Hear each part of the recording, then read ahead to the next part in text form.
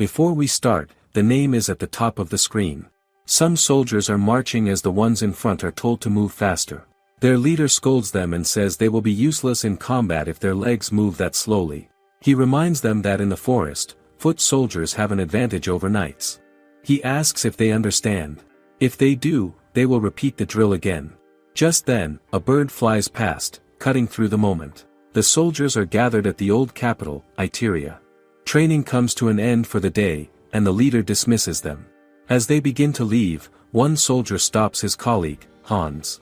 He mentions that he has recently found a very good bar and suggests they go together. Hans hesitates for a moment. Why is he unsure? Nicholas, the one inviting him, urges him to answer quickly. He insists that he never gives bad recommendations. They have spent the day training in the forest, so they are tired. Still, it is payday, and that lifts their mood. As they walk, they notice something unusual in the sky. 2 moons are visible. It feels like a lucky night. Hans realizes they will not need a lantern. He asks if the bar is far. Nicholas assures him it is close and even mentions that the place allows renting rooms. They pass by a jewelry seller who already knows it is payday. The man calls out to them and offers a discount. Hans declines, saying he has no one to give such things to. Not long after, Nicholas points ahead to the bar. Hans looks at the sign and notices that it is written in a language he does not understand. He wonders how Nicholas can read it. Nicholas admits that he is only guessing and assumes it says Nobu. They both stare at the sign. Could Nobu be a person's name? That seems likely. Nicholas recalls that the owner is called a chef, often referred to as Nobu the chef. Hans finds that a bit strange. Curious, Hans asks about the kind of food they serve there. Nicholas cannot give a clear answer. The menu changes every day. That surprises Hans, and his expression shows it. Nicholas quickly explains that he simply does not know whether they will have meat or fish that day. He suggests they go inside and see for themselves. Hans agrees, saying anything other than potatoes is fine. He is tired of eating the same food every day at camp. As they stand near the entrance, Hans notices the door. It is made of glass. He pauses and wonders how expensive it must be. How many months of pay would it cost? Nicholas does not fully understand at first, but then realizes Hans is worried about the price of the food inside. He tells him not to think about it. He reassures him that the place is affordable and that they can even pay later if needed.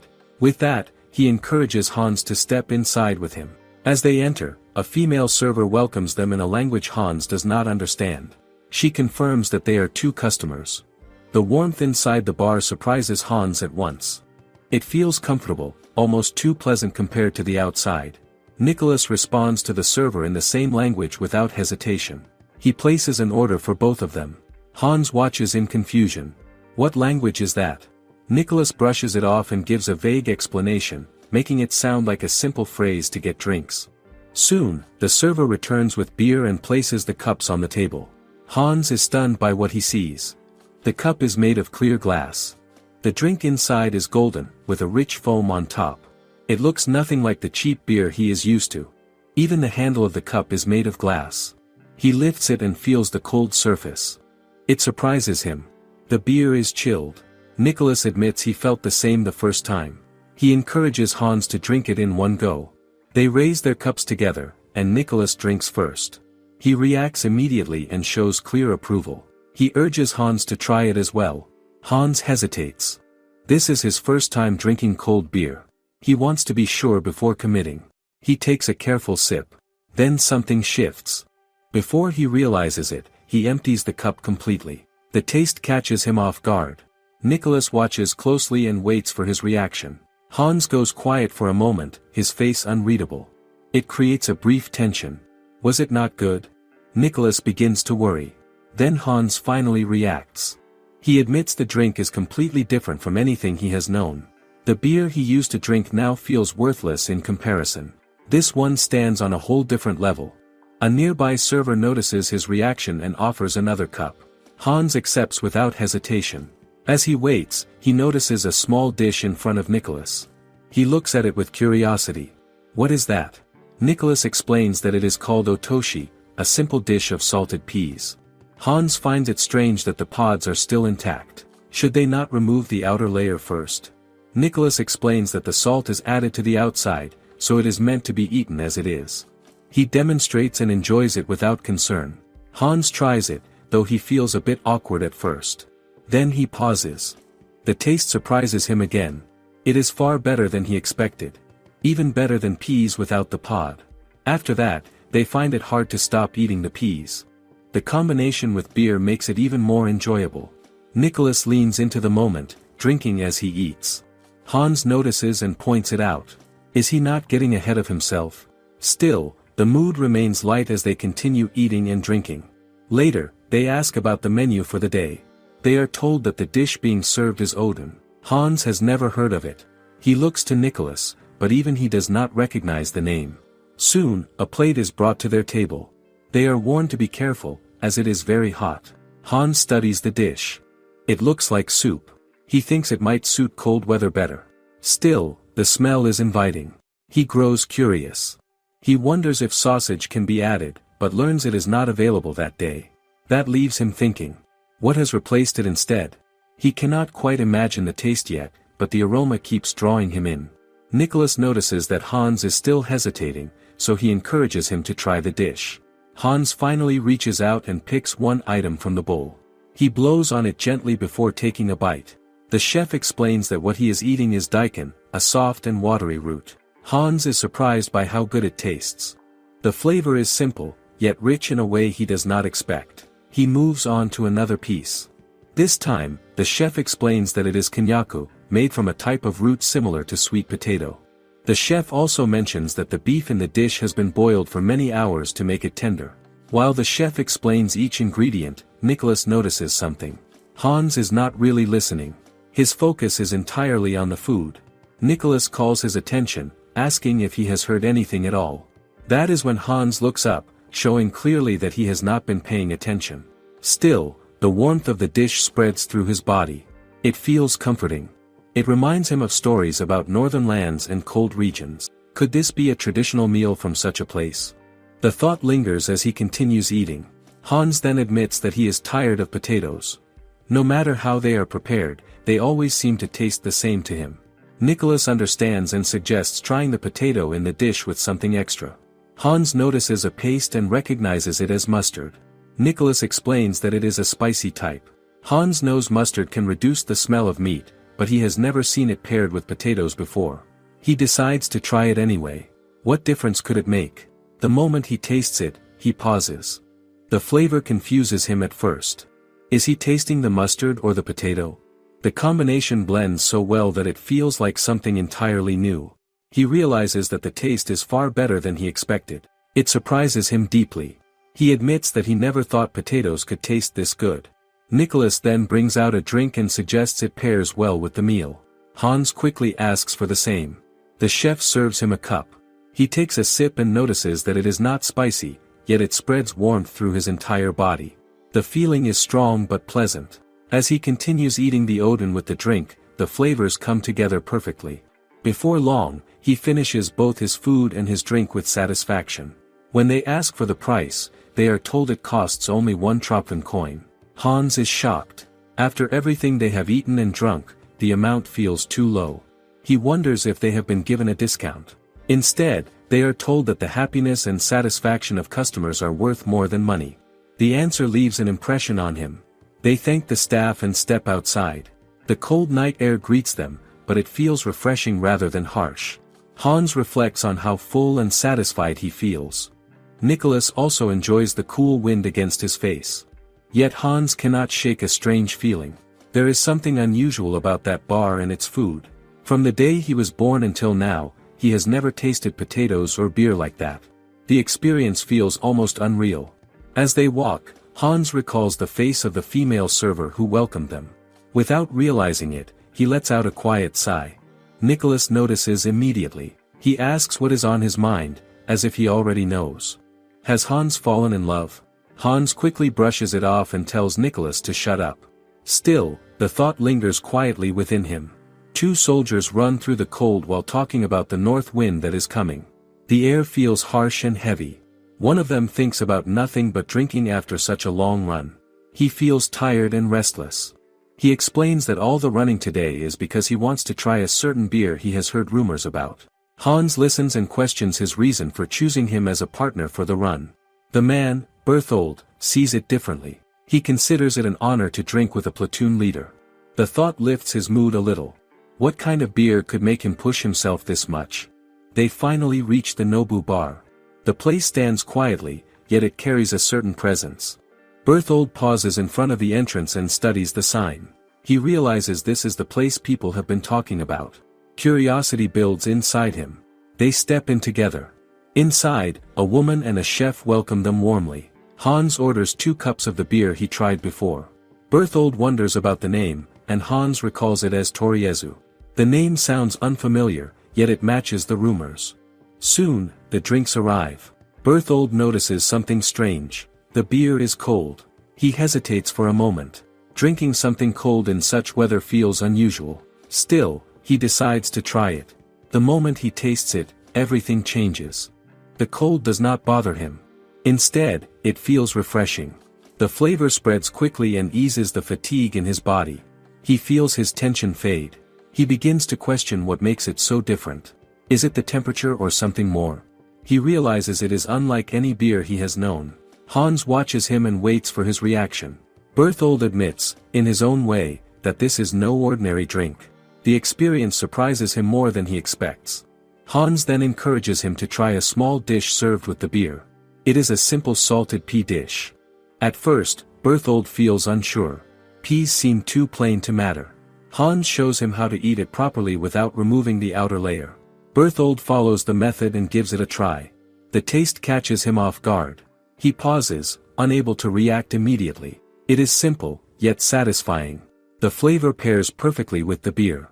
This makes him think. If something this simple tastes this good, what about the rest of the menu? He looks at the menu again, but the unfamiliar writing stops him. He cannot understand any of it. What else is hidden behind those words? Hans orders another dish, something called dry squid. Berthold reacts with surprise and wonders how he knows the name. Hans explains that he does not understand the menu either. He only remembers what someone else called it during a previous visit. As the chef begins preparing the dish, Berthold watches closely. He notices something that looks like roots. The chef offers it as dried tentacles. The idea makes Berthold uncomfortable. He quickly decides against it. He wants something else, but he still cannot read the menu. He asks about the available options instead. The chef apologizes for the confusion. He admits that the menu needs to be rewritten in a clearer way. Even so, he reassures Berthold that it will not be a problem. He explains that he can prepare almost anything the customer wants. This response surprises Berthold. It feels unusual for a place like this. He begins to feel curious again. If the chef is this confident, what can he really do? Berthold starts to think about testing that skill. Hans is still trying to caution Berthold, but Berthold moves ahead and makes his request without hesitation. He tells the chef that he likes chicken meals and asks if one can be prepared for him. The chef agrees without showing any concern. Hans leans closer and quietly warns him. Chicken is rare in this region. It is not something people usually order. He suggests that Berthold should have chosen something safer like pork or simply more beer. He wonders where the chef will even find good chicken. Berthold remains calm and explains his reasoning. He already knows how scarce chicken is in this area. He knows the birds struggle even to lay eggs, and the meat often tastes poor. That is exactly why he chooses it. He wants to see if the chef can truly deliver on his claim. It feels like a test to him. What will the result be? Hans then shifts his approach and advises Berthold to relax. He believes that food and drink taste better when a person is calm. Berthold brushes this off and treats it as the words of someone still inexperienced. Soon after, Hans receives the dry squid he ordered and offers Berthold a chance to try it while waiting. Berthold refuses without much thought. Instead, the female server brings him a plate of raw sliced cucumber. He looks at it with doubt. Eating raw cucumber like that feels strange to him. The server explains that it has already been salted and tastes better than it looks. He decides to give it a try. The moment he takes a bite, his reaction changes completely. The simple dish surprises him with its freshness and flavor. The salt enhances the taste in a way he does not expect. Before he realizes it, he finishes the entire plate.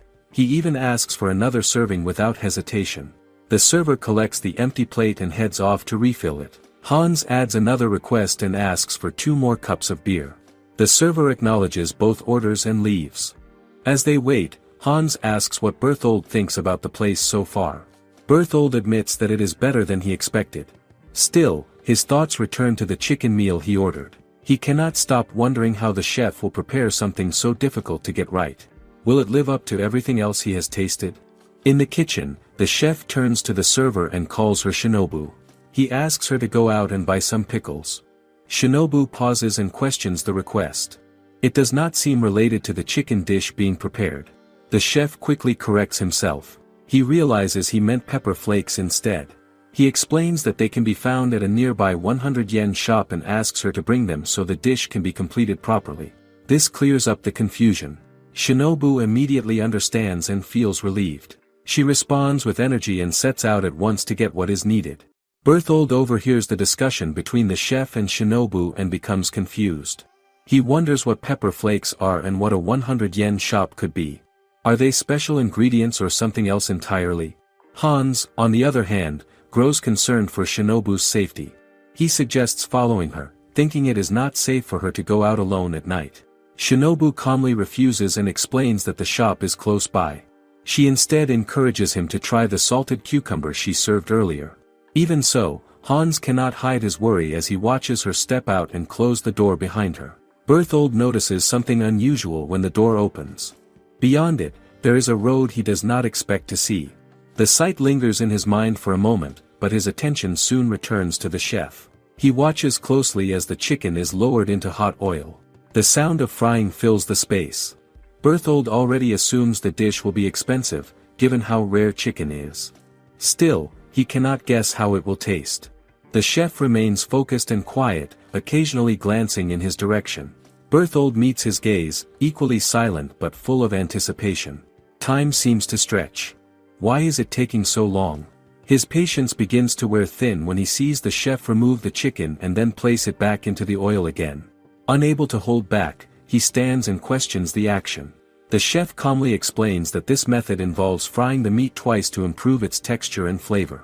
He assures him that the result will be worth the wait and asks for patience. Berthold settles down again, though his curiosity only grows stronger. At last, the dish is ready. The chef serves it carefully and introduces it as fried chicken, warning that it is still hot. Berthold notices more than just the meat on the plate. There are also fruits and vegetables arranged alongside it. The presentation surprises him. He picks up a piece, blows on it to cool it slightly, and takes a bite. The taste overwhelms him in the best way. The outside is crisp, while the inside remains tender and full of flavor. Before he realizes it, most of the pieces are gone. He pauses when only 2 pieces remain. A thought crosses his mind. If he finishes everything too quickly, the moment will end just as fast. He slows down and eats one more piece, leaving the last one behind for a moment longer. He takes his time, savoring it carefully. When he pairs it with the beer, the taste becomes even richer. At that point, he understands something clearly. He has completely lost this challenge. The chef has proven his skill beyond doubt. Berthold feels a deep sense of respect as he finishes the final bite. Berthold begins to see the meal in a strange but meaningful way. In his mind, the fried chicken and the beer come together like a perfect meeting between 2 destined figures. It feels balanced and complete. This thought makes him understand why the Nobu restaurant has gained such a strong reputation among the soldiers. He can no longer hold back his opinion. He admits to himself that the meal is truly delicious.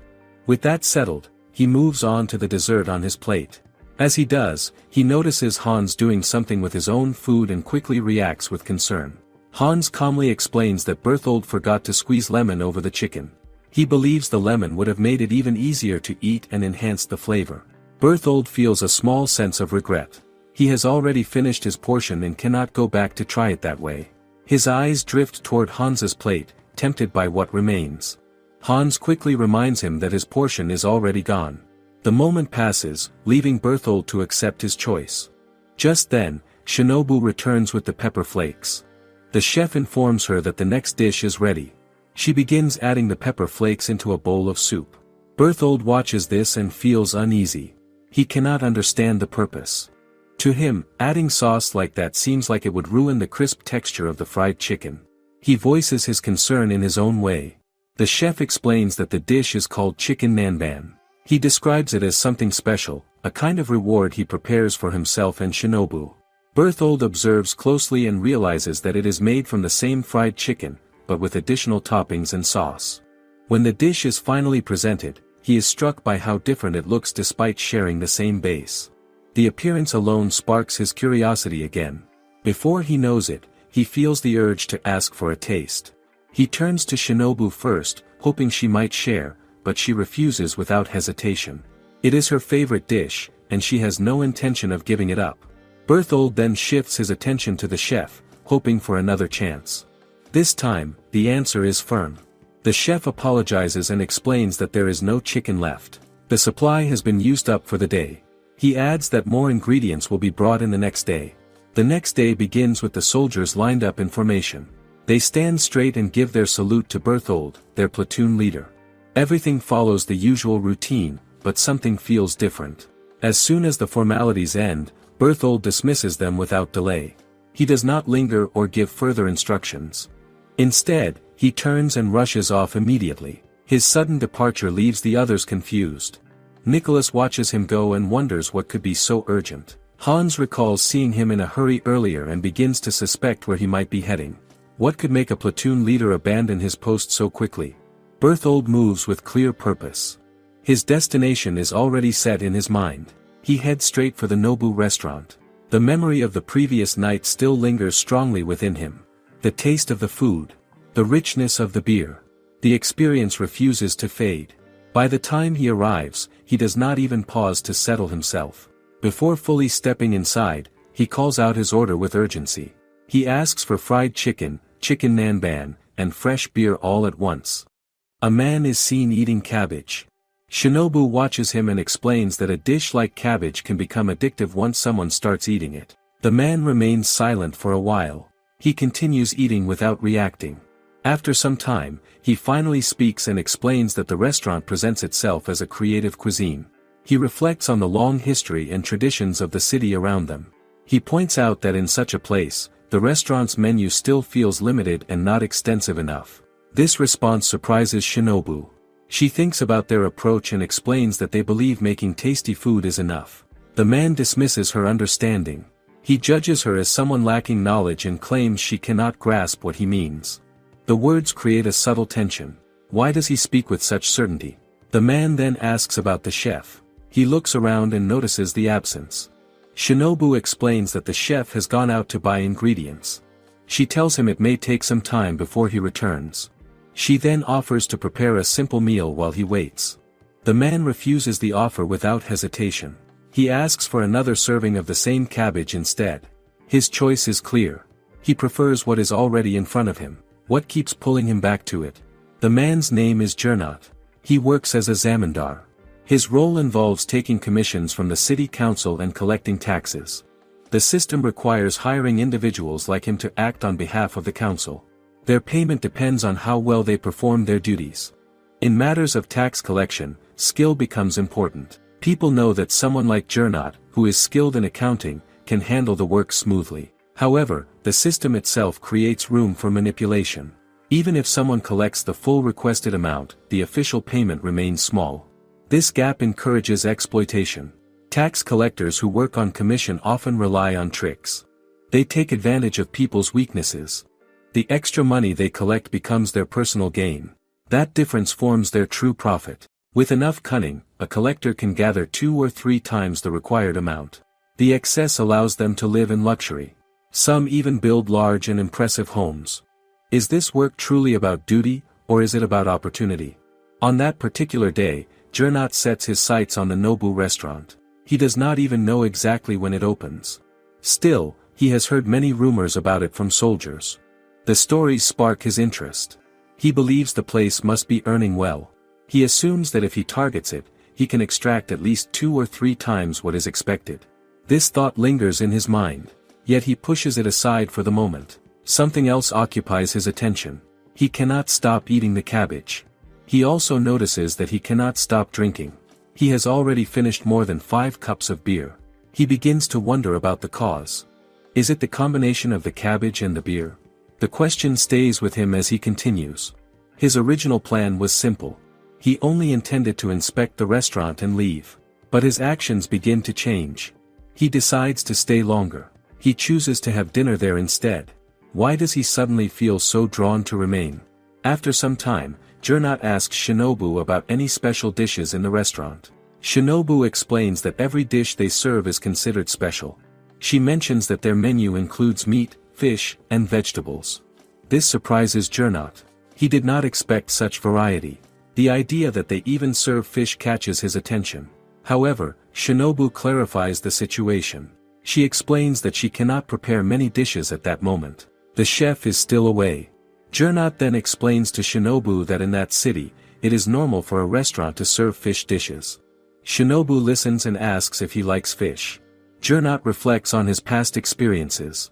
He thinks about how fish in that area usually does not taste good. He also doubts the cooking skills of the restaurant. The way Shinobu casually mentions fish makes him feel uneasy.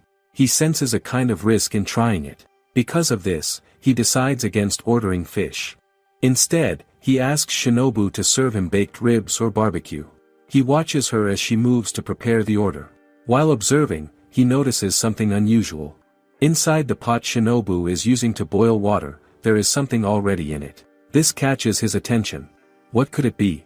Curious, Gernot asks Shinobu what is inside the pot. He guesses that it might be pasta. Shinobu confirms that he is correct. The moment he hears this, he changes his mind. He immediately asks her to serve him the pasta instead. Shinobu is surprised by this sudden request. She explains that the pasta actually belongs to her. She also points out that people do not usually eat pasta in a bar. Gernot insists. He argues that their shop is known for serving good food. He reminds her that he is a customer and asks again for the pasta to be served. Shinobu hesitates for a moment. She then asks if he is truly sure about his choice. She makes it clear that she has no problem serving it. However, she explains that she will decide how to finish cooking the pasta. She admits that she cannot prepare complicated dishes. Gernot considers this and agrees. He tells her to cook it however she likes. Shinobu then decides on a dish. She says she will prepare napolitan for him. Gernot feels surprised when he hears the name. He has never heard of such a dish before. Still, he remains calm. He reassures himself that it is still pasta at its core. As he waits, Gernot recalls his past. When he was young, he used to eat pasta almost every day. Those meals were a regular part of his life. After he started working, everything changed. He no longer had the chance to return home, not even once. Seeing pasta in this bar stirs something inside him. It gives him a chance to experience the taste of his hometown again. At the same time, he remembers his purpose. He came to the bar to carry out his duties. Instead, he finds himself sitting and eating. How did things turn out this way? Before long, Shinobu finishes preparing the meal and serves it to him. Gernot looks at the dish and feels surprised. The pasta is red in color. The sight alone catches him off guard. He cannot ignore it. He calls Shinobu over and asks about the dish. She explains that it is called spaghetti, also known as napolitan. Even with the explanation, he hesitates. The bright red color makes him uncertain. He wonders why it looks that way. He understands that the red likely comes from tomatoes. He also notices that the ingredients seem simple. There are bell peppers, onions, salt, and pork. Even so, something feels different. It has been a long time since he has seen vegetables that look this fresh. As he prepares to eat, he examines the salt pork. He notices that it is cut into thick pieces. He comments on this detail. Shinobu explains that the thick salt pork is meant to be a side dish from the chef. This makes Gernot think. He begins to believe that the chef of the bar must be quite wealthy. He then takes his first bite of the napolitan. The taste surprises him immediately. It is much sweeter than he expected. The sweetness blends with a slight sourness from the tomatoes. The flavors mix smoothly with the pasta. As he continues eating, he finds himself enjoying it more and more. The dish leaves a strong impression on him. He starts to think differently about Shinobu. He realizes that she is not just an ordinary waitress. There is more to her than he first assumed. Still, a conflicting thought appears in his mind. He feels that the meal is somewhat childish. He believes that someone of his position should not be eating something like this. Even so, he does not stop. He keeps eating as the flavor continues to melt in his mouth. Why does he keep going despite his own judgment? After a while, Shinobu asks if he would like to add cheese or tobacco sauce to the napolitan. Gernot feels surprised by the suggestion. He did not expect such options. Shinobu calmly explains that he can add either one if he wishes. She brings both to him. Gernot studies them carefully. He decides to try the cheese first. He is not even sure if it is grated cheese.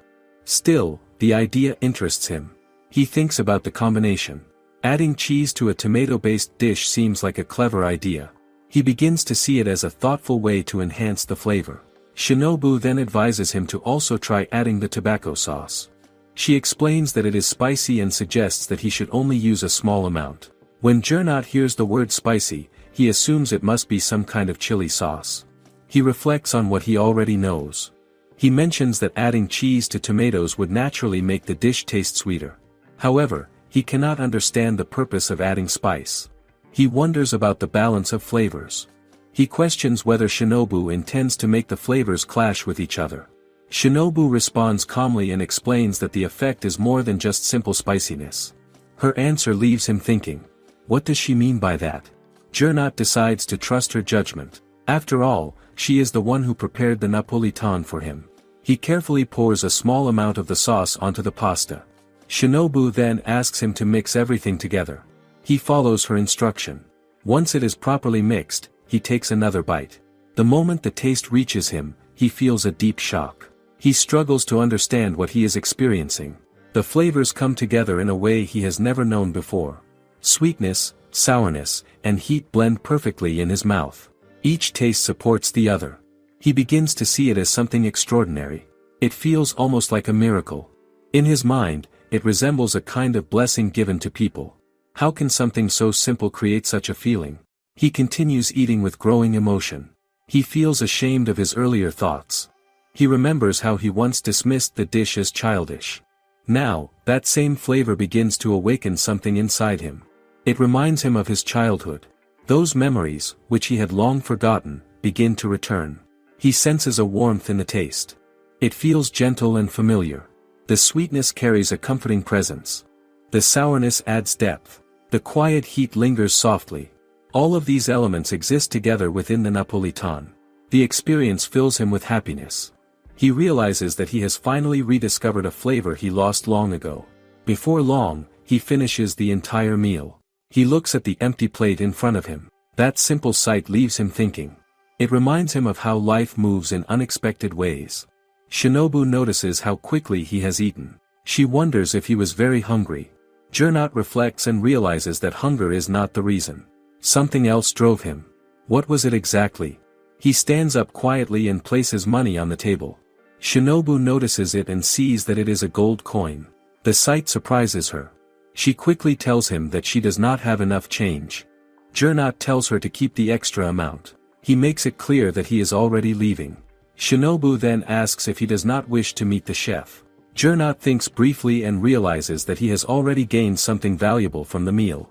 He expresses his gratitude for the spaghetti he has eaten. As he walks out of the restaurant, Shinobu feels the urge to stop him, but he does not pause.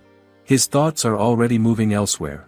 He begins to consider his life and his work. He feels that his job is the reason people look at him with dislike. That realization weighs on him. He starts thinking about change. He considers quitting his job entirely. He reflects on the money he has saved and thinks about giving it away to help others. He imagines returning to his hometown. He wonders if he can find the person he used to be. As he walks past people on the road, something feels different. He cannot fully explain it. He begins to feel as though the people around him are smiling. The world itself seems softer. Is it truly the world that has changed, or is it him? On a day like this, his mind feels clear and refreshed. A sense of gratitude fills him. He silently appreciates the Nobu bar and the napolitan he was served there.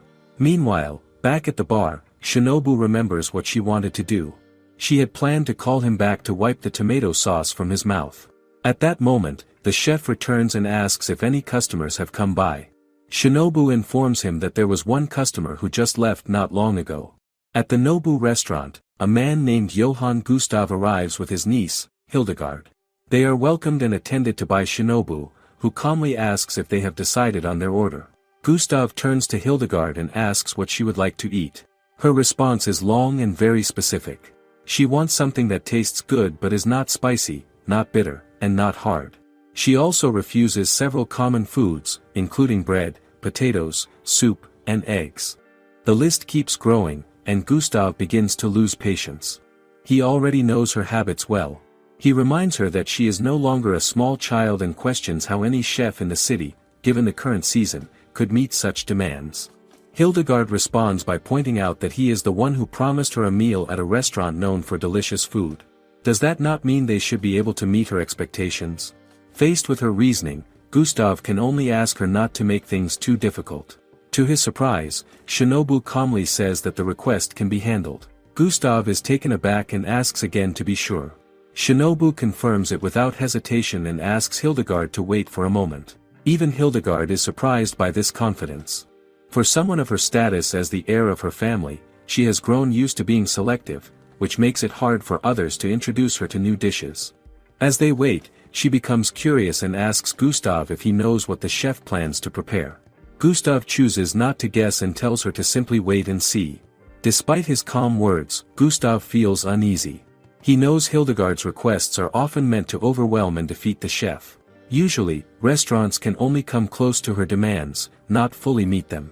This time, however, the staff agreed too easily. What are they planning to serve? The thought lingers in his mind. Still, he notices that neither the server nor the chef shows any sign of panic. Their composure stands out. He also remembers the many rumors he has heard about the restaurant's reputation. With that in mind, he decides to trust them, even if he still feels a bit uncertain. Before long, a small gas stove is brought to their table. Shinobu explains that she will light it and asks them to be careful because of the open flame. After igniting the fire, she places a pot on top. Hildegard watches closely and asks what she is about to do. Shinobu explains that she will cook the meal right there in front of them. Gustav comments that it is a thoughtful approach, especially in the cold weather, as the warmth adds to the experience. As he looks into the pot, he recognizes one of the ingredients as seaweed. However, Gustav knows this is the first time Hildegard is seeing water boil. He asks her if she finds it strange. She admits that she does. At home, she has always been taught strict caution, including testing food for poison before eating. Because of that, meals are often delayed and eaten only after they have cooled down. Gustav understands this well, but he also knows something important. No matter how expensive or well prepared the food is, once it becomes cold, it loses part of its appeal. When food is eaten hot, it tastes far better and feels more alive. He reflects on Hildegard's past. Her parents pass away a few years ago, and since then, she has lived under his care. He tries his best to protect her and keep her away from painful memories. Even so, she refuses to be treated like a spoiled child. At times, she behaves mature, but at other times, she still reacts like someone her age who is testing the limits of adult care and attention. Gustav realizes he also has a responsibility not to overprotect her too much. Seeing her curiosity and small reactions that day, he notices something important. It has been a long time since he last saw her act naturally like a child. As Shinobu continues cooking, Gustav becomes surprised when he sees a white ingredient he does not recognize. It looks soft and unusual to him. He quietly wonders if this might be the main dish they requested. Shinobu asks them to wait a little longer while the food finishes cooking. Both Gustav and Hildegard watch the process closely, clearly fascinated by what is happening in front of them. The pot begins to boil, and Gustav notices steam rising with a pleasant aroma. He still cannot imagine the final taste, but the smell alone is inviting. He glances at Hildegard and sees that she is fully focused, clearly looking forward to the meal. Shinobu then announces that the dish is ready. She carefully serves it into bowls and adds sliced onion on top. She explains that the dish is called tofu soup. Before they try it, she warns them again that it is very hot and they should be careful. Hildegard is the first to try the tofu soup. She carefully blows on it to cool it down before taking a spoonful. The moment she tastes it, her expression changes with surprise. The flavor is gentle but deep, and it spreads softly in her mouth. Gustav also tries it, even though it is still hot. He notices how smooth the texture is, almost melting without the need for chewing. He remarks that it goes down easily and seems to warm the entire body from within. The comfort of the dish stands out more than anything else. Hildegard quickly continues eating, clearly enjoying it far more than expected. Gustav has to remind her not to rush, but she barely listens. She simply says again that it is very delicious. Watching her, Gustav feels the restaurant may be more capable than he first thought. Even with its simple appearance, it manages to meet Hildegard's unusual expectations. He notices how the warm aroma of the soup seems to calm her in a way words cannot. He asks if she likes it, and she confirms without hesitation, still focused on eating. In that moment, Gustav sees traces of her mother in her behavior. He quietly thinks that as she grows older, she will likely become a refined young lady. Soon, Hildegard finishes her portion. Gustav notices immediately and asks if she is satisfied. Instead of agreeing, she says something unexpected. She claims the meal was not enough for her. This surprises him because she rarely asks for more food. He confirms again if she truly liked it, and she repeats that she has already given her answer through her reaction. Realizing this, Gustav turns to Shinobu and asks for another serving of tofu soup. However, Shinobu explains that the remaining portion is limited and they do not have more of that dish available. Gustav is disappointed by this, but Shinobu quickly adds that there are many other dishes they can offer. Shortly after, more dishes are brought to the table. The variety and presentation immediately capture Hildegard's attention. Her eyes brighten as she looks over the new food, clearly impressed by the quality. Gustav watches her reaction and feels relieved. He even finds himself smiling, thinking that perhaps this moment is something worth remembering. As he watches Hildegard enjoy herself, he quietly hopes that her parents are watching over her as well. In that moment, her usual reserved expression softens into a cute smile. Then Hildegard asks Gustav if she can make one more request. Gustav is surprised, thinking she might still have another complicated demand. Instead, she simply asks if he can bring her back to the restaurant again in the future so she can eat there once more. Gustav immediately agrees without hesitation. He even suggests that they could come again the following week. Hearing this, both Shinobu and the chef feel relieved and happy, seeing that their efforts have truly satisfied their guests. Gustav reflects quietly as he watches Hildegard enjoy the moment. He understands that she is still young, even if she tries to act mature. He also understands that these simple experiences matter more than anything else.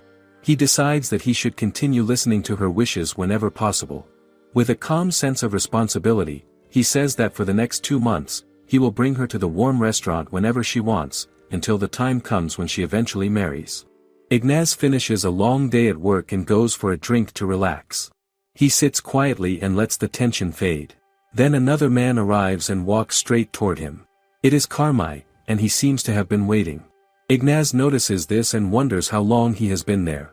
Carmi almost addresses him too casually, then corrects himself and refers to him as a future brother-in-law. The word hangs there for a moment. Does he really see it as settled already? Ignaz quickly shuts that down. He warns Carmi not to play tricks on him again and reminds him that nothing is final yet. Carmi does not back away. He points out that they are only waiting for Ignaz's sister to complete her confirmation ceremony, and after that, marriage will follow. To him, it feels inevitable. He then questions Ignaz's attitude. Is he starting to doubt giving his sister away? Ignaz brushes this off and makes it clear he is only teasing. After all, they have worked together for 7 years. That kind of time builds trust. He admits that Carmi is the only man he feels comfortable and trusting with his sister. Carmi relaxes when he hears this and apologizes for the misunderstanding. The mood softens. He suggests they share a meal together, perhaps to end the day on a better note. Ignaz considers it but admits he is too tired. The thought of their usual simple food does not appeal to him. Just soup and bread again. He has had enough of that routine. Carmi then reminds him that they are leaving town the next day. Would it not make sense to try something different while they still can? Ignaz pauses and thinks it over. The idea begins to grow on him. He recalls a soldier once mentioning a good bar nearby. Maybe that place is worth a visit.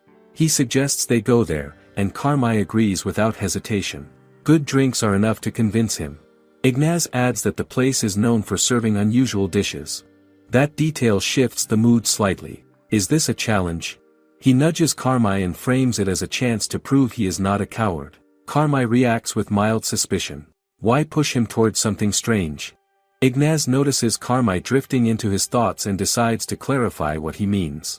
He explains that he is talking about fish. Then he makes it clearer.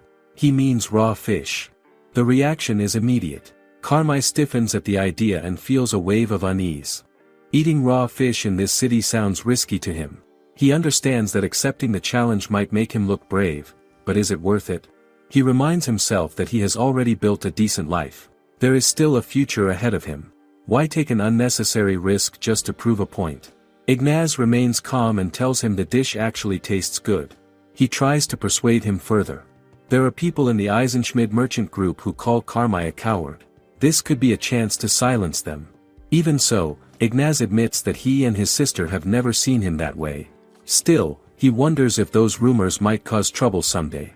He reassures Carmi that he will stay by his side the entire time. Nothing will go wrong under his watch. Carmi stays quiet for a moment, weighing everything.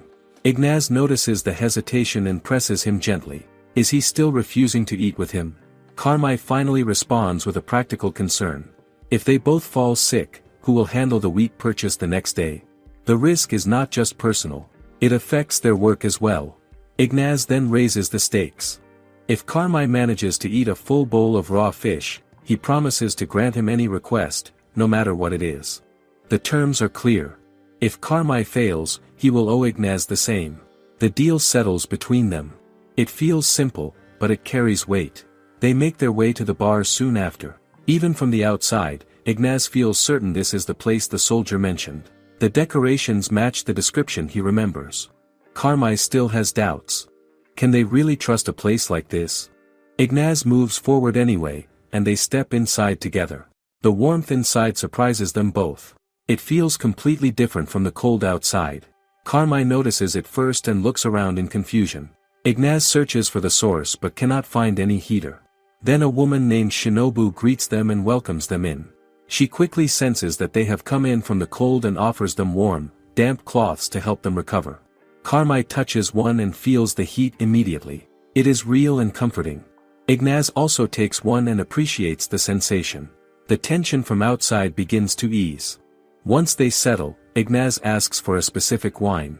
He requests 2 cups of the same one that Hans once mentioned. The name catches Carmi off guard for a moment. It sounds unfamiliar. Ignaz explains that it is the wine the soldier had recommended before. Their drinks arrive, and they raise their cups without hesitation.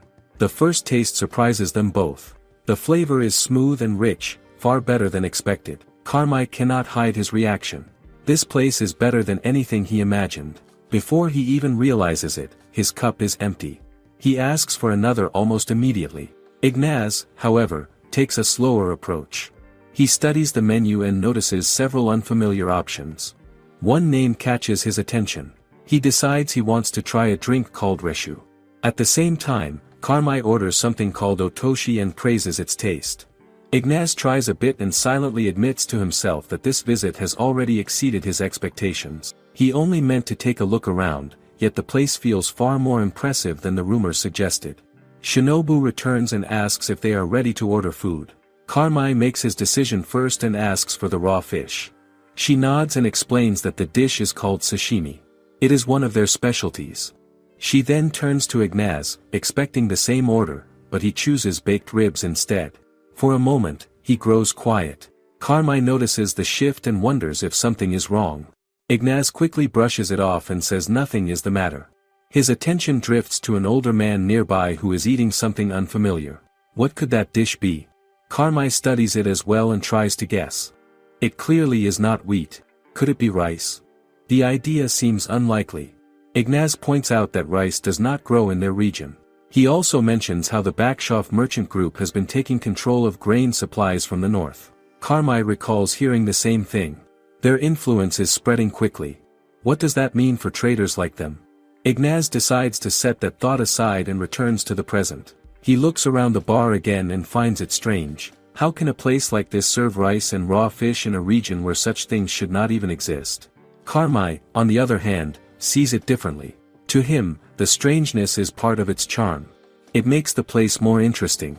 Soon, Shinobu brings Carmi's order. The sashimi is carefully arranged on a plate. She explains that he can dip the fish into shoyu to enhance the flavor.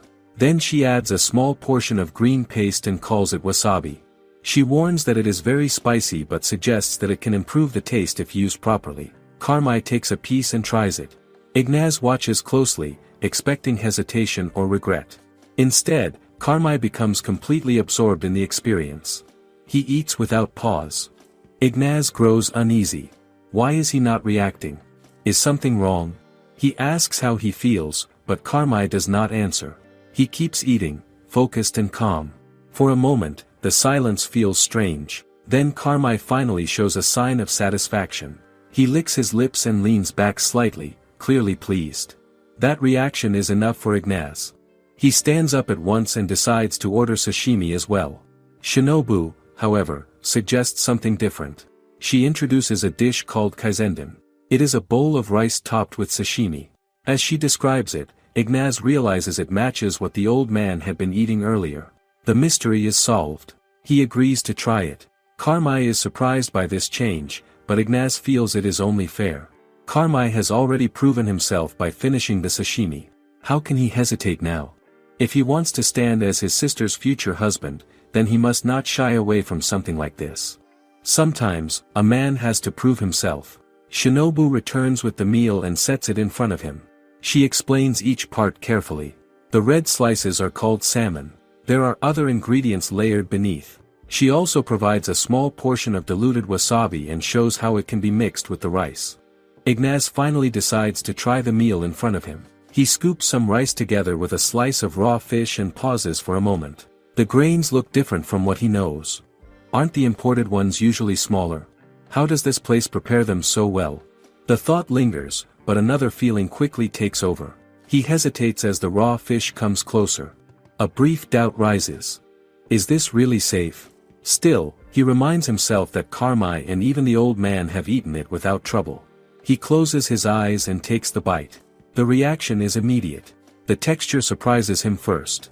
It is soft and smooth, almost melting as he chews. The flavor spreads gently across his mouth, and he starts to question his own assumption. Is this really fish? When he adds the soy sauce, the taste deepens even more. Then the rice follows with a light sweetness that balances everything. Each bite feels better than the last. He slows down, almost reluctant to swallow. Why does it feel like it ends too quickly? He begins to understand the purpose behind the dish. The fish and rice are meant to be eaten together. That combination is what brings out the full experience. Carmi watches him and waits for his reaction. When Ignaz finally responds, he admits that his own dish tastes even better. That catches Carmi off guard. How could it be better than what he just had? Curiosity takes over, and he quickly calls for another order, this time asking for the same kaizenden. When it arrives, he studies it carefully before eating. He pays attention to every detail, trying to understand each ingredient and how it contributes to the whole. The dish feels rich, almost like a collection of rare and valuable foods brought together in one bowl. As they eat, Carmi begins to wonder if other places serve food like this. The chef responds and explains that the freshness of the fish is what makes the dish special. It is something usually found near the sea. That explanation surprises Ignaz. So this is seafood. The idea raises new thoughts in his mind. He asks if it is possible to purchase such fresh fish, but the answer is not encouraging. It would be difficult. Ignaz starts to calculate quietly. If they could access ingredients like these, the profits could be enormous. But then another question appears. Can they really compete with the Backshoff merchant group? He glances at Carmi and feels a sense of relief. Maybe he does not need to overthink it. As long as Carmi stands with him, success feels possible. Carmi notices the look and asks what is wrong, but Ignaz brushes it aside again. Then he reminds Carmi about their earlier agreement. Has he decided what he wants in return? Carmi recalls the deal and says he needs more time to think. Ignaz grows slightly uneasy. Why is he taking so long? He warns him not to come up with something unreasonable. At that moment, Shinobu returns with the sausage they ordered. The appearance alone is enough to raise their expectations. It looks well prepared and inviting. Carmi studies it with interest, while Ignaz asks for more beer. When the drinks arrive, they lift their cups once again. This time, they drink with a shared sense of purpose. They hope that their wheat purchase the next day will go smoothly. Nicholas steps out of the place he just visited and receives polite thanks as he leaves. Still, he does not feel satisfied. The experience leaves him wanting more, or perhaps something different. He begins to think about returning to his usual spot instead. At least there, he knows what to expect. Winter makes everything worse.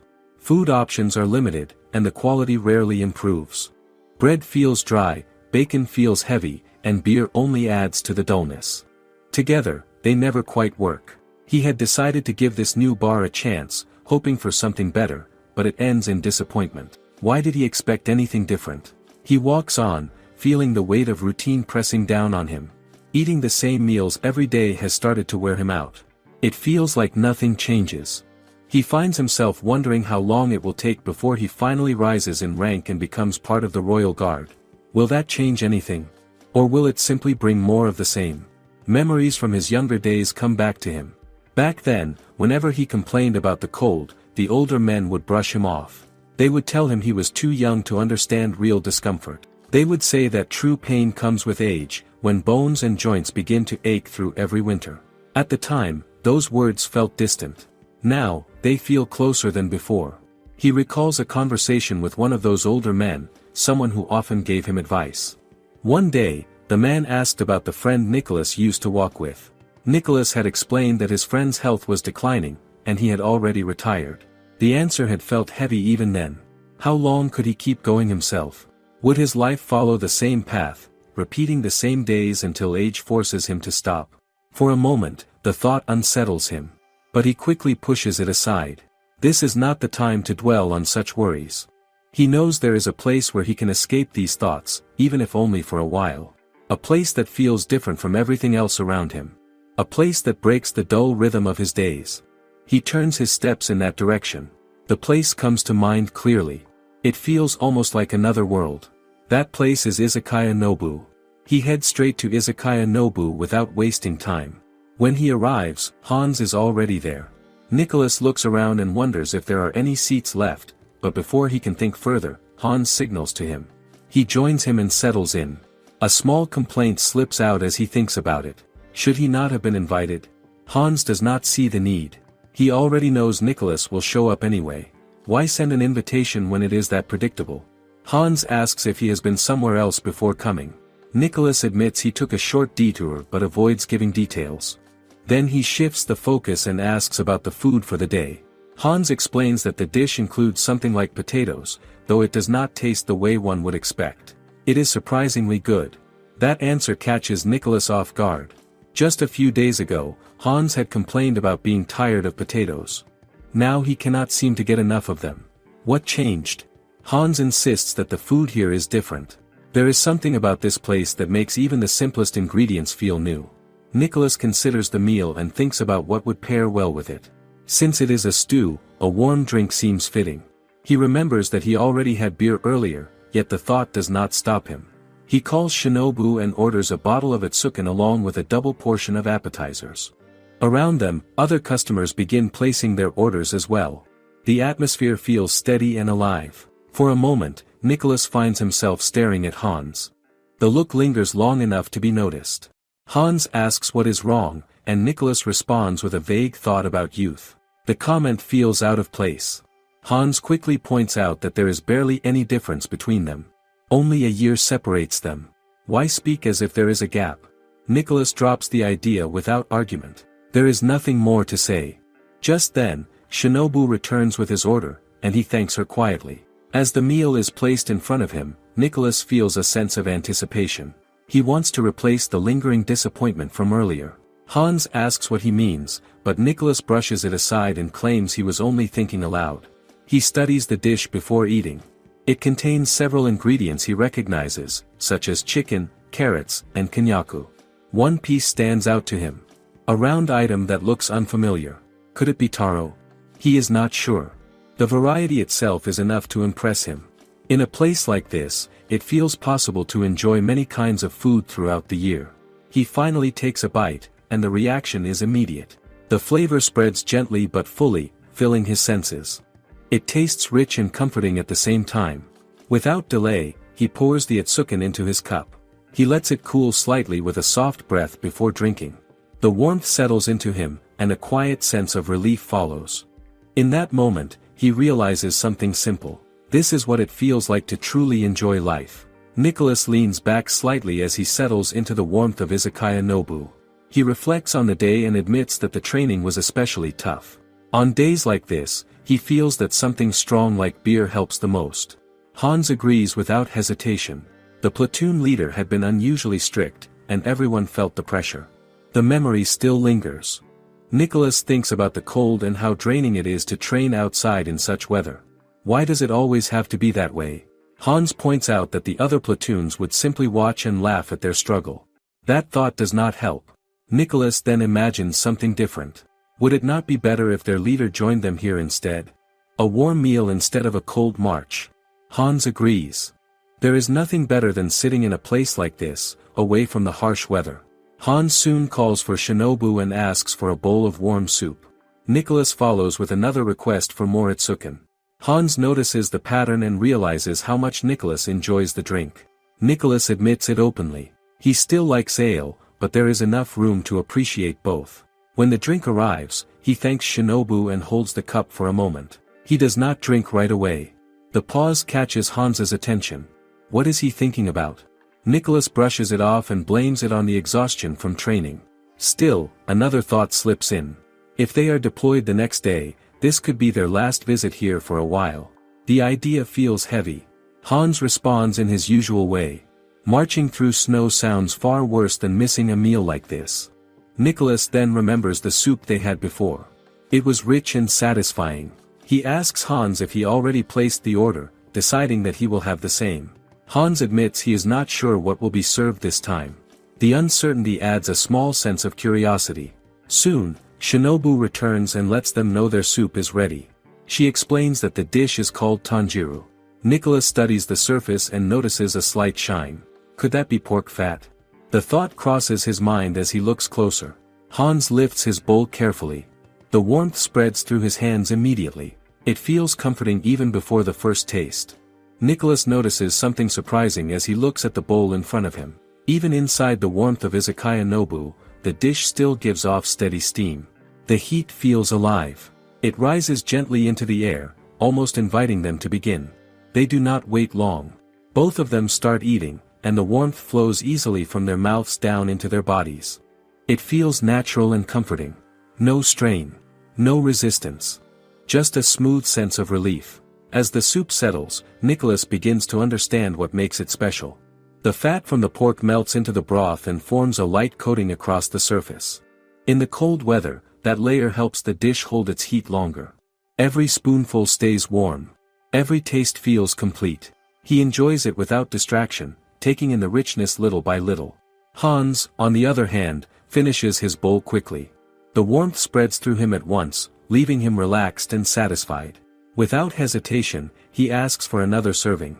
Nicholas follows his lead and requests one as well.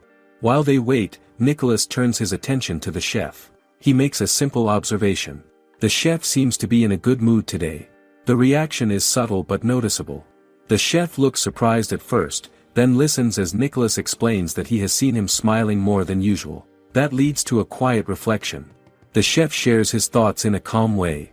Every person who walks through the door carries some kind of hardship. That much is certain. But when they sit down and enjoy a good meal, something changes. Their expressions soften. Their tension fades. They leave with a sense of ease. Is that not enough reason to take pride in what he does? Nicholas and Hans listen in silence. The idea settles in their minds. It feels simple, yet it carries weight. They already understand it without needing more explanation. A good meal at the end of the day can bring real comfort. As Nicholas continues eating, he feels it for himself. The taste is rich, and the warmth lingers. He tells Hans again how good it is, and Hans agrees without question. There is no need to argue about something so clear. Nicholas begins to think ahead. He knows he will return the next day. Hans always comes, and now he sees why. If they can train hard during the day and still end it with food like this, then maybe the hardship becomes easier to bear. Maybe it even feels worthwhile. Is that not enough to keep going? When they finally finish, they step outside together. The cold greets them again, but something has changed. The snow has stopped falling. The sky has cleared, and the stars are visible above them. Berthold notices that Hans has been visiting the Nobu bar often. He warns him that payday is not a reason to waste money carelessly. Hans listens but makes it clear through his attitude that he is no longer a child who needs strict guidance. Berthold studies him for a moment and decides to set a condition. If Hans can keep showing the same level of effort in his training as he did that day, then he will accept his choices. Nearby, Nicholas watches the exchange quietly. He wishes he could also be allowed to visit the bar, but no such permission comes his way. Hans soon leaves for the bar without hesitation, while Nicholas remains behind, feeling frustrated as he watches him go. Why does it feel like Hans is always one step ahead? As Hans makes his way through the streets, another knight stops him and recognizes his destination. Hans confirms it through his actions and mood, treating the knight as a long-awaited chance to enjoy a proper meal. At that moment, a priest passes by with his escorts. The group cannot help but notice his presence. There is something strict and unyielding about him. Rumors have already spread about this new priest. Unlike the previous one, who showed little concern for pagan beliefs, this man is said to be far less tolerant. In other cities, priests like him have driven pagans out entirely. The thought lingers in the air. One of the knights feels uneasy and prefers to avoid any trouble with the church. Hans understands this concern. As a pagan from another land, he knows he does not share the same beliefs or protections. It leaves him slightly on edge. Will this new priest cause problems for people like him? Even so, Hans continues on and arrives at the Nobu bar. It has been a while since his last visit. He steps inside and is warmly welcomed by Shinobu, who clearly remembers him despite the time that has passed. He finds that reassuring. She guides him to the counter, where the chef also greets him. Hans settles in and prepares to enjoy his meal. He receives a warm towel and the day's appetizer. It is stewed chicken with taro, prepared carefully to be especially tender. He begins with the chicken. It is soft and easy to eat, just as promised. He then tries the taro, and its texture and flavor suit him well. The warmth of the dish feels comforting in the cold season. Isn't this exactly what he was hoping for? As he eats, Shinobu observes how naturally he handles his chopsticks now. There is quiet progress in his movements. Hans is aware of it too, though he still feels a bit clumsy at times. Even so, he keeps improving. He has no intention of falling behind Nicholas or Berthold. Hans sits in the bar and quietly admires the warmth around him. The atmosphere feels calm and welcoming. It makes him think that arguing over whether someone is pagan or from another land feels pointless. Why should something like that matter in a place like this? As he looks up, he notices something unusual. The menu now has letters he can actually read. The small change catches his attention. He turns to Shinobu and asks for the recommendation of the day. She pauses for a moment before pointing to an item on the menu. There is a certain excitement in her expression as she does so. Hans notices it right away. She seems unusually cheerful. What is making her so happy today? Shinobu then explains the reason. She says that the day is known as Kiss Day. The moment she says this, the mood in the bar shifts. The men nearby react with surprise and quickly turn to look at her. Confusion spreads among them. No one seems to understand what this day is supposed to mean. Hans assumes it must be a custom from her homeland. It sounds like the kind of unusual festival that might exist in distant pagan regions. But the confusion does not last long. Shinobu clarifies what she means. The kiss she refers to is not what they think. It is actually the name of a fish. The misunderstanding becomes clear, and the tension fades. Many feel a bit embarrassed for jumping to conclusions. She goes on to explain that in her country, the fish is also called the fish of joy. It is considered a symbol of good fortune. She describes how it can be enjoyed in different ways. It tastes good as sashimi, but she believes it is even better when prepared as tempura. The explanation brings a sense of relief to everyone. Hans reflects on the name, Fish of Joy. It does sound like something tied to luck and happiness. Could a simple dish really carry that kind of meaning? Shinobu assures them that it is not only symbolic but also very delicious. Hans decides to trust her judgment. If she recommends it so strongly, then it must be worth trying. He orders the tempura made with the kiss fish. Soon, others in the bar follow his lead and place the same order. The chef continues preparing the meal, asking for a bit of patience. Hans watches closely as the cooking process unfolds. He notices the way the fish is handled and how oil is used during preparation. The amount of oil reminds him of a previous dish ordered by Commander Berthold. It makes him wonder about the cooking method, but he stays quiet and observes. While waiting, his attention shifts to a sheet placed in front of him. He studies it with curiosity and asks about it. Shinobu explains that it is paper. The answer surprises him. Paper is rare and expensive in his world. It is even more valuable than parchment. He cannot imagine using it casually. If he had such a thing, he would only use it for something important, like writing his name. But Shinobu explains its purpose here. The paper is not for writing. It is used to hold and serve the tempura. Hans finds this difficult to accept. It feels wasteful. Why use such a valuable material in this way? Shinobu reassures him and tells him not to worry about it. She insists that it helps improve the dish. Still, the thought lingers in his mind. Does this place really have enough of such rare items to use them so freely? Soon, the meal arrives, and he is encouraged to eat it while it is still hot. Hans looks at the dish carefully. It meets his expectations in some ways, but also feels simpler than he imagined. The fish is white and open, lightly fried. At first glance, it does not seem extraordinary. He wonders how it should be eaten. Shinobu guides him, showing him to dip it in tsuyu sauce. She also mentions that it can be enjoyed with salt. Hans listens and prepares to try it. He is not fully convinced yet. The dish looks plain. But since it is Shinobu's favorite, he begins to think it might surprise him. Could something so simple really live up to her excitement? Hans decides to try the dish with salt first. The moment he tastes it, he feels a quiet sense of surprise. The texture is nothing like the fried foods he knows, such as schnitzel or carriage. The fish feels light and soft at the same time. It almost melts as he bites into it. He pauses to think about it. How can something fried still feel this tender? As he continues eating, he notices the paper beneath the food. It has absorbed a good amount of oil. That detail begins to make sense now. The paper reduces the excess oil and leaves the fish with just the right crispness. The balance feels carefully done. With this flavor lingering in his mouth, he begins to crave something warm to go with it.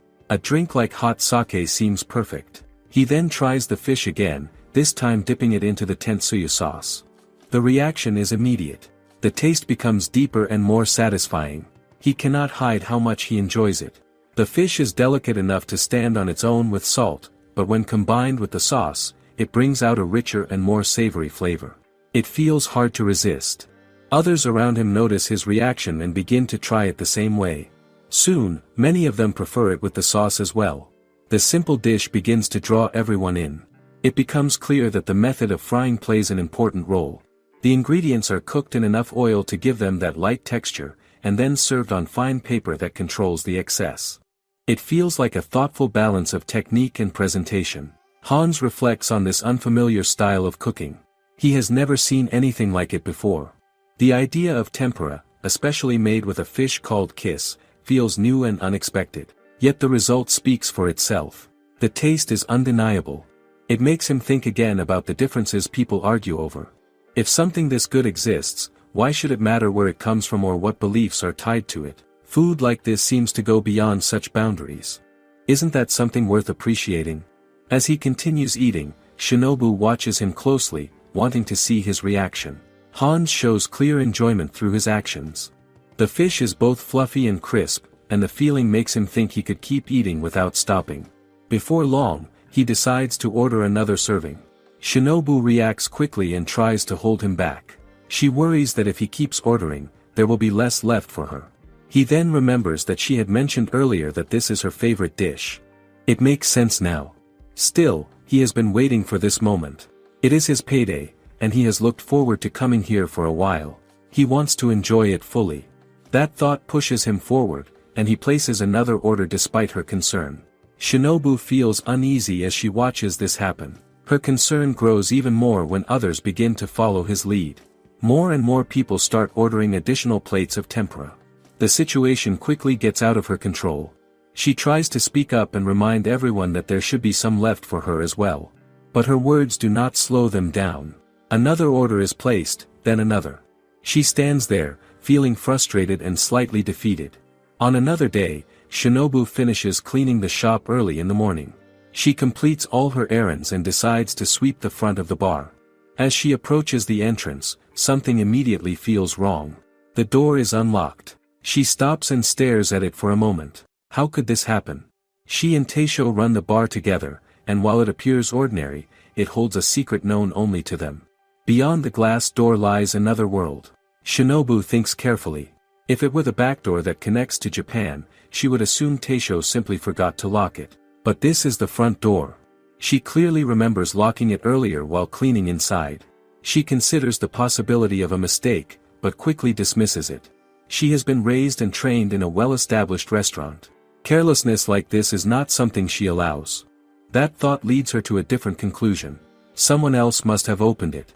A sense of tension rises in her chest. Could someone still be inside? She imagines the risk of walking back in without knowing. The idea of being attacked crosses her mind. She recalls a movie she received from Taisho the day before, where the attacker strikes from behind. That memory sharpens her caution. She decides she must not act in a way that draws attention. Instead, she keeps her movements calm and natural. With the broom still in her hand, she pretends to continue her cleaning while thinking through her next step. At that moment, an older man passing by notices her and casually asks if she is cleaning before opening. Shinobu quickly approaches him. The man is a butcher named Frank. She lowers her voice and explains the situation. She believes someone may have entered the bar without permission. Frank reacts with shock and almost raises his voice, but she quickly signals for him to stay quiet. She is not even sure if the person is still inside. She has not checked what might be missing. All she knows is that the door should not be open. Frank listens and asks how he can help. Shinobu asks him to inform the guards at the garrison. He agrees without hesitation and runs off at once. Shinobu remains outside, holding on to her composure. She decides to wait and see what happens next. But her thoughts do not settle. Taisho is still upstairs, and he will likely wake up soon. What if he comes down without knowing the danger? The thought tightens her resolve. She cannot allow him to be harmed. She understands what is at stake. If something happens to Taisho, the bar cannot continue. Everything they have built would fall apart. She would have no choice but to return home, a future she does not want to face. That alone pushes her forward. She steadies herself and gathers her courage. No matter what is inside, she decides she will protect the bar. Not long after, Frank reaches the garrison while still out of breath. His hurried state immediately draws attention. Nicholas notices him and senses that something is wrong. As they look at each other, there is a moment of recognition. They both realize they have seen each other before as regular customers at the Nobu bar. Frank quickly explains why he came. He shares that Shinobu believes a thief may have broken into the bar.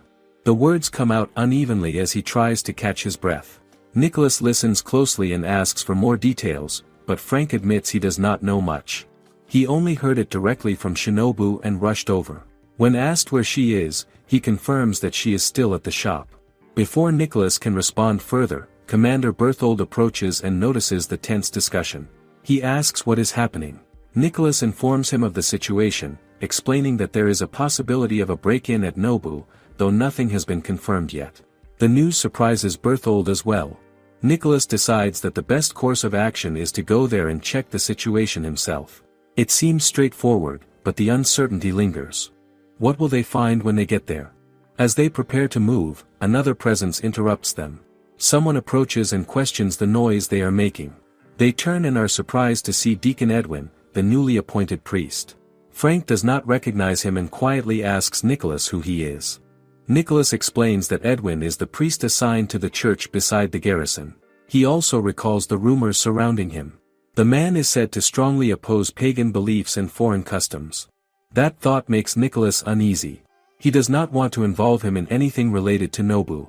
Trying to avoid attention, he downplays the situation and describes it as something minor. However, Deacon Edwin reveals that he has already heard enough. He clearly mentions the report about a thief breaking into the Nobu bar. Nicholas feels a brief shock. It becomes clear that the priest has been listening closely the entire time. Nicholas tries to correct himself, explaining that the situation is not yet confirmed and that he is only going to check. But Edwin shows interest instead of stepping back. He expresses a desire to observe how the guards handle such matters and asks to come along. Nicholas hesitates. The request puts him in an awkward position. He searches for a way out and claims that he suddenly remembers other duties he needs to attend to. It is a weak excuse, but he hopes it will be enough. Before he can withdraw, Berthold steps in and makes a firm decision. He orders Nicholas to proceed with the investigation, stating that he is the right person for the task. He also allows the deacon to accompany him. The decision leaves no room for argument. Nicholas accepts it, though reluctantly. Berthold adds a final warning, reminding him to stay alert and not act carelessly. Shinobu gathers her courage and slowly moves around the bar to check if anyone is truly inside. Her steps are careful and quiet. She feels a faint sense that someone might be there, but she cannot tell if it is real or just her imagination.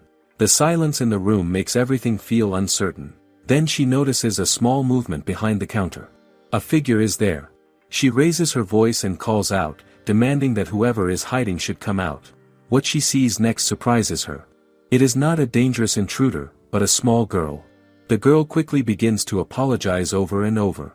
Shinobu reacts fast and stops her before she can continue in panic. She tries to calm her down, knowing that constant apologies will not help explain anything. She gently introduces herself first, hoping to ease the tension. The girl follows and reveals her name as Eva. Even as she speaks, she continues to apologize. She then explains how she came to be there. While passing by, she noticed that the door was open. Her curiosity led her to peek inside. At that moment, she saw a man using clean water that flowed freely. After that, the man suddenly disappeared. The sight stayed in her mind. Shinobu listens carefully and asks an important question. She confirms whether the girl was the one who unlocked the door. Eva denies it. She insists that she only entered after finding it already open. Then she explains the real reason she stepped inside. She wanted to take what she calls a lump of iron that produces water. Shinobu immediately understands what she means. She is talking about the faucet. The idea shocks her for a moment, and she explains that taking it alone would not make water come out. Eva looks surprised, as if she has just learned something new. The realization overwhelms her, and she begins apologizing again, this time with tears forming in her eyes. Shinobu quickly tells her to stop crying. Inside, she realizes that people in this world must see the faucet as something magical. Shinobu then asks Eva what she plans to do now. The girl answers with honesty. She wants to make amends. Even though she has not taken anything, she believes she has already done wrong by intending to steal. It is what she has been taught at church. Shinobu listens and reflects on her words. Eva seems sincere and well-behaved. For a child like her to even consider stealing, there must be a reason behind it. What pushed her this far? Eva prepares herself to accept any punishment. Just then, Taisho comes down from the second floor. He greets Shinobu casually, unaware of the situation. Shinobu corrects him, pointing out that it is no longer morning. Eva watches him in shock, unsure of what to expect. Shinobu then points out that the door was left unlocked, hinting that Taisho may have forgotten. Taisho, however, becomes more focused on the unfamiliar face in the room. He wonders who the girl is and assumes she might be a customer. Eva becomes nervous and quickly admits her intention to steal the faucet. Before the tension can grow, Shinobu steps in and takes control of the situation. She introduces Eva to Taisho, but instead of exposing her mistake, she presents her as a new part-time worker who will help at the bar by washing dishes.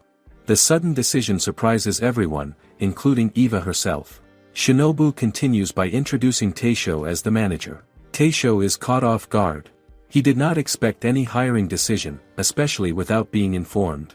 Shinobu calmly states that she made the decision on the spot and will explain everything later. Eva, still overwhelmed, bows deeply to Taisho.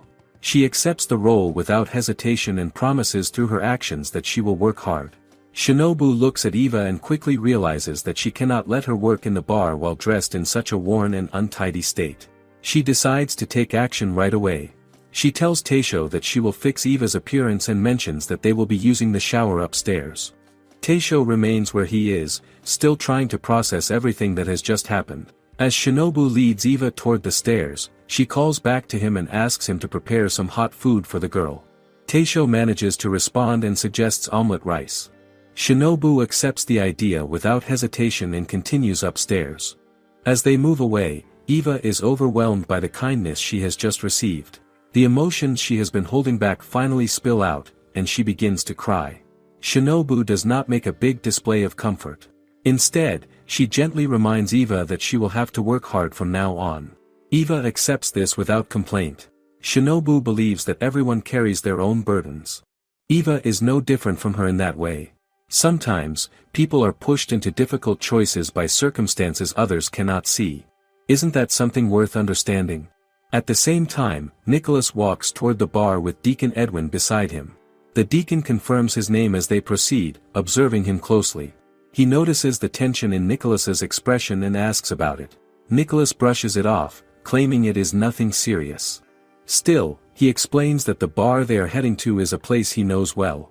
It is somewhere he usually visits to relax, not to work. The deacon suggests that he can enjoy a drink after finishing his duty there. Nicholas agrees outwardly, but his thoughts tell a different story. If he were alone, he would have already taken the chance to enjoy himself before returning to the garrison. Now, with a man from the church beside him, that option feels out of reach.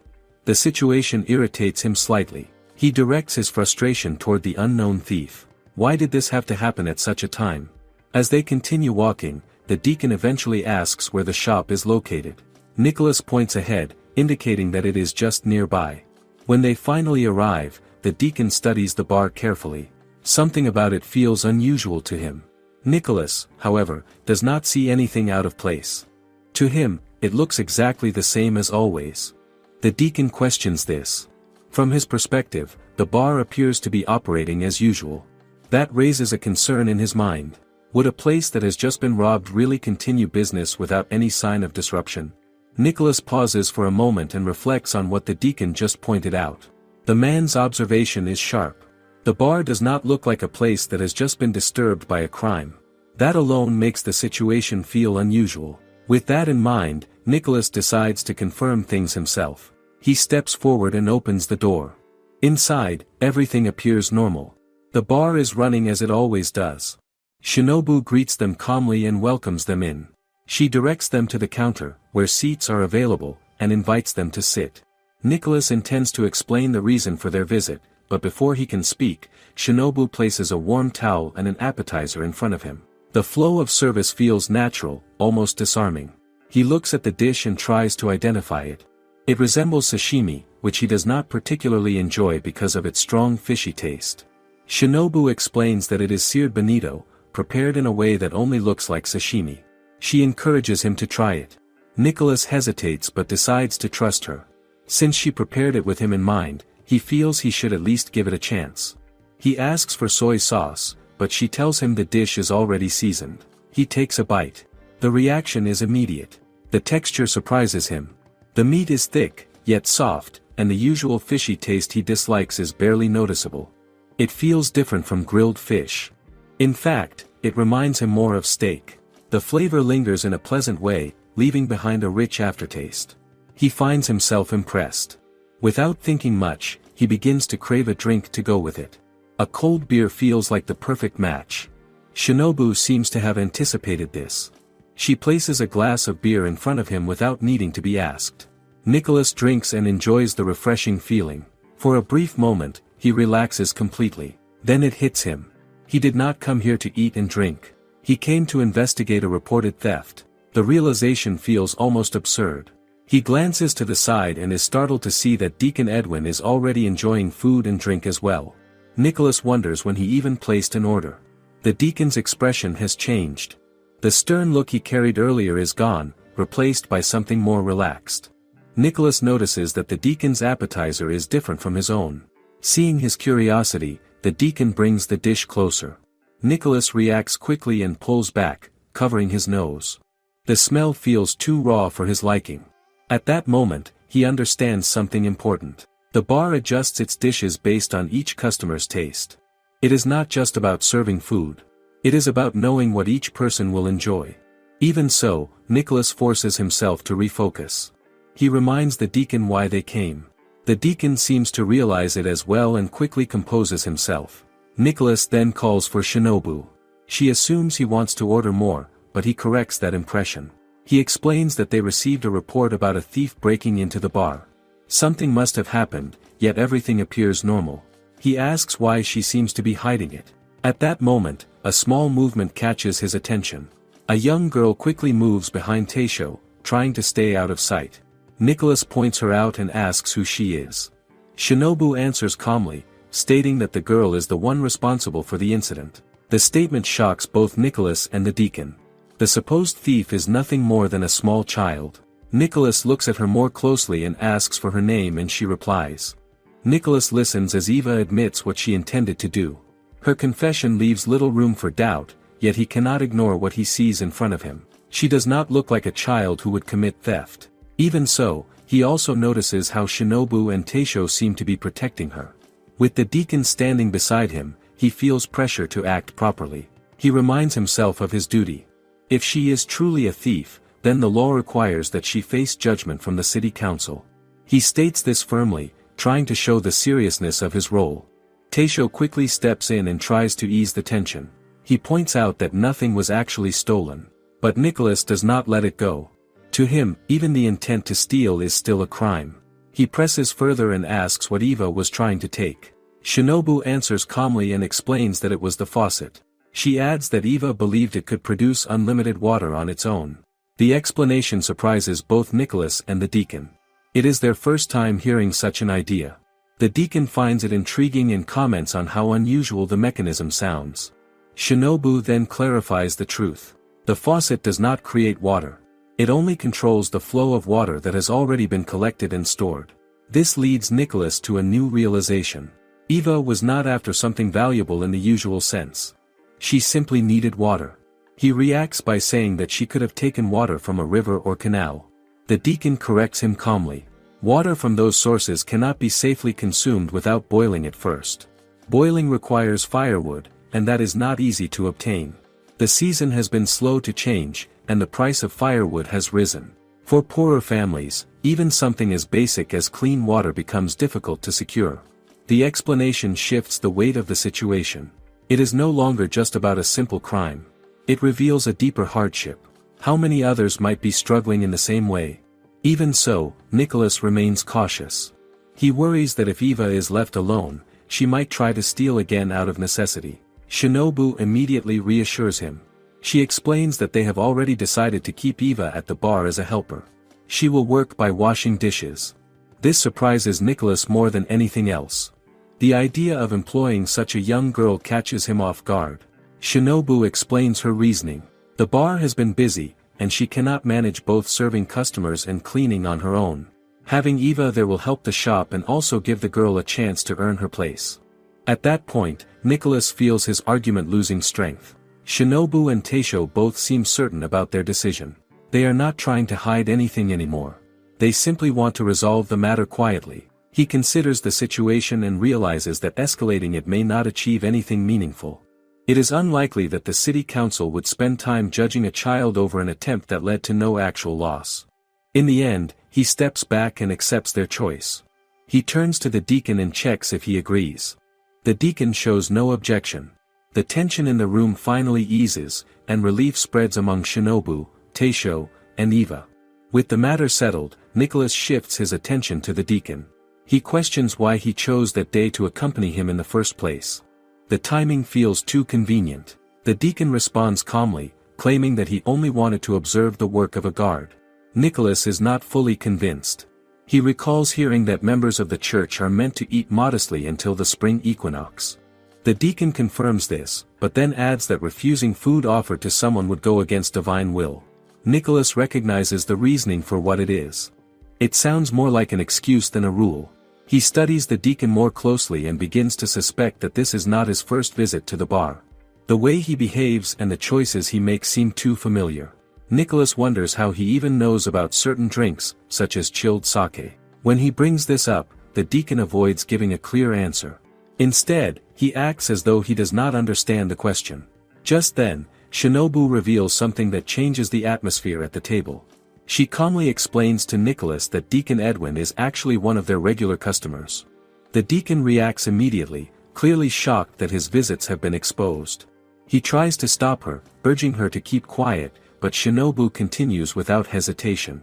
She goes on to explain that the deacon usually comes at different times from the guards, which is why he and Nicholas rarely cross paths. She also adds that he always prefers the same appetizer, shutu.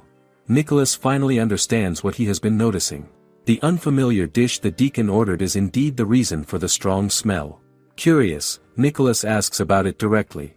Shinobu confirms it is shutu and explains that it is made from pickled bonito entrails. The smell is strong and unusual, but for those who enjoy it, it becomes addictive. Because it pairs well with sake, it is commonly served as a drinking appetizer. The explanation clears up Nicholas's confusion, even if the aroma still feels overwhelming to him. The deacon, instead of denying it, openly praises the dish. He admits that the strong smell actually makes him want to drink more sake. Without hesitation, he continues eating and asks for more chilled sake. Nicholas watches him with visible disappointment, struggling to reconcile the man's behavior with his expectations of someone from the church. Still, he reluctantly accepts that even holy men must have their own tastes. Nicholas then returns to the matter they originally came for.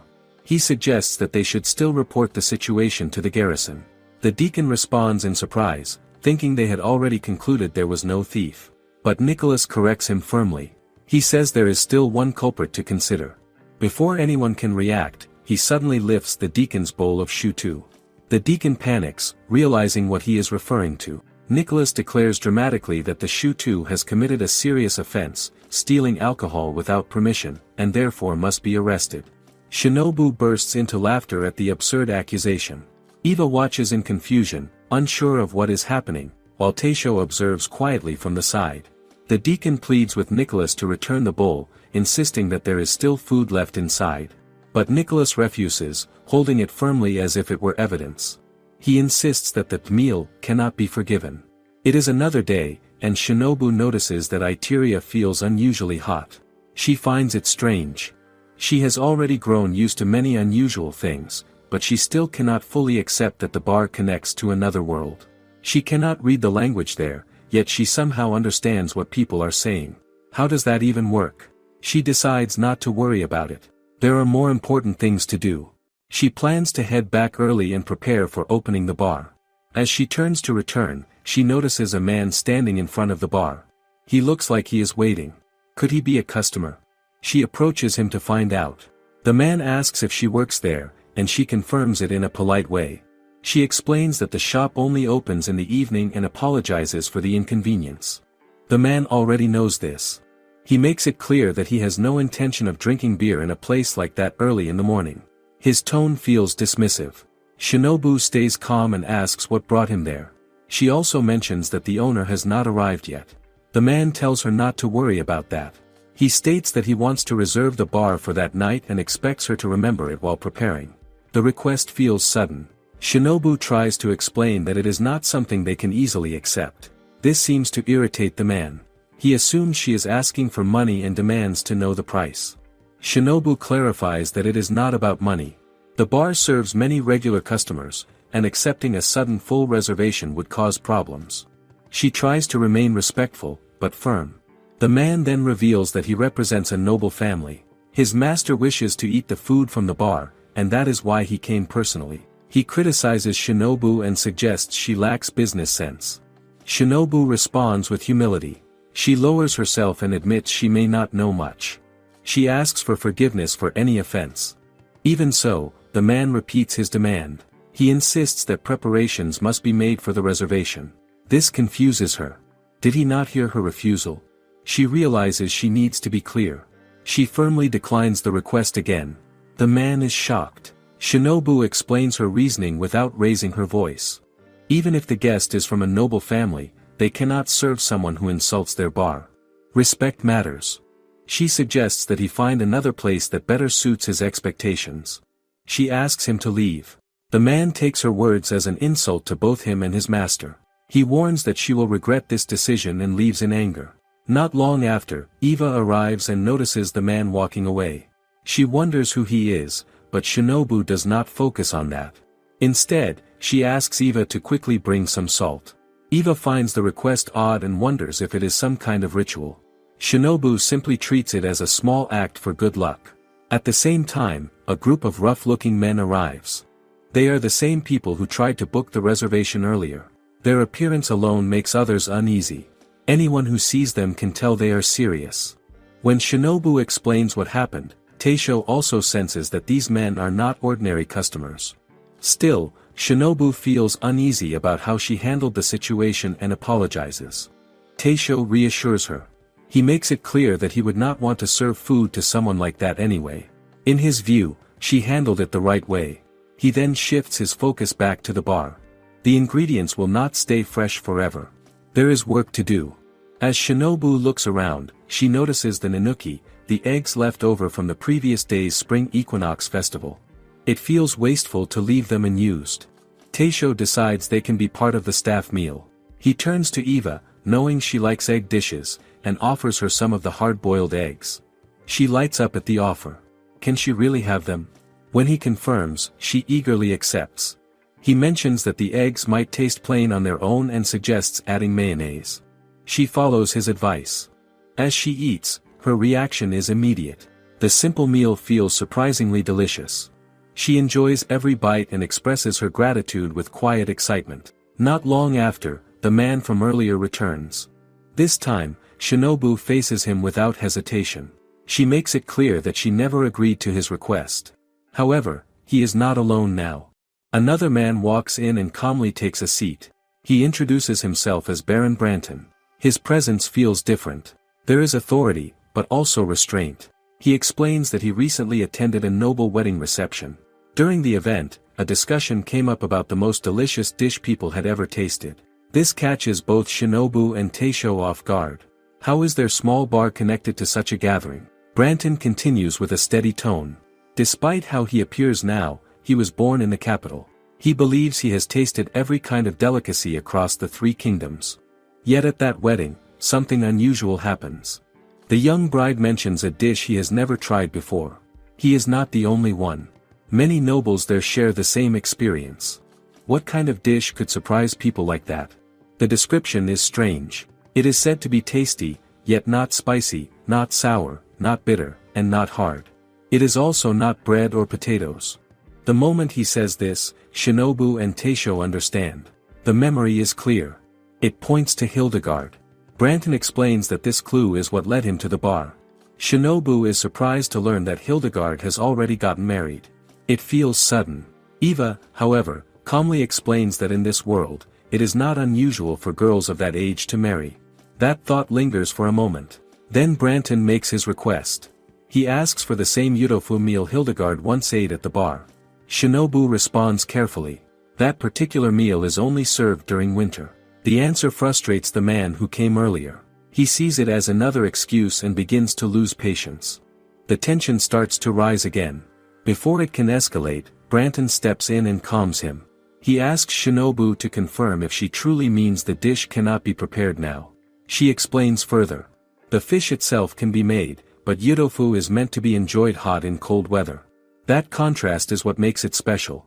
Without the winter chill, the experience loses its meaning. Can they really offer the same taste under different conditions? She believes they cannot bring out its full potential at this time.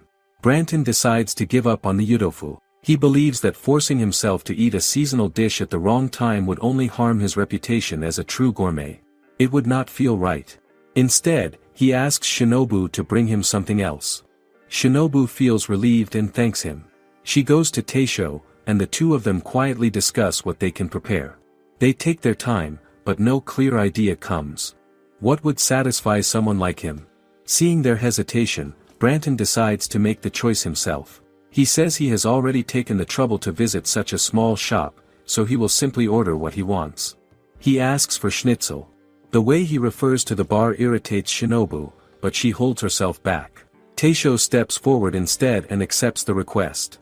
He explains that the dish is not on their menu, so he will need some time to prepare it. Branton agrees without issue. Still, Shinobu feels uneasy. She quietly asks Taisho if he is sure about this. He does not even know what schnitzel is. Taisho responds calmly. He asks her how long it has been since the bar connected to this world. Over that time, she must have tasted many dishes from here. The ingredients are likely not so different. Shinobu realizes he is right. Taisho believes the dish cannot be impossible to recreate. He is a chef who specializes in Japanese cuisine. If it is food, then he should be able to make something close. More than that, he refuses to back down when someone insults their bar. That thought reminds Shinobu of something important. Taisho hates losing. With that decided, Taisho prepares to step out. He plans to visit the garrison barracks to gather information about the dish. Before leaving, he asks Shinobu to take care of the bar and look after Eva. She agrees without hesitation. He excuses himself and heads out. Branton watches this with curiosity. He wonders if the chef has gone out to hunt for meat. Is that how the dish is made? Shinobu explains that he has simply gone to get ingredients and will return soon. Even as she says this, a thought crosses her mind. Could schnitzel be a pork dish?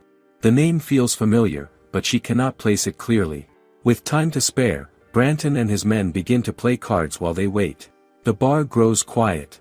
Shinobu senses that no other customers will come today. It feels like the right moment to prepare their staff meal. There are still many hard-boiled eggs left, and she decides to make something simple. She takes the lead this time. To her surprise, Eva eagerly joins in to help. It becomes a shared task. Isn't it more enjoyable that way? Shinobu starts preparing the meal. She takes some bread and begins assembling it with the eggs. The process is quick and simple. Before long, the food is ready. She has made sandwiches. It is a light meal, made by placing ingredients between slices of bread. Eva watches with interest and finds the process fun. It feels easy to follow. Soon, they realize they have made more than enough. What will they do with the extra? At that moment, Branton looks up from his game and notices them. He asks what they are doing. Shinobu explains that they have prepared a staff meal. This surprises him. From his perspective, it seems like they are feeding themselves while customers are left waiting. He asks to try some. Shinobu hesitates for a moment but agrees since there is plenty. She admits she is not sure if they will like it. She serves them a plate. Branton studies it with interest. It looks simple. Just ingredients placed between slices of bread. Shinobu confirms that he is correct and tells him it is called a sandwich. He asks for utensils, but she explains that they are not needed. Sandwiches are meant to be eaten by hand. She demonstrates how it can be done. One hand can hold the cards, while the other holds the food. It is not the most polite way to eat, but it suits the moment. Branton observes that the meal fits perfectly with the card game. It feels convenient and easy to eat while playing. He decides to try a sandwich, but the moment he takes a bite, he pauses. His reaction is noticeable. The men with him quickly pick up on it and decide to taste it as well. One by one, they try the sandwiches, and their response is clear. They all enjoy it. The simple meal leaves a strong impression. Branton asks for more, but Shinobu explains that the rest is meant for the staff. She also mentions that they have run out of eggs and tomatoes. Branton is not discouraged. He tells her to use any ingredients available. This time, he wants something more filling.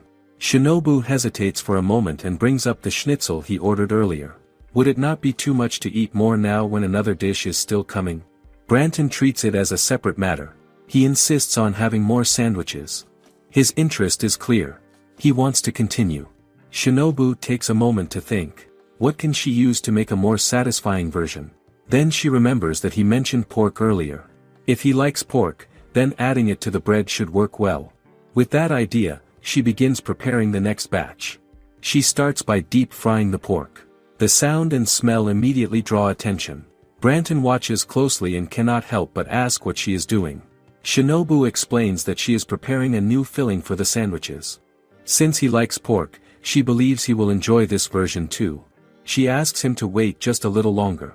As she continues, Branton notices something different. The bread she uses this time is thicker than before. There is no cabbage added. Instead, she focuses on the fried pork and coats it with plenty of tonkatsu sauce. The preparation is simple but deliberate. Once everything is ready, she presents the dish and calls them pork fillet sandwiches. She serves them and invites everyone to try. Branton takes a bite. The texture stands out immediately. The filling is light and crispy, while the bread remains soft and balanced. The thickness of the bread holds everything together. The oil from the pork and the meat juices do not spill out. It feels clean and controlled. He finds it surprising.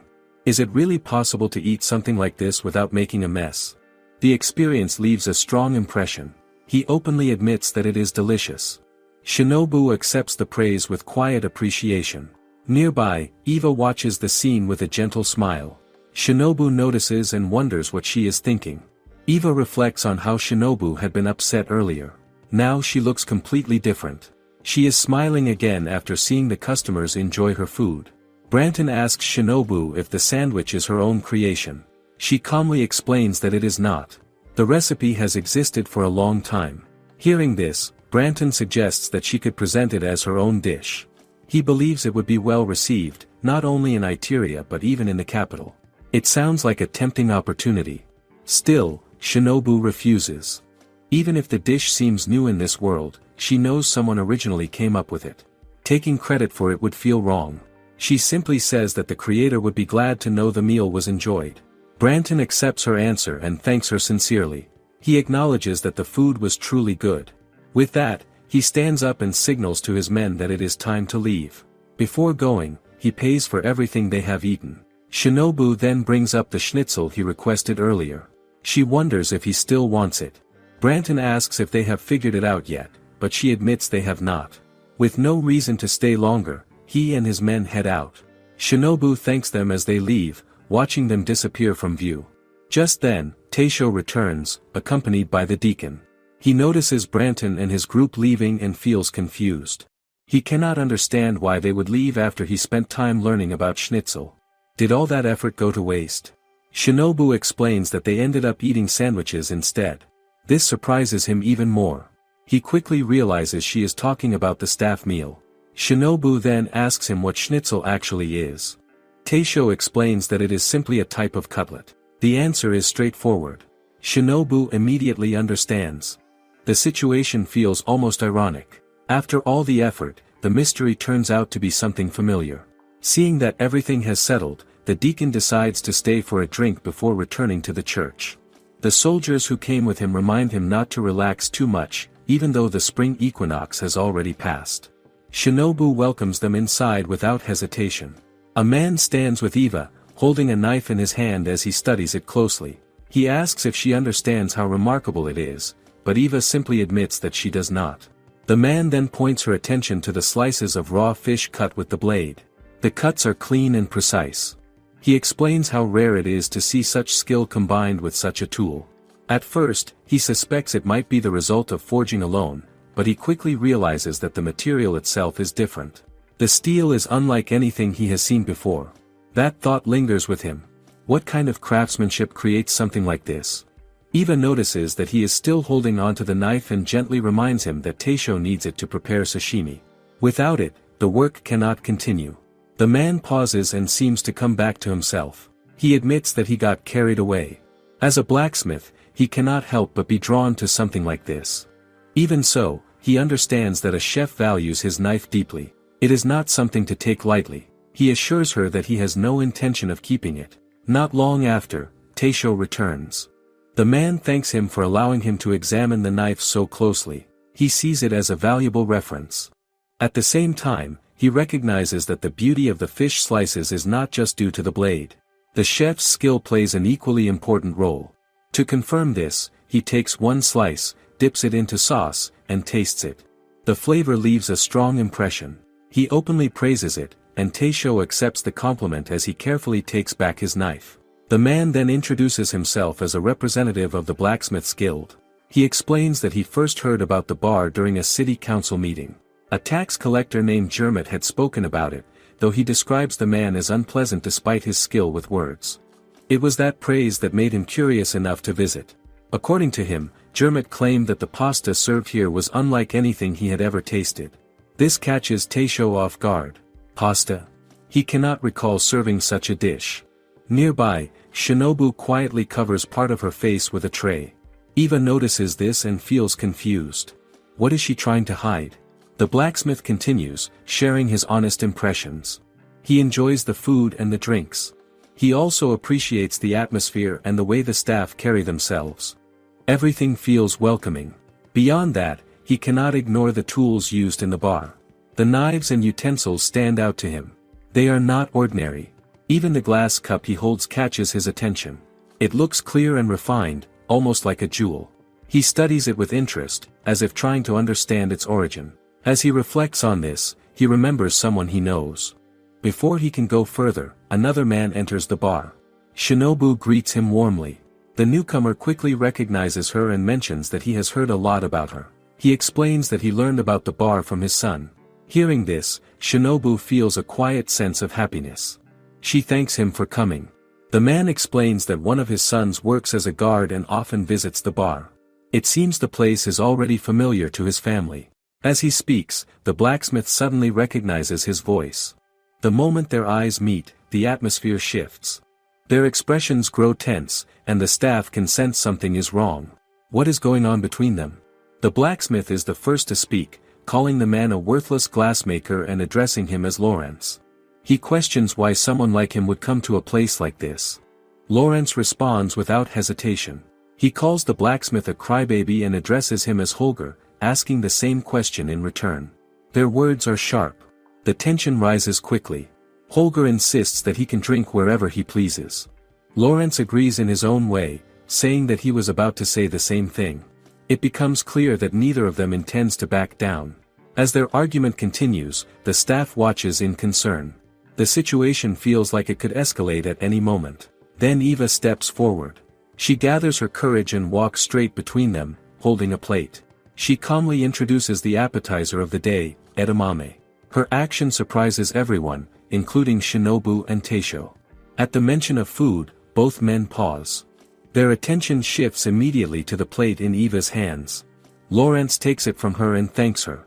He then turns back to Holger, blaming him for upsetting her. Holger corrects him, pointing out that her name is Eva and that she should be addressed properly. The tension softens slightly, though the rivalry remains. Eva stands there for a moment, watching them, before quietly returning to Teisho. He thanks her for stepping in and offers her some shishamo. He admits it is slightly burnt, but she accepts it anyway with gratitude. She begins to eat and enjoys it without hesitation. For a moment, she is completely focused on the taste. Then she notices something. Both men are staring at her. The realization startles her. Why are they watching so closely? Holger then shifts the focus. He picks up one of the glass cups in the bar and shows it to Lawrence. He claims that neither Lawrence nor his son could create something like it. The craftsmanship is too refined.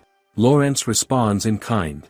He points out that neither Holger nor his father could make a knife like the one Teisho uses. The argument changes direction. It is no longer just personal. It becomes a contest of skill and pride.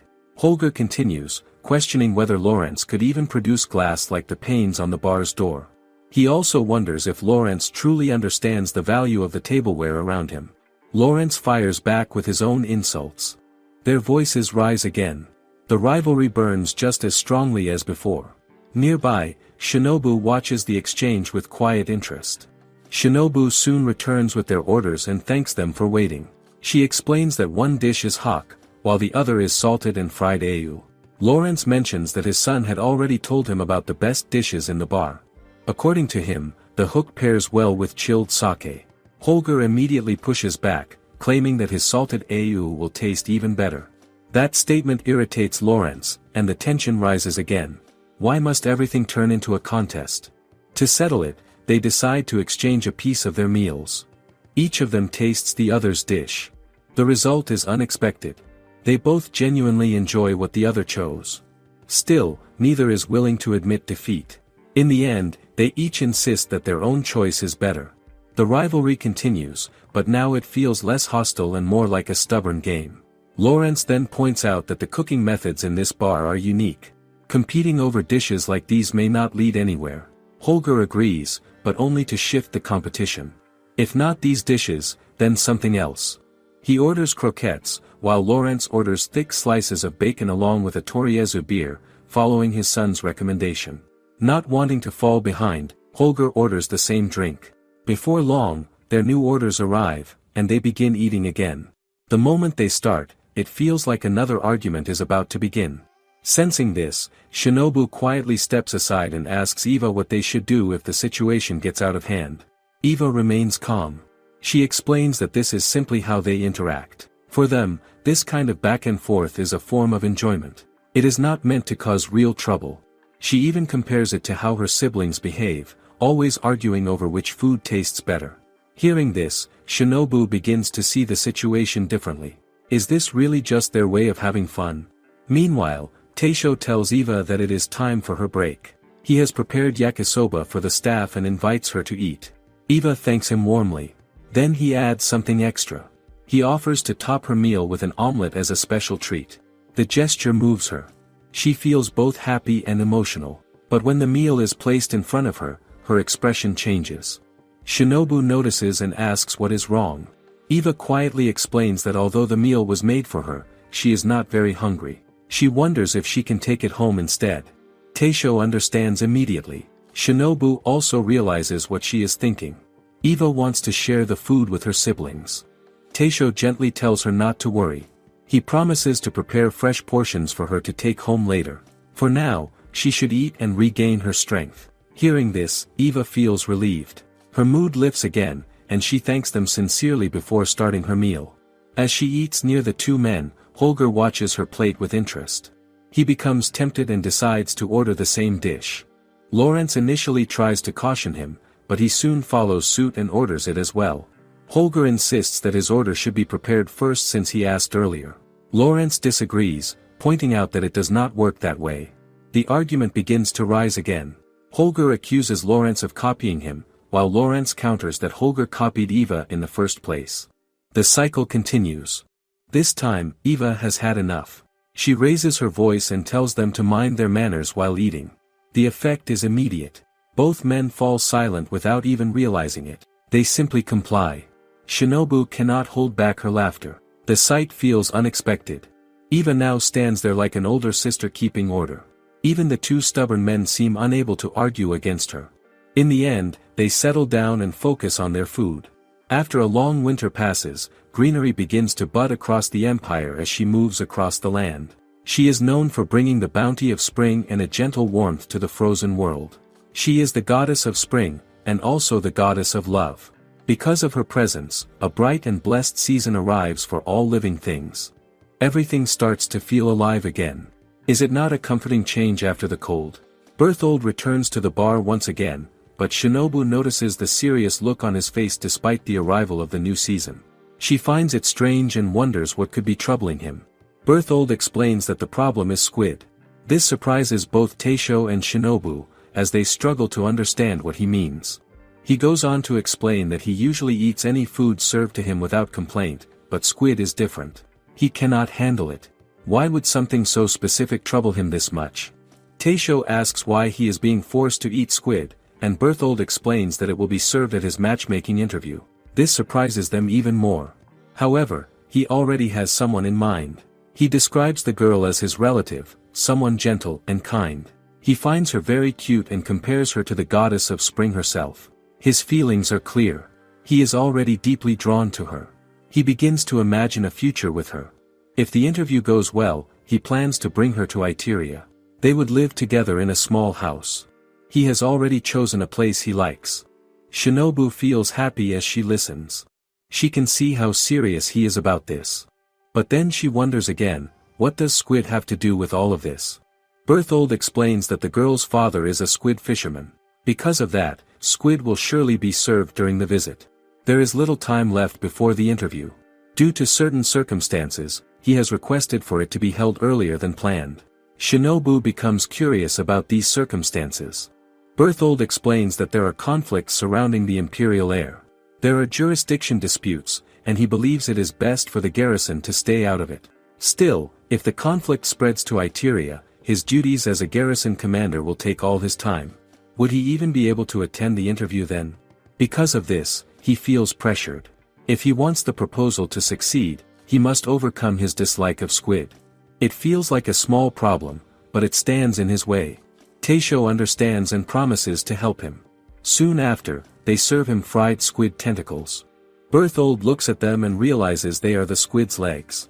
He tries to take a bite, but he cannot go through with it. He drops it back. Shinobu brings mayonnaise and chili pepper, thinking the taste or smell might be the issue. But Berthold explains that it is not about flavor. The problem is simply that it is squid. How can he overcome something he cannot even bring himself to eat? Taisho decides to think of other ways to prepare the squid. Berthold soon takes his leave. He apologizes for coming before opening hours and promises to return later that night. In the evening, Berthold returns with the deacon. As they stand outside the bar, he notices a new notice on the door. He asks the deacon to read it. The deacon explains that the notice says several varieties of squid are available that day. Hearing this, Berthold immediately feels uneasy again. Is this a good sign, or something worse? The deacon asks what is wrong, and Berthold admits that he cannot tell whether to see it as a blessing or a death sentence. Still, the deacon believes the bar is a good place. He can tell that all of this effort is being made for Berthold's sake. Berthold begins to think the same. With that thought in mind, they both head inside. As usual, Shinobu welcomes them and tells Berthold that they have been waiting for his return. She explains that Taisho is ready to put an extra effort to help him overcome his dislike of squid. She feels confident that among the dishes prepared, he will find something he can enjoy. From the way she speaks, Berthold senses a quiet reliability in her words. It gives him a bit of reassurance. They take their seats, and Shinobu explains that several types of dishes have already been prepared for him. She begins by serving the appetizer, which is called squid noodles. The sight of it surprises him. He then looks at the deacon's dish and notices that it is different. However, the deacon explains that his meal is also made with squid. It is called squid shiakra, prepared from pickled squid meat and innards. He mentions that it pairs well with alcohol and offers Berthold a taste. Berthold declines. He knows he needs to start by being able to eat regular squid first. He attempts to eat the appetizer in front of him, but once again he cannot bring himself to do it. Shinobu observes this closely and begins to understand how serious his dislike truly is. Is this something he can really overcome in time? Taisho then brings out more dishes made from squid. He gently tells Berthold not to force himself and to eat only what he can manage. He adds that anything left untouched will be eaten by him, Eva, and Shinobu as part of their staff meal. The first dish is squid dumplings, described as soft and fluffy. Next comes squid stewed with ginger, which is tender and well soaked. Then there is marinated firefly squid, which still clearly looks like squid. Taisho points out that if Berthold can eat that one, he can likely eat anything else. The final dish is fried squid rings, presented as the best option for someone who prefers fried food. As Berthold looks at the dishes, he admits that they all appear delicious. Still, he cannot shake the thought that every single one contains squid. That alone holds him back. Taisho begins to realize just how deep the problem goes. Berthold then asks Shinobu to go ahead and eat instead. Shinobu calls Eva over, and they begin to share the food. Shinobu starts with the fried squid, and from the way she eats, Berthold can tell she truly enjoys it. She confirms that it tastes very good. The deacon also takes a bite. As they eat, Shinobu asks Berthold why he dislikes squid so much. She wonders if something happened in the past. Berthold falls silent for a moment. The deacon senses that there is indeed a reason behind it. Berthold then begins to explain. He shares a story passed down from his great-grandfather. His great-grandfather was once a sailor. He was not a fisherman, but he worked as a porter on a large traveling merchant ship that carried many people. It was dangerous work, but it paid well. Even so, there was one place in the sea that all sailors feared. It was known as the edge of the world. In that place, the color of the water looked strange. The surface of the ocean appeared almost completely white. Why would the sea look that way? The story draws the attention of everyone in the bar. They begin to wonder about the cause. Berthold explains that it was because of a squid. He describes it as a creature so large that it seemed to cover the surface of the ocean when viewed from the ship. Its long tentacles stretched out and blocked the sailor's path. The image alone is enough to unsettle those listening. He then shows them a wound on his left arm. He explains that it is related to a squid. Eva becomes frightened, and Shinobu is clearly shocked. She wonders if he has ever fought such a creature. Berthold clarifies that it is not exactly like that. He explains that he once faced a soldier who wore a helmet with a squid crest. At that moment, the image of the squid made him hesitate for just a second. That brief hesitation was enough for him to be injured. Berthold explains that it is the story he heard from his great-grandfather that truly frightened him. Even now, he cannot stand hearing the word squid. Taisho realizes that this fear comes from a long-held trauma. Berthold believes he is a skilled warrior. He knows that becoming the commander of the garrison proves his strength. Still, he admits that he can do nothing against a 10-legged monster many times larger than himself. That thought makes him feel ashamed, yet he cannot deny that it is frightening. As he speaks, he notices the others looking at him with curiosity. It makes him wonder if he has said something strange. Shinobu asks if his fear is entirely based on that story, and he confirms that it is. In response, Taisho brings out a small squid. Berthold feels relieved at its size and assumes it is a juvenile. However, Taisho corrects him and explains that it is actually a regular-sized squid. He then points to the firefly squid on the counter and explains that those are the truly small ones. This surprises Berthold. He realizes that the fried squid he saw earlier was not made from sucker pads as he had imagined. Taisho explains that it is made from sliced parts of the torso instead. The deacon then suggests that perhaps Berthold's great-grandfather had exaggerated the story for effect. Berthold pauses to think about this. Could it really have been an exaggeration? After a moment, he gathers his courage and asks Shinobu to serve him squid sashimi. She brings him a plate. He takes a slice and eats it. To his surprise, it tastes sweet and slightly sticky. It is nothing like he expected. It is also his first time ever eating squid, despite all his years of avoiding it. Shinobu and Eva are clearly happy to see this change. Berthold then asks Taisho to prepare more of the dishes that were served earlier. As each dish is brought to him, he eats without hesitation. He no longer holds back. After finishing, he washes it down with a cup of Toriezu beer. Almost immediately, he asks for another, and Shinobu notes his order with a smile. Berthold begins to feel frustrated that his great-grandfather never told him that squid could be small and delicious. He wishes he had known earlier. Eva then brings him dried squid with mayonnaise and offers it to him. He accepts it with thanks and tries it. He finds it just as enjoyable. He begins to notice that although all the dishes are made from squid, each one has a different texture and flavor. How could something he feared so much turn out to be this enjoyable? The deacon watches as Berthold now eats squid freely and feels relieved. It seems there is no longer any need to worry about the matchmaking interview. Taisho agrees with this. Eva and Shinobu are also happy for him. They even begin to think that squid might become his favorite food. Berthold then confidently declares that he is no longer afraid of squid. Soon, the day of the matchmaking arrives. The girl's father returns home carrying a large squid. He wants to make the day special for his daughter and hopes everything goes well. The girl looks at the squid and quietly hopes that Berthold will be pleased with it. Spring is already drawing near. It is a bright day, and Eva notices Taisho praying in front of a small structure. He quietly asks for protection over the house for the day. Eva becomes curious and asks Shinobu about it. Shinobu explains that it is called a kamidana, a small shrine meant for the messengers of the gods. This surprises Eva. She has always thought offerings should be things like bread or fruit. Shinobu then explains that an Arasama is enshrined there, and that fried bean curd is one of his favorite offerings. Eva finds this surprising. She reflects on it and begins to think that even divine beings might grow tired of eating the same things like bread and wine every day. Is that really so strange? Not long after, Eva is told that her meal is ready. It is rice balls, her favorite. Taisho prepares to head out to buy ingredients and reminds her to finish her meal before opening the shop. Eva thanks him for always making such good food. Shinobu also gets ready to leave for work. She mentions that she will stop by Butcher Frank on her way back and asks Eva to watch over the shop. Eva agrees without hesitation. Once they leave, Eva decides to clean the store before eating. As she works, she begins to wonder what fillings were used in the rice balls that day. She recalls how much she enjoys the ones with fried beef and onions. She also likes the ones with cod roe, chicken, and mayonnaise. Her thoughts drift between the different flavors.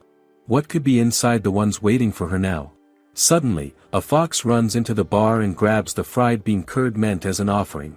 Eva quickly chases after it, hoping to stop it. The fox slips through the back door. She remembers clearly that Taisho and Shinobu warned her never to use that door because it is dangerous. She hesitates for a moment. Still, she believes the offering is important. If it is meant for the god's messenger, would losing it bring trouble to the bar? She decides she cannot ignore it. This is not the time to hesitate. She opens the back door and runs outside.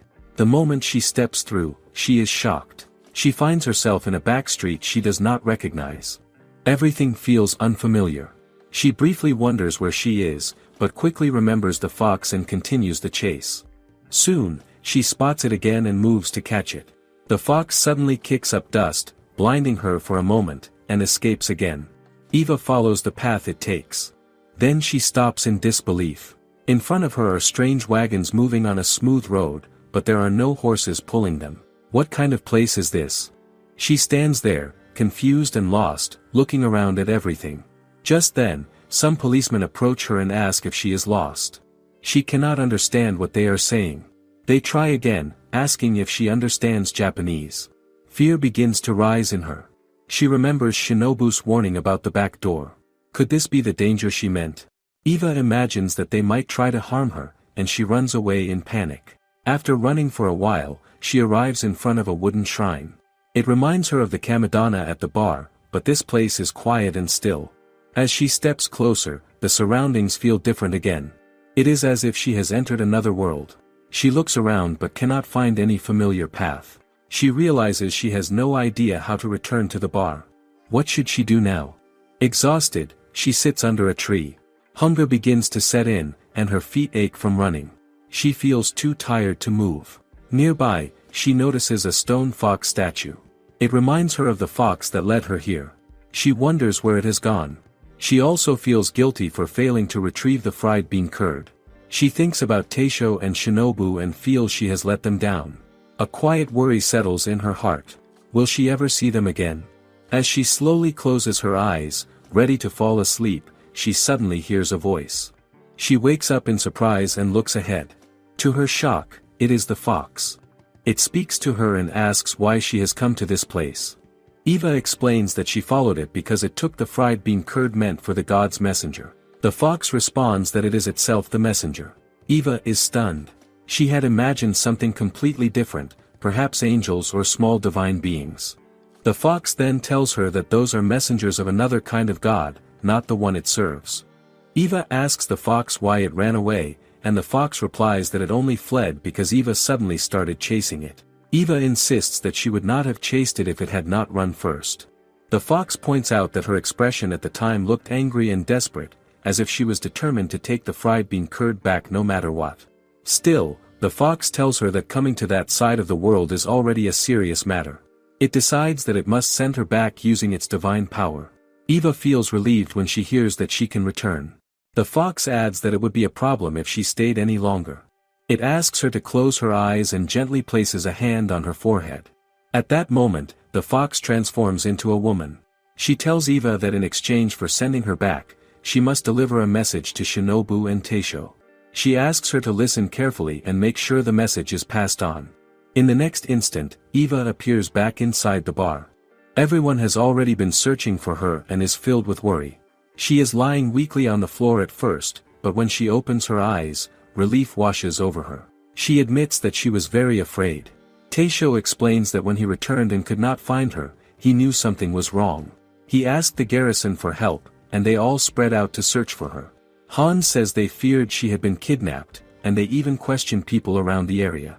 Nicholas expresses his relief that she is safe. Shinobu explains that when they came back to the bar, they found her lying there. The deacon adds that what matters most is that she has returned. Eva apologizes to everyone for causing them trouble. Was there any other choice she could have made? After everyone leaves, Shinobu notices that Eva seems quiet and asks if something is wrong.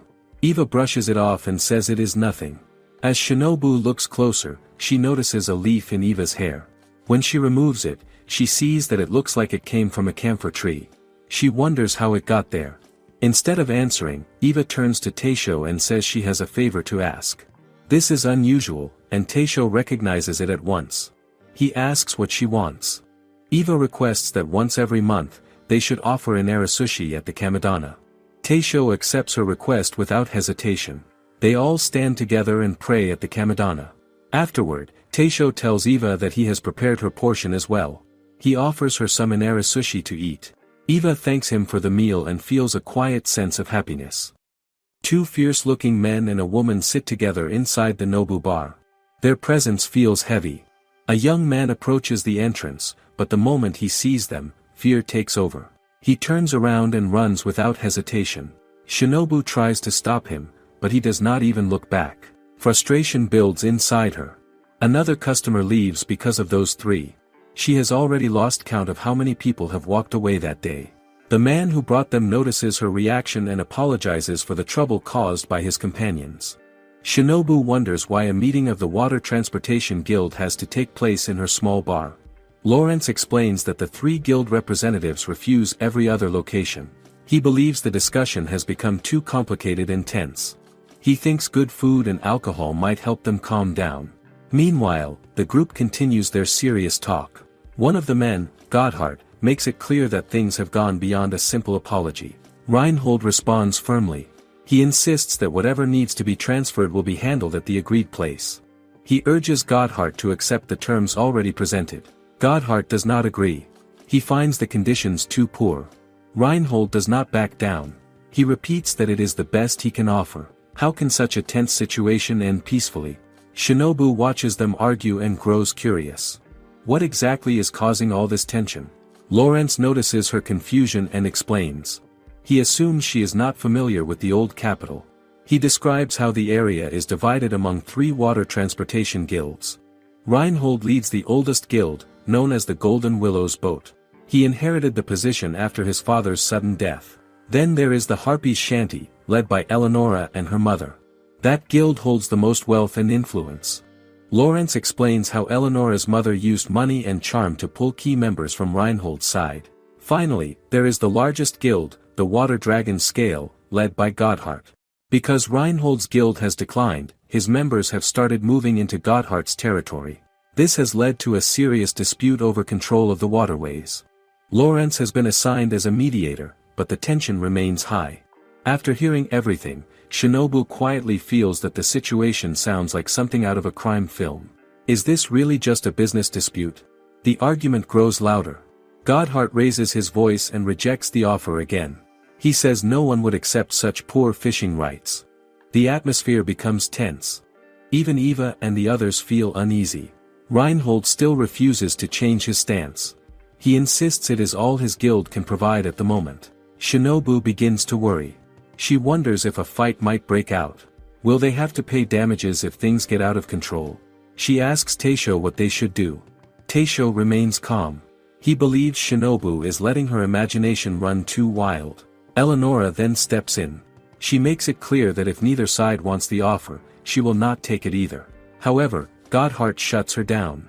He claims that accepting such terms would only result in catching low-quality fish like eel or begangan. The mention of eel catches Shinobu's attention immediately. Her thoughts shift away from the argument. She wonders if eel is sold in the old capital market. Taisho confirms that it is. He even mentions that it can look quite delicious. This surprises Lawrence. He has never considered eel to be good food. Shinobu insists that it is actually very tasty.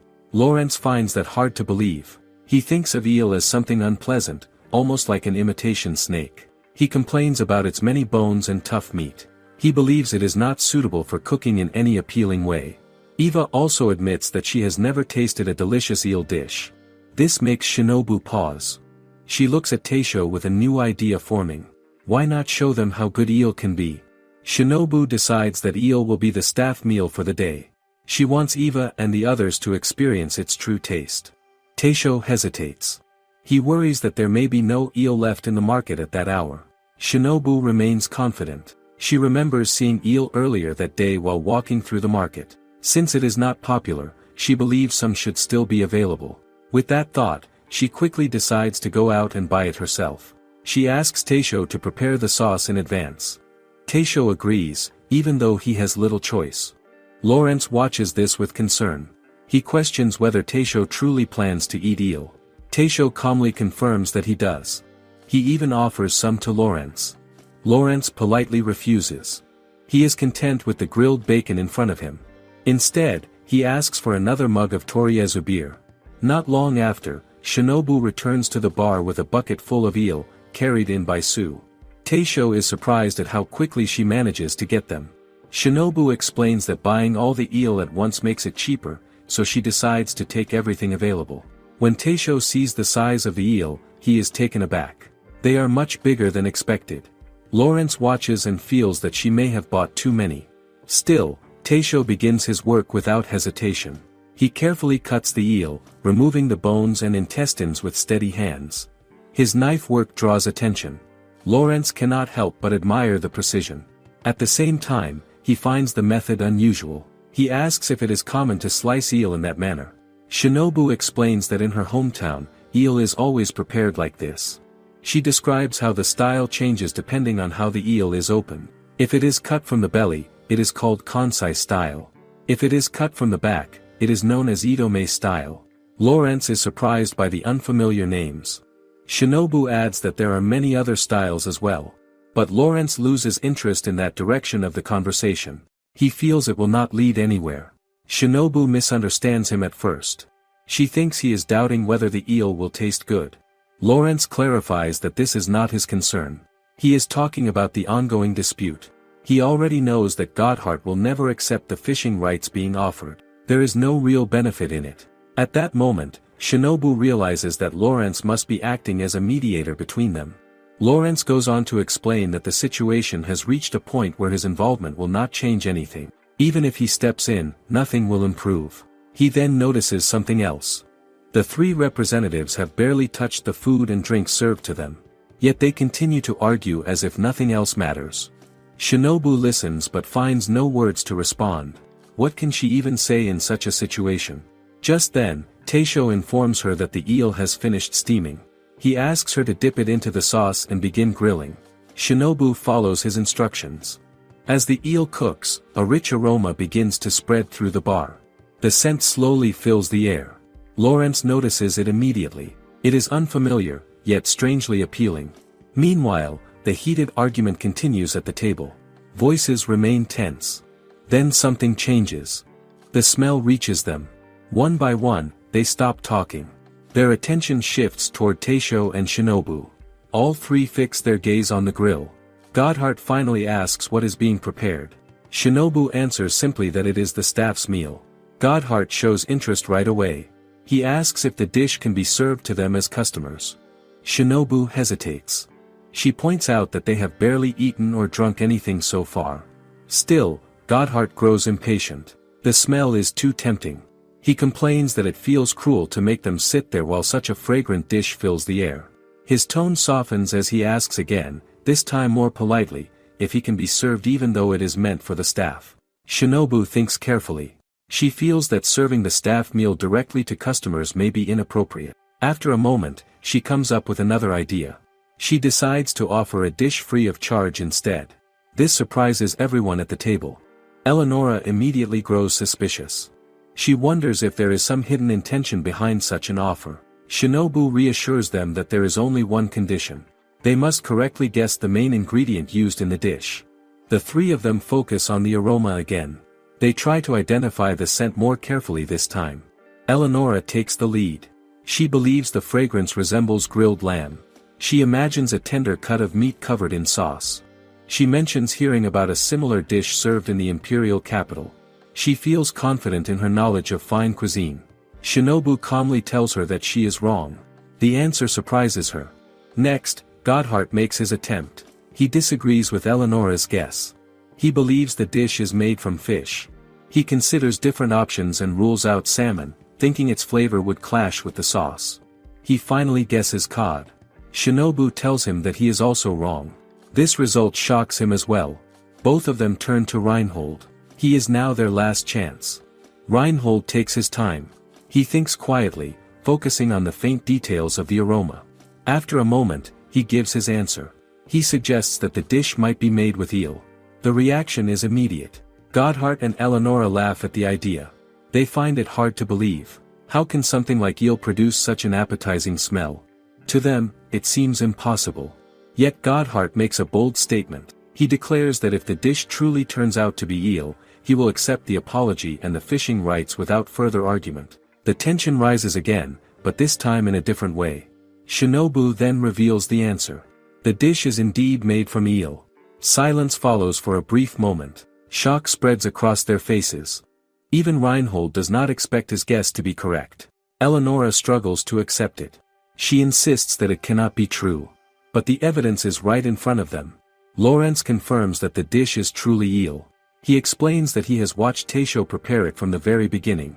Still, he points out that none of them can truly understand it until they taste it themselves. The tension from earlier now turns into curiosity. Gotthard, unable to hold back any longer, offers to pay properly for a plate. Eleonora quickly follows his lead and requests one as well. Shinobu then turns to Lawrence and lets him know that she has already prepared a portion for him. She explains that the staff meal for her and Eva is a bowl of freshly steamed rice made into donburi, and she serves Eva first. At the same time, Taisho carefully plates the eel, and Shinobu delivers the dishes to the table. The moment they take their first bite, everything changes. The taste captures them instantly. Eleonora is the first to react. She notices how soft the eel is, almost melting in her mouth. She begins to realize that it is not simply grilled. There must be more to the preparation.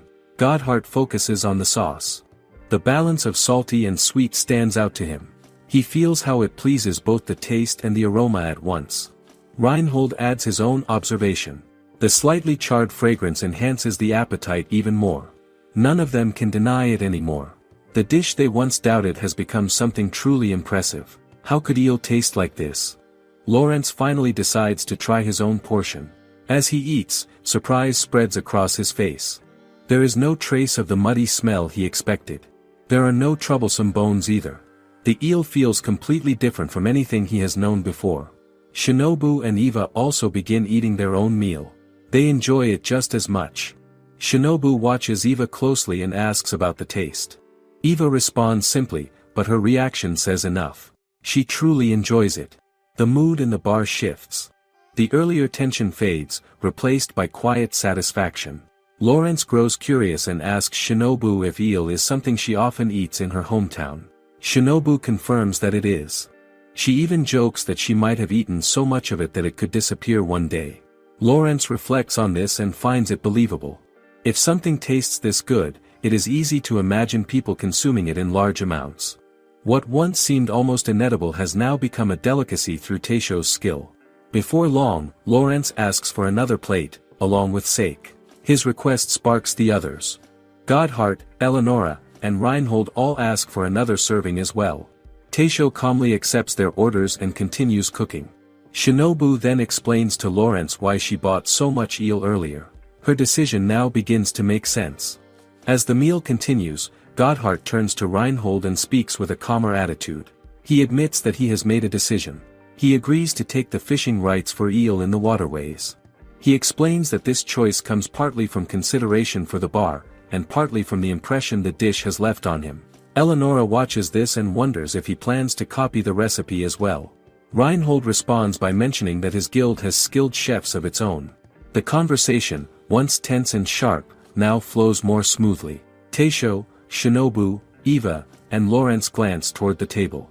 They observe the expressions on the faces of the three representatives. The anger and resistance from earlier are gone. In their place is a sense of calm. It becomes clear that the conflict has finally settled. Can something as simple as a meal really resolve such a serious dispute? The answer seems to be right in front of them. Just then, Hans and Nicholas arrive at the bar. Even from outside, they have already noticed the rich aroma drifting into the street. Curiosity draws them closer. They peek inside, and Hans quickly spots his father among the customers. Surprise appears on his face. He becomes eager to know what dish is producing such a tempting smell. His father turns the question back to him, inviting him to guess and promising a free plate if he gets it right. Hans, however, shows no interest in guessing. The smell alone is enough for him. He simply wants to eat it as soon as possible. There is a group known for collecting mysterious tales. They are called the Otajishu. They travel across the continent, gathering strange and unusual stories from different places. Their duty is to present these stories to the royal family of Itteria. On the surface, they appear to be simple storytellers. However, their true purpose is far more complex. Many of them move around as monks, blending into different regions without suspicion. At the same time, they carry out a secret mission assigned by Itteria. They collect information about political affairs and local gossip. All of this becomes useful material for the king's decisions and plans. In truth, they are spies working behind the scenes. One of these men arrives in Itteria. He learns that the town now belongs to the empire, and this immediately raises a question in his mind. Could this place become a threat to Itteria? The man is no ordinary member of the group. He is the right-hand man of the Otajishu chief, and his name is Jean-François. His goal is to understand the town better. He knows that if he wants to gather information quickly, the best place to visit is a bar. That is where people speak freely. That is where rumors gather. As he looks around, he searches for a suitable place. Soon, he notices Nobu Bar. The shop appears unusual at first glance. Its appearance feels out of place. Yet, he begins to think differently. Perhaps a place like this can reveal the true nature of the town. With that thought, he steps inside. Shinobu welcomes him warmly. The atmosphere inside feels calm and inviting. Jean-François senses it right away. Even though he has come for work, he feels himself relaxing slightly. He asks if he can sit at the counter, and Shinobu agrees. Soon, she serves him a small appetizer called otoshi. The name confuses him at first. Shinobu explains that it is soromame, boiled in salted water. After that, she asks if he would like a drink. Jean-François declines. He claims to be a traveling monk, choosing his words carefully. In reality, it is only a cover. Nearby, the deacon is already eating and drinking. When he hears the word monk, he briefly glances at Jean-François before returning to his meal. Jean-François then requests a glass of boiled water. He also asks for a salad. This choice is deliberate. It is part of his method. Fresh vegetables do not travel well over long distances. By tasting a salad, he can judge how prosperous the town is. Will the ingredients be fresh? Will they be simple or refined? Shinobu asks him what kind of salad he would like. The question surprises him. He raises his voice slightly in disbelief. A bar that offers different kinds of salad? Shinobu calmly explains that they have recently started making various types. Jean-François feels doubtful. In his experience, a typical bar serves only one kind of salad. Usually, it is very simple. Vegetables are roughly torn, placed in a bowl, and sprinkled with salt. Nothing more. He wonders if they are trying to impress him. Still, his curiosity grows. He decides to accept the offer. With a small smile, he says that he would like to try several kinds of salad. He chooses to skip other dishes entirely. Shinobu suggests serving smaller portions of each type, and he agrees. She tells him she will prepare them quickly. Jean-François waits with interest. What kind of vegetables will a town like Itteria offer? The deacon overhears their conversation and becomes curious as well. He asks Shinobu if there are truly many kinds of salad available. Shinobu explains that after a previous incident involving schnitzel, Taisho has started learning dishes outside his usual specialty. He has been practicing recipes one after another with dedication. Shinobu then asks the deacon if he would like to try a vegetarian meal. The deacon declines without hesitation. Meanwhile, Jean-François observes him closely. He wonders if the man is truly a priest. There is a certain strictness in his presence. Yet something feels off. Jean-François notices the dish in front of him. It does not look particularly simple. Then he sees the drink in his cup and suspects it is alcohol. The image does not fully match that of a disciplined monk. What kind of man is he really? Before long, Shinobu returns with the first dish. She introduces it as a Caesar salad with a soft-boiled egg. She instructs him to mix the egg into the salad before eating. Jean-François studies the plate carefully. He sees fresh lettuce, topped with egg and sprinkled with cheese. There are pieces of bacon and small chunks of fried bread as well. The presentation alone is already impressive. He notes that it looks like a lively and rich dish. Then he takes his first bite. The taste surprises him immediately. The source of the sour flavor is unexpected. It blends well with the saltiness of the bacon. The different elements come together in a balanced way.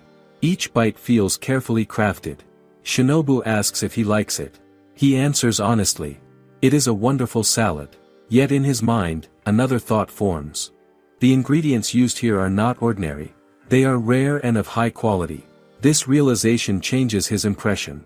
Even a bar on the outskirts of Itteria holds a level of luxury he did not expect. What does this say about the town as a whole? Shinobu soon brings another dish and places it in front of him. She introduces it as a daikon salad. Jean-François studies it briefly before taking a bite. The taste surprises him again.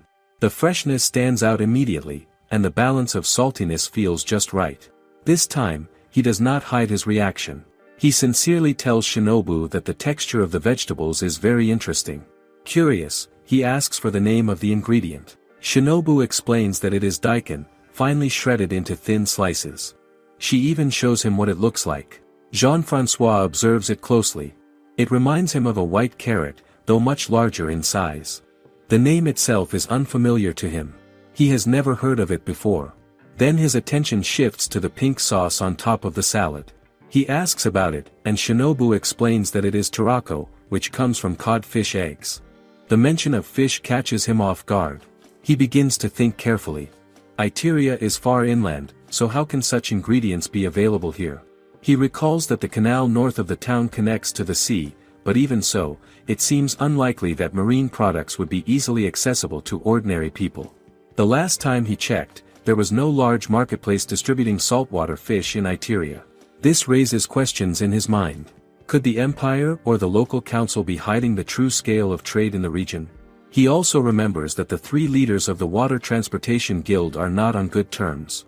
That makes it even harder to imagine that one side could dominate the flow of goods so completely. Still, the evidence is right in front of him. Ingredients like deacon and tarako are being used freely in a simple bar. He realizes that he has never encountered such a salad back in Itteria. This alone feels like valuable information. Should he prioritize this in his report? Shinobu then asks if she should bring the next salad. Jean-François agrees without hesitation. His curiosity continues to grow. What else could they possibly serve? Soon, Shinobu returns with another dish. At first glance, Jean-François assumes it is mashed potatoes. Since arriving in the empire, he has seen that dish served repeatedly. It has almost become tiresome. But Shinobu corrects him. She explains that this is not mashed potatoes, but potato salad. Jean-François remains skeptical. To him, it still looks like the same thing under a different name. Shinobu encourages him to taste it before judging. He gives in and takes a bite. The difference becomes clear immediately. The texture and flavor are not what he expected. It is not the usual mashed preparation. Instead, it has a distinct character. He recognizes the base ingredient as kartoffel, but the seasoning is new to him.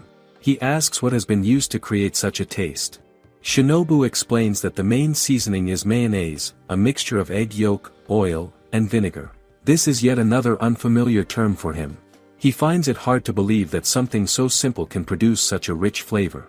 Shinobu then suggests adding another seasoning to enhance it further. She holds up what he assumes is a salt mill. He hesitates. The dish already tastes well seasoned. Still, he decides not to object. Since she recommends it, he allows her to proceed.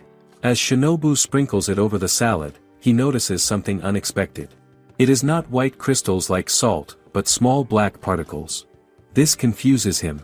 When it comes to colored salt, he has only heard of pale pink varieties.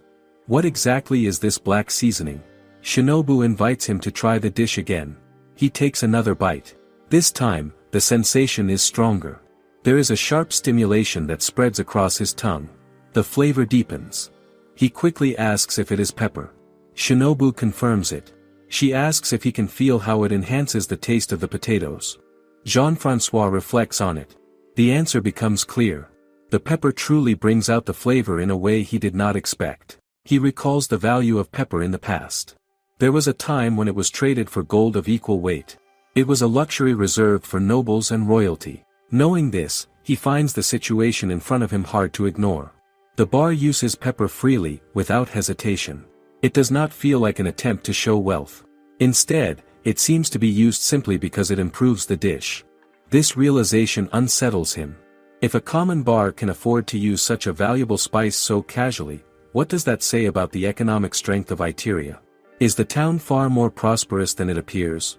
The thought lingers in his mind. At that moment, he understands the importance of what he has witnessed. All of this must be reported back to Itteria. Shinobu steps over to Teisho after watching Jean-François eat with clear enthusiasm. She feels that they should serve him the next dish while his interest is still strong. From across the counter, Jean-François quietly observes them as they discuss. Teisho hesitates. He explains that the next item was originally meant to be paired with drinks for the evening. Even so, Jean-François is already growing more curious. What kind of salad could come next? His attention does not leave them. Teisho eventually turns to him and explains that the next dish includes meat. He wants to confirm if that will be acceptable. Before Jean-François can respond, the deacon speaks instead. He calmly states that refusing what is offered goes against the will of God. The statement catches Jean-François off guard. It adds to his growing doubt about the deacon. Is he truly a priest? Still, Jean-François agrees to try the dish. Soon, it is served to him. He is told that it is called carpaccio. He looks at it carefully, then takes a bite. The texture surprises him at once. The meat is incredibly tender. It almost melts as he eats. He begins to wonder what kind of meat it is. He has traveled through many regions and tasted many dishes, yet this is something entirely new. He cannot recognize it. Unable to hold back his curiosity, he asks for the name of the meat. Taisho answers calmly. He explains that the meat comes from the tail of a whale, a large creature that lives in the ocean. The response shocks Jean-François. In his mind, whales are not ordinary animals. They are described in scriptures as massive beings, almost like moving islands. In Itteria and nearby regions, there are no records of people eating such creatures. The idea feels distant and unreal. He has always thought of whale consumption as something that belongs to faraway lands. Yet here it is, served casually in a bar. This thought unsettles him deeply. If Itteria has access to something like this, what else might it possess? Do they even have the means to hunt such creatures? Or is there something else at play? As these thoughts build up, a sense of unease grows within him. Everything he has seen in this place feels beyond his expectations. The ingredients, the techniques, the availability of rare items. It all points to something greater beneath the surface. He begins to feel that continuing his investigation may be dangerous. Without wasting time, he grabs his sack and prepares to leave. He quickly claims that he has just remembered an important matter that requires his attention. Even as he makes his excuse, he sincerely thanks them for the meal. The deacon tells him to be careful on his way. Jean-François thanks him and steps outside.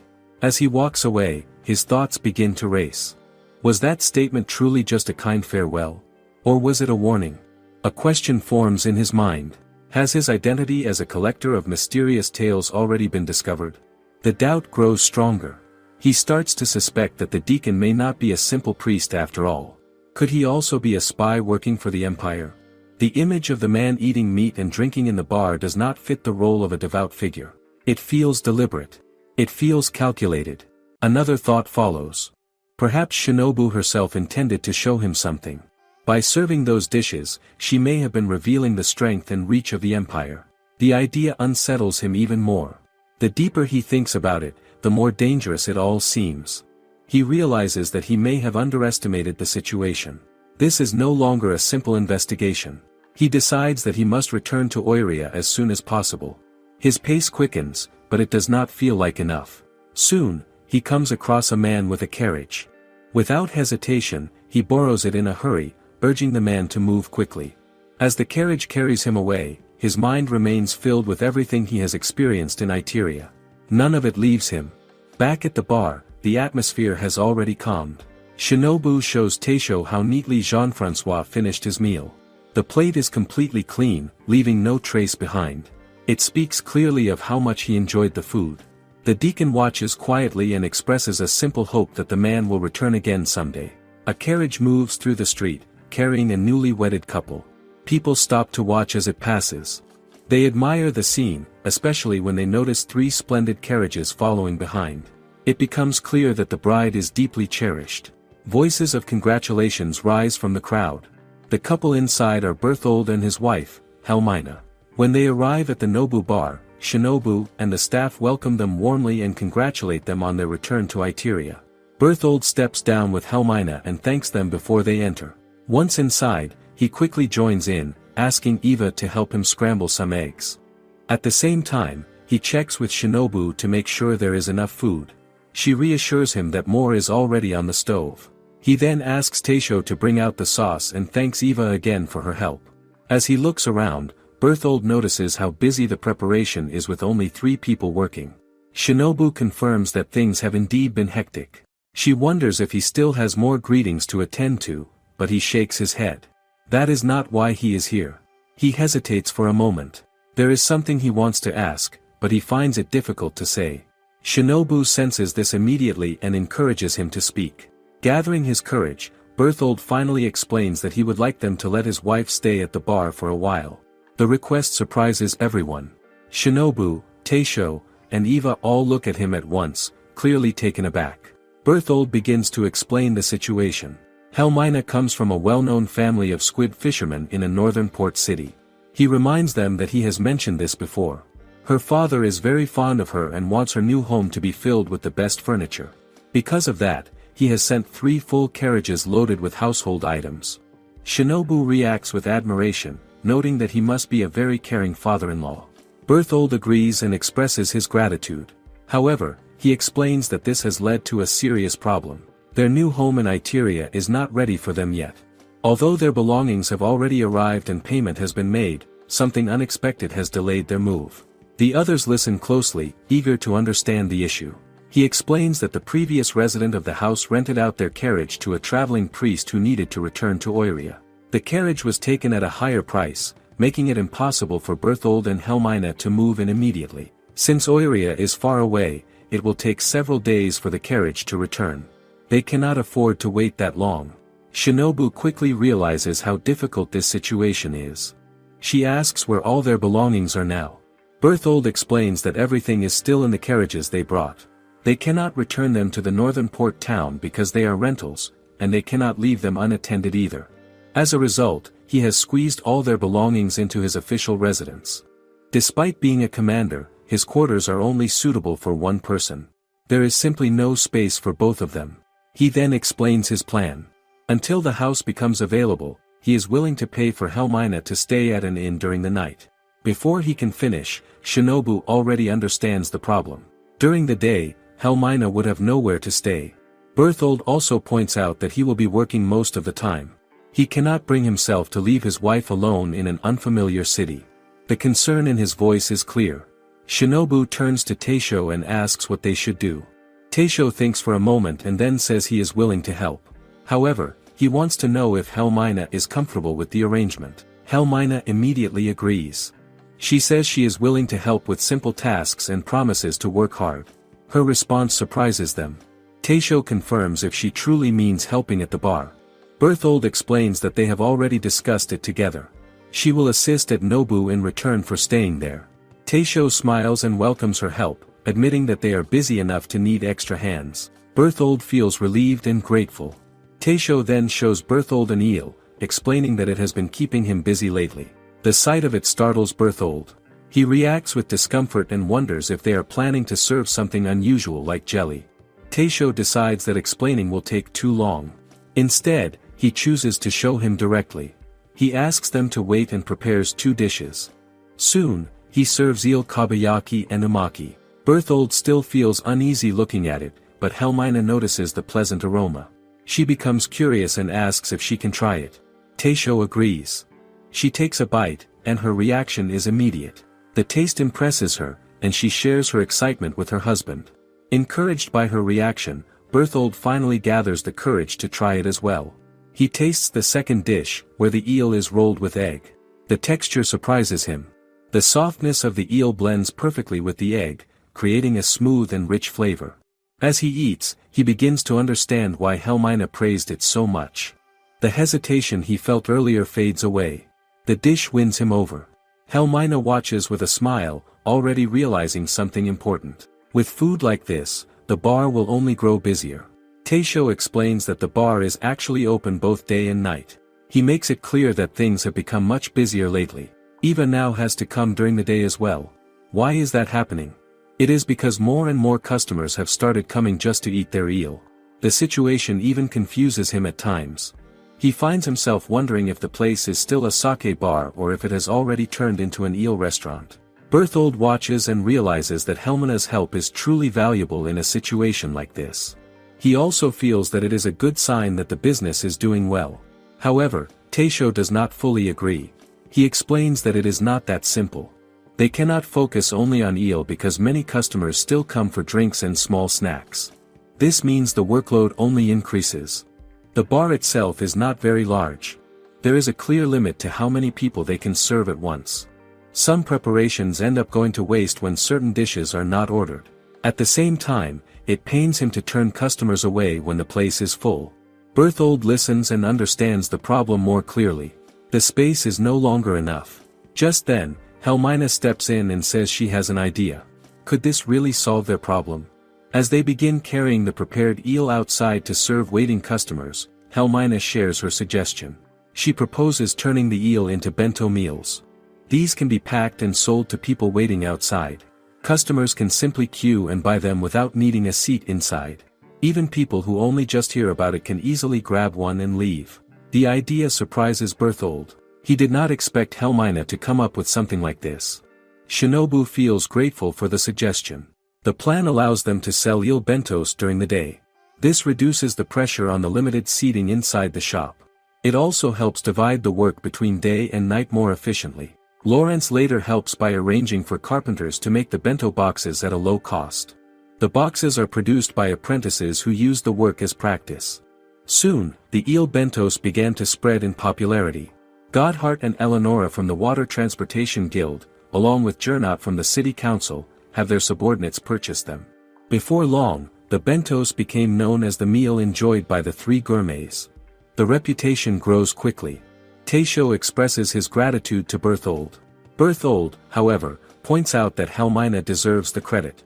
Is it not clear who made the biggest difference here? After the day's distribution, Helmina gives Berthold a box of eel bento. She wants him to try it. She feels confident in her cooking. She reminds him that she is the daughter of a fisherman. She also learned from Teisho. While she is still talking, Eva calls out to her because the line has grown longer again. The work is not slowing down. Berthold decides not to interrupt further.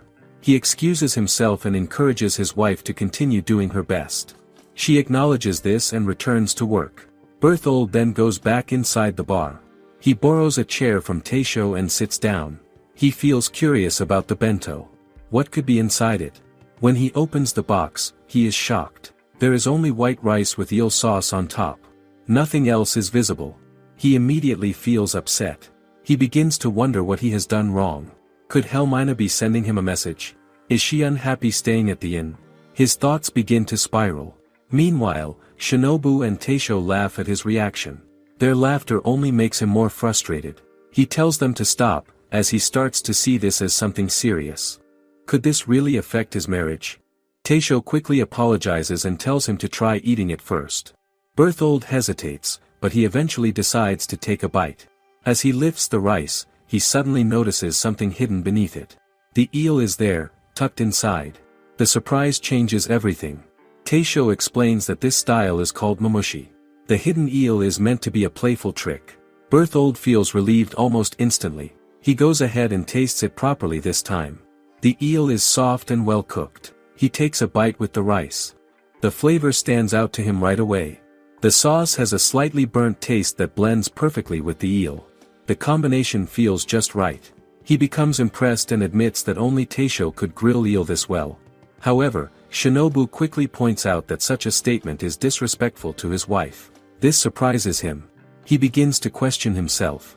Did Helmina also grill the eel? Teisho clarifies that he handled most of the grilling. Then Shinobu explains further. The sauce was made by both her and Helmina. She adds that Helmina put an extra effort because she wanted to stay full of energy that day. Shinobu observes that the eel looks a little messy, yet she explains that the idea of turning it into a mamushi bento comes from Teisho. The moment settles before Helmina walks in again. She reports that they have prepared more eel bentos. Shinobu then leans closer and quietly tells her that the bento tastes very good. Helmina does not fully rely on that praise. She wants to hear it directly. She turns to Berthold and asks how it tastes. She admits that it is her first time grilling eel, so she believes she made a few mistakes.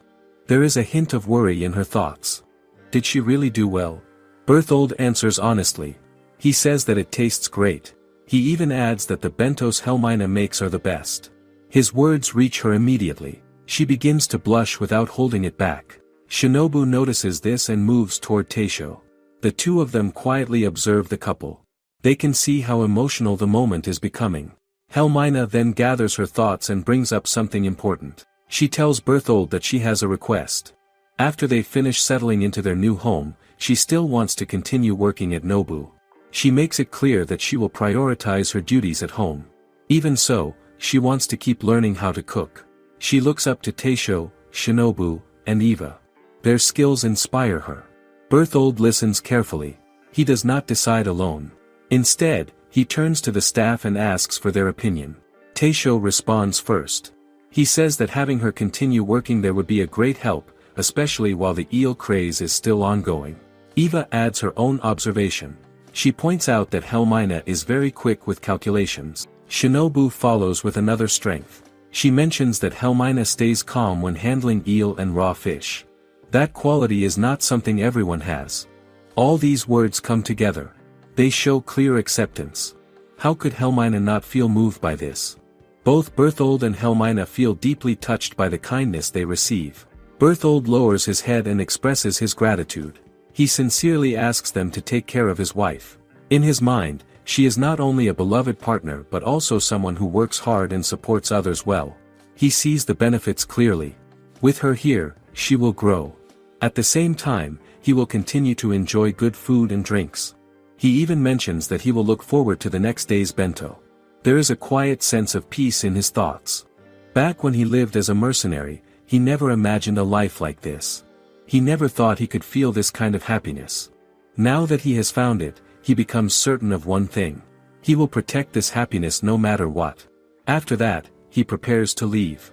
Duty still calls him. He knows that his soldiers may have started slacking off while he has been away from the barracks. He cannot ignore that. He reminds himself that he needs to return and keep them in line. As he walks away, a thought stays with him. Just like the eel bento he opened earlier, not everything is clear at first glance. Sometimes, the real value is hidden beneath the surface. Is that not how life often works? With that understanding, he strengthens his resolve. He is ready to work hard for the rest of the day. An old man quietly counts some money as he prepares to pay Shinobu, and once he finishes, he thanks her with clear satisfaction. He then tells her that she is always welcome to come back, especially with the precious metal she carries, promising that he will offer her good prices anytime she visits. Shinobu listens and reflects on the money she has just received from the antique shop. She realizes that it gives her enough to do some shopping on this side. At the same time, she plans to use the rest to buy ingredients from Itteria, since eel is much cheaper there. Still, she understands that carrying too much money between worlds is not a good idea. Even so, neither she nor Taisho tends to worry too much about such details. Is that carelessness, or simply trust in how things have worked so far? She returns to the Nobu bar through the back door, the hidden entrance that connects to another world. As soon as she steps inside, everyone welcomes her back warmly. It feels familiar and comforting.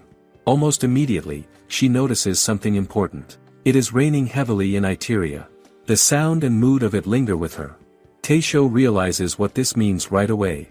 There will likely be no eel bentos sold that day. Shinobu agrees, thinking that not many customers will come out in such weather. Eva feels a bit relieved that she has not cooked the rice yet, although she already prepared the eel. That means their meal for the day will still center around eel. Taisho then asks what he should make for them. Shinobu chooses unadon without hesitation. Eva also asks for the same.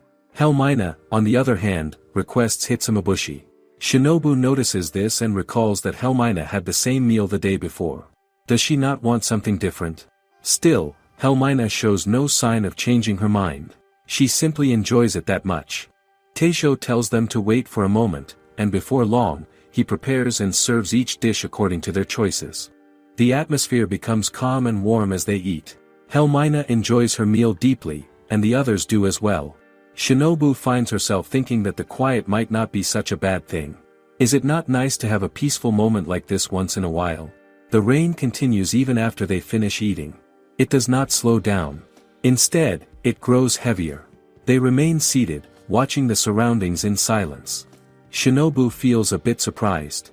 It is already close to sundown, yet the rain shows no sign of stopping. She asks Taisho what they would call a situation like this. He refers to it as cuckoo calls, a term that suggests slow business. The words make him recall the early days of the Nobu bar. Shinobu then adds another expression she knows. She calls it the calm before the storm. Taisho responds that the storm is already here, and she quietly agrees with him. Even so, something feels off. Shinobu senses an uneasy feeling in her chest. It is faint but persistent. Could something bad be about to happen? That feeling proves to be justified when Damien suddenly appears again. He is the same man who previously brought Branton. Shinobu greets him and wonders if he wants another sandwich, but her question immediately angers him. He blames that very sandwich incident for getting him fired by Branton. His frustration is clear. Instead of calming down, he turns sharply and orders Helmina to bring him a towel. He then announces that the person with him is Mr. Bakshoff. The name catches Teisho's attention. He recalls hearing merchants speak about this man before. He explains that Bakshoff is the chairman of the city council and the most powerful man in the city. Before the introduction goes further, Bakshoff stops Damien from continuing. Shinobu steps forward and welcomes him politely, asking for his order. Bakshoff questions Damien, wondering if this is truly how the bar treats its customers. Damien insists that this matches the rumors he has heard. He then orders 2 Alesh. Shinobu serves them without hesitation. Bakshoff drinks and carefully tastes the beer. He seems to be testing it. After a moment, he shows quiet approval. It matches exactly what he was told. Shinobu, Eva, and Helmina watch him closely.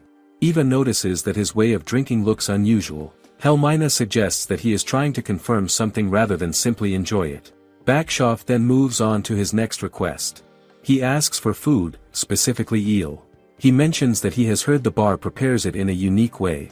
He also brings up Gernot, one of the 3 gourmets, who has grown fond of it. This only raises the stakes. Shinobu listens carefully before responding. She apologizes and explains that eel is only served during lunch as part of their bento. Damien reacts immediately with anger. He insists that this is a direct order from Bakshoff. The tension rises in the room. Shinobu remains calm. She explains firmly that the bar does not treat customers differently based on status. Even someone as powerful as Bakshoff must follow the same rules. She politely asks him to choose something else instead. Shinobu looks at the situation and feels that, despite everything, the men have still come all the way to the bar in the heavy rain. She thinks it would be better to offer them something in return for that effort. She begins to speak, trying to make a more reasonable offer, but Mr. Bakshoff does not even allow her to finish. He suddenly throws a pouch of money onto the table. The sound alone is enough to shake the moment. He declares that he wants to buy the bar. Both Shinobu and Teisho are caught off guard. The words feel abrupt and out of place. Shinobu asks him what he means, hoping she misunderstood, but Bakshoff repeats himself without hesitation. He says that he finds the place interesting and would like to own 1 or 2 bars like it. He admits that he does not know much about where she comes from, yet he insists that a bar like this should not exist without a powerful backer in Itteria. That is why he claims his firm is willing to support them. Still, Shinobu pretends not to grasp his real intention, as if giving him a chance to rephrase it. He does not change his stance. He makes it even clearer. He intends to buy the bar. Without delay, Shinobu refuses him. Bakshoff shows no sign of concern at her rejection. Instead, he shifts his tone in a way that feels even more unsettling. He says that, if not the bar, he would not mind taking Shinobu in as his mistress. The words land heavily in the room. Then, as if reconsidering, he casually changes his preference. He says he might rather choose someone more obedient. His eyes turn toward Helmina. He comments on her appearance without restraint. The atmosphere grows tense. Helmina begins to feel fear creeping in. Shinobu is stunned by how far he is willing to go, while Eva quickly steps closer to Helmina, trying to shield her as best as she can. Is this really still a simple business conversation? Teisho can no longer remain calm. He steps out from behind the counter with a knife in his hand. His expression is firm and filled with anger. He makes it clear that none of his staff are for sale. Even Shinobu is surprised to see him like this. Bakshoff, however, does not take him seriously. He tells Teisho not to act foolishly. He claims that all he truly wants is a chef and suggests that the women would only struggle without someone like him. That only makes things worse. Shinobu raises her voice and firmly tells him that Helmina is newly married. There is no possibility of what he is suggesting. But instead of backing down, Bakshoff reacts with interest. He says that the fact she is newly married makes it even better. To him, marriage is nothing more than a formality. It holds no real meaning. Helmina trembles as she clings tightly to Eva. Thoughts of Berthold fill her mind. What would he think if he saw this? Bakshoff watches her fear and reacts in a disturbing way. He admits that her reaction only makes him more interested. He then makes a chilling proposal. If Helmina agrees to go with him, he will remain silent about a certain matter. Taisho immediately questions what he means. Bakshoff reveals it without hesitation. He is referring to the ale they served him. The statement shocks everyone. He explains that despite the name they use, he knows the drink is not what they claim it to be. Taisho asks if that is truly a problem. Bakshoff confirms that it is. He states that the drink is not ale but lager. He begins to explain further, recalling a time during the reign of a previous king. A special brewing method called lager was discovered, and its production became tightly controlled. Only a select few, mainly within the royal family, were allowed access to it. Its circulation was heavily restricted. With that in mind, he concludes that the bar is illegally serving lager. The realization hits Shinobu and Taisho at once. They had no idea such a rule even existed. Their confusion is obvious. Damien watches them and starts to laugh, convinced that they are only pretending not to know. He believes that while ordinary customers might be fooled, nothing can deceive someone like Bakshoff. Bakshoff then explains the consequences. Anyone caught selling lager without permission would face severe punishment. A heavy fine would be the minimum. In the worst case, the punishment could even be death. The weight of his words fills the room. Fear spreads quickly. Helmina looks on the verge of tears, barely holding herself together. Eva stays close, trying to comfort her with quiet strength. Taisho and Shinobu stand still, unable to respond immediately. The tension becomes overwhelming. Outside, the rain continues to fall heavily. Shinobu tries to explain that they had no knowledge of the rule before now. Even as she speaks, she understands that such an excuse will not be accepted in a situation like this. The weight of that realization sits heavily on her. Before the tension can settle, Berthold suddenly arrives at the bar. The moment he hears what Bakshoff has done and the danger Helmina faced, anger rises in him immediately. He makes it clear that he will not allow anyone to harm her. He moves closer to Helmina and reassures her, calming her down as best as he can. His presence alone brings her a bit of comfort. Would anything happen to her while he is here? He makes sure the answer is no. Shinobu then informs Taisho that she has already gone out to hang a notice, letting people know that eel will not be served that day. Taisho turns to Berthold and apologizes for involving Helmina in such trouble. However, Berthold does not place the blame on them. He acknowledges that they would have done everything they could to protect the girls. In his eyes, all the fault lies with Bakshoff. After that, he sits down and begins to think through the situation. One thing continues to bother him. How could their ale possibly be lager? He struggles to believe it. Taisho responds by saying that they need to focus on finding a solution first. Shinobu then raises an important question. Who can they turn to for proper knowledge about this matter? Taisho quickly realizes she is right. He mentions that their best options would be Gernot or Deacon Edwin. Almost as if called by name, Deacon Edwin appears at the entrance. His sudden arrival surprises everyone. Berthold notices the unusual timing and asks what brought him there so early. Instead of answering immediately, the deacon notices Helmina and Berthold together. Berthold then informs him that they have just gotten married. Deacon Edwin explains that he came because he heard troubling news. The previous night, despite the heavy rain, Bakshoff sent a document to the church. The document contains a request to investigate whether Berthold's marriage is valid. This revelation sparks even more anger in Berthold. He reacts strongly, feeling that Bakshoff has clearly crossed the line. The deacon now has confirmation that Bakshoff is indeed behind everything. Eva, however, wonders if that alone changes anything. The deacon agrees with her. It does not change the core problem. He explains that Bakshoff is a man who will do anything to get what he wants. He has a history of bribing and flattering influential figures. Even the archbishop is not beyond his reach. The deacon fears that Bakshoff might succeed in persuading the archbishop to approve the investigation. The situation grows even more serious. How do they fight someone with that kind of influence? In the middle of all this tension, Shinobu suddenly stands up. She decides to prepare food. She calls Eva to help her. It may seem unexpected, but her reasoning is simple. They cannot face this problem on empty stomachs.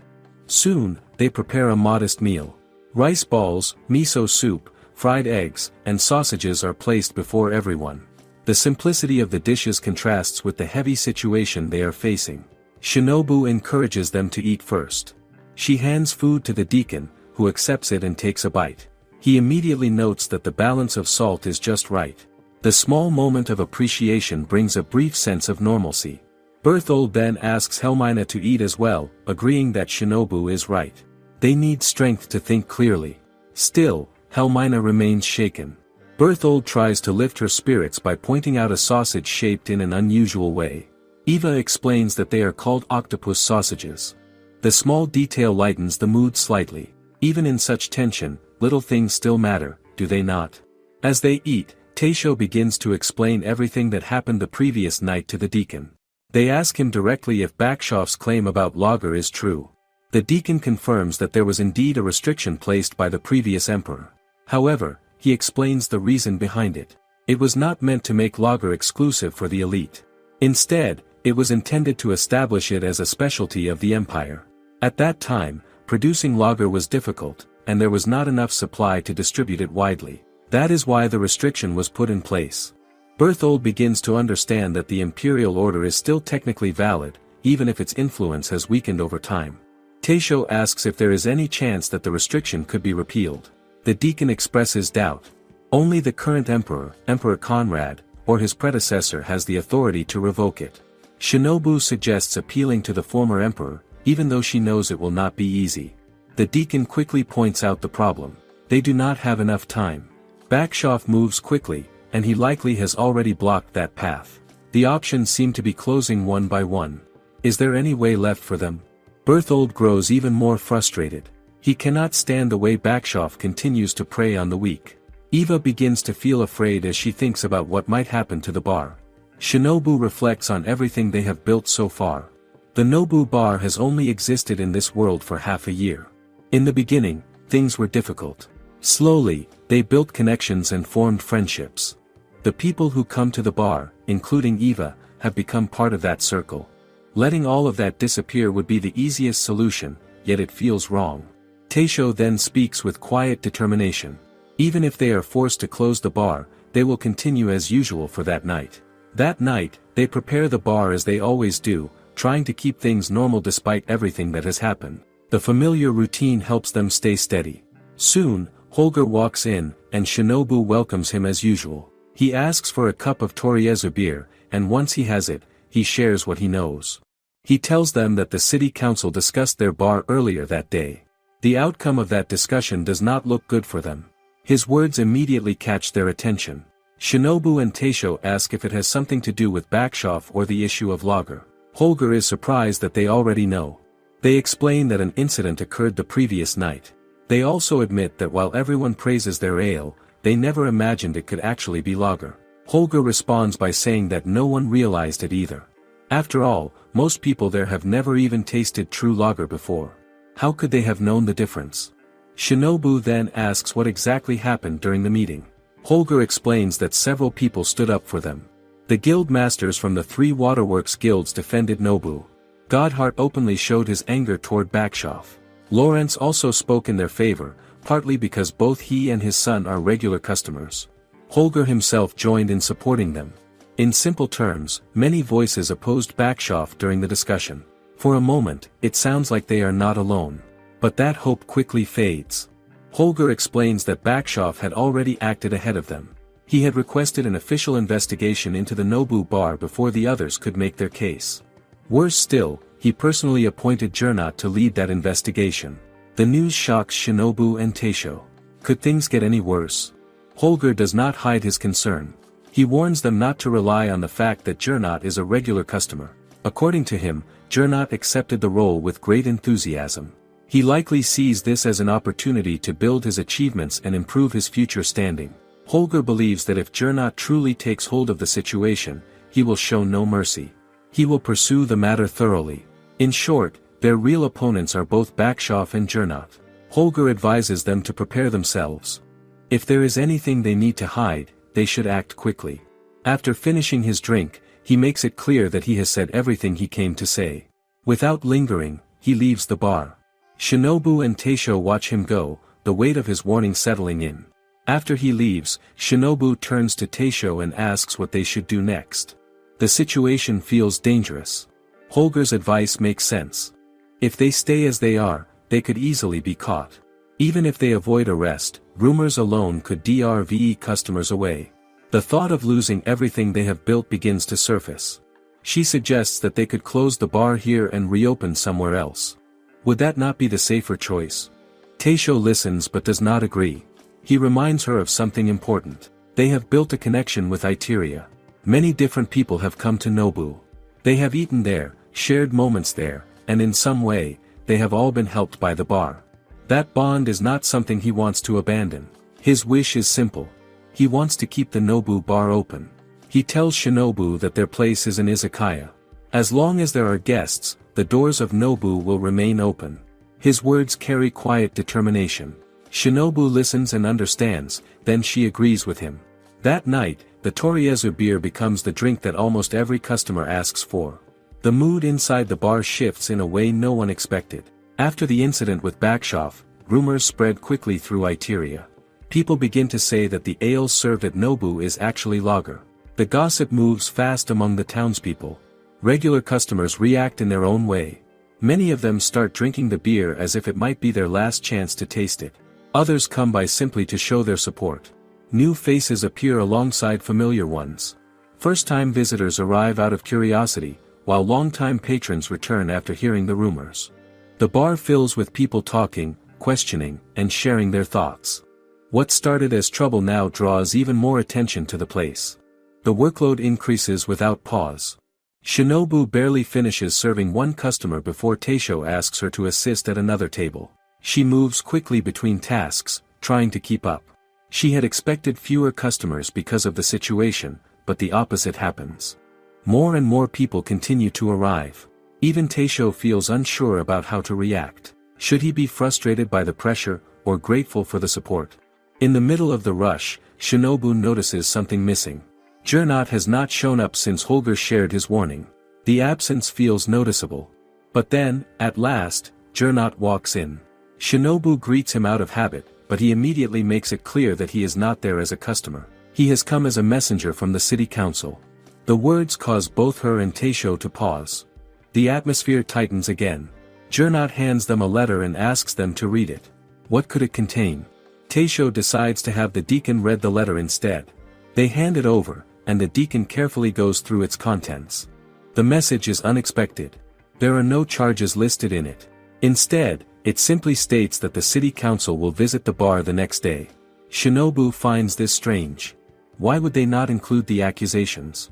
Taisho considers the situation and suggests that it may be intentional. Perhaps they want to prevent any chance of escape. When they arrive, they will likely present the charges directly. The uncertainty creates tension among everyone present. Nicholas then mentions what he has heard about the punishment for illegally selling lager. The consequences can be severe. In the worst case, it could even mean death.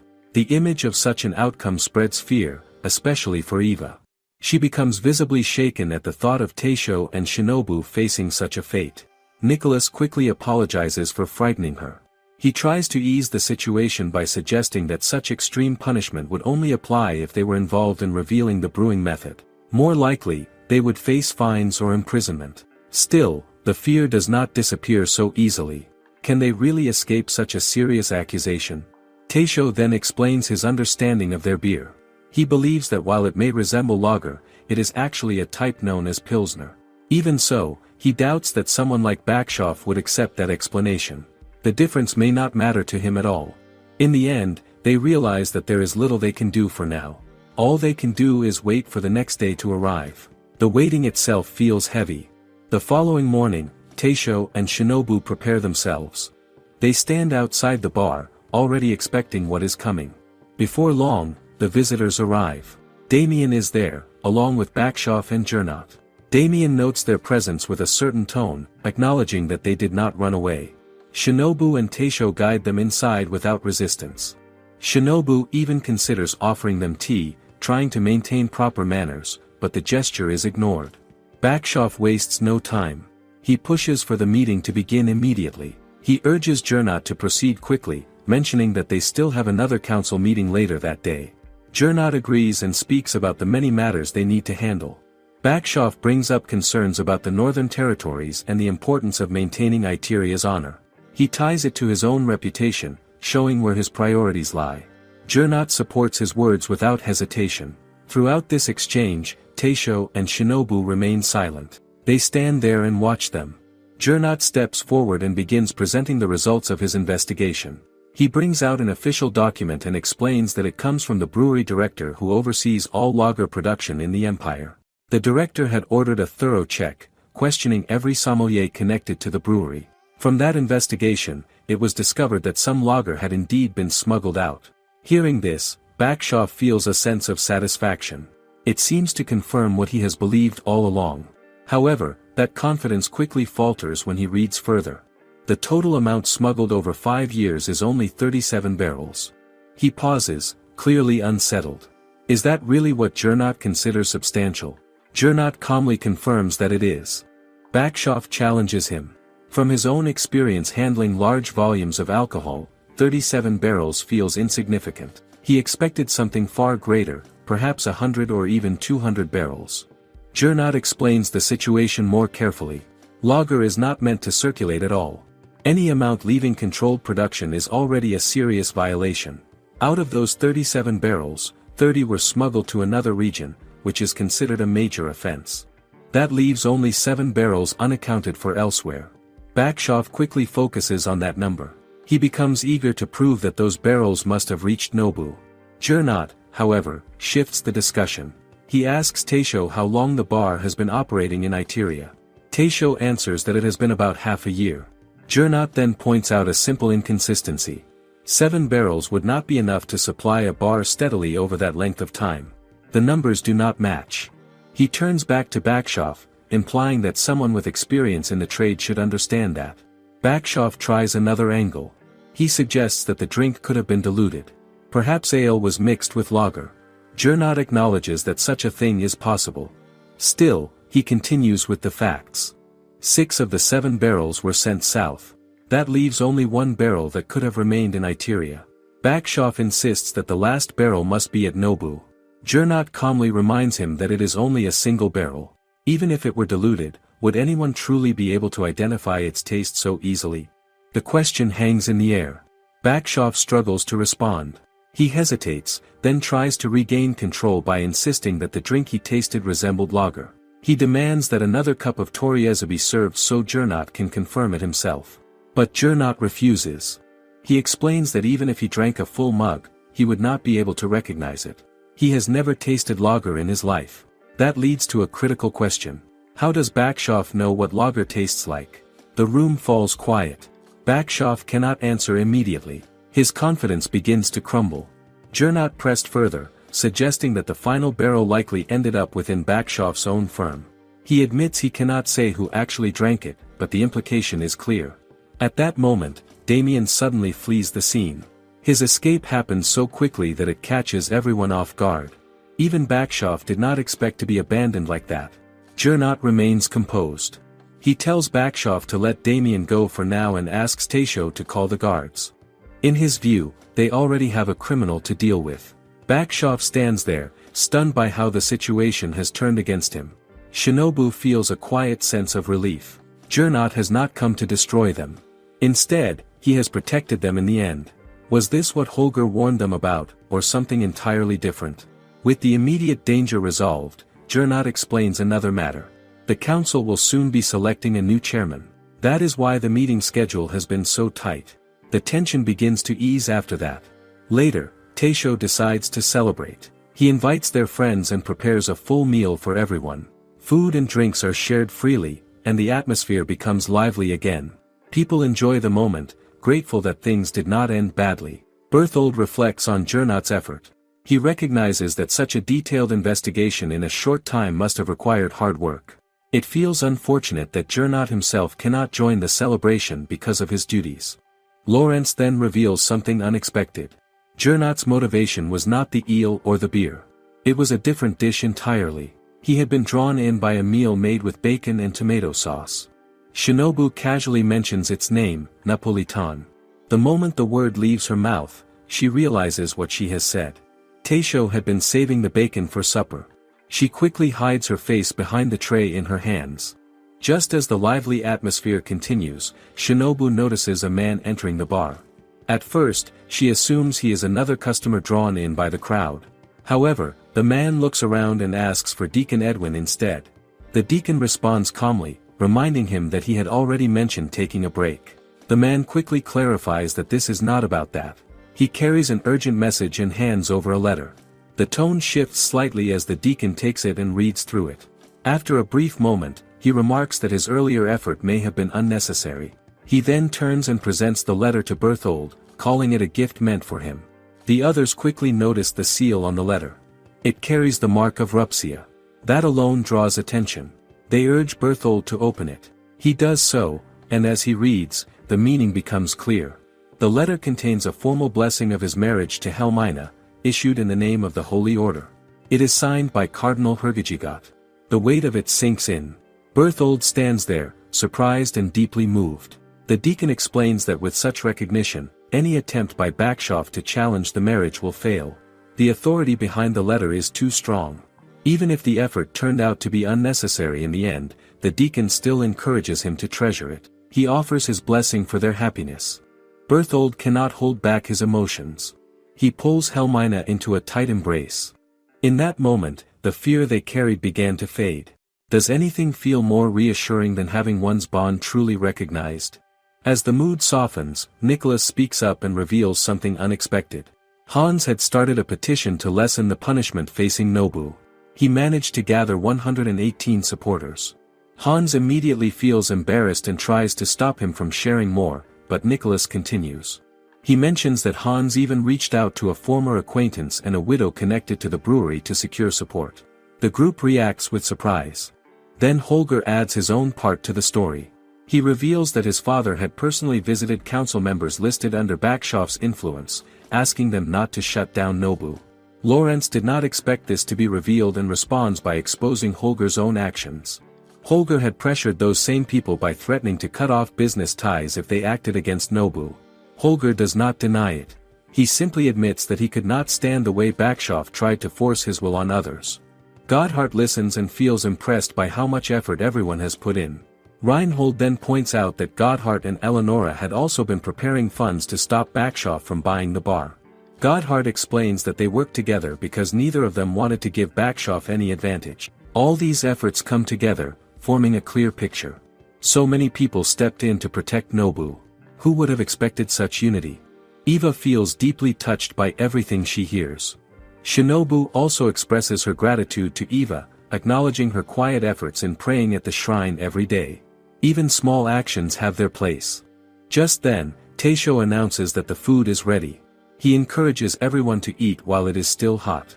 The dishes are brought out, and the sight of them surprises the group. The skewers resemble something familiar, yet slightly different. The deacon compares it to yakitori, while Nicholas wonders what each piece contains. Hans takes the first bite and identifies pork rib from the taste. Nicholas tries another and finds onion inside. Each person begins discovering something different in their own portion. Eva picks a round piece and finds an egg inside. The variety adds a sense of excitement to the meal. Teisho reminds them again to eat before it cools. The warmth of the food matches the warmth of the gathering. Hans then remarks that such a meal calls for beer. Nicholas agrees immediately. It feels natural. What better way to enjoy this moment? Shinobu looks around and feels a quiet sense of happiness. She tells Teisho that she is glad they chose to open the bar in Itteria. The journey has not been easy, but moments like this make it worthwhile. She begins serving beer to everyone. Berthold also asks for a cup, joining in the celebration. Teisho watches them and comments that they may be drinking too much. Still, the others do not mind. They feel that a day like this deserves it. After everything that has happened, they see it as a moment worth celebrating. They ask for more Toriezu beer, raising their cups once again. Gustav arrives at the Nobu bar with his uncle, guiding him to the place he had spoken about before. When they stop in front of it, his uncle takes a careful look and asks if this is truly the bar Gustav had described. Gustav confirms it without hesitation and even wonders if the shop's appearance has caught his uncle's interest. As they step inside, Shinobu immediately recognizes Gustav. It has been quite some time since she last saw him, and she quickly understands that the man with him must be his companion for the day. She prepares a table for two.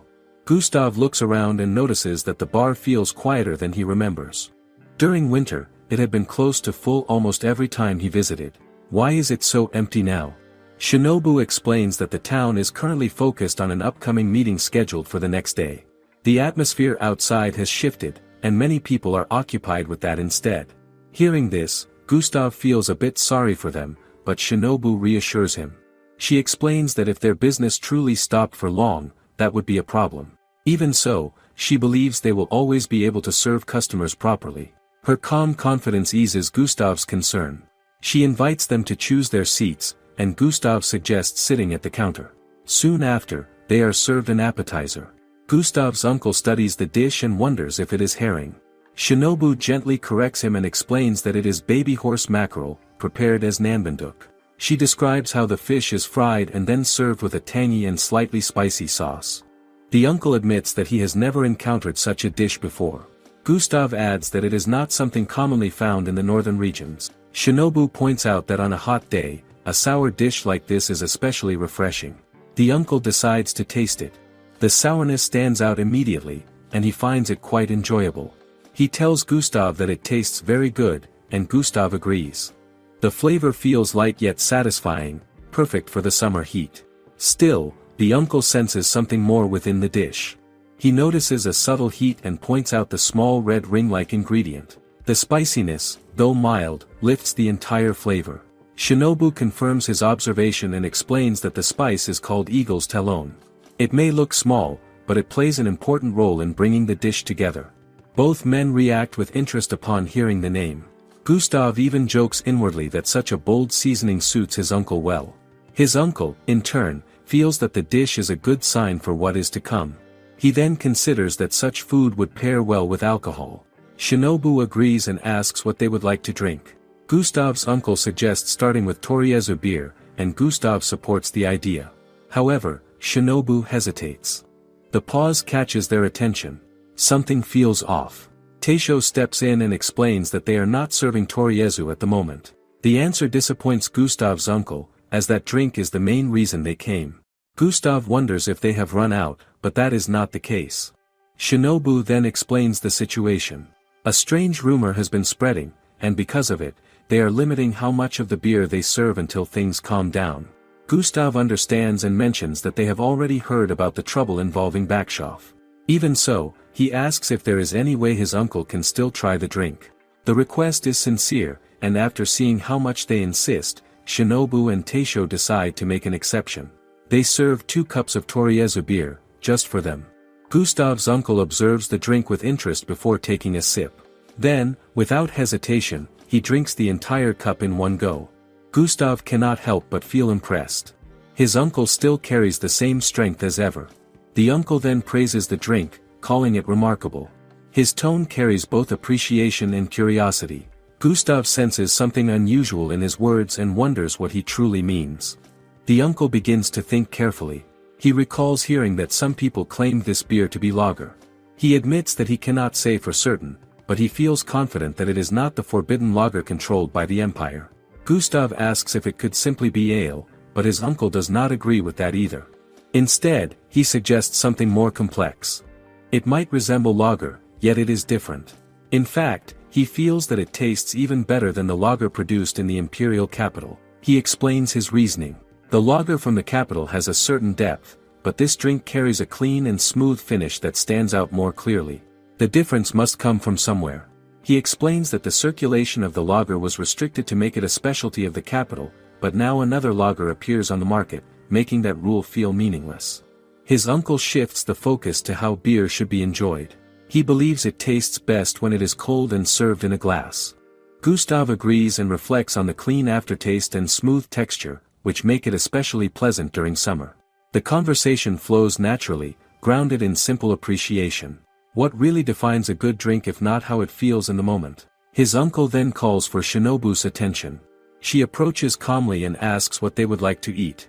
He requests a fish dish and asks for one of their best offerings. Soon after, barbecued sardines seasoned with soy sauce are placed before them. His uncle tastes it and feels a sense of familiarity. The flavor reminds him of meals from a fishing village. Gustav wonders if he has ever lived in such a place. His uncle recalls being taken in as a son-in-law long ago and spending time by the sea. The memory lingers. He reflects on how food changes depending on where it is made. Ingredients differ. Methods change. Even something as simple as bread can taste completely different across regions. He connects this idea to the empire itself. Different cultures bring different ways of life. If people are to understand each other, then acceptance must come first. How else can such differences exist side by side? Another dish arrives, introduced as aji fry.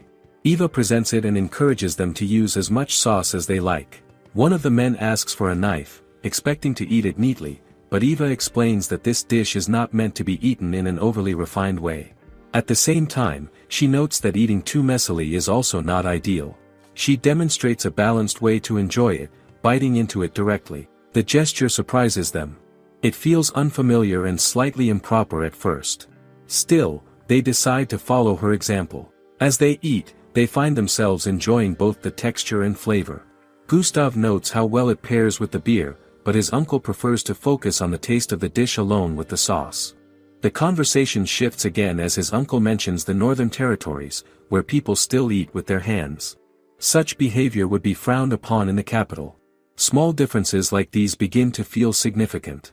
Could these everyday habits be part of what strains relationships between regions? Another dish is prepared, flounder simmered in a rich sauce.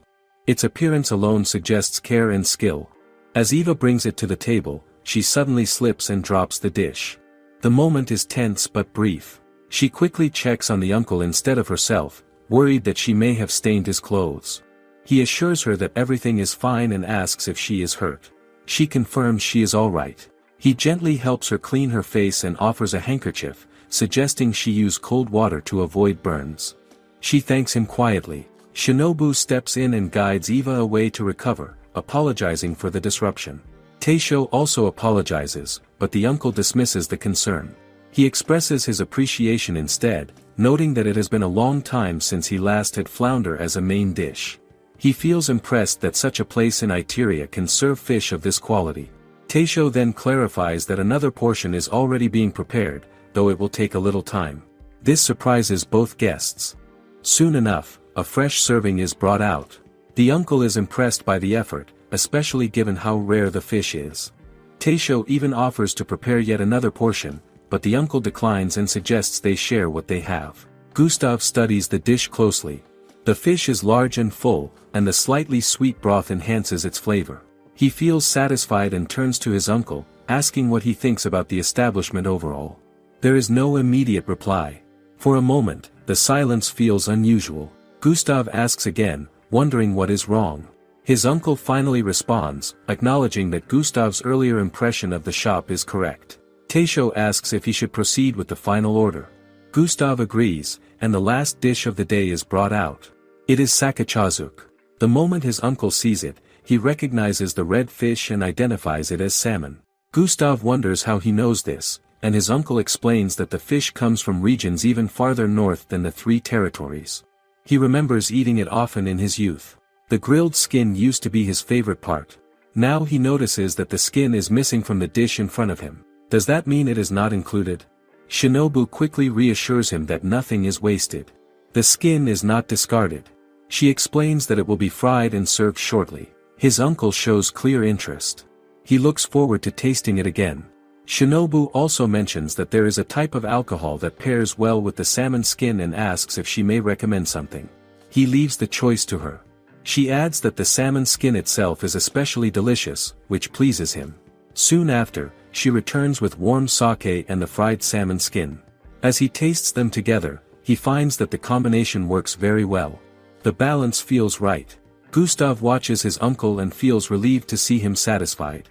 He knows the journey here was long. He expresses his thanks for accepting the invitation. His uncle brushes it off and simply notes that the entire meal has been enjoyable. The staff thank them for visiting and express hope that they will return. His uncle responds that he is glad he came and suggests they invite him again if the chance arises. Later, his uncle meets with his men. He gives a sudden instruction to change the dining menu for the next day's meeting. Even though the request comes without warning, he expects it to be carried out. His men acknowledge the order without hesitation. What prompts such a quick decision? 5 days pass. Gernot arrives at the Nobu bar and immediately asks for Toriezu beer. He is told that it is still unavailable. He then reveals that the ban on lager distribution has been lifted that very day. From now on, no one in the empire will be punished for drinking it. He explains that Brantok appealed to the Diet, and the former king approved the repeal. He also shares his belief that the house ale served here was never truly illegal. The mood shifts at once. Shinobu quickly serves him a cup of beer. He drinks it in one go and finds it satisfying. Taisho thanks Gernot again, but Gernot explains that he was only doing his duty as a tax collector in the matter of Bakshof. Still, he does not refuse their gratitude. Shinobu says they are willing to do anything for him in return. He pauses and decides on a request. He asks for napolitan. The reaction is immediate. They are caught off guard. He explains that he has not forgotten the taste from before. This reminds Shinobu of the recent meeting, and she asks how it went between the 3 northern territories and the imperial capital. Gernot explains that the meeting held the previous day went well on the surface. He even says it may be remembered in history. Eva becomes curious and asks what happened. He then describes the situation more clearly. From the beginning, the meeting carries tension. The 3 territories have no intention of submitting to the capital. In hindsight, it seems more like a delay before an unavoidable conflict. Could it have been anything else? Eva reflects on this and realizes that Berthold's sudden marriage may be connected to the coming war. She also imagines that training at the garrison has become stricter. Gernot continues and explains that there has been no real progress in the discussions so far. He mentions that the former emperor hosted the meal, and the empire's side appeared to be expecting something extravagant. Shinobu asks what kind of meal was served at the meeting. Gernot explains that it is far from what she would consider extravagant. There is simple bread mixed with barley and fried fish seasoned with salt. Later, ribs are brought out, along with several potato dishes. The menu sounds plain. Shinobu wonders if the representatives from the northern territories feel insulted. Would they not expect something more impressive? Gernot already anticipates her reaction and tells her that she is mistaken. The northerners are not angry, though they do not understand the intention at first. Then the former emperor begins to eat with his hands. He demonstrates it openly in front of everyone. The room falls into shock. Gernot explains that both the food and the style of eating follow northern customs. The emperor continues without hesitation, eating in a way that gets his hands and mouth dirty. Yet the way he eats makes the food look appealing. The northerners begin to relax as they watch him. Their attitude shifts. They start to open up. What seems strange at first becomes familiar. Gernot is about to describe what happens next when Taisho arrives with a plate of napolitan. He apologizes for interrupting. The dish immediately draws Gernot's attention. He admits that he has been thinking about it for a long time. He asks for cheese and tobacco to go with it. Over the past 3 months, he has tried other options like yakisoba and different kinds of pasta in other places, but nothing satisfies him. Now, with the napolitan in front of him, that long craving finally comes to an end. He eats it quickly and finishes the entire plate without pause. Taisho tells him that he can prepare it any time he wants. Gernot is genuinely pleased to hear that. Eva hands him a cloth to wipe his mouth, and he thanks her. She then asks him to continue the story. Gernot resumes. He explains that the main dish at the meeting is a whole roasted calf, prepared in the northern style. It is meant to impress. However, something unexpected happens. The young servant carrying it struggles with the weight and drops it to the ground. The moment feels disastrous. Shinobu imagines the effort wasted. Gernot notes that even the northern representatives react with quiet disappointment. But then something surprising follows. Another perfectly roasted calf is brought out almost immediately. The situation recovers at once. Looking back, Gernot realizes that everything is carefully planned. The empire intends to display its wealth and hospitality without holding back. Through this display, the guests become more receptive. The tension eases. Shinobu wonders where such an idea comes from. Gernot asks if she does not find it admirable. He believes that the former emperor's wisdom prevents the northern territories from drifting away. Eva agrees and sees the effort as impressive. At that moment, Gernot notices the cloth in his hand. There is a mark on it, a symbol of a 3-headed dragon with an eagle's talon. He freezes for a brief second. Something about it unsettles him. He quickly stands and says he will wash it and return it. He leaves payment on the table and rushes out. His sudden exit surprises everyone. Shinobu assumes he may have remembered something urgent. Eva shifts her thoughts and reflects on the good news about the lager ban being lifted. Now they can serve toriyezu without worry. Shinobu then tells Taisho that they should prepare napolitan again when Gernot returns. Taisho cautions her not to add thick slices of bacon next time. She brushes it off with a light reaction. Soon after, another customer arrives and asks for a cup of toriyezu. Shinobu acknowledges the order and moves to prepare it. Taisho is already preparing things when Shinobu arrives. She steps in with a slight sense of hesitation and apologizes in her own way for asking too much of him, especially on a Sabbath day that is meant for rest. Taisho does not dwell on it and instead treats the moment lightly. He sees no reason to make it a burden. Isn't a day like this meant to be calm and unhurried? He hands her a cup of beer without making a fuss, and they quietly raise their drinks before taking a sip. The atmosphere settles into something relaxed. He then begins serving an appetizer to start the meal. Shinobu asks for another beer soon after, and as he hands it over, a string of memories about beer and the situation surrounding Bakshov's issue comes back to him.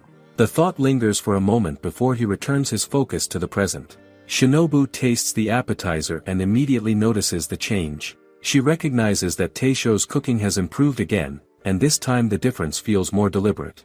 The flavors seem carefully adjusted, almost as if they are made with a specific person in mind. Taisho accepts this quietly since it comes from her.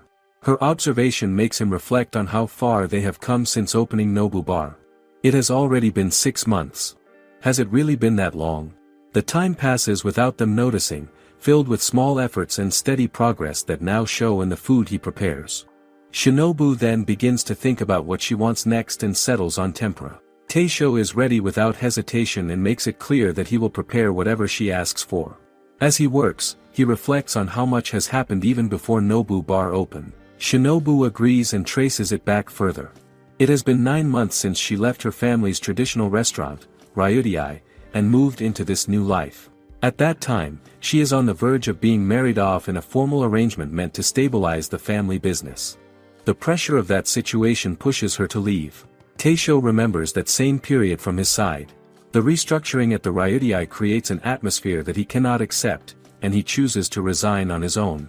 Neither of them expects that their paths will cross again like this, in a completely different place and under different circumstances. By the time he finishes frying the tempura, the mood has shifted into something more grounded and present. He serves it, and Shinobu is immediately drawn to how it looks.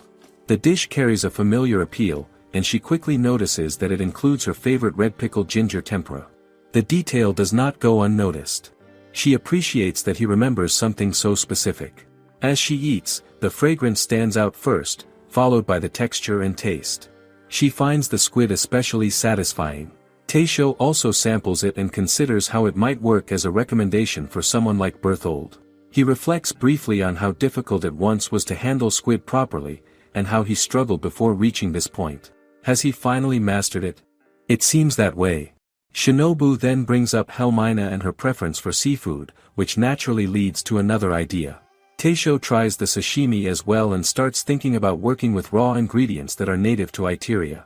He considers how this could open up new possibilities, even for someone like Nicholas to experience.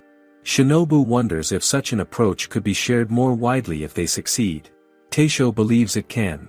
He suggests trying it out right away and even considers letting others like Hans or Descon Edwin taste it to see their reactions. Later, the meal comes to a close with sakadzuki. Shinobu begins eating without delay, drawn to its softness and warmth. The simplicity of the dish contrasts with everything else, yet it feels just as satisfying. Taisho reflects on the moment and notes that living like this, even occasionally, has its own value. It is not extravagant, but it feels complete. Shinobu finds the experience genuinely enjoyable and begins to think about the future in a straightforward way. Why not just keep going like this? Why not continue running Nobu Bar as they have been? Taisho agrees without resistance. In the northern part of the empire, there is a well-known city called Old Capital Itteria. The place carries a long history, but recently it became known for something more lively. A dish called hot pot starts gaining attention across the city, and people begin to refer to it as Odin pot. The popularity spreads quickly, and many restaurants attempt to recreate it. Yet, there is one place that stands out from the rest. This restaurant does not rely only on the hot pot that everyone talks about. It offers a wide range of dishes that feel completely unfamiliar to most people. No one seems to know where they come from. Still, every dish turns out to be surprisingly delicious. That reputation alone is enough to draw in curious customers. On one particular day, Nicholas suggests to Hans that they visit the restaurant together. He speaks as if it is something they have done before, though Hans cannot clearly remember such a visit. Has it really been that long, or did it simply not leave a strong impression at the time? Even so, Hans agrees without much resistance. The two of them head out toward the area beyond Batayato Road, where the restaurant is located. The place is called Izakaya Nobu. When they arrive, Shinobu is already there, standing at the entrance and welcoming customers inside. Nicholas immediately notices how crowded the place is. The energy inside feels different from ordinary taverns. It is busy, but not chaotic. Hans steps forward and asks if there are any empty seats left. They are told that only 2 seats remain. It feels like a small stroke of luck, and they quickly take them before anyone else can. Shinobu brings them hot towels and prepares an appetizer for them. The dish served that day is chikuzeni, and it includes taro among the ingredients. The moment Hans sees it, his expression changes. He recognizes something he likes and does not waste time. He begins eating right away, without hesitation. The taste confirms his expectations, and he cannot hide his satisfaction. Nicholas watches him and recalls how Hans has always behaved like this, choosing his favorite parts first. Hans does not deny it. He sees it as something natural. After all, what is the point of holding back when food can easily disappear? Is that not one of the reasons having brothers matters, so that no one eats too slowly? As they settle in, Hans asks what they should order next.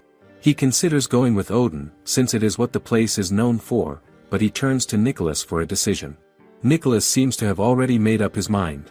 He calls Shinobu over and orders a Toriezu beer along with something called Itsumono. The unfamiliar name catches Hans off guard. He has never heard of it before. Curiosity immediately sets in. Is it a new addition to the menu, or something that has always been there without him noticing? He cannot help but ask about it, but no clear explanation comes right away. When Shinobu turns to him for his order, Hans changes his mind. Instead of choosing something safe, he decides to follow Nicholas and orders Itsumono as well, along with a beer. Even as he does so, he still has no idea what the dish actually is. The mystery only deepens when more customers begin to arrive. Gernot enters and places an order for red wine and Itsumono without hesitation. Then a deacon walks in and does the same, asking for cold sake and Itsumono. Shortly after, Holger arrives and repeats the pattern. One after another, they all choose the same dish. The situation becomes more confusing for Hans. Why is everyone ordering the same thing? What makes this Itsumono so special? The question lingers in his mind and refuses to go away. Before he can figure it out, Shinobu returns with their beers. She offers a brief apology for the wait, though it does not seem long at all. Hans lifts his cup and takes a drink.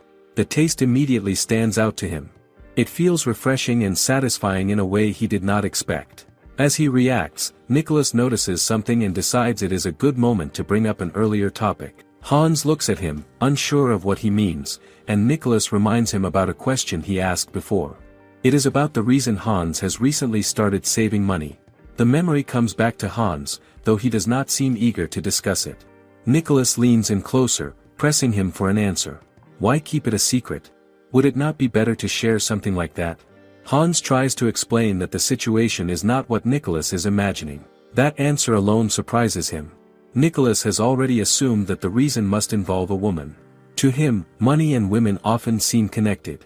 Is that not how things usually work? However, Shinobu overhears this and does not let it pass. She points out that such a way of thinking is unfair. It reduces things too much and does not reflect reality. Nicholas quickly attempts to correct himself. He insists that he does not mean it in a harsh way. He describes it as a general observation, where a man spending or saving often has some connection to a woman in the background. Still, Shinobu makes it clear that this is only his personal view, not something that should be taken as truth. At that moment, Taisho also joins in. He offers his own advice in a calm and measured way, suggesting that Nicholas should be more careful with such assumptions. The comment catches him off guard.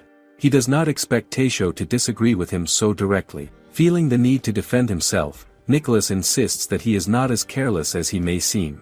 Even if others do not notice it, he considers himself a virtuous man. Nicholas asks Hans to set aside the earlier discussion and return to what he is trying to say. The shift in tone is clear, and Hans follows along. He admits that there is something important he has not told the commander yet. He is thinking about quitting his role as a guard. The words land heavily, and Nicholas responds with a serious look. It is not something he expects to hear from Hans. For a moment, he reflects on their shared experience. The training they go through is intense and demanding. It pushes them constantly. Could that be the reason behind this decision? Hans quickly corrects that assumption. He explains that the strict and exhausting training is not the reason. Even if he complains about it sometimes, he understands its purpose. The harshness prepares them for real battles. It is necessary for survival. That much he does not deny. Nicholas admits that he has thought about the same issue before. The life of a guard is not simple, and doubts are not uncommon. Still, he wants to know if Hans truly believes what he is saying. There is a slight tension in the air. Hans feels it and questions whether Nicholas has a problem with him being honest. Nicholas clarifies his point. The strictness they experience mostly comes from Commander Berthold, and that influence shapes everything about their training. Hans immediately responds that he never blamed the commander for anything. He keeps his stance firm. The decision he is considering comes from somewhere else. Nicholas then shifts his question. If Hans plans to leave, what comes next? Will he take over his family's glass business? Hans shakes that idea off. That role already belongs to his elder brother. It is not something he intends to pursue. The uncertainty becomes more visible. Nicholas asks if Hans has found any other path to follow. Hans admits that he has not figured that out yet. The future remains unclear. Nicholas points out that being a guard is not something they can do forever anyway. The thought hangs between them. What does someone do after leaving a life like that? Hans turns the question back to him and asks about his own plans. Does he have anything in mind? The answer comes as a surprise. Nicholas says that he wants to get married. The idea sounds simple, yet he struggles with one part of it. Where does he even find true love? The question feels almost out of place in the middle of everything else. Hans suggests that he learn from their commander. Before the conversation can go further, Shinobu arrives with Nicholas's order. She places the dish in front of him and explains that his itsumono comes with extra tartar sauce. The plate looks appealing at first glance. Hans leans in slightly and recognizes it. It is chicken nanban. The realization surprises him. So this is what itsumono turns out to be. Shinobu continues serving the other customers, and each plate is different, even though they all ordered the same thing. The pattern slowly becomes clear. Hans begins to understand. Nicholas explains that itsumono is not a single fixed dish. It is something the regular customers always order, and it changes based on their preferences. Lately, he has grown fond of chicken, much like Commander Berthold, and that is why his usual choice has become chicken nanban. Nicholas starts eating without hesitation, but Hans remains focused on the idea behind the meal. He realizes that each person receives something different because Shinobu remembers their tastes. It is a quiet kind of attention that goes unnoticed at first. Does she really keep track of every customer like that? Hans reflects on his own experience. He has not visited the place in a while, and he cannot recall ever settling on a specific favorite. Every dish here has always been good, so he simply eats whatever is placed before him. That thought builds a sense of anticipation. What will his own itsumono be like? It does not take long before Shinobu returns with his meal. She apologizes for the wait and sets the dish down. She tells him it is called taro nikaragashi. The moment he sees it, his expression changes. Taro is his favorite, and the choice feels almost personal. Still, he points out that he does not remember ever ordering this specific dish before. Shinobu admits that she made the decision for him. She explains that no matter what he orders, he always goes for the taro first and eats it with clear enjoyment. That small observation hits him more deeply than expected. How long has she been noticing something like that? He feels a quiet sense of gratitude and thanks both her and Teisho. When he takes his first bite, the taste immediately confirms everything.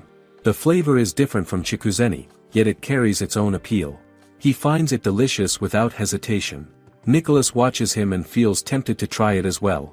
The look on Hans's face says enough. He comments on how good it seems, but Hans quickly makes it clear that he has no intention of sharing. It is his meal, and he plans to enjoy it fully. Shinobu notices this exchange and offers to prepare a plate of the taro dish for Nicholas as well. The offer catches him off guard, but he accepts it right away. He also adds a request for hot sake. Hans follows suit and asks for the same. Shinobu tells them to wait for a moment while she prepares everything. As they wait, Taisho steps forward with something new. He places a plate in front of Hans and introduces it as rounded tempura. It is not yet part of the menu. The dish looks simple, but there is something distinct about it. Hans studies it and guesses that it is made from taro.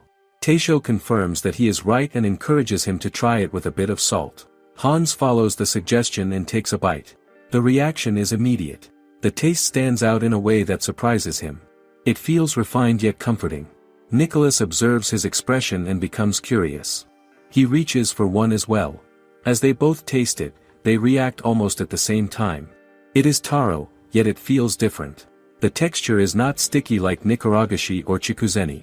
Instead, it is soft and slightly flaky, even more so than kartoffel. The difference makes the experience stand out. Taisho then offers a piece to Eva, who happens to be nearby.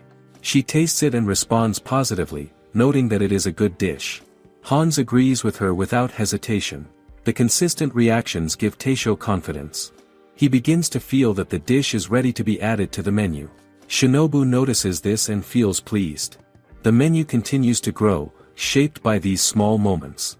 Hans, meanwhile, admits that the taste has already made him crave more tempura. Even though the new dish impresses him, it only sharpens his appetite.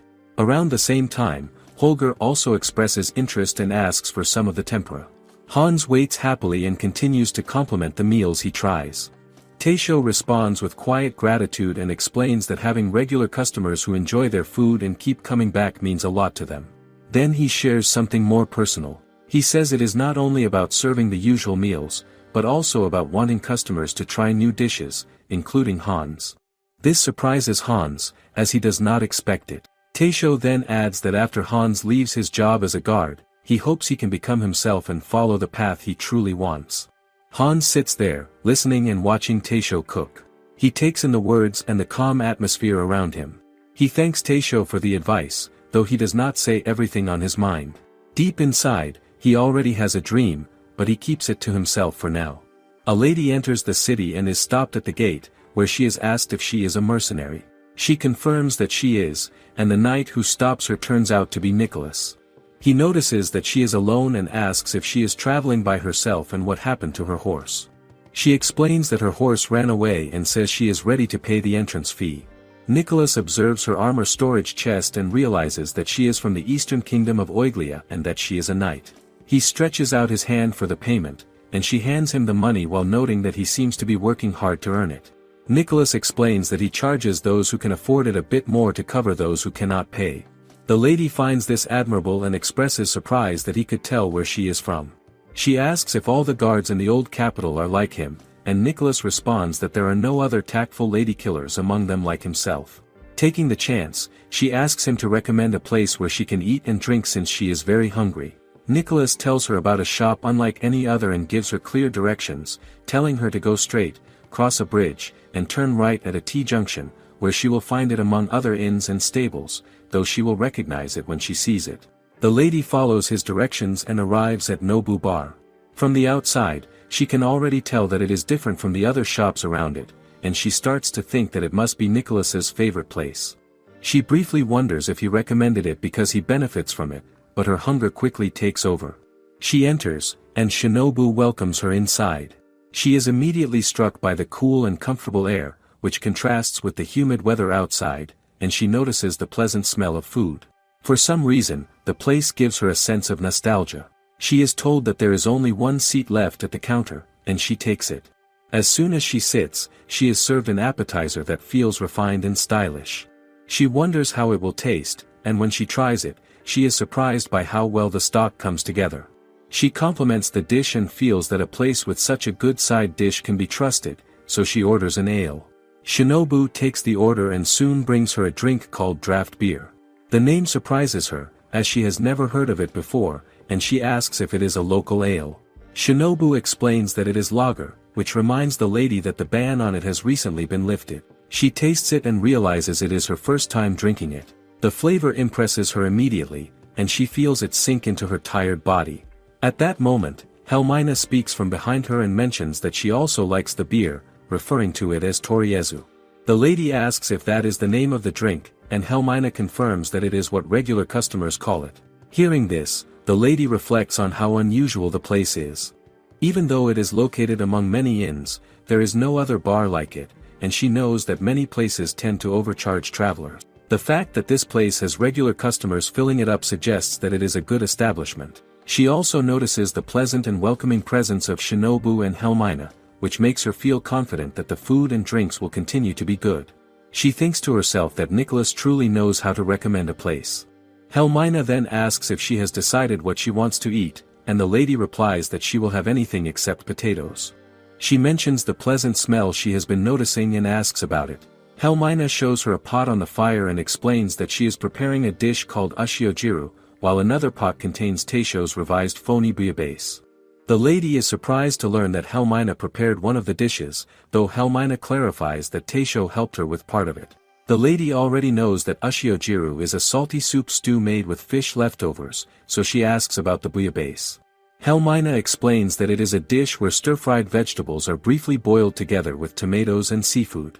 The moment the lady hears about tomatoes, she understands the source of her nostalgic feeling, as there is a similar dish in her hometown. She decides to order the bouillabaisse along with another cup of toriezu beer, and Helmina takes her order. As Helmina turns away, one of the guards seated nearby also requests the same dish. After a while, Helmina returns with a bowl of bouillabaisse. The lady carefully observes the ingredients and notices prawns, various seafood, and plenty of fish leftovers. She tastes it and realizes that it is slightly different from simple boiled tomato dishes, yet it carries a rich and flavorful taste that she finds delicious. Helmina then asks if her home is near the beach, and the lady confirms that it is a fishing village. She explains that in her hometown, they also add saffron to the dish. Helmina does not recognize the ingredient, so the lady clarifies that it is a spice commonly used in the southern parts of the Eastern Kingdom. She also mentions that they include marbled rockfish in their version, though they do not use squid. Hearing that, Helmina apologizes and wonders if the lady dislikes squid. The lady quickly denies it and says that squid is actually her favorite food. She then asks to try ushiojiru as well, and Helmina immediately goes to prepare it for her. As she does, Helmina shares that she is the daughter of a squid fisherman and mentions that her husband could not eat squid until after they married. The lady feels sympathy and remarks that it must have been difficult. Then she suddenly realizes that Helmina is married and reacts with surprise. She assumes that Helmina's husband must be useless for letting her work in a pub, but Helmina explains that it was her own choice to work there. The lady disagrees, pointing out that Helmina is young, attractive, and skilled at cooking, and she believes that with such qualities, Helmina could have married into a better family. She even offers to introduce her to trustworthy men if she ever grows tired of her husband, mentioning that she comes from a noble background despite not appearing like it. Soon after, she realizes she has spoken too much and apologizes, saying she should have minded her own business, but Helmina reassures her that it is fine. As she reflects, the lady begins to imagine a different life. She wonders what it would be like if she were married, cooking her hometown dishes for her husband, raising children, and living as a mother. She considers how her life might have changed if she had entered high society as a noble woman, wearing dresses and carrying herself with elegance like Helmina. The thought lingers briefly before the moment passes. Helmina then asks if she is a mercenary, and the lady confirms it, noting that Helmina is perceptive. Helmina explains that she could tell because only mercenaries usually carry armor storage chests into the bar. The lady acknowledges that this is true. She then reveals that she came north because of signs of war between the Empire and the Northern Territories, though she also has another reason for coming to the old capital. She admits that she is searching for someone, a soldier. Hearing this, Helmina mentions that she has connections among soldiers and might be able to help. This surprises the lady and makes her realize that appearances can be misleading. She expresses relief and says she would be grateful for the help. Helmina asks if the person she is searching for is an old companion or a benefactor, but the lady replies that it is something different. She describes the person as someone like a lover, which surprises Helmina. The lady then begins to tell the story behind it, calling it an old tale from what was supposed to be a simple battle. She explains that the Eastern army she was part of had fewer than 200 men, facing a Western army with about 100 remaining soldiers. She believed that as long as nothing unusual happened, the side with the larger number would win. As Holger and another customer notice that she is telling a battle story, they become interested. Another customer who has been listening informs them that she is a traveling mercenary, encouraging them to pay attention. The lady allows them to join and says she will share the old story of Leontine. She explains that the conflict began as a minor dispute between farmers, which escalated into bloodshed and eventually drew in feudal lords on both sides. Even though the cause seems trivial, it still becomes a reason for war. Neither the nobles nor the mercenaries feel strongly about it, yet they continue fighting because that is all they are expected to do. The mercenaries, including herself, are willing to fight as long as they are paid, even though risking serious injury for such a meaningless conflict feels foolish. Still, that is the reality they accept. She continues by describing how they gather at a place where direct confrontation with the enemy is difficult. She proposes that she and the other mercenaries take the front line and attempt to strike down the enemy general. The soldiers agree to the plan. On the day of the battle, the ground is muddy due to heavy rain from the previous day. The conditions make everything harder, and one soldier remarks that even if they succeed under such circumstances, it would not mean much for their records. The lady considers whether she should simply stand back and hold her sword, but the soldier advises her to take things calmly. All of a sudden, she is attacked by an enemy. She tries to fight back, but quickly realizes how fast he is. He wears nothing but a chest plate, yet his strength is overwhelming, as he takes down the men behind her with a single strike. The sight makes her question if he is even human. Her sword cannot keep up with him, and in a short moment, he gains the upper hand. Still, she manages to slash his left arm before the situation changes. News of an enemy attack spreads, and the Western army appears, forcing him to retreat. Even then, his attack feels sudden and controlled. She realizes that he could have killed her before she struck him, yet he did not. That thought lingers. Did he spare her because she is a woman? The idea troubles her more than anything else, and she feels a quiet frustration that he held back against her. After finishing her story, Helmina asks if she truly cut his left arm, and she confirms it. Helmina then asks about the helmet she wore during that battle, and the lady, Leontine, says she still has it in her armor storage chest, as it is a family heirloom. She brings it out and explains that her family protects coastal territories, which is why they use a squid as their symbol. The squid design appears not only on her helmet but also on her armor and family crest. She points out how rare such a symbol is, as very few people across the continent use it. Remembering that Helmina mentioned being the daughter of a squid fisherman, she begins to feel that their meeting might not be a coincidence.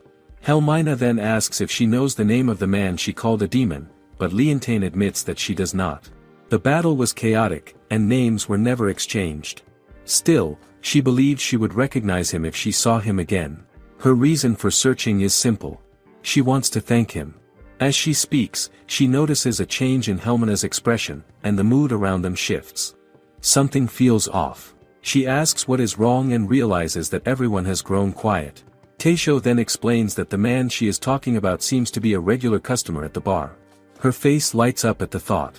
If he comes here often, then she might finally meet him. The idea fills her with both excitement and nervousness. She asks Helmina what she should do, unsure how to handle her feelings.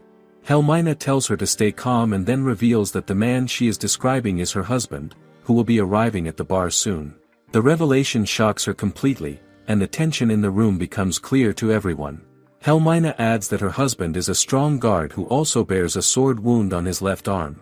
Suddenly, Leontine breaks into laughter. She dismisses the story as something from many years ago and says that it would be strange for someone like that to settle down and start a family. Still, she admits that she feels relieved knowing he did not die on the battlefield and instead found a good life with someone like Helmina. She then declares that the day will serve as a memorial for her own broken feelings and says that the drinks are on her. The others hesitate, unsure if they should accept, but she insists that they should not hold back. Helmina expresses concern and asks if she is truly alright, and the other customers question if it is really okay. She reassures them and raises her cup, inviting everyone to join her. They all follow along, and the mood begins to lift. She concludes that enjoying good food and good alcohol while letting everything out freely is the best way for her to move forward. She accepts that she is going to have a very drunk night, thinking that it will at least leave her refreshed by the next day. She even asks Taisho if that is a proper way to enjoy alcohol, but he does not respond. The atmosphere suddenly shifts, and she notices a commotion around her. She turns back and is shocked to see Berthold. He also recognizes her face, which surprises her, considering they only met once. He asks if she is the mercenary with the squid helmet, and she confirms it. That alone proves he remembers. Berthold remarks that it is rare to see a female mercenary like her and notes that she is still alive. Leontine then asks about the wound on his left arm, and he replies in a light tone that the slash she gave him was effective, adding that it still hurts him from time to time. She then remembers that she is treating everyone that day and tells Berthold to drink as much as he wants. He hesitates and asks if that is really fine, but she assures him that she is feeling generous, especially now that they have met again. She suggests they celebrate the reunion. She introduces herself properly, and he does the same. She raises a toast to commemorate their meeting as former enemies, and everyone drinks together. Leontine even invites Helmina to join them. Around them, Shinobu and Eva become busier as more customers call for drinks. Despite the lively mood, Leontine begins to feel a trace of jealousy as she watches Berthold and Helmina enjoying each other's company. She turns her attention back to her ushiojiru and comments that it tastes slightly salty. Eleonora sits calmly in her office, surrounded by a quiet and controlled atmosphere. A knock comes at the door, and she allows the visitor to enter. A lady steps in and apologizes for interrupting her work, then places some documents before her that require signing. Eleonora immediately understands that they are related to her mother's dealings and asks that they be left on the table. Her attention then shifts to her mother's whereabouts. The lady explains that she has already left for Oilia. Eleonora is not surprised. She assumes that her mother has gone out again to entertain influential men, as that is often what keeps her occupied. The lady feels uneasy after mentioning it and apologizes, but Eleonora simply asks her to prepare some tea instead. She requests the tea leaves recently brought from the south and asks that it be served in her favorite cup. As she waits, she reflects quietly. She does not hate her mother. In fact, she finds her mother's ability impressive. Using beauty as a tool, her mother has expanded Harpy's shanty into one of the largest guilds in the old capital. It is clear to Eleonora that her mother understands both her own charm and how to use it effectively. Yet, because of that, Eleonora herself is often seen as someone who depends on men. As the lady prepares to leave, she hesitates and asks if Eleonora still dislikes men. Eleonora answers honestly in her thoughts. She does not hate them. She simply has no time to present herself in that way. She is aware of how others compare her to her mother, but she has already chosen a different path. Her mother has her own methods, and she has hers. There is no need to overlap. Eleonora knows she appreciates beauty. She admires her mother's elegance and presence, and she also desires beauty for herself. However, she wants it to be for her own sake, not for anyone else. With that settled in her mind, she quietly enjoys her tea from her favorite cup. The moment feels small but meaningful. What does it mean to choose one's own way? Later, she is seen at the Nobu bar. She is served beer in a carefully chosen cup, and she immediately notices its beauty. The design of the cup seems to enhance the experience of the drink itself. She finds the cold sake, Duazakura, especially enjoyable. Shinobu watches her reaction with satisfaction. Eleonora then asks about the appetizer of the day and learns that it is Kenpira Gobu. She begins to eat, pairing it with her drink, and quickly realizes how well the flavors match. The crunchy texture adds another layer to the experience. She appreciates the balance of taste and presentation. Shinobu notices how naturally Eleonora uses chopsticks and comments on it through her observation. Eleonora reflects that she has practiced because she believes it is the proper way to eat in such a place. More than that, she feels it is the most graceful method. As she takes another bite, her movements appear steady and refined. Shinobu quietly admires the elegance in the way she handles the chopsticks. It leaves a subtle impression. After finishing a portion of her meal, Eleonora wonders if there is any good fish available that day. She thinks she would prefer something grilled. Shinobu acknowledges this and asks her to wait for a moment. While she waits, Eleonora overhears a conversation nearby. Nicholas mentions that the night of the dual new moons is approaching and that rumors say a witch will appear. The topic catches her attention. Hans reacts with surprise and asks if he is referring to the witch said to live in Branton's forest.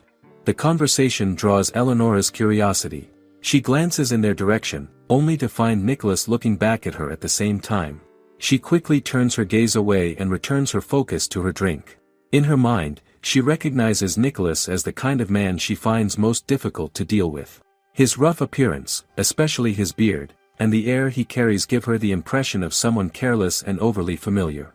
Is her judgment fair, or is it only a first impression? At that moment, Shinobu returns with her order and gently places it before her, apologizing for the wait. Shinobu soon serves the recommended dish for the day, grilled mackerel pike with salt. Eleonora is caught off guard by the name, and Shinobu explains that it is the first catch of the season, rich in fat and full of flavor. She guides her to add a little soy sauce to the grated daikon and eat it together with the fish. Eleonora follows the suggestion and takes a bite. The taste spreads through her mouth at once. The richness of the fish blends perfectly with the freshness of the daikon, and it matches well with the cold sake she is drinking. She realizes how balanced it feels. She has always believed she has tasted delicacies from many places, yet here she is, quietly admitting to herself that these simple dishes surpass many of them. When did she start feeling drawn to this place so strongly? As she continues eating, she notices a brown portion inside the fish and pauses. It looks like an organ, something usually removed during preparation. She hesitates for a moment. Would they really leave it in if it were unpleasant? Trusting the quality of the place, she decides to try it. The bitterness hits her immediately, stronger than expected, and she quickly sips her sake. But then something changes. The bitterness does not disappear. Instead, it blends with the drink and spreads into a deeper, more complex flavor. It lingers in a way that feels strangely satisfying. Curious, she tries it again. This time she is ready, and she begins to understand the balance between bitter and rich. It is not an easy taste, yet it feels addictive in its own way. Why does something so sharp leave such a lasting impression? Shinobu returns and asks about the taste, explaining that the organ of the mackerel pike is known for being edible and unique compared to other fish. Eleonora admits her surprise, as she has never liked bitter flavors since childhood. Shinobu mentions that bitterness is often considered an acquired taste. That idea stays with her. She reflects on how something that appears unpleasant at first can deepen the overall experience. The thought quietly leads her elsewhere. She finds herself remembering her mother, and one man among the many who surrounded her. He is not striking or refined like the others. He stands in contrast to her mother's beauty and flair. Yet he remains by her side, treated differently in a way that is never clearly explained. That man is her father. She has always understood this without needing to be told. Their relationship is not simple, but there is something genuine beneath it. Something that does not rely on appearances. Is that what true attachment looks like? Her thoughts settle, and she returns to her meal. Even though the fish is delicious, she struggles to eat it neatly. The chopsticks still feel unfamiliar in delicate situations like this. She accepts that she has not mastered them yet. As she prepares to ask for something else, a voice from behind interrupts, pointing out that there is still edible meat left on the fish. The sudden remark startles her, and she turns to see Nicholas. He calmly points to the remaining portion. She explains that it cannot be properly separated anymore, which is why she left it. He does not argue. Instead, he asks for a pair of wooden chopsticks and a plate. Before she can stop him, he steps in and begins working on the fish with steady hands. She tries to protest, uneasy about someone interfering with her meal, but he simply continues without making a fuss. His movements are precise. In a short moment, he separates the bones cleanly from the flesh and places them aside. What remains is nearly half of the fish she thought was lost. Eleonora watches in silence, surprised at how effortlessly he does it. The way he handles the chopsticks feels almost unreal, more like magic. Nicholas then asks if he can use the remaining mackerel to have a recommended dish prepared for her, and Eleonora agrees without hesitation. He hands the fish over to Teisho and mentions the dish from the other day. Teisho immediately understands that he means the mackerel pike rice. He takes the fish and begins preparing it with the rice, calmly noting that all that is left now is to wait. As she watches, Eleonora wonders what kind of meal it will become. She asks if it is some form of porridge, but Teisho explains that it is takikomi gohan instead. The name feels unfamiliar to her, yet she quietly hopes it might resemble something like the eel bento she once had for lunch. Would it carry that same comforting weight? Nicholas returns to his seat, and Hans questions him in a low voice, clearly concerned about who he is dealing with. But Eleonora pays them no attention. Her focus has already shifted. Before long, the mackerel pike rice is ready and placed before her. The aroma reaches her first, warm and rich, drawing her in at once. It leaves a strong impression even before she takes a bite. Still, when she looks at it closely, the appearance feels somewhat plain, almost rough. Nicholas approaches again and casually remarks that it might look like leftover food at first glance. She denies thinking that, though she cannot fully explain what she feels. He insists that the taste will speak for itself, confident in what Nobu serves. She picks up her chopsticks and tastes it. The flavor surprises her immediately. The gentle presence of ginger stands out, giving the dish a clean and inviting scent. The strong smell she expected from the fish is gone, replaced by something softer and more balanced. Each grain of rice carries the essence of the fish, spreading the flavor evenly. The richness is there, but it is not overwhelming. It settles in a way that feels just right. She reflects on the many gourmet meals she has experienced in the capital, all carefully prepared and beautifully presented. Yet none of them feel quite like this. This dish is simple. It is not refined in appearance. But it carries a quiet warmth that feels familiar. Why does something so unassuming leave such a deep impression? Nicholas watches her reaction and asks if she finds it good. She gives a small, honest response, confirming that she does. That alone seems to satisfy him. He remarks that recommending it was worth it, and then casually offers to introduce her to more dishes, his tone drifting slightly as if carried by drink. Before he can continue, she lightly taps his forehead, stopping him mid-thought. He nearly loses his balance, and Hans quickly steps in to steady him. Observing this, she realizes that he must already be quite drunk, speaking without restraint or awareness. Even so, she does not dismiss him completely. She tells him that if there is another chance, they may meet again, and perhaps he can guide her to another dish worth trying. The idea lingers briefly, neither fully serious nor entirely casual.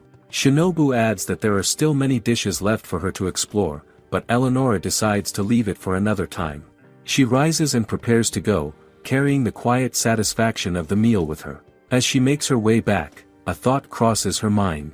If she were to return again so soon, would her subordinates begin to question her habits? Godhard enters the Nobu bar and is quickly noticed. Reinhold sees him and gestures for him to come over and sit. As soon as the customers lay eyes on Godhard, they recognize him as the same Godhard from the Water Dragon Scale Guild. Their attention then shifts to Reinhold as well. Nicholas quietly warns Hans that both men belong to powerful water transportation guilds, and that they are not the kind of people he should get involved with. The atmosphere remains calm, but there is a clear sense of respect and caution around the two men. Why do people react so strongly to them? Godhard apologizes for arriving late, but Reinhold dismisses it, saying he has only just arrived himself. Without hesitation, Godhard places a large order. He asks for a cup of Toriezu beer along with several eel dishes, including glazed grilled eel, lightly grilled unseasoned eel, omelette-wrapped eel, and eel liver soup. Reinhold observes his choices and realizes that Godhard intends to try as many eel dishes as possible. Godhard explains through his actions and attitude that he has been looking forward to this, since eel at Nobu is usually limited to certain times. He reflects on how he has recently started seeing other stalls selling similar eel dishes, often prepared with fish sauce, but the quality does not compare. Even so, he feels some satisfaction seeing eel becoming more common. Is it pride in the food, or something deeper tied to his trade? Reinhold understands the situation and notes that if eel becomes more popular, it will benefit Godhard's guild financially. Godhard does not respond immediately. There is a brief pause before he acknowledges that his current success is partly due to the water rights Reinhold provided. He makes it clear that Reinhold should not worry about the cost of the meal and should simply enjoy himself. Accepting this, Reinhold places his own order for unseasoned grilled eel and hot sake, settling into the moment with a quieter appreciation. Shinobu soon arrives with Godhard's order, placing the dishes neatly on the table. The rich aroma of the eel fills the air. Godhard reacts strongly to the smell alone, as if it is enough to satisfy him before even tasting the food. He quickly finishes his beer and orders 2 more at once to avoid calling Shinobu repeatedly. Then he begins eating. He takes his time, savoring each bite, moving from one dish to another. The flavors clearly leave an impression on him. As he continues, his restraint fades, and he admits openly that the eel dishes are exceptionally good, to the point that one could eat them every day. Is that truly possible, or is it just the excitement of the moment? Reinhold feels that this claim is slightly exaggerated, but he does not deny the quality. Instead, he shifts his focus to the bar itself. He notes how busy it is every time he visits, with customers filling the space almost completely. Godhart recognizes this as an impressive achievement, especially considering that the bar has not even been open for a full year. Reinhold attributes this success to the high regard customers have for the place, and Godhart adds that their guilds also play a role in supporting its reputation. As they continue their meal, Godhart reflects on how things have been progressing lately. He feels that events have started moving in the right direction, like water that was once still finally beginning to flow again. Reinhold listens and admits that he never imagined a time when he would sit like this, sharing food and sake with Godhart. In the past, their relationship was defined by competition. Now, there is a sense of cooperation between them. The change feels gradual, yet significant. When did that shift truly begin? Reinhold then reflects on his own situation. Since his father passed away, his guild has declined in size and influence. He expresses quiet gratitude for the opportunity provided by Godhart's guild, which has helped him recover. However, Godhart does not accept this as a simple favor. He insists that Reinhold is mistaken. He points out that Reinhold's guild has always been well established, filled with skilled members, and supported by a strong reputation. Reinhold himself is widely known in the trade. Because of that, their partnership benefits both sides, strengthening the standing of the firms and the ship owners alike. They both come to realize that everything between them began with eel. It is strange to think about. The same eel that once looked unpleasant, tasted bad, and was treated as worthless has now become something far more valuable. It turns into what can only be described as an old chicken that lays golden eggs. That single change shifts their fortunes and even their relationship. Godhart reflects on this and then calmly tells Reinhold that, despite everything improving, their differences in the past should remain as they are.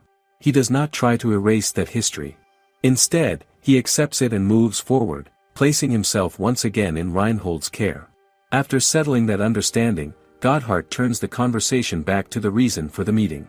He asks Reinhold what he originally wanted to discuss, recalling that there was supposed to be an important matter. He wonders if it is about a new large trade opportunity. Reinhold pauses for a moment, as if remembering something he almost forgot. Then he asks Godhart if he has heard about the Eisenschmidt company opening a market in the northern region. Godhart acknowledges this and notes that their expansion has become more aggressive since Backshoff is no longer around. Reinhold explains his plan. He wants to get involved with that northern market by purchasing local specialties that have never been traded in the old capital before. The idea is clear, even before he says it directly. Godhart understands and asks if this means Reinhold wants him to provide funding. Reinhold confirms it without hesitation and even praises Godhart for catching on so quickly. Godhart does not give an immediate answer. Instead, he says he has two questions before making any decision. Reinhold listens carefully. The first question is about the goods themselves. Godhart wants to know exactly what kind of product Reinhold plans to bring in from the north. The second question is more unusual. He asks about the strange jar that has been moving under the table for some time. That detail has not gone unnoticed. What could possibly be inside it? Reinhold responds by bringing the jar out into the open. He explains that the answers to both questions are inside it. Then he opens the lid. At that moment, an octopus appears within the jar. The reaction is immediate. Fear spreads across the room as most people step back, unsure of what they are seeing. Even Godhart is caught off guard. The creature is unfamiliar and unsettling. Only a few remain composed. The deacon does not react with fear, while Gernot clearly does. The tension rises quickly. Then, before anyone can fully process the situation, the octopus slips out of the jar and begins moving freely. People scatter to avoid it. The sudden movement creates confusion, but just as quickly, Helmina steps forward and picks it up without hesitation. Reinhold retrieves it from her and places it back into the jar, apologizing as he admits he did not expect it to be so lively. How could he have misjudged that? Nicholas and Hans watch in shock. They had assumed the creature might be some kind of demonic familiar, and seeing Helmina handle it so easily makes them question her strength. They quietly conclude that she must be far more capable than she appears. However, Helmina treats it as nothing unusual. She simply indicates that she is used to handling such things, offering no further explanation. Godhart, still unsettled, demands to know what exactly the creature is. Reinhold answers directly. He explains that this is the local specialty he intends to trade, the very thing that could shape the future of his guild. He names it as an octopus. Helmina adds that it belongs to the same category as squid and insists that it is actually quite delicious. Her confidence contrasts sharply with the earlier fear in the room. Can something that unsettling truly be considered food? Teisho observes the octopus with clear interest. He notes its size and the fact that it is still alive. There is a distinct look in his eyes, the kind that appears when a chef encounters a new ingredient. Godhart notices this immediately and gives him a sharp look, fully aware of what that expression means. However, the situation is not simple. This is not a type of seafood that can be left dead for long before being consumed. Transporting it alive would be necessary if it is to reach the old capital in good condition. If it is truly a specialty from the north, then it must hold significant value as a delicacy. Godhart begins to think more carefully about Reinhold's actions. He wonders if the release of the octopus was truly accidental, or if it was done on purpose to draw attention. It feels deliberate. Perhaps Reinhold wanted everyone, especially Teisho, to see its potential firsthand. Reinhold hands the octopus over to Teisho and asks him to try making a few dishes with it. Teisho does not rush. He says he will take his time, and Reinhold accepts that without complaint, noting that there is still plenty of time before night falls.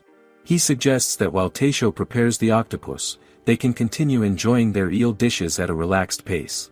However, Teisho decides to approach it differently. Since the octopus is large, he plans to prepare several kinds of dishes so that everyone present can taste it. The idea shifts from a simple test to something closer to a shared experience. Would that make it easier for them to judge its true value? As Teisho begins his preparation, Reinhold turns back to business. He suggests that this is also a good moment to start discussing their plans for the northern market. Godhart agrees and reflects on the situation. The market is already becoming active under Bakshov's successor, Marcel, and it feels like this year could be far bigger than usual. With the troubles in the north settling down, the conditions seem favorable for success. Still, Godhart does not let optimism cloud his judgment. He points out that this is exactly why they must be careful. Nothing should be overlooked, because the reputation of the water transportation guilds is at stake. Reinhold understands the weight of those words. The octopus, the market, and their preparation are all connected. Each part matters. Godhart confirms this and adds that they will also need to speak with Eleonora of Harpy's shanty. That connection may prove just as important. Reinhold asks where the meeting should take place, but Godhart does not answer directly, leaving the question hanging for a moment. At that point, Teisho returns with the first octopus dish. It is octopus sashimi. The presentation alone surprises Godhart. The flesh is clean and white, nothing like the dark and unsettling appearance of the creature they saw earlier. It feels hard to believe they come from the same source. Still, curiosity pushes him forward, and he takes a bite. Reinhold follows. The texture is softer than what Reinhold remembers from the north, and he quickly realizes how much proper preparation can change the experience. The deacon watches and immediately senses that the dish pairs well with cold sake, so he orders one. Hans and Nicholas follow his lead. As they all taste it, the reaction is clear. The flavor is gentle at first but deepens with each bite. Godhart notices how the taste grows the more he chews, and he begins to accept that octopus works well as sashimi. He considers the implications. If they can transport it alive from the northern port, then this dish alone could become popular in the old capital. Could that really be enough to build a market? Before he can think further, a new aroma draws his attention. Teisho arrives with the next dish, fried octopus. The idea surprises Godhart immediately. Frying reminds him of Nobu's well-known fried chicken, a dish that already sets a high standard. For octopus to stand beside it using the same method suggests that it must be a strong ingredient. He tastes it, and his reaction is decisive. The crisp texture and rich flavor leave a stronger impression than the sashimi. His thoughts shift quickly. Instead of seeing octopus as something best served raw, he begins to believe that frying brings out its true potential. The flavor feels so complete that he even imagines it as something deliberately hidden by its strange appearance, as if its form exists to conceal how good it really is. The idea sounds almost absurd, yet the taste makes it feel convincing. He even thinks that a poet like Krovinkel would find this dish worthy of praise. Shinobu is surprised to hear such a reference, but Reinhold explains that Godhart has a quiet interest in poems and stories. He understands that leading a guild requires more than strength alone. Knowledge and appreciation also matter. Reinhold admits that he may lack physical strength, but Godhart dismisses that concern. Leadership is not defined by that alone. He praises Reinhold for discovering such a valuable ingredient, and Reinhold cannot hide his satisfaction. Does that mean the funding is secured? Godhart does not answer directly. Instead, he turns to Taisho and expresses his preference clearly. He enjoys the eel and the other dishes, but from now on, he wants fried octopus to become a regular offering. Taisho responds that as long as a steady supply can be secured, he will gladly prepare it any time. He then asks if he should bring the next dish, and Godhart encourages him to continue. When the next plate arrives, however, Godhart feels a brief sense of disappointment at its small portion. Taisho explains that it is the final dish, octopus with wasabi, and warns that it should be eaten carefully in small amounts due to its sharp spice. Godhart, still carried by his excitement, ignores the caution and eats it all at once. The result is immediate. The strong, piercing heat overwhelms him, and his reaction shows it clearly. The deacon calmly notes that it is meant to be enjoyed little by little. Reinhold watches nervously, concerned not only for Godhart but also for the outcome of their discussion. Has this gone too far? After a moment, Godhart lifts his head again. The intensity fades, and he regains his composure. Then he gives his answer. He confirms that the octopus will sell, and he tells Reinhold to leave the funding to him. Relief and excitement spread across Reinhold's face. The plan is now real. Godhart adds that they should aim for a future where people in the old capital can enjoy octopus whenever they want. With that shared vision, they shake hands, sealing their agreement. Afterward, they return to their seats and continue enjoying their sake. It is night, and both the forest and the city are wrapped in deep darkness. Everything grows quiet, and even the air feels still. This is the night when the two moons align and merge, forming a new moon. Eva has already told Shinobu that something appears on such a night. When Shinobu asks what it is, Eva answers that it is the witch. The word surprised both Shinobu and Taisho. Eva explains that the witch lives deep within the forest and spends her nights casting curses. She flies through the sky on a broom and is said to kidnap small children. As Shinobu listens, the description reminds her of the witches she has only heard about in stories. Eva then asks if there are witches in Shinobu's hometown. Shinobu replies that she has only heard of them in tales and has never seen one herself. Eva insists that the witch in Branton's forest is real. She even mentions that the witch enjoys sweets and alcohol, and that traveling candy sellers have sold their goods to her many times. Hearing this, Shinobu begins to wonder if such a witch might come to their shop. Eva reacts with fear and quickly tells her not to say such things, clinging to her in unease. Shinobu steps outside for a moment and looks around. The darkness is heavy, and the streets are completely empty. There is no sign of life anywhere. Eva explains that no one in the old capital goes out on the night of the dual moons. The new moon is seen as a sign of calamity. Only those with urgent matters or unusual curiosity would dare to step outside. Otherwise, everyone stays indoors. Shinobu finally understands why all the nearby shops have already closed. Taisho then remarks that this is exactly why he should keep the shop open. He feels it would be unfortunate if someone wished for a drink but had nowhere to go. Shinobu agrees with him. She believes that having at least one place open with such intentions is not a bad thing. Whether the visitor is ordinary or not does not matter. If someone comes to eat and drink, then they are simply a customer. Eva remains silent as she listens. Shinobu even adds, half seriously, that if no one else comes, she would not mind if the witch did. Is that just a joke, or does she mean it?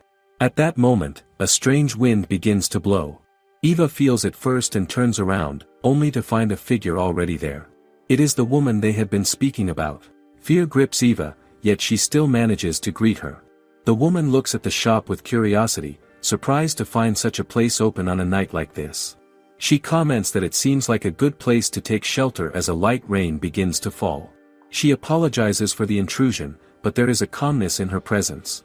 Shinobu welcomes her and asks what she would like to have. The woman requests an ale and a fish dish to accompany it. Shinobu asks if she is comfortable leaving the choice to them, and the woman agrees, adding that she would prefer something warm. Shinobu relays this to Teisho, who begins with an appetizer. Soon, Shinobu serves the drink along with a vinegar-based octopus dish. The woman looks at it with interest and asks if it is the octopus from the sea. She takes a bite and is immediately surprised by the taste. The texture feels unique, and the sourness of the vinegar enhances her appetite. It pairs well with the ale, and she finds herself enjoying it more than expected. After that, the main dish arrives. It is marbled flounder simmered in soy sauce, rich in flavor. Shinobu explains that it also goes well with ale. The woman tastes it and finds it delicious, even though the flavor is new to her. She feels that it suits the taste of people in the old capital. As she eats, she notices Eva standing quietly behind her. She asks if Eva is afraid of her. Eva quickly denies it, though her voice carries tension. She insists that a customer is not a witch, and even if the person were one, as long as they come to the bar, they would be treated with proper hospitality. The woman pauses at the mention of a witch, and Eva realizes her mistake. The words slip out without thought. For a brief moment, there is silence. Then the woman begins to laugh. She finds it amusing that Eva suspects her. Eva hurriedly tries to apologize, but the woman tells her not to worry about it. After all, it is the night of the dual moons. She finds it more interesting that the shop is open on such a night. As she continues her meal, the woman reflects on the place itself. The food is interesting. The people working there are interesting. But more than that, the shop gives her a strange feeling. It feels as though it carries a trace of something unusual. She describes it as the breath of lost magic. Her words catch Shinobu and Teisho off guard. Magic is not something they expect to hear in such a casual way. The woman confirms that she truly means magic. However, she senses that it is not something dangerous. It feels like a gentle kind of magic. She cannot tell where it connects to, but she believes it is carefully hidden, covered in a way that only certain people can pass through. It reminds her of a door. She then recalls that in the past, there were places like that scattered around. She asks them if they have ever seen mushrooms growing in a perfect circle deep in the forest. She wonders if they have ever hidden something inside a hollow tree, only for it to disappear without a trace. Or if they have ever heard of someone walking into a dead-end valley and never returning. What do those things really mean? Those words shock Eva deeply. She realizes that the woman seems to know about the back door as well. The thought unsettles her. How could a stranger know something like that? The woman continues calmly and uses the fish dish as an example. She explains that even though she has lived in the area for a long time, this is her first time tasting such a fish prepared in this way. It makes her wonder where the people of this shop truly come from. Eva grows more anxious as she listens. She has never told anyone about the back door, yet this woman speaks as if she understands something hidden. What should she do? She cannot allow such a secret to fall into the wrong hands. The woman then speaks about magic. She explains that magic is born from belief. No matter how much someone uses it, without belief it becomes nothing more than a simple technique. She is about to continue when the door suddenly opens. A small girl steps in and asks if her master has passed by the shop. The woman turns and immediately recognizes her, calling her Camila. The girl looks relieved and surprised at the same time. She has clearly been searching for her. The woman, now called Ingrid, gently asks if Camila has come all this way just to pick her up, reaching out to touch her hair.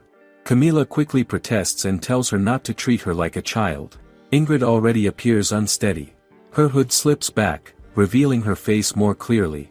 Camila asks if she is drunk, but Ingrid only shows signs of light drunkenness rather than answering directly. Shinobu prepares to welcome Camila properly, but Camila stops her and explains that she is only here to take her master home, so she does not plan to order anything. However, when she notices Ingrid continuing to drink, she asks if there is anything sweet available. The mention of sweets makes Eva tense again. Camila quickly explains that sweets can help stop Ingrid from drinking for a short time, giving her a chance to take her home. Teisho responds that the shop is a pub, so they do not usually have sweets ready to serve. Camila insists that anything sweet will do, whether it is candy or dried fruit. Shinobu pauses for a moment, then remembers something. She goes to the back and returns with a dessert she calls Shinobu's special pudding. Everyone looks at it with curiosity. Eva wonders if it is something like chawan, but Shinobu explains that it only looks similar. The appearance alone already suggests that it will taste good, and even Teisho agrees. Shinobu hands out cups to Camilla, Ingrid, Eva, and Eva's siblings.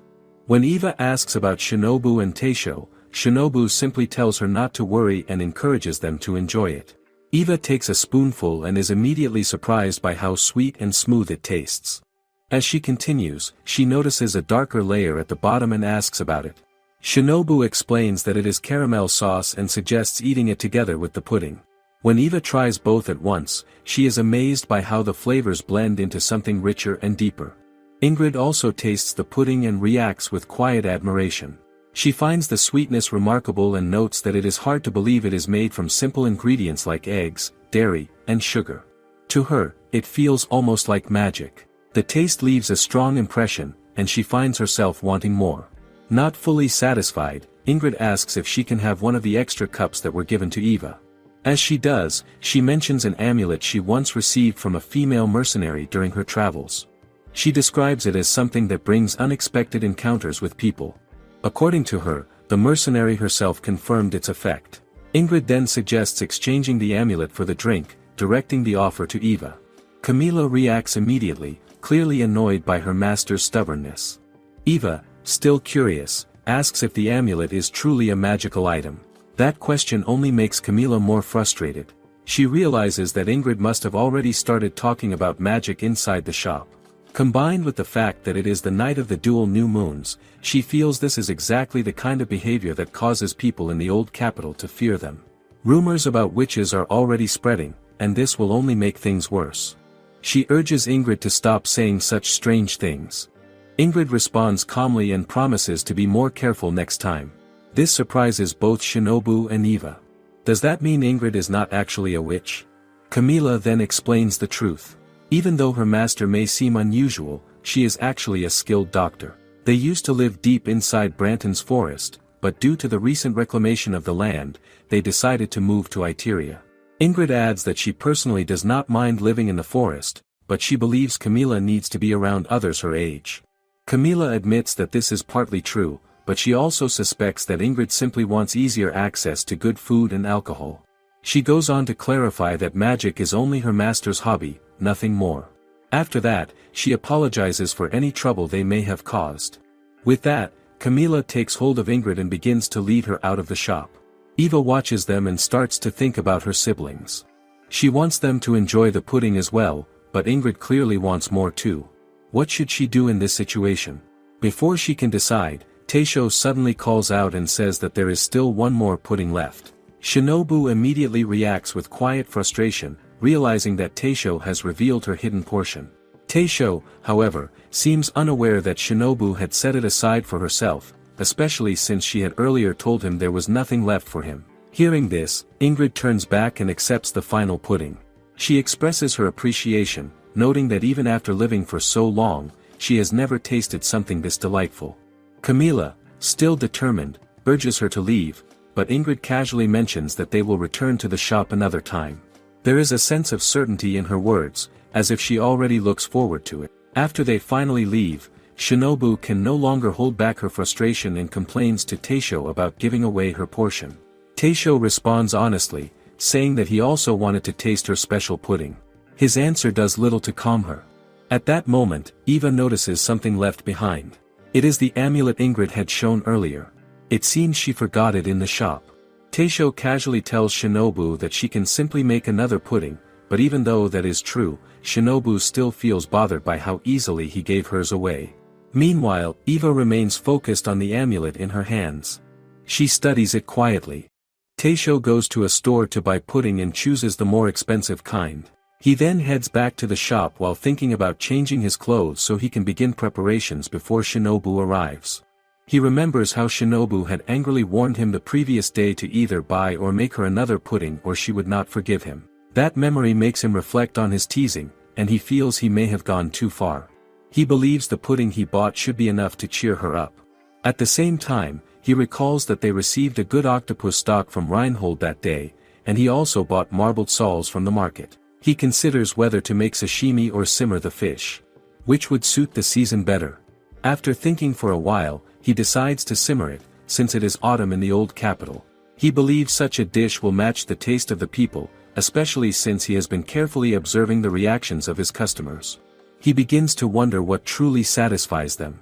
Is it his cooking skill, or is it simply because the dishes are unfamiliar to them? He also questions whether they might one day grow tired of his food. These thoughts linger in his mind, forming a quiet anxiety that pushes him to seek a firm connection between what he learned in the Rivalries and what he now does in his own shop, where the atmosphere and purpose are very different. He proceeds with the simmered dish and places it on the fire, deciding to let it cook a little longer. As he works, he realizes Shinobu should have arrived by now. Why is she late? Just then, he hears a knock on the door. At first, he assumes it is Shinobu, but he quickly remembers that she has a key and would not need to knock. This makes him pause and wonder who it could be, and whether the visitor has business with the shop. He recalls Ingrid's words from the previous night about only certain people being able to pass through the door, but he also remembers Camilla dismissing those claims as nonsense. Still, the thought lingers. He knows that only he and Shinobu use the back door, yet the idea of magic crosses his mind again. He notices the amulet Ingrid left behind and wonders how it ended up there. Could it mean something? He sets that thought aside and moves toward the door, briefly imagining strange possibilities. Could it be something unusual, like a demon or even a snake? When he opens the door, he finds a man standing there. He recognizes him as Tohara Itachu. The man also recognizes Teisho and asks to come inside, and Teisho allows him in. As Tohara enters and looks around, he expresses admiration for the shop. He notes how surprising it is to see Teisho doing well after suddenly leaving his previous place 1.5 years ago. Teisho listens as Tohara reflects on that time, clearly impressed by how things have turned out. Teisho then asks about Tohara's own store and refers to him by his former title, but Tohara corrects him and asks to simply be called Tohara, since he is now independent. Regarding the store, Tohara explains that he has left it in Oyamada's care. Teisho questions whether that decision is truly safe, but Tohara only laughs and sits down. He reveals that on that very day, there is not a single reservation at his shop. Teisho is visibly shocked by this. Not even one. Tohara explains that this is the first time it has ever happened, as the shop once took pride in always having continuous reservations since the time of their predecessor. As he drinks the beverage Teisho serves him, he reflects on how times have changed. He explains that business has been declining, with fewer new customers and even regular patrons gradually disappearing. He compares it to a sudden breakdown, like a tire bursting, where everything begins to fall apart before one even realizes it. By the time he notices, it is already too late. Teisho acknowledges that the situation also became a topic of discussion, especially regarding the acceptance of the bank vice president's son. Tohara laughs this off and says that even if such arrangements were made, nothing could truly be resolved without Shinobu being present. He then suggests setting aside the heavy discussion and asks for a cup of beer, even though the shop has not yet opened. Teisho agrees and pours him a full cup. As Tohara drinks, he praises the taste and reflects on how unexpected it feels to be drinking beer served by Teisho. He considers the journey worthwhile because of this moment. Afterward, Teisho asks how Tohara managed to find the shop. Tohara explains that he used a detective agency and reveals that both the young president and the senior owner are aware of the shop's location. He tells Teisho that although those individuals may not show it openly, they are actually concerned about him. However, even though they have come close to the shop, they have been unable to bring themselves to step inside. However, Tohara admits that he never expected Shinobu and Teisho to be able to manage the shop together, and he recalls how surprised he felt when he first heard about it. Just then, Teisho brings an appetizer to him, which is pickled octopus with seaweed. Tohara tastes it and finds it delicious, and he even asks again if it is truly fine for him to have the full plate. Teisho allows it and explains that he recently found a good supplier for the octopus. This revelation shocks Tohara, as he points out how difficult it is to serve octopus at a pub in those days. He acknowledges it as an impressive achievement, and Teisho thanks him for the compliment before asking if he has decided on his order. Tohara instead tells Teisho to choose for him, asking him to serve the fish he personally wants him to eat the most that day. This request catches Teisho off guard. Why would he leave the decision entirely to him? Tohara explains that Teisho has been working at Yukitsuna ever since graduating from high school, and he wants to see how much he has learned. Teisho accepts this and begins preparing a fish dish while Tohara continues drinking his beer. After some time, he serves a simmered marbled sole and apologizes for the wait. Tohara takes a bite of the dish and comments that there is a certain kind of doubt in the taste. This immediately startles Taisho. What does he mean by that? However, Tohara clarifies that it is actually a good kind of doubt. Taisho still struggles to understand and asks for confirmation, and Tohara assures him that he means it. He explains that he can sense Taisho wavering between the taste he learned from him and the taste he is trying to create on his own. He asks if his observation is correct, and Taisho admits that it is. Tohara points out that Taisho must have been thinking deeply about how to satisfy his customers and how strongly his flavors should take root in their preferences. Yet, he reminds him that this place is not a ryutai but a pub, and having a refined taste does not necessarily mean it is the correct one. He then reveals that he has struggled with similar concerns himself, which surprises Taisho. Tohara explains that such doubt is normal, as no one is born a chef. Taisho admits that he did not expect someone like Tohara to have such uncertainties. In response, Tohara explains that everyone faces their own share of struggles, and that it is not something to fear.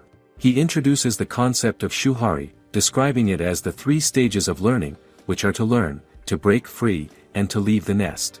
He observes that Taisho is currently in the stage of breaking free, trying to move beyond the foundation he was taught, and he emphasizes that this is a crucial period. Taisho, however, feels that he is both breaking free and leaving the nest at the same time. Tohara responds that there is no fixed answer written anywhere, and that Taisho must discover it for himself through experience while serving his customers. Taisho listens carefully and takes this to heart. Tohara continues by warning that self-conceit is a dangerous thing. If a person fails to recognize it, it can slowly erode their skills. Taisho accepts this advice sincerely and promises to do his best.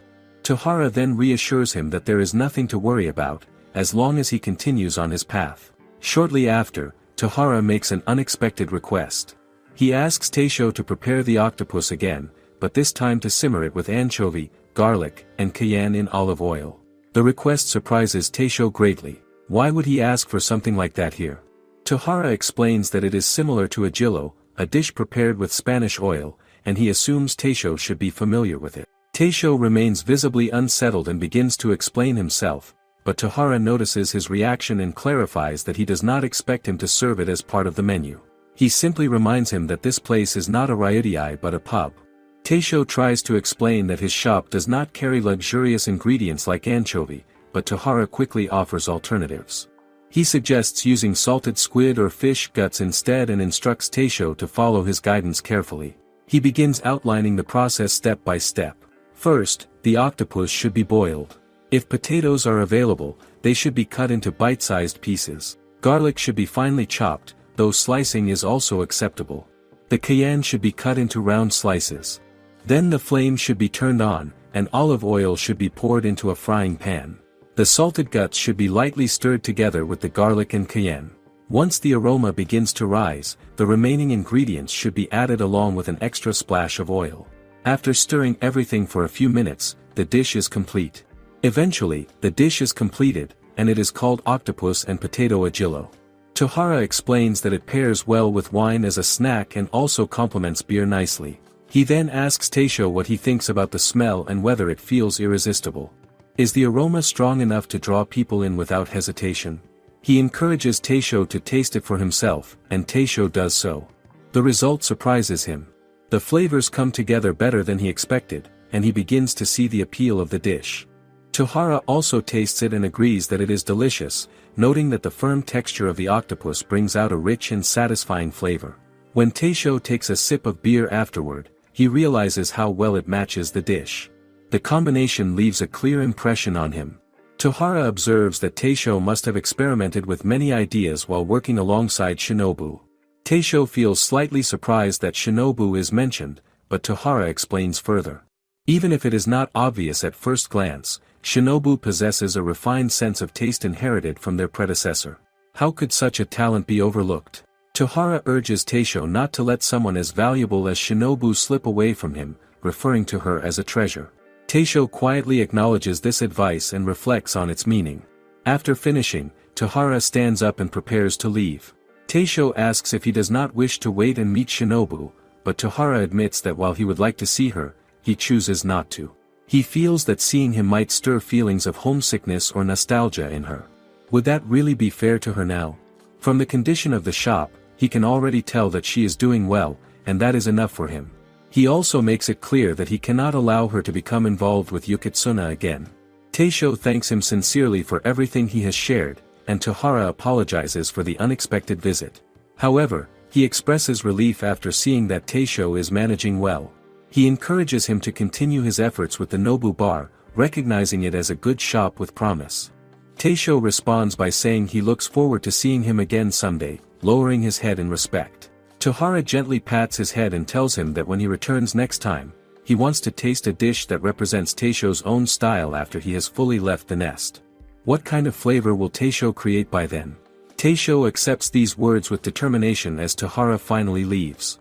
Taisho remains standing outside for a moment, watching as Tohara disappears from sight. Soon after, Shinobu comes running toward him. She asks why he is standing outside and wonders if something has happened. Taisho tells her that it is nothing serious and that he simply stepped out for some fresh air. Is that really all there is to it? He then reminds her that he has bought the pudding he promised. As Shinobu enters the shop, she notices a pleasant aroma filling the space. She quickly realizes that Taisho must have been cooking something and asks about it. Taisho explains that he was trying to make octopus agillo. This surprises Shinobu, as it is not something she expects from him. Curious, she asks for her share, but Taisho tells her that it was so delicious that he ended up eating all of it himself. This immediately angers her. How could he eat everything after making something that smells so good? She complains that it is unfair, especially since she can tell he used her olive oil for the dish. Taisho apologizes and points out that he still got her the pudding, but Shinobu insists that she wanted both the pudding and the agillo. Why should she have to choose between them? At that moment, Deacon Edwin enters the shop. He comments on the inviting aroma in the air and expresses interest in the dish. Without hesitation, he orders 2 portions of agillo. Taisho acknowledges the order. Helmina welcomes 2 women into the shop and asks if they are looking for seats. They ask if there is space for both of them, and Helmina assures them that there is. As they settle in, Eva notices the situation and points out to Shinobu that there has been a gradual increase in female customers lately. Shinobu agrees with her observation. The presence of these women reminds Shinobu of a past incident, but Helmina looks confused since she does not know what they are referring to. Shinobu explains that the incident happened before Helmina started working at the shop. She recalls that it took place in the spring, around the time of Berthold and Helmina's matchmaking interview, about half a year ago. What exactly happened back then that made such an impression? The scene shifts to that time in spring. Hans and Nicholas are already inside the bar, raising their cups of beer in a cheerful toast early in the morning. Shinobu questions them, wondering if it is really appropriate for them to be drinking so early in the day. Is it not too soon for such behavior? Hans brushes off her concern and tells her not to be so rigid, explaining that they only came after completing their training and daily duties. Nicholas supports him, insisting that they have done nothing that should make them feel guilty. However, Shinobu knows that their confidence comes from the fact that Berthold is away at the northern port city for his matchmaking. She points out that if he were present, he would likely scold them for slacking off and becoming dull in his absence.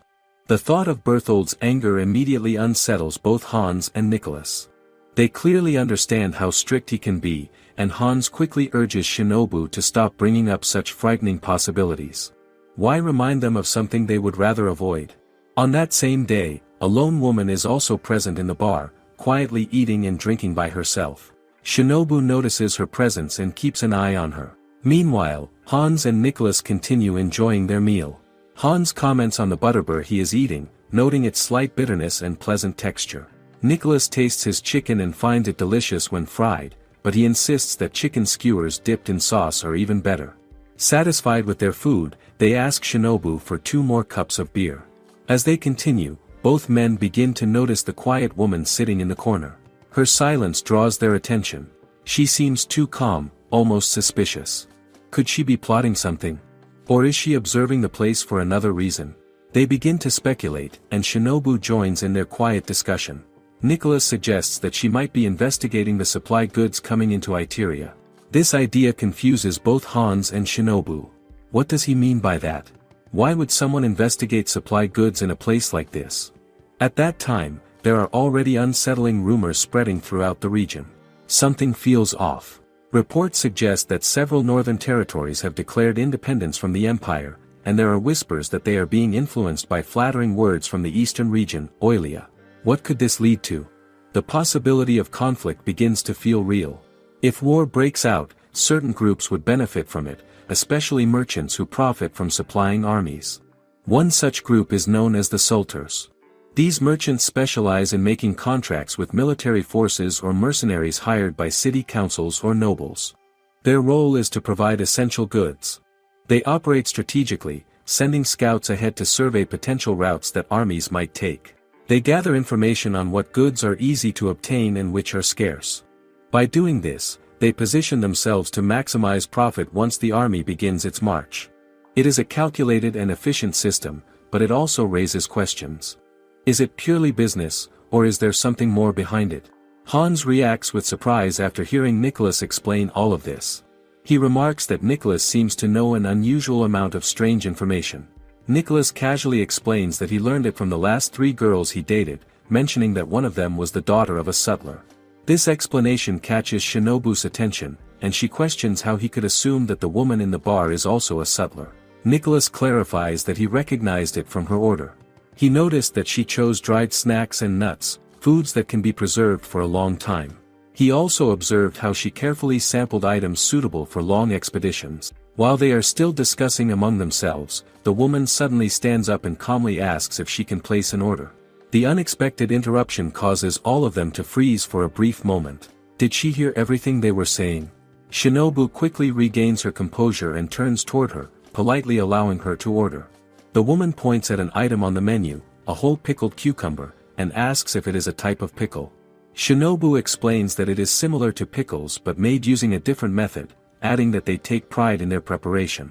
Hearing that, the woman decides to order it. Shinobu then asks if she would like something to drink as well, but the woman declines and says she is fine. Soon after, Shinobu brings the order to her table. As Nicholas observes the choice, it only strengthens his suspicion that the woman might be a sutler. Why else would she choose something like that?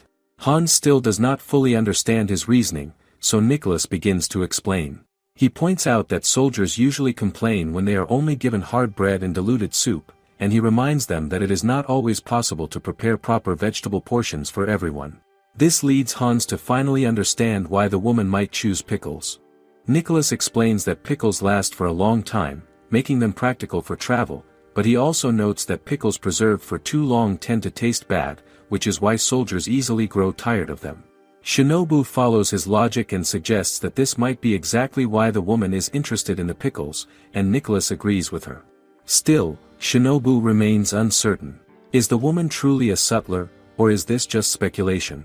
She begins to feel that the woman looks familiar somehow. If she really were a female customer, would she not remember her, given how rare female patrons are? This thought lingers in her mind. She then turns to Taisho and asks what he thinks about the situation. Instead of agreeing, Taisho calmly suggests that she might be mistaken. What does he mean by that? He explains that the assumption that the woman is a sutler is only a guess and not something certain.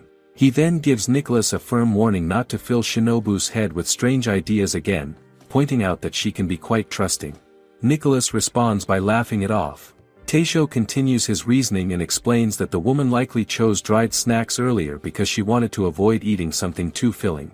Perhaps she plans to eat somewhere else later with someone else. Would that not make more sense? Nicholas begins to see the logic in this explanation, and Hans also agrees that Taisho has a valid point. However, Nicholas still brings up the pickled cucumber she ordered. Taisho dismisses it, suggesting that she may have simply wanted a change in taste after eating fried snacks. He adds that overthinking small details often leads to unnecessary suspicion, especially for beginners who try to connect everything. If someone assumes something is suspicious from the start, would not every detail begin to fit that belief? His words carry a quiet confidence. Shinobu listens and feels impressed by how clearly Taisho analyzes the situation, and she realizes that he is far from being inexperienced. In the end, Nicholas admits defeat and acknowledges that Taisho has won the argument. He remarks that he expected nothing less, since Taisho's ability to understand customers is on a completely different level. Even so, Nicholas turns to Eva and asks for her opinion about the customer. What does she think after observing everything? To everyone's complete shock, Eva calmly states that the customer is actually a man. The revelation stuns them all. Could that really be true? The surprise is so overwhelming that Hans instinctively reaches for his beer and takes a drink, trying to steady himself as the realization sinks in. Just then, another male customer enters the shop, and Shinobu quickly welcomes him inside. As he steps in, his eyes immediately fall on the quiet customer they had all been observing. He recognizes him at once and calls him by the name Ignaz, expressing surprise at seeing him there. He remarks that he thought Ignaz's disguise as a woman had not yet been exposed. The moment those words are spoken, everyone in the shop is thrown into shock. So it was true after all. Eva's observation proves to be correct, and the realization spreads across their faces. Ignaz calmly responds to the new arrival, whose name is Camo, and explains that no one actually suspected him. He proudly claims that the 5 silver coins are now his. It becomes clear that this was some kind of wager. Ignaz seems to take great amusement in the situation, noting that his disguise worked well since no one noticed anything unusual. With a playful attitude, he walks over to Hans and Nicholas and asks what they think about his act. Would they like to try something similar themselves? The suggestion is met with immediate refusal, as Hans quickly declines without hesitation. Why would he put himself in such a situation? The scene then returns to the present. Shinobu finishes recounting the story to Helmina, explaining that this was all that happened during that time. Helmina reacts with surprise, finding it hard to believe that such an unusual customer once visited their shop. Eva adds that even Shinobu herself had been completely fooled back then. How could anyone have seen through such a disguise so easily? Just as the conversation continues, Taisho interrupts and tells them to stop talking and return to their duties. His tone is calm but firm, and they all quickly disperse to resume their work. Not long after, Hans and Nicholas arrive at the shop once again. Shinobu notices them and casually remarks on their timing. Nicholas asks what they were just discussing, clearly curious, while Hans focuses entirely on his hunger. He is already asking about the day's recommendations even before properly settling in. Has he been thinking about food the whole time? The lively atmosphere returns as they begin their usual routine. Encounters like these continue to unfold at the Izakaya Nobu bar. People from different backgrounds and walks of life gather there, each bringing their own stories. Regardless of status or occupation, something about the place draws them together. Could it be the food, or is it the quiet pull of shared moments over a drink? Whatever the reason, the unseen thread that connects people through food and alcohol continues to weave their paths together. It is autumn in Itteria, and the forests and mountains are covered in rich colors and shifting hues. The market reflects the season as well, filled with both familiar faces and many newcomers moving between stalls.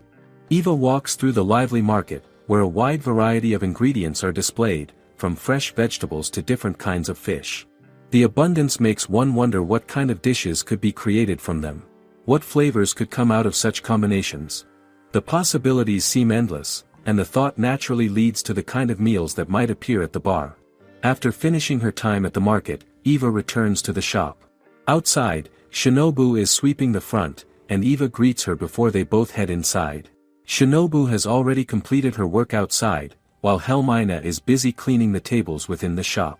The atmosphere feels calm yet prepared for the day ahead. As they begin talking, Taisho also joins in, agreeing with Eva's earlier thoughts. Shinobu asks Eva if she visited the market, and Eva confirms that she did. She mentions how beautiful the kerbis were. At first, Shinobu does not understand what she means, but she soon realizes that Eva is referring to pumpkins. Eva explains that many farming villages surround their region, and during this season, farmers bring their harvests into the capital to sell. She describes how pumpkins come in many different shapes and colors. There are so many that it is almost overwhelming, with at least 10 or even 20 types lined up across the market. Shinobu is amazed by this and wonders how people in the capital usually prepare them. Eva replies that she typically boils them but admits she does not know all the ways others might use them. Could there be more creative methods? Shinobu then turns to Helmina and asks for her thoughts. Helmina pauses to think before explaining that pumpkins are commonly used to make soup. In her hometown, they are also simmered together with squid. The moment Shinobu hears this, her interest is sparked. It sounds both unusual and delicious. Could that combination really work so well? Excited by the idea, she turns to Taisho and asks for his approval. Taisho agrees without hesitation, allowing them to stock up on both squid and pumpkins for the day. Shinobu feels satisfied, knowing that the appetizer for the day has already been decided. They then move on to preparing the ingredients. As Taisho begins working, Helmina observes his method carefully. She notices something familiar and asks if his hometown also uses the couple's simmer method. Taisho looks surprised at the term, as he does not recognize it. Eva steps in to explain that Helmina is referring to the technique he is already using. By trimming the edges of the pumpkin before simmering it, they prevent it from breaking apart during cooking. In the capital, this method is called couple's simmer, a name meant to suggest harmony, so the pieces do not clash with each other in the pot. Is it not an interesting way to describe cooking? Shinobu reflects on the explanation and compares it to smoothing out the rough edges between a husband and wife. Taisho listens and begins to understand, relating it to the idea of trimming edges to maintain structure and balance. He acknowledges the meaning behind the technique. Shinobu then praises Eva for her knowledge, thanking her for always sharing insights about Itteria. Eva humbly dismisses the compliment and shifts the focus back to Taisho. She explains that while she knows about local customs and ingredients, she does not understand the depth of Taisho's cooking. The way he prepares and seasons each ingredient depending on the dish, and how he brings out the best in them, is something she finds remarkable. She even feels as if he can hear the voice of each ingredient. Could that be the secret behind his cooking? To her, it is truly something extraordinary to witness. Helmina adds that Taisho has taught her many things about cooking, and she describes the experience as extremely educational. She explains that it was thanks to Taisho's cooking that her husband was able to overcome his dislike for squid. Hearing such praise surprises Taisho, and he modestly responds that it is only because cooking is the one thing he truly knows. Shinobu bursts into laughter at his reaction, pointing out that he is clearly embarrassed. Helmina then recalls something from her hometown. She explains that people there believe it is good for a bride to eat squid. According to the saying, if a bride or young wife eats squid, her children will grow up to be skilled in reading and writing. This immediately shocks Shinobu. Can food really influence something like that? Helmina insists that the belief is true in her hometown. She adds that squid is considered an apostle of the goddess of fishermen, and also an apostle of the god of reading and writing. Shinobu finds the connection to fishermen believable, but she struggles to accept the idea related to reading and writing. How could those things be connected? Taisho, however, says that he understands what Helmina means. This draws Shinobu's curiosity, and she asks him to explain further. In response, he shows them something simple that resembles a written character. Shinobu looks at it and realizes how it relates to reading and writing, which helps her understand the idea better. Eva is amazed when she sees this and begins to wonder if the supposed benefit applies to others as well, not just brides or young wives. She carefully clarifies that she is not asking for herself, but thinking about her family. Would it help if her mother ate it? Shinobu is surprised when Eva mentions her mother, but Eva quickly explains. She says that she has already learned how to read, write, and count through Deacon Edwin's teaching. However, her younger siblings have not yet begun learning the basics. Shinobu then understands that Eva is thinking about them and praises her for being such a caring elder sister. Eva then asks if it would be possible to take some leftovers home. Fortunately, Taisho assures her that he will prepare enough portions for her to bring back. He encourages both Eva and Helmina to enjoy the meal as well. Hearing this makes them genuinely happy.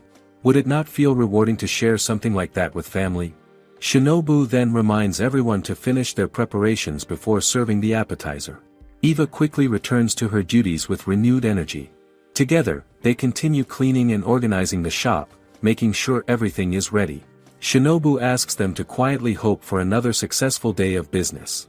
Soon after, customers begin to arrive. The dish of the day, pumpkin and squid, is served, and it quickly gains attention. One by one, the customers begin to enjoy it, and many of them fall in love with the taste. There is even a particular customer who keeps asking for more plates. When Shinobu counts, she realizes he has already eaten 5 servings. She questions him about it, and he simply responds that it is because the dish is delicious. Is there any better reason than that? Other customers also begin to request additional servings, clearly enjoying the meal. Shinobu feels relieved as she watches this unfold. She had been worried about how people in the capital would react to such a combination, but those worries quickly fade. The steady stream of orders reassures her. Could this dish become a new favorite?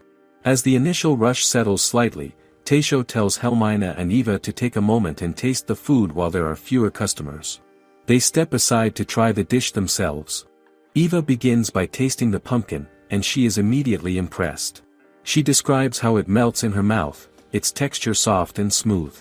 Helmina is equally surprised, noticing how the pumpkin, which is usually firm, has become so tender without losing its shape. The flavor has soaked in deeply, yet it has not fallen apart. Meanwhile, Eva continues enjoying her meal and moves on to taste the squid. Helmina watches her closely as she chews. Eva remarks that with each bite, the flavor of the squid spreads out richly. Taisho then tells Shinobu to go and taste the dish as well, and she steps forward to try it. As she takes a bite, she immediately notices how the flavor lingers in her mouth, allowing the rich taste of the pumpkin to fully come through. She finds it deeply satisfying and declares that it is delicious. Helmina, who is already enjoying her portion, becomes so pleased with the taste that she asks Taisho if she can have more. Taisho agrees without hesitation, and Shinobu laughs, pointing out that Helmina has started behaving just like the customers who keep ordering repeatedly. Is the dish really that irresistible? At that moment, Berthold enters the bar, and Helmina warmly welcomes him. She notes that it is quite early for him to arrive, and he explains that he has already finished his work for the day. With nothing else to attend to, he decides to come by, both to pick her up and to enjoy a glass of beer. Helmina tells him that he does not need to worry about her and that she can return home on her own, but Berthold firmly insists otherwise. He believes it is unsafe for her to walk alone at night. Helmina points out that there are guards in place for protection, and while Berthold acknowledges this, he still insists that she should have her own personal guard. His words make Helmina blush, and those around them watch with quiet admiration. Is it not clear how much he cares for her? Berthold then places his order for a cup of Toriezu beer and chicken carriage. He is told that it will be ready shortly, and in the meantime, the appetizer for the day is served to him. When he sees it, he is surprised to find that it is kerbis. Helmina notices his reaction and wonders if he dislikes it, but he quickly clarifies that it is not the case. In fact, kerbis is a specialty from his hometown. Since it is the season, he had been thinking about wanting to eat it, so he is surprised to see it served here. He explains that unlike Helmina, who grew up near the sea, he was raised in the mountains. During autumn, he was often made to eat large amounts of kerbis, to the point that he grew tired of it. However, after leaving his hometown, he has started to miss it. Taisho expresses hope that he will enjoy the version served here, and Berthold assures him that he already appreciates it. Still, he decides to taste it properly. As he takes a bite, he is caught off guard by how good it tastes. The flavor is far beyond what he remembers from his past. Has he ever eaten kerbis this delicious before? When he tries it together with the squid, the combination surprises him even more, as the two ingredients blend perfectly. The balance of flavors leaves a strong impression on him. As soon as he finishes his portion, he immediately asks for another serving, and Taisho assures him that it will be prepared right away. Berthold reflects on the taste and wonders if it is because the kerbis has been left to ripen slowly from summer into autumn. But as he thinks about it more, he realizes that it is not just the ingredient itself, but Taisho's skill that brings out such depth of flavor. How much difference can technique truly make? As he continues, Berthold recalls a custom from his hometown, where the bridegroom is expected to eat a large amount of pumpkin.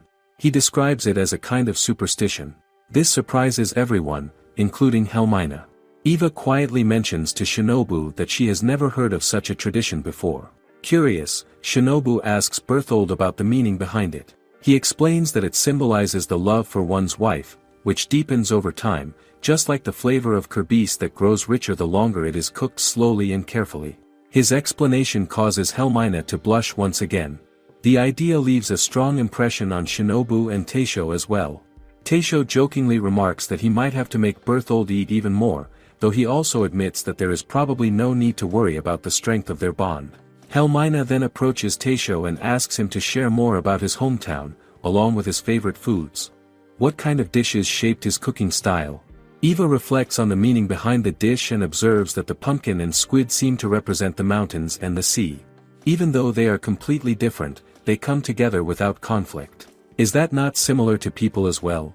Shinobu adds that ingredients and cuisine are built on compatibility and affection, much like the relationship between a husband and wife. Just then, Taisho apologizes for the wait and serves Berthold his second portion of the couple's simmered pumpkin and squid. Berthold and Nicholas are suddenly seen clashing with each other, rushing forward as they begin to fight. Berthold challenges Nicholas for daring to tell him he is wrong, while Nicholas stands his ground and insists that even if Berthold is superior, he has no intention of backing down. The tension between them is clear, yet for those around them, it is nothing new. Hans watches with a troubled expression, feeling sorry as he observes the situation, while others remain unfazed since they have seen such arguments before. Because of the commotion, word spreads that training for the day has already been suspended, and some even take interest in the situation as if it were entertainment. How often do these disputes happen for people to react so casually? Meanwhile, Hans remains seated, watching as the two continue arguing over something as simple as salted seasoning versus soy sauce for their carriage. The debate escalates to the point where Hans finally raises his voice and tells them to stop, urging them to place their order instead. Shinobu, however, only smiles as she watches, recognizing that this heated exchange has become something of a routine.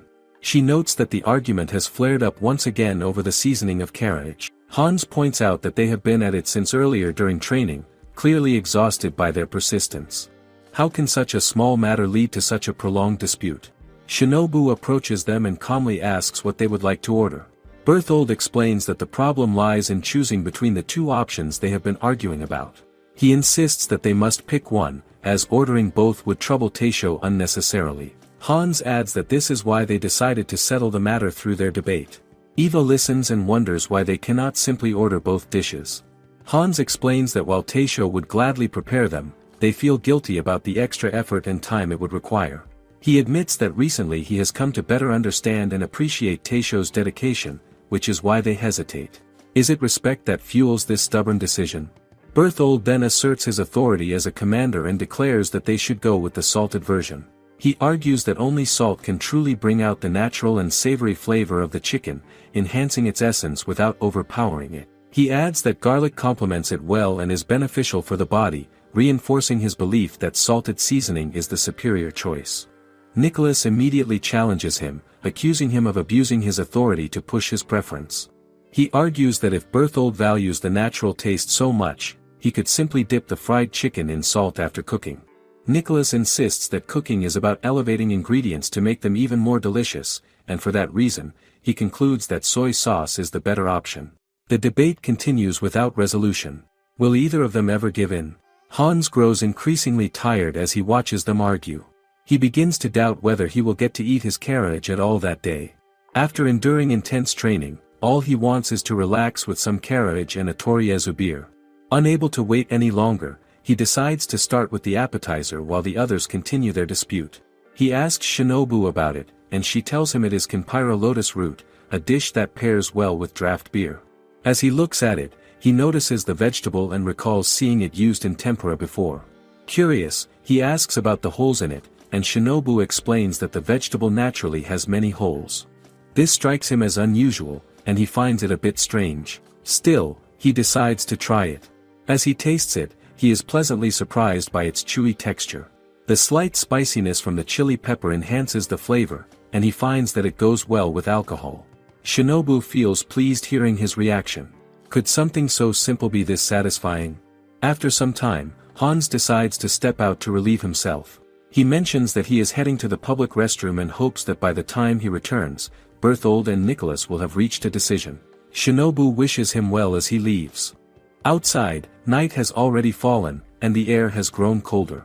As Hans walks through Itteria, he notices the change in temperature and reflects on how quickly the seasons shift. Before long, the short summer will give way to winter.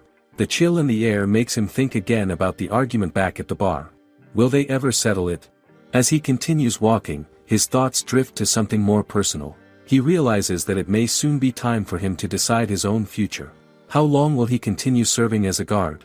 What path will he choose afterward? The weight of that decision settles on him, and he knows that when the time comes, he will also have to speak to his father about it. Later, he returns to the bar, settling into a quiet moment with his drink. And without warning, Berthold asks if he has finally made up his mind. The question catches him off guard, and for a brief moment, he does not know how to respond. Nicholas quickly supports the question, pointing out that he has been sitting there for a while, slowly sipping his drink without saying anything. It becomes clear that they have both been waiting for his answer. What has he been avoiding all this time? Nicholas presses further, admitting that he genuinely wants to hear Hans's opinion. He has noticed the way Hans keeps dodging the question whenever it comes up. Berthold, on the other hand, seems determined to settle it that very night. He leans in with a firm tone, making it clear that Hans cannot escape anymore. The question is simple on the surface, yet somehow difficult to answer. Does he prefer the salted carriage, or the soy sauce version? Berthold begins to argue in favor of the salted carriage, laying out his reasoning with confidence. Nicholas interrupts him, trying to stop him from influencing the answer, insisting that Hans has been leaning toward soy sauce all along. The exchange grows more heated, though it still carries a sense of playful rivalry. Berthold warns Nicholas against putting words into someone else's mouth, suggesting that it is unfair to decide for him. He almost shifts the topic toward the next day's training, as if to regain control of the conversation, but Nicholas cuts him off again, accusing him of trying to pressure Hans in a different way. Turning back to Hans, he reminds him that they are friends, as if that alone should make him speak honestly. The tension builds quietly. Around them, others begin to watch, waiting to hear what he will finally say. Even the noise of the bar seems to fade for a moment. Will he actually answer this time? At last, Hans gathers himself and speaks. He admits that the one he prefers is tatsuage. The answer lands unexpectedly, surprising both of them. He explains his choice carefully, describing how the soy sauce coating wraps around the ingredient, sealing in its flavor and juices. The taste feels richer, deeper, and the hint of garlic adds another layer that he cannot ignore. As he speaks, his thoughts become clearer. He adds that, in truth, most dishes served here taste good, no matter what. What impresses him the most is not just the flavor, but the texture. The way each bite feels has its own importance. He reflects on how rare it is to find a place that pays such close attention to that balance. He continues, comparing the two styles more directly. Carriage has its own appeal, with a satisfying bite that stands out. But for him, the crisp coating of tatsuage breaking apart in his mouth creates a stronger impression. It is that specific sensation that draws him in. Even as he explains, it feels like he is discovering his own preference more clearly.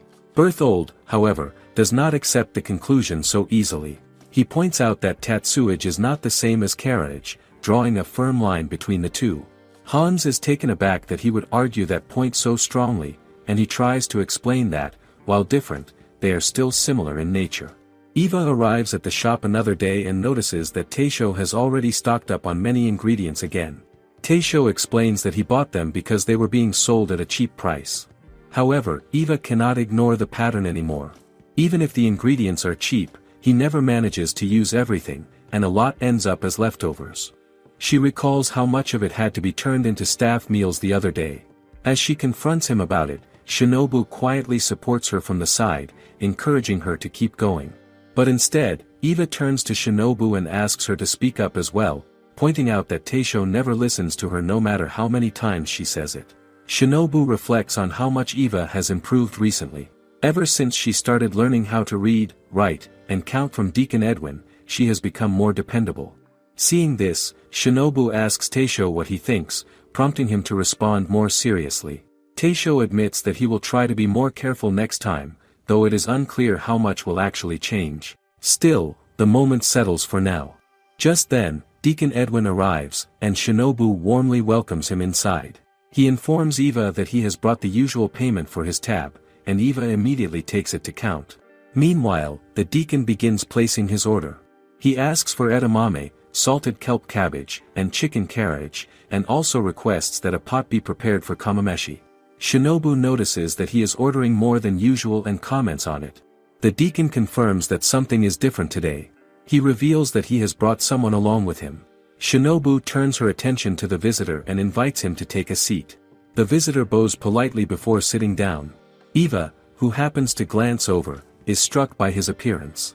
His hair is a deep, glossy black, something she rarely sees. The unusual sight catches her attention immediately. Not only her, but even another customer nearby notices it as well. The man observes the distinct color and assumes that the visitor must have come from the south, where such features are more common.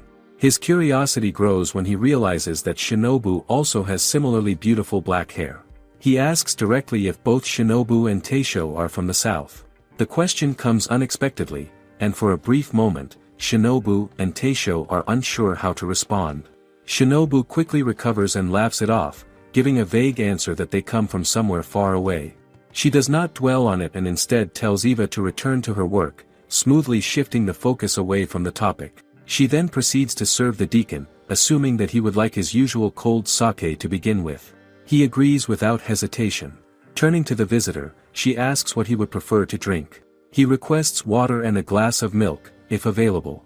Shinobu explains that they only serve it cold and asks if that would be acceptable. He agrees, and she leaves to prepare their orders. As they wait, the visitor expresses his appreciation to the deacon for introducing him to such a place. The deacon, however, questions his tone, wondering if he is being mocked for his drinking habits. The visitor denies this and clarifies his point. He explains that in the Holy Imperial capital, the amount of alcohol consumed by esteemed individuals far exceeds what is seen in Itteria. Compared to that, the drinking here is not even significant. The deacon finds it hard to believe, especially since he does not drink himself, leaving him unsure of how to respond to such a claim. Just then, Shinobu returns with their drinks, placing the sake, water, and milk neatly before them. After she leaves, the visitor turns to the deacon and asks what he wants to discuss. The deacon explains that he has been ordered by the minister to leave Itteria for a short time, which is why he invited him here. He is considering having the visitor take over his duties in his absence. This surprises the visitor, who begins to understand why the deacon is known for his diligence. The deacon adds that since he will be traveling to the Holy Imperial capital, Lupsia, he intends to take the opportunity to relax a little and ease his fatigue with a drink. Not long after, Shinobu brings their food, edamame and salted kelp cabbage. The deacon mentions that although the visitor has taken a vow of poverty, he believes the food here will still suit him. The visitor tries the dishes and finds the seasoning just right, with a satisfying freshness in the vegetables. The deacon shows him how to eat the edamame properly, by popping the beans into his mouth. As he follows the method, the visitor remarks that there should also be good food in Lupsia. The deacon clarifies that he never meant to say otherwise, only that every place has its own distinct taste. Even so, he feels that no matter how refined the dishes of the holy capital may be, they cannot quite compare to what is served here. Remembering this, he calls Shinobu to add shiakra to their order. Thomas continues eating while the deacon observes him, pointing out that the bar offers a wide range of dishes, and that there is surely something that will suit his taste. When asked if he would like to order more, Thomas declines, saying he is satisfied with his milk and the dishes already served. Watching him drink milk reminds the deacon of someone from his past. Thomas asks about it, and the deacon recalls a junior he once knew. That junior used to drink milk often. There was a woman he liked, one who was taller than him. Although the woman did not mind, the junior felt insecure about his height. Thinking back, it becomes clear why he drank milk so often, believing it would help him grow taller. When Thomas asks what became of them, the deacon explains that the woman eventually left the capital without either of them expressing their feelings. He admits that he does not know what happened afterward, as it was a long time ago, from when he himself was even younger than Thomas. Thomas then steers the conversation back to the main issue, asking about the minister's order. He wonders why he cannot simply accompany the deacon to the holy capital as part of the minister's group. The deacon explains that the minister is far past his prime and has been bedridden, making such a journey impossible. He believes the minister may already be considering retirement, though the expected successor, his own son, has proven difficult. Despite being brought back with great effort, the son expressed a desire to become a troubadour, which angered the minister. Even after hearing this, Thomas still does not fully understand why the deacon must travel to Lupsia. The deacon finally reveals that he is to meet Cardinal Forchtegott. The name alone unsettles Thomas. The deacon explains that they may need to request the cardinal's presence in Itteria. Thomas questions whether the situation is serious enough to require that, but the deacon avoids giving a direct answer, stating that such matters are not for him to openly discuss. At that moment, Shinobu returns with the shiakra. The deacon immediately tastes it and is reminded once again of its rich flavor. He openly enjoys it, noting how good it is. Perhaps because of the conversation, or simply the mood, he decides to switch from cold sake to hot sake and calls out to Shinobu to prepare it for him. However, Thomas begins to wonder if the matter they are discussing has something to do with the archbishop. He mentions hearing that the archbishop is aiming for the cardinal's position and has been actively raising funds toward that goal. He also adds that the archbishop has joined forces with Backshoff's firm, a development that clearly troubles him. Even the deacon is surprised by this, though he admits that Backshoff has always given off an unpleasant impression. Thomas goes further, explaining that Backshoff has already interfered with church affairs, to the point that the church's vegetable garden was confiscated by the city council. The deacon reflects on this and realizes that it must have happened before he was assigned to Itteria, though he recalls hearing about such an incident. He places it around the beginning of spring that year. Thomas reacts strongly, describing it as nothing more than harassment. He speaks with particular regret about the garden, especially the eggplants, which he says were highly valued. The scholars from the Holy Imperial Capital had even been looking forward to their harvest. The loss clearly still lingers with him. The deacon clears his throat, and Thomas asks what is wrong. The deacon replies that it is nothing serious, only that he had always believed Thomas to be someone interested solely in theology and philosophy. Seeing him speak so passionately about other matters gives him a different impression. Still, he admits that he has long suspected a connection between the archbishop and Backshoff. Even so, he does not think Archbishop Rodrigo is entirely as bad as rumors suggest. Thomas then asks if he has heard the recent rumors surrounding the archbishop. This catches the deacon's attention, and he asks for clarification. Thomas explains that it concerns witch searches. According to what he has heard, whenever there is even a rumor of a witch, the archbishop abandons everything else, no matter how controversial, and travels from the east to investigate. Just then, Shinobu arrives with the chicken carriage. The deacon is pleased to see it and remarks that it is not something he can enjoy anywhere else, calling it one of the bar's finest dishes. He offers some to Thomas, but Thomas declines. The deacon then orders another mug of Toriezu beer for himself and requests cabbage and milk for Thomas. When the beer arrives, he drinks and eats with visible satisfaction. However, when Thomas's order is served, the mood shifts slightly. The deacon senses something uneasy and asks about it. Thomas admits that he is troubled, particularly by what he sees as a disturbing development. When pressed, he explains that he is referring to the archbishop's subordinates declaring a witch hunt. The deacon is taken aback and asks if it is something like what happened 100 years ago. Thomas responds firmly that such actions are unacceptable, calling witch hunting outdated and unjustifiable. The deacon considers this and suggests that perhaps the archbishop's intention behind the search is indeed to hunt down witches. Thomas then questions whether he might be overthinking the situation. The deacon disagrees gently, saying that youth often leads one to reject injustice strongly, while age brings exposure to many perspectives. Even so, he acknowledges Thomas's higher standing and trusts that someone well-versed in theology and philosophy can view the matter from multiple angles. Thomas, however, downplays this, saying that the deacon may be overestimating him. The deacon does not agree and explains that this trust is exactly why he wants Thomas to take his place during his absence. He then tells Thomas that he will cover the bill for the day and encourages him to order whatever he likes. Thomas insists that he is content with just milk and cabbage, but the deacon points out that there are many vegetable dishes worth trying. As he glances at the menu, he suggests eggplant, but Thomas declines again. Despite that, the deacon goes ahead and orders a plate of eggplant agabitashi. Thomas makes it clear that he still will not eat it, but the deacon responds that if it does not suit his taste, he will simply eat it himself, leaving no reason for concern. Then they are served the eggplant agabitashi along with cold sake. The deacon reminds Thomas that in the Holy Imperial Capital, summer is often associated with tomatoes and eggplants, and he explains how well they pair with pasta and boiled dishes. He is confident that the dish will suit his taste. Hearing this, Thomas finally decides to try it. The deacon then reflects that it might have been rude to push the dish onto someone who lives under a vow of poverty, but Thomas reassures him that it is not an issue, since his restraint only applies to meals that include meat. Even so, the deacon insists that he should take responsibility and eat it instead, though Thomas quickly stops him and tells him that such concern is unnecessary. Still, the deacon continues to press the matter, determined to take responsibility for urging him to try it. At that point, Thomas grows tired of the back and forth and simply asks to eat the dish himself. As soon as he tastes it, he is surprised by how good it is. The deacon also tries it and notices how the eggplant is soaked in dashi, soft enough to melt in the mouth. He remarks that while autumn eggplant is already known to be delicious, when it is prepared here, it feels like something refined into a work of art. Taisho acknowledges the praise with quiet appreciation. The deacon then reflects on his upcoming trip to the Holy Imperial capital, realizing that the next chance he will have to enjoy this dish may not come until the following summer.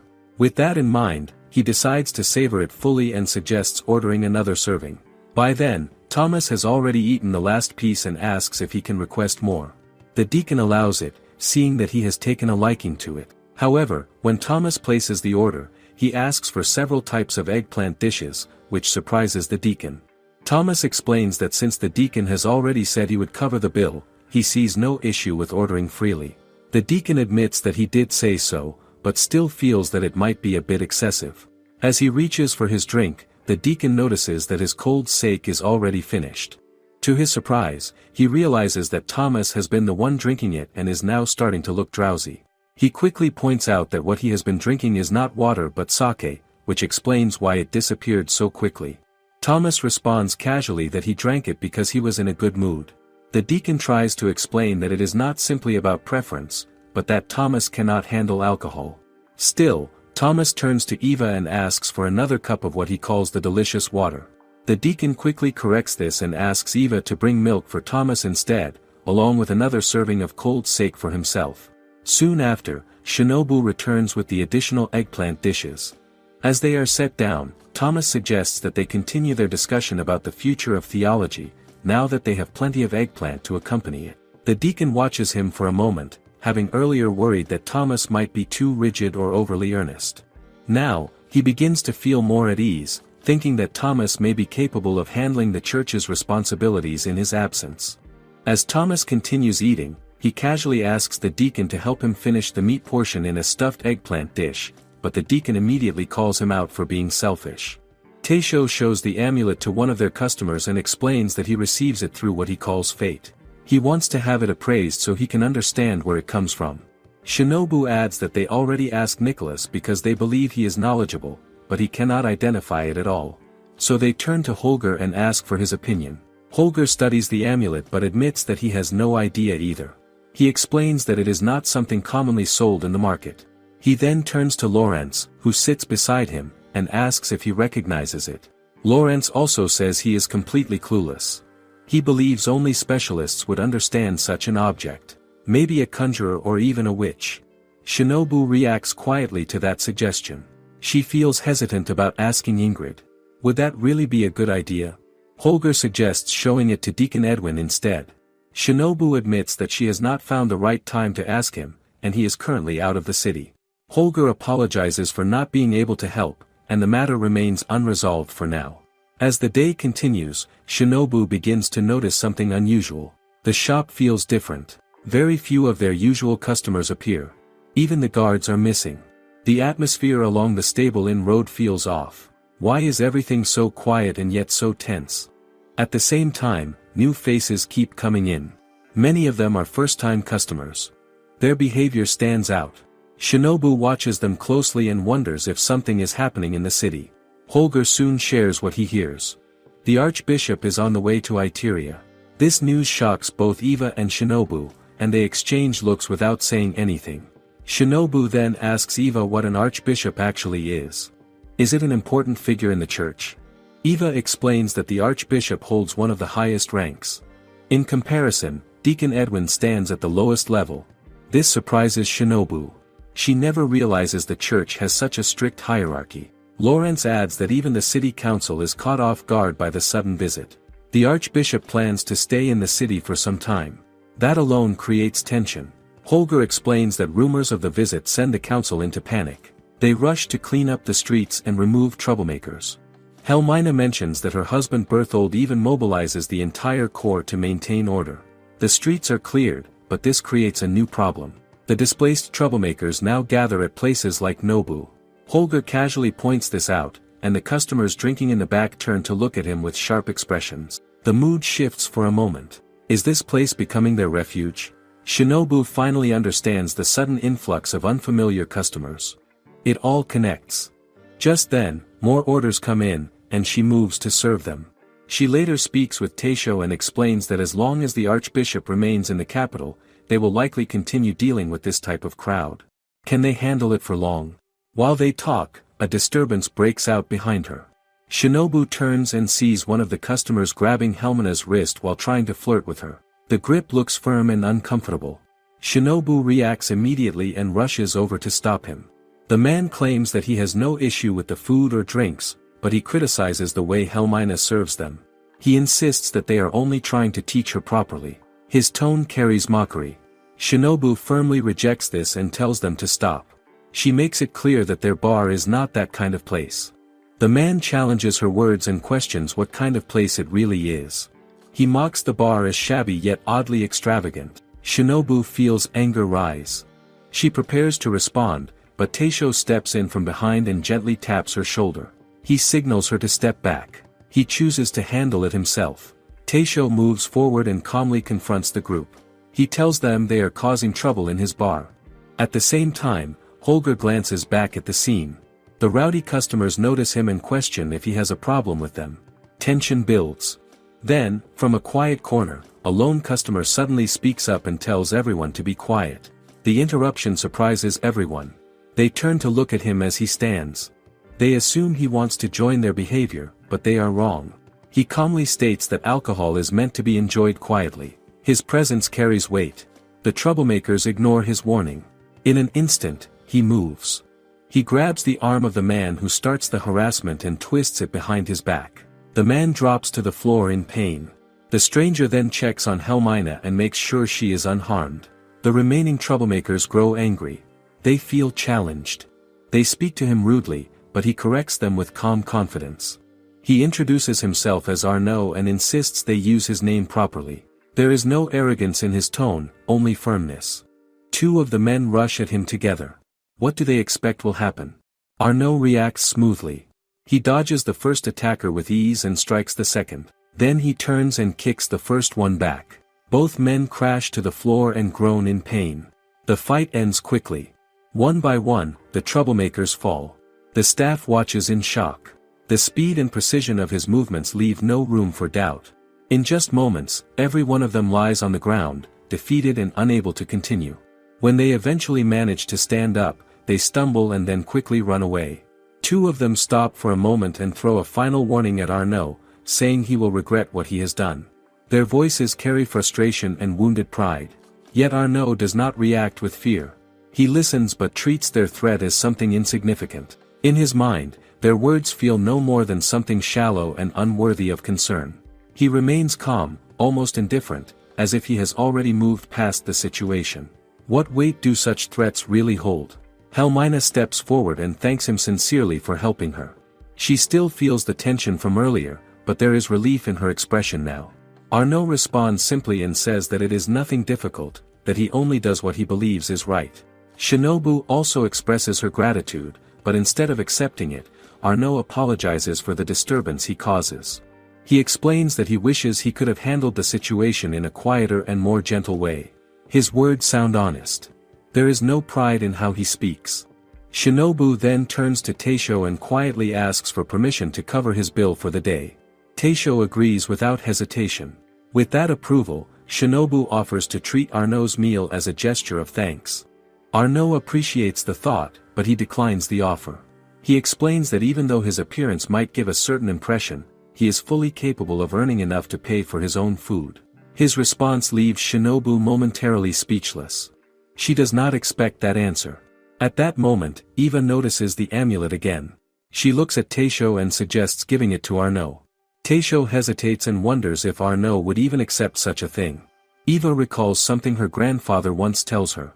He says that debauches, like Arnaud appears to be, tend to be superstitious and often value charms and amulets.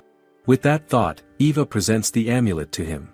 She explains that it carries a miracle within it and that it is known as an amulet of fateful encounters. Taisho adds that this is the simple story behind it and asks if he would accept it. Arnaud listens and then agrees without resistance. He accepts the amulet calmly. Eva continues by mentioning that in the north there are goddesses of fortune. She believes that since she receives the amulet from such a source, it must hold some form of miracle. Could it truly bring something meaningful? After that, Arnaud gently ends the discussion. He says they have talked enough and suggests returning to their meals. The moment settles into a calmer rhythm. He then turns his attention to Lawrence and admits that he has been curious about the dish in front of him. Lawrence explains that it is a deep-fried dish called tempura. He describes it as very delicious and assures him that he will enjoy it. Arnaud leans closer to observe it and asks about the ingredients. Lawrence explains that the one he is eating is made with kerbis, but there are many other varieties available. Shinobu joins in and lists the options they serve. She mentions vegetables, mushrooms, fish, pork, chicken, and even beef tempura. She assures him that each one has its own appeal. Arnaud listens and says that all of them sound appetizing. He decides to order tempura but leaves the specific choice to Shinobu. She nods and takes note before heading back to Teisho to place the order. As Teisho begins preparing the meal, he asks how it should be served. Shinobu explains that it is best enjoyed with tempura sauce or matcha salt. The mention of salt catches Arnaud's interest. Soon after, Teisho presents the dish, a seasonal tempura platter. Arnaud looks at it briefly before picking up a piece. He starts with the mushroom. The moment he tastes it, his reaction changes. He feels genuinely impressed. The flavor exceeds his expectations. He admits that it is even better than he imagines. Teisho expresses satisfaction that the dish suits his taste and mentions that more items will follow. Arnaud responds positively and encourages him to continue. One plate follows another. The steady flow of dishes fills the table. Arnaud eats with focus and enjoyment. His way of eating draws attention from others. Holger notices and comments that even watching him makes the food seem more appealing. Lawrence agrees with that observation. They both decide to order tempura for themselves. Lawrence adds that they should also include a cup of Toriezu beer. Shinobu records their orders carefully. Teisho realizes that he will need to keep frying continuously to keep up. When their meals arrive, both Holger and Lawrence taste the tempura and quickly become absorbed in it. They find it extremely delicious. Their pace increases as they eat. Shinobu notices this and gently advises them not to rush. She suggests they take their time since the food is not going anywhere. But Holger disagrees. He insists that she is mistaken. He believes that the food must be eaten while it is still hot, or the deliciousness will fade. Lawrence supports this idea. He explains that eating it immediately after frying is the most sincere way to enjoy it. Their reasoning carries a kind of passion. Is it really about taste, or something more? Meanwhile, Arnaud speaks to Teisho again. He admits that he has never eaten tempura before. Although he has tried many kinds of deep-fried food throughout his life, this one stands out to him. He says that he truly enjoys what he tastes today. Then he mentions someone named Isaac. He says he wishes Isaac could also experience this meal. Shinobu becomes curious and wonders who Isaac is. Arnaud explains that Isaac is his friend. Not just any friend, but his only true best friend. He adds that Isaac has a strong love for good food. Shinobu suggests that he should bring Isaac along next time if the opportunity arises. Arnaud reflects on the experience and admits that he does not expect such an encounter. The texture and flavor leave a deep impression on him. He compares the crisp sensation to a maiden walking barefoot on the sand beach during the early summer. After a moment, Arnaud pauses and reflects on his earlier comparison. He feels that it does not fully capture what he wants to express. He adjusts his thought and says it feels more like the entire autumn sky filled completely with stars. The image sounds grand and distant. Shinobu and Eva stare at him with clear disbelief as he speaks. His words feel out of place in the middle of a simple meal. Shinobu eventually asks if what he is saying is meant to be poetry. Arnaud confirms that it is. He explains that he actually aims to become a troubadour. Shinobu admits that she is not very familiar with poetry, but she becomes curious about the kind he creates. She wonders what sort of themes he chooses. Arnaud explains that poetry has always been tied to his sorrow. He begins listing different styles he could recite. He considers reciting poems about war and illness like Baedeker. He considers composing works that praise the beauty of nature like Diesterweg. He also thinks about creating painful and fleeting love poems like those of enemies and Somlik. He speaks as if each path holds equal value. By this point, Shinobu feels completely lost. She struggles to follow his thoughts and does not know how to respond. What exactly is he trying to say? Arnaud then shifts the topic and tells Shinobu that he firmly believes it is fate that brings him to their bar that day. He says this encounter helps him reach a decision about his future. He declares that he will pursue the path of a food poet, something he refers to as Krockwinkel. He explains that he wants to compose poems about cuisine and liquor, just like the inspiration he imagines. His tone carries conviction, but there is also something unsteady about it. Shinobu quietly observes him and realizes that he is already drunk. She chooses not to argue and simply goes along with what he says. When Arnaud asks if his idea sounds good, she tells him that it does. However, she leans toward Eva and whispers that she only serves him a single glass of beer, yet he already appears intoxicated. Eva responds by suggesting that some people from Itteria, especially those with northern ancestry, may simply have a low tolerance for alcohol. The explanation seems reasonable enough. Still, it raises a quiet question. How much can one drink before losing control? Their attention is suddenly drawn to a strange noise coming from outside. The sound grows louder and more chaotic. Shinobu steps outside to check what is happening. What she sees shocks her. A large group of hoodlums gathers outside the bar. They are brought together by the same men Arnaud defeats earlier. The numbers alone are enough to cause panic. Shinobu feels a wave of fear and uncertainty. She wonders what they should do in such a situation. Before she can think of a solution, Arnaud speaks up and tells her not to worry. He says she should leave everything to him. Shinobu tries to stop him, but he moves too quickly. He rushes outside before anyone can finish speaking to him. The moment he reaches them, he strikes. He punches one of the men directly in the face and then grabs him, using him as a hostage. The movement is sudden and precise. The rest of the group freezes. Arnaud warns them to stay still. He tells them that if he were in their position, he would avoid making any reckless moves. He adds that he is already close to being drunk, and if he loses control even slightly, he might accidentally overexert himself and harm the man he is holding. His words carry a dangerous edge. Is he bluffing, or is he completely serious? No one dares to step forward. They can sense that he is not an ordinary person. There is something different in the way he stands and speaks. Arnaud then points to one of the men and tells him that if he values the hostage's life, he should collect all their wallets. The demand surprises them. The man hesitates and accuses him of extortion. Arnaud corrects him immediately. He explains that he is not extorting them. He reminds them that when they leave the bar earlier, they fail to pay for their food and drinks. He says he is only reclaiming what is owed.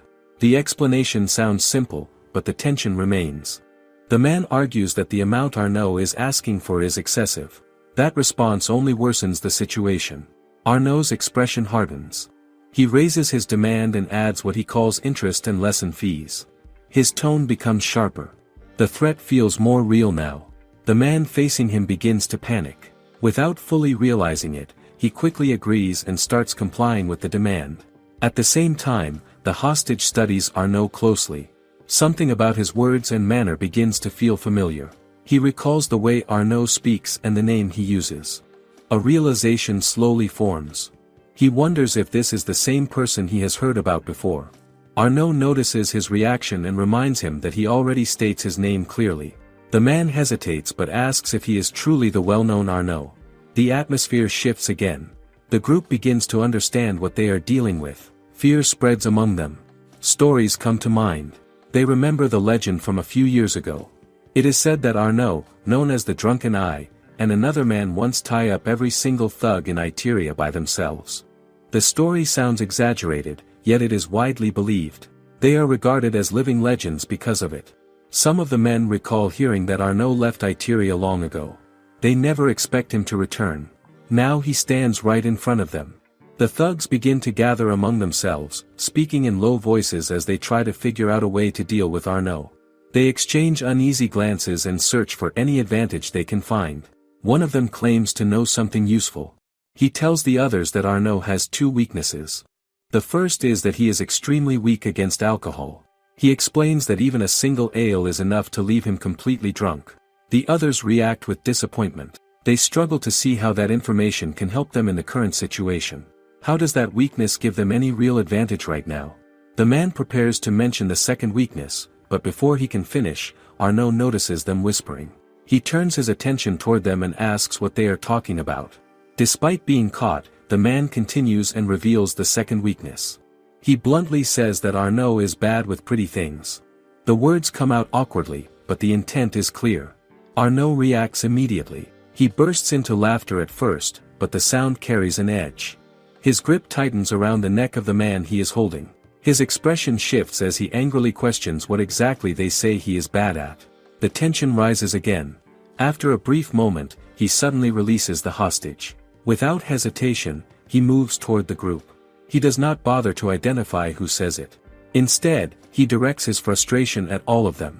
He attacks swiftly and overwhelms them one by one. None of them can keep up with his movements. The earlier fear among them proves justified. Inside the bar, Shinobu and the others watch the scene unfold. There is relief in their expressions. The situation that once feels dangerous now turns completely in their favor. Is this really the same man who speaks about poetry just moments ago? Once Arnaud finishes dealing with the group, he stands firmly with one foot resting on one of the fallen thugs. The fight is clearly over. He looks back toward Shinobu and the others and apologizes for the mess he causes. His tone sounds casual, almost as if the chaos means little to him. He even mentions that the fight leaves him feeling refreshed. The contrast between his actions and his calm attitude feels strange. He then gathers the money taken from the thugs and hands it over to Shinobu. He explains that it covers the payment for the food and drinks they consume earlier without paying. After that, he adds his own money as well. He says that he truly enjoys the meal and wants to pay properly for it. He also mentions that he plans to return again in the future. With that, he leaves the scene as suddenly as he enters it. After he is gone, Lawrence looks at the defeated thugs scattered outside and wonders what they should do with them. The situation still needs to be handled. Holger suggests reporting everything to the Corps so the authorities can take care of it. Meanwhile, Eva turns to Shinobu and asks for confirmation. She wants to be sure that Arnaud really says he will come back again. Shinobu confirms that he does. She adds that he even mentions bringing his friend along next time. Eva considers this for a moment and then advises Shinobu that when Arnaud returns, they should avoid discussing poetry with him. Shinobu quietly agrees. Later, when Berthold arrives at the bar, they explain everything that happens earlier. He listens carefully and reacts with satisfaction. He admits that those particular thugs rarely show themselves openly, which makes it difficult for the guards to capture them. Their sudden appearance works in the guards' favor this time. He assures them that the thugs will remain in jail for a while, since no one is willing to settle their fines or take responsibility for them. Still, he expresses some regret. He says he would have liked to personally thank Arnaud, but Arnaud has already left. Shinobu responds that Arnaud does not seem like someone who cares much for thanks. Her answer surprises Berthold, and he wonders if that means Arnaud is a man without strong desires, or if there is something deeper beneath the surface. Shinobu then asks if it is really acceptable for him to be drinking at the bar in the middle of the day, since he clearly does not come to question them. Berthold reassures her that there is no issue. He explains that he plans to go home after eating and leave together with Helmina. Helmina reminds him of what he says earlier about the Archbishop's visit making things hectic. Berthold explains that the situation changes, since the Archbishop will bring his own guards. This removes the burden from the city guards. He expresses relief and apologizes to Helmina for worrying her. Eva reacts positively, glad things will not become more stressful. Shinobu, however, wonders what kind of matter would require the Archbishop to bring his own guards.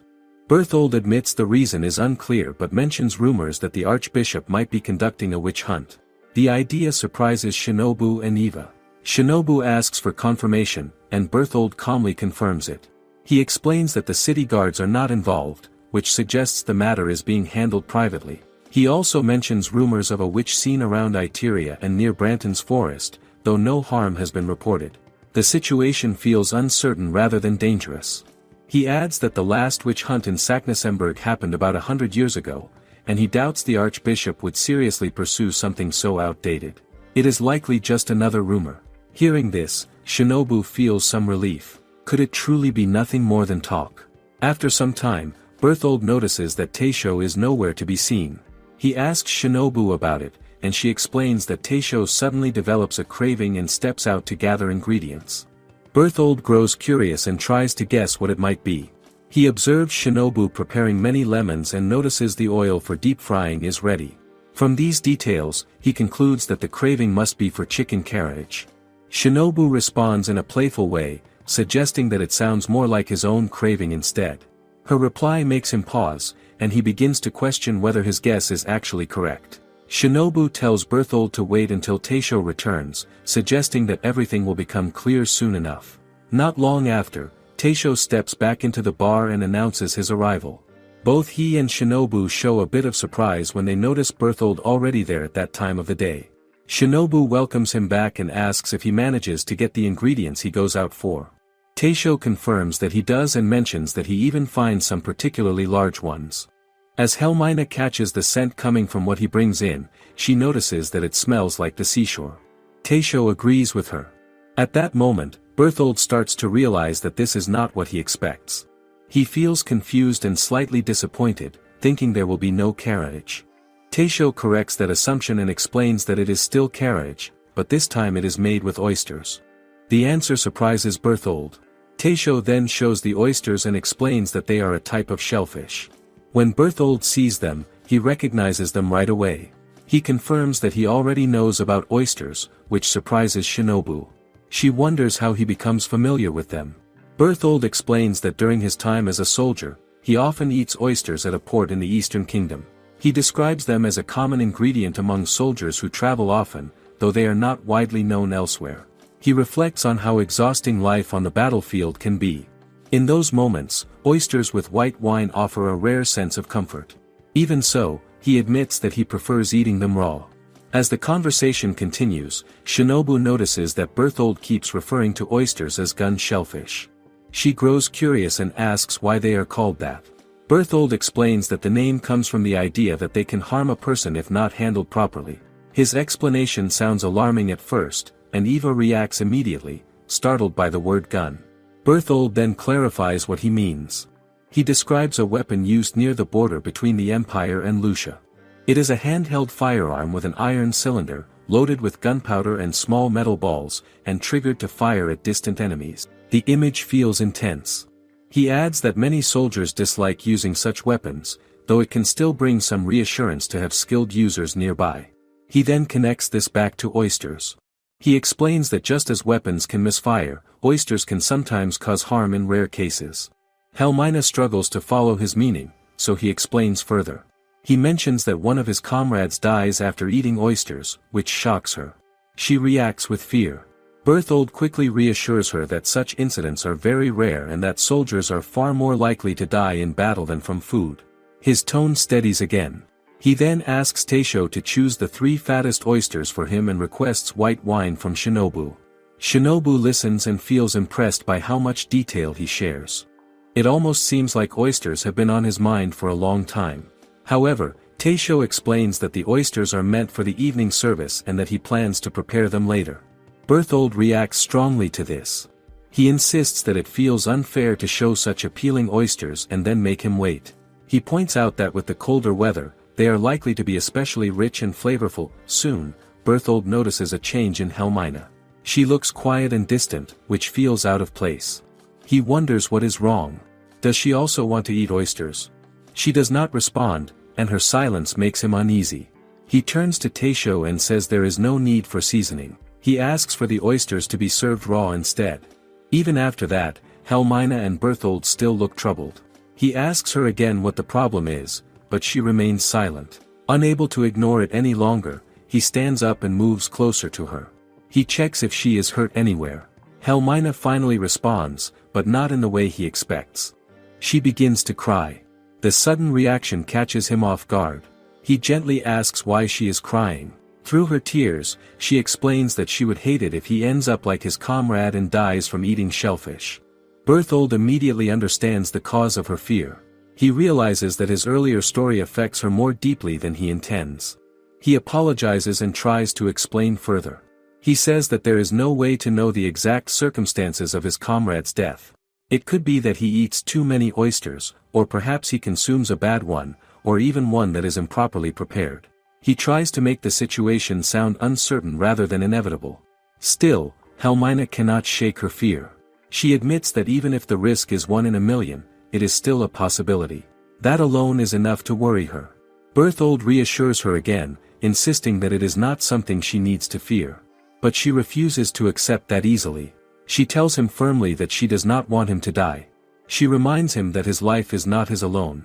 He listens carefully and acknowledges her words. Then she adds something that carries even more weight. She tells him that he is her precious family. The word surprises Berthold. He repeats it softly, almost as if trying to understand it fully. Then a thought comes to him. He looks at her and asks if she is pregnant. Helmina confirms it. The answer sends a wave of shock through the entire bar.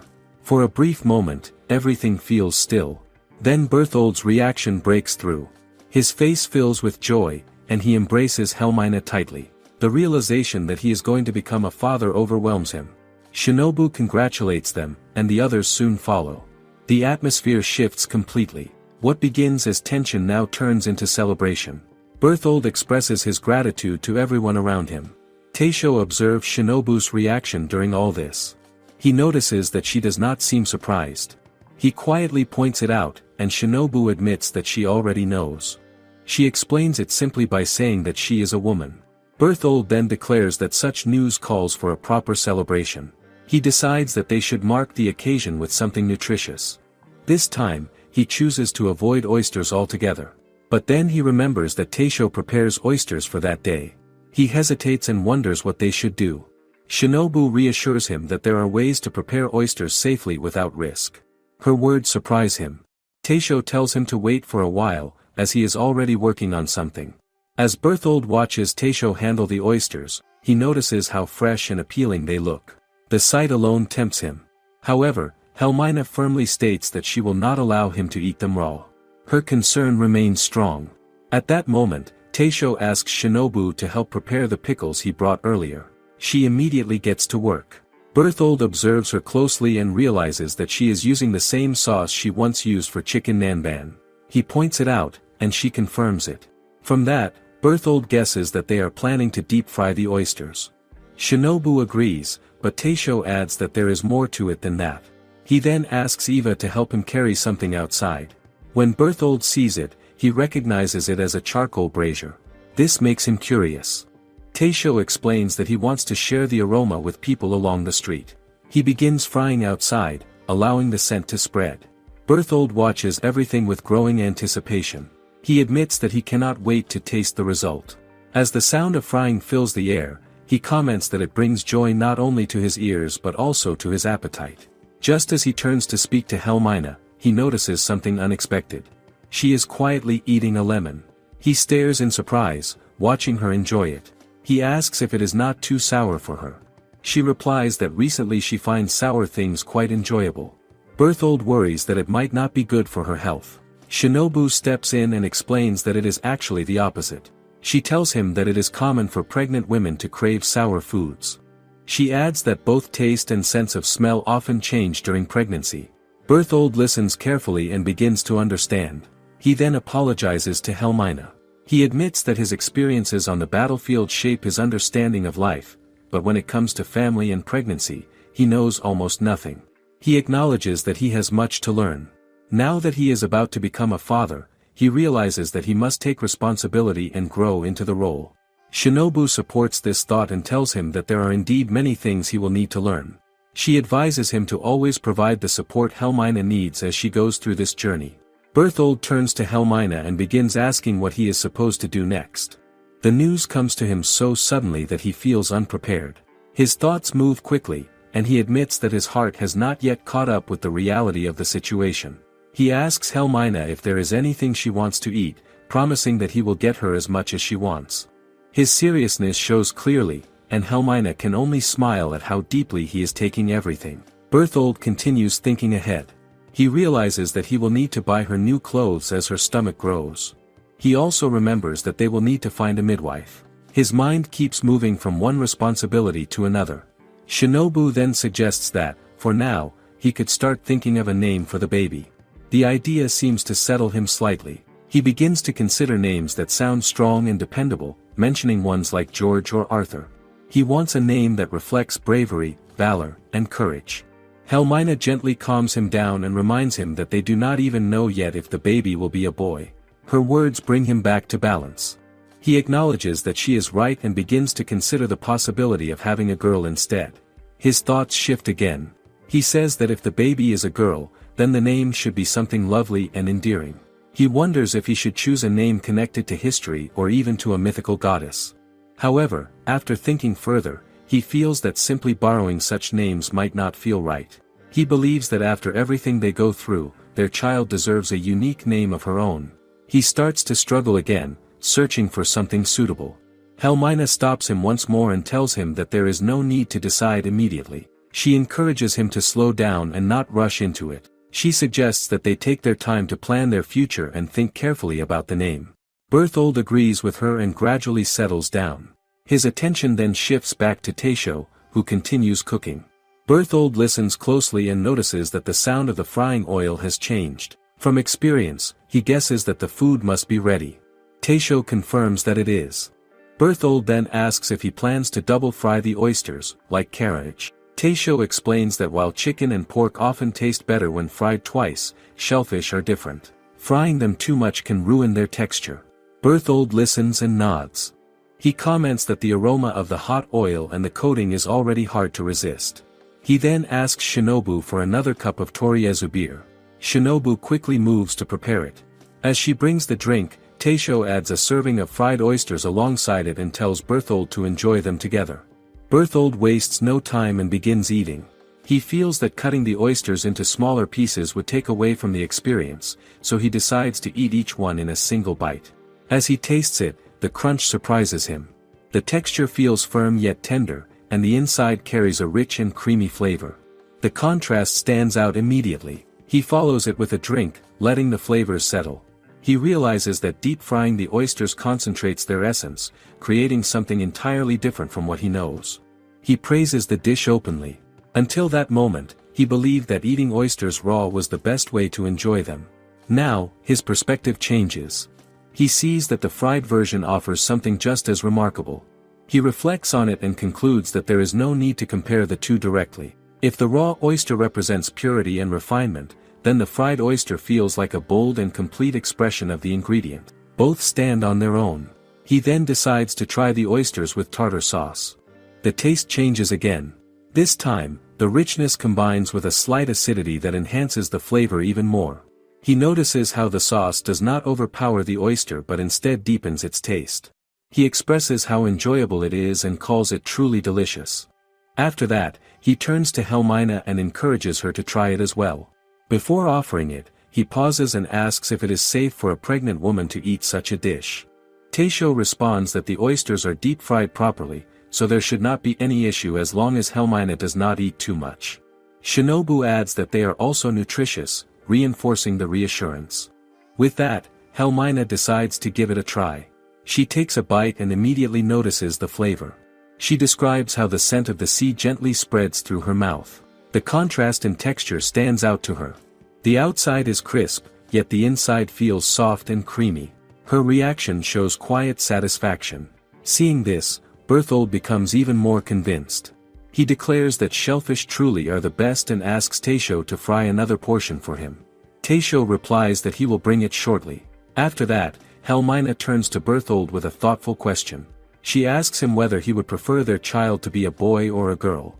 Berthold quickly dismisses the idea of choosing between the two. He tells her not to think that way. To him, it does not matter whether the child is a boy or a girl. What matters is that the child is theirs. He adds that the only thing he truly wishes for is that she gives birth safely. His words carry sincerity and concern. Helmina reacts with a blush, and her emotions show clearly. Berthold continues by assuring her that he will work harder from now on and take better care of his own health as well. His sense of responsibility becomes more evident with each word. Meanwhile, Eva is busy grilling oysters nearby. She checks with Taisho to see if they are ready, and he confirms that they are properly grilled. As Berthold notices this, he comments on the aroma drifting through the air.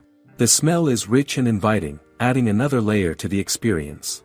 It draws attention even beyond their table. Soon, a few customers arrive, attracted by the pleasant scent. They ask what kind of shellfish is being prepared. Eva explains that it is a nutritious type often referred to as gun shellfish, which is especially popular among soldiers. She offers them a chance to try it and mentions that it pairs well with wine. The customers agree without hesitation. Eva then informs Shinobu about their arrival, and Shinobu welcomes them into the bar. As things settle again, Berthold returns to his conversation with Helmina. He shares a thought that has been on his mind. He says that once their child is born, he would like to bring him or her to the bar someday. He imagines that moment and begins to wonder what kind of food the child might enjoy. He considers whether the child might like eel, just as Helmina does. Helmina responds with her own thought, suggesting that the child might instead enjoy chicken carriage like Berthold. The idea feels warm and simple. Through this exchange, Helmina can see clearly that Berthold is truly looking forward to meeting their child. Berthold openly agrees. It is another day, and Taisho notices Shinobu yawning.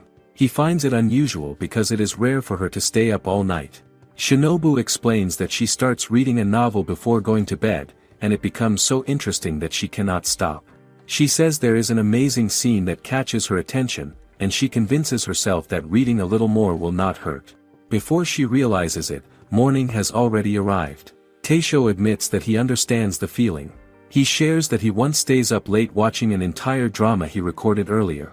Even so, he quietly thinks that for someone her age, she lacks a bit of elegance. Shinobu does not catch what he says and asks if he mentioned something. Taisho brushes it off and says it is nothing.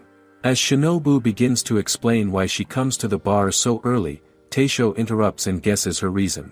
He says she must be there for breakfast.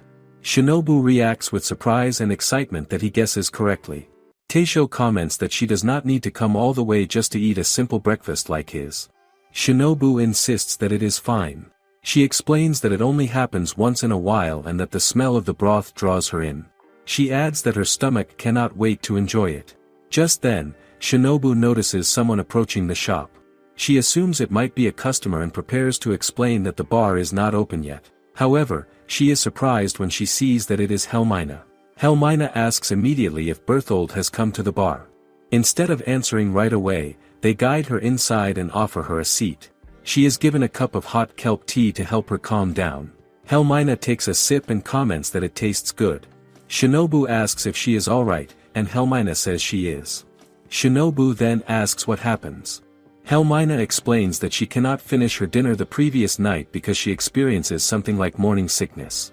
She says that her symptoms have been mild before, so she does not think much of it. She simply tells Berthold that it is normal for pregnant women. However, she notices that he suddenly falls silent and begins murmuring to himself. His expression soon turns serious, almost as if something terrible is about to happen. Without much explanation, he rushes out of the house. She does not know where he goes. Shinobu asks if he has returned since then, and Helmina says he has not.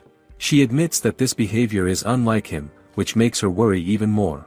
She begins to fear that something might have happened to him.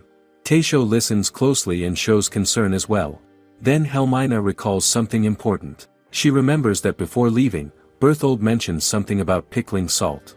This detail surprises Taisho, who wonders what he intends to use it for. Helmina admits that she does not clearly hear the reason. Shinobu thinks about it for a moment and begins to suspect that Berthold goes out in search of pickling salt to prepare something. Nicholas suddenly comes running toward the store.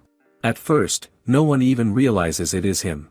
Shinobu is just about to remind him that the shop has not opened yet when he quickly begs to be let inside. She allows him in at once. His condition is hard to ignore.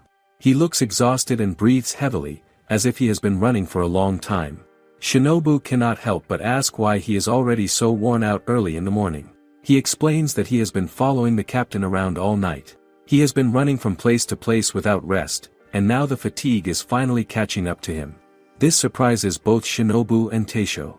Taisho and Helmina ask if he is referring to Berthold. Nicholas confirms it with a serious expression. He makes it clear he is talking about the demon Captain Berthold, and his tone shows that he does not like him much. Then he is asked what exactly happened. Helmina mentions that Berthold seemed to be searching for pickling salt. Nicholas quickly denies that his own situation has anything to do with that. This confuses everyone. Was he not with Berthold for the same reason? He explains that it is something entirely different. According to him, the captain dragged him along to search for common plums. Berthold insisted that he needed them no matter what. Nicholas recalls how Berthold suddenly appeared at his home in the middle of the night with a serious face. At first, he assumes the visit is about their earlier disagreement over the seasoning of chicken carriage, but that turns out to be wrong. Instead, Berthold asks for help finding plums. Nicholas points out that plums are a summer fruit. How can they possibly find any at this time of year? Even after hearing this, Berthold refuses to give up. He makes Nicholas run all over Itteria, checking every greengrocer and fruit store they can find. They search through every corner until dawn arrives. Shinobu then wonders where Berthold is now. Nicholas admits that he has no idea. He ends up losing track of him halfway through the search. This only adds to the mystery. Shinobu starts thinking about what could be made with salted plums. Could it be something similar to watermelon? Taisho considers a different possibility and thinks of grapefruit. The idea of combining plum and salt lingers in Shinobu's mind. What would that taste like? Nicholas soon shifts his focus. He complains that he is starving after everything he has gone through. He asks Taisho if there is anything to eat. Shinobu also realizes her stomach is growling. With that settled, Taisho decides to prepare breakfast for everyone. Nicholas is visibly relieved. Shinobu offers to help, and Taisho gladly accepts. He gives her simple instructions. She prepares the miso soup by adding tofu and wakame seaweed. She also works on the boiled omelette, adding a bit of salt and cooking it carefully. After that, she fries dried mackerel, slices it neatly in half, and adds grated radish as garnish. The kitchen quickly fills with warmth as freshly cooked rice and mackerel are set out. Helmina receives a different meal. Because of her morning sickness, she is given porridge topped with umeboshi and finely chopped bonito flakes. Nicholas is amazed at how many dishes are prepared for breakfast. It feels like too much for him, but Shinobu gently reminds him not to overeat. He should just eat what he can manage. He appreciates her concern and begins with the miso soup. The taste surprises him. He finds it deeply comforting. He reflects on how he usually eats only bread in the morning. Having something warm makes a big difference. It feels satisfying in a way he is not used to. He then moves on to the round omelette. Its flavor impresses him just as much. Shinobu explains that eating a whole mackerel in the morning would be too heavy, which is why only half is served. She eats it together with freshly cooked rice. The softness of the rice and its heat stand out to her. Helmina also eats her meal quietly. She enjoys the sour taste of the umeboshi and finds it refreshing. The porridge feels light and gentle on her stomach, which makes it easy for her to keep eating. It brings her a sense of comfort. Nicholas watches this and shares his own thoughts. He admits that he usually prefers fish with alcohol and never gets tired of it. Even so, he realizes that this kind of breakfast suits him better at the moment. The light and tender flavors help ease his fatigue. It feels like the exhaustion from the night is slowly fading away. Shinobu then mentions to Taisho that having a breakfast like this once in a while is not a bad idea. Just as the moment settles, Berthold suddenly rushes into the bar. His sudden appearance catches everyone off guard. He also looks surprised when he notices Helmina there. Without wasting time, he walks straight to her and begins to apologize. He explains that when he heard about her morning sickness, he remembered a special dish from his great-grandmother. Helmina listens with curiosity. What kind of dish could it be? He goes on to describe it. If a certain type of common plum is pickled together with special herbs and salt, it creates a sour and salty dish that can help with morning sickness. He reveals that he has been searching all over for those plums. He even finds several stores that sell common plums, but none of them match what he needs. Taisho and Shinobu stand nearby, quietly listening to everything. Berthold continues, admitting that he even considers traveling back to his hometown to get the right ingredients. But the thought of leaving Helmina alone makes him stop and think again. His priorities begin to shift. He feels troubled that while Helmina is going through so much, he cannot seem to do anything helpful. This thought weighs heavily on him. He apologizes again, feeling like he has failed as a husband. Helmina, however, reacts differently. She becomes emotional as she sees how much effort and stress he has gone through for her sake. Her eyes begin to well up. She reassures him in her own way, making it clear that his presence by her side is already enough. Is that not what truly matters right now? At that moment, Taisho notices a jar sitting on the counter in front of him. He takes a closer look and sees that it contains plums. The realization comes to him quickly. Could this be what Berthold has been searching for all along? He is about to call out to him, but Shinobu stops him with a small gesture. She gently shakes her head, signaling him not to interrupt. She understands something important. Berthold being there for Helmina carries more meaning than any pickled plum could offer right now. Taisho pauses and accepts this. Together, they quietly watch the couple. There is a calm admiration in their gaze. Shinobu suggests that they leave them alone for this moment. It is another day, and Camila stands by the window, looking outside. The sky tells her that rain is coming soon. She quickly realizes she needs to bring in the double-edged bamboo grass and devilneck grass before they get soaked. She gathers them without delay, but once she is done, she notices her hands have become chapped. The roughness catches her attention. She assumes it must be a common effect of handling medicinal herbs. With that thought in mind, she heads back inside. There, she notices some leaves hanging on a plank. They look ready, so she carefully pulls them down. She then checks her supplies, going through each herb to see what is missing. It becomes clear that they are running low on under antlers. After confirming this, she closes the shelf where everything is stored. The scent of the wood lingers, and she takes a quiet moment to enjoy it. There is something satisfying about it. To her, nothing quite compares to the smell of a new medicine shelf. With the cleaning done, she realizes her chores are complete. Her next task comes to mind. She needs to go and pick up her master, Ingrid. She makes her way along the main road of Itteria, passing near the end of Stable Inn Street. As she walks, she recalls a certain place her master often visits. It is an unusual tavern known as Izakaya Nobu. She decides to stop by and check if Ingrid is there. Inside, Eva greets her and informs her that Ingrid has not arrived yet. Camila accepts that her guess might have been wrong. She prepares to continue her search elsewhere. However, Eva suggests that she stay for a while since the rain is about to start. There is also a chance she might miss Ingrid if they happen to pass each other. Camila is surprised by the kindness and decides to accept the offer. Eva leads her into the bar, mentioning that they are currently holding a taste test for a new dish. As she pulls Camila along, something unexpected happens. Camila becomes slightly startled. Eva notices this and wonders what caused it. Camila reflects on the feeling of Eva's hand. It is soft, which contrasts with her own rough hands. She realizes she rarely gets to hold someone else's hand, and the difference stands out to her. Eva responds by disagreeing with her concern. She points out that Camila's hands are small and her fingers are nimble. The observation shifts Camila's mood, and she quietly appreciates the compliment. At that moment, Teisho and Shinobu notice her and welcome her warmly. Camila explains that she will only be staying briefly while she waits for her master. Shinobu then tells her about the taste test and asks if she would be willing to share her thoughts. Camila agrees. Soon, Shinobu guides both her and Eva to seats at the counter where the tasting will take place. As they sit, Eva is immediately drawn to the aroma in the air. It fills the space with a rich and inviting scent. Camila studies it more carefully and wonders if it is a deep-fried dish. Before long, plates are set in front of them. Each of them receives a serving of deep-fried, mortar-shaped chicken gristle. The name alone surprises Camila. Eva also finds it unusual, noting that she has never seen food shaped like that before. Camila lifts a piece and examines it more closely. Something about it feels familiar. Then it clicks. She recognizes the shape and asks if it is named after an apothecary mortar because of how it looks. Teisho confirms her observation. Eva becomes curious and asks Camila what an apothecary mortar is.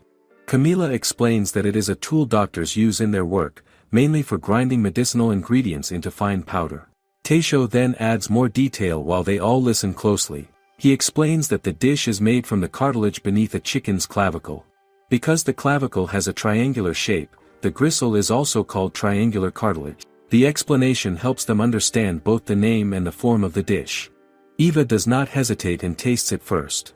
She immediately reacts with delight and tells Camila that it is delicious. Encouraged by that, Camila also takes a bite. The texture surprises her. It feels unique and slightly firm, yet enjoyable. She notes that the seasoning seems like something her master would appreciate. Eva then tells Teisho that they both like the dish, and he feels relieved hearing that. Eva's excitement continues as she wonders what the next dish will be. Camila responds with a small smile. Deep inside, she realizes how long it has been since she last laughed so freely. The feeling brings back a memory from 7 years ago. She recalls the moment Ingrid finds her alone in the forest. At that time, she was just a lost child with nowhere to go. Ingrid sees her and feels that leaving such a small child in that place would be cruel. She questions Camila, trying to understand if she still has the will to live in a world that often feels harsh and unforgiving. It is a serious question. Can a child like her still choose to survive? Ingrid makes it clear that she is not especially kind, yet she offers something important. She decides to teach Camilla how to survive. She tells her that if she is done crying, she can follow her. Camilla quickly wipes away her tears, showing her resolve. That moment leads to Ingrid taking her in, seeing a quiet strength in her. When they arrive at Ingrid's home, she gives Camilla clothes, even though they are too large at first. She assures her they will fit someday. That same day, Ingrid begins teaching her about survival. She explains that living requires money, and earning money requires a skill. She points out that illness and injury are unavoidable, yet there are not enough doctors or support from the churches. From this, she encourages Camilla to become a doctor. By doing so, she can both save lives and earn a living. It is a practical path, but also a meaningful one. Ingrid reminds her that one day she will have to stand on her own. When that time comes, these skills will matter. From then on, Ingrid raises her with both strictness and care. She teaches her many things and shapes her into someone capable. Remembering all this, Camilla understands that her ability to smile now comes from Ingrid's guidance. Without her, would she still be able to laugh like this? As she sits there, she suddenly notices a familiar scent in the air. It draws her attention immediately. She wonders if it might be soy sauce. Eva confirms this by asking Taisho, and he agrees. Camilla feels a bit surprised, but Eva reassures her. She explains that the dish is quite delicious. It involves compressing cooked rice into a triangular shape, coating it with soy sauce, and then grilling it. The result is a grilled rice ball. Camilla soon realizes that in this bar, the sounds and smells created during cooking are part of the experience itself. The sizzling, the aroma, and the quiet movements in the kitchen all blend into the meal. It is not just about eating. It is also about sensing the process. Eva notices how Camilla reacts and can tell that it makes her a little impatient. The anticipation builds naturally. At the same time, Camilla reflects on how different this is from Ingrid's way of working. Ingrid never shows patience how she prepares medicine. She always keeps that part hidden. Camilla remembers her saying that patients do not come to buy the medicine itself, but the results it brings. That thought lingers. Camilla begins to see the contrast clearly. Some professions benefit from revealing the process, while others rely on keeping it unseen. Both approaches have their own value. In the end, she feels each method finds its own way to bring success. Before long, the grilled rice balls are ready. They are placed in front of them with a simple explanation. The one on the right is flavored with soy sauce, while the one on the left is flavored with miso. The sight of them lifts their mood. Camilla reaches out first, already eager to try. Eva quickly warns her to be careful because it is still hot. Camilla takes note of this and proceeds carefully. The moment she tastes it, she is deeply impressed. The flavor is rich yet simple, and it spreads warmly. Eva follows and tries it as well, and she shares the same surprise at how good it tastes. They then move on to the miso-flavored one. Camilla studies it for a moment and feels that this version might suit her master's taste more. As Eva watches her, she begins to notice something. It becomes clear how much Camilla thinks about Ingrid. Camilla herself starts to realize this too. Has she been thinking about her the entire time? Just then, Ingrid appears at the entrance. She mentions noticing a delicious scent from outside and assumes Camilla might be inside. Camilla turns and is shocked to see her. She quickly explains that she has been searching for her all this time. Even so, Ingrid seems more focused on the food. She steps in and decides to order the same dish as Camilla, along with a cup of Toriezu beer. Camilla immediately feels a bit frustrated. It is still early in the day, and yet her master is already asking for alcohol. But as she stands there, she catches a faint scent of medicinal herbs coming from Ingrid. The familiar smell calms her down almost instantly. It reminds her of everything she has learned and the bond they share. Ingrid notices the change in her expression and wonders if she is upset. Camilla denies it in her own way and instead talks about the new dish, explaining that it tastes very good and might suit her. Shinobu soon brings Ingrid her beer, and she drinks it right away without hesitation. Shinobu observes that she truly enjoys drinking, just as always. Ingrid accepts that without concern, feeling that the first drink is something she never grows tired of. The moment feels relaxed again. Eva then turns to Camilla and suggests that they should share a drink together when they are older. So Camilla agrees with her. Ingrid is soon served a plate of deep-fried, mortar-shaped chicken gristle. Even before tasting it, she is drawn to its appearance. There is something about the shape and presentation that immediately catches her interest. She picks it up and tries it without hesitation. The reaction comes quickly. She enjoys it right away and notes how well it pairs with her beer. That response brings a quiet sense of relief and happiness to Camilla, and Eva notices it too, returning her smile. Camilla's attention then shifts to the bag resting beside Ingrid. She remembers clearly that Ingrid had left earlier without carrying anything. This makes her curious, so she asks about it. Ingrid reacts with mild suspicion, wondering if Camilla sees her as someone who only goes around drinking. Camilla quickly denies that thought.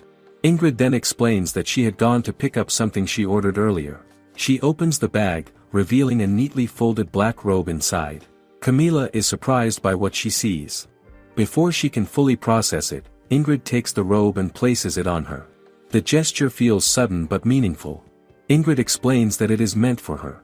Now that Camilla is 13, she believes it is time for her to move on from the red hood she has been wearing. She also points out that children of her age are already working and building their paths.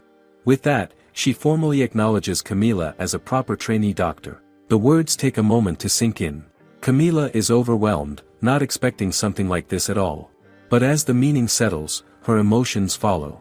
She accepts it with genuine happiness and moves closer to Ingrid, embracing her tightly. The moment feels like a quiet milestone in her life. Ingrid then reminds her that starting from the next day, she must wear the black robe and continue working hard. Camilla agrees without hesitation. Eva, watching from the side, expresses her happiness for her. Camilla responds by asking for something simple. She wants Eva to stop using formal addresses with her and instead speak to her as an equal. Eva accepts this warmly, and it marks the beginning of a more natural friendship between them. Ingrid then turns her attention to Taisho and mentions how glad she is that Camilla has found a good friend. She understands the value of such a bond. Having someone to share moments with and to offer support is something she considers truly precious. As she reflects on this, she remembers the dish Camilla had been eating earlier. Her curiosity returns, and she asks if she can have the same meal, mentioning that she has not yet had lunch. Camilla quickly recommends it, explaining how to enjoy the grilled rice ball just as she was taught. Ingrid listens with interest, already looking forward to trying it herself. Hans arrives at the bar and soon gets the chance to try the grilled rice ball. He quickly takes a liking to it. The simplicity stands out to him.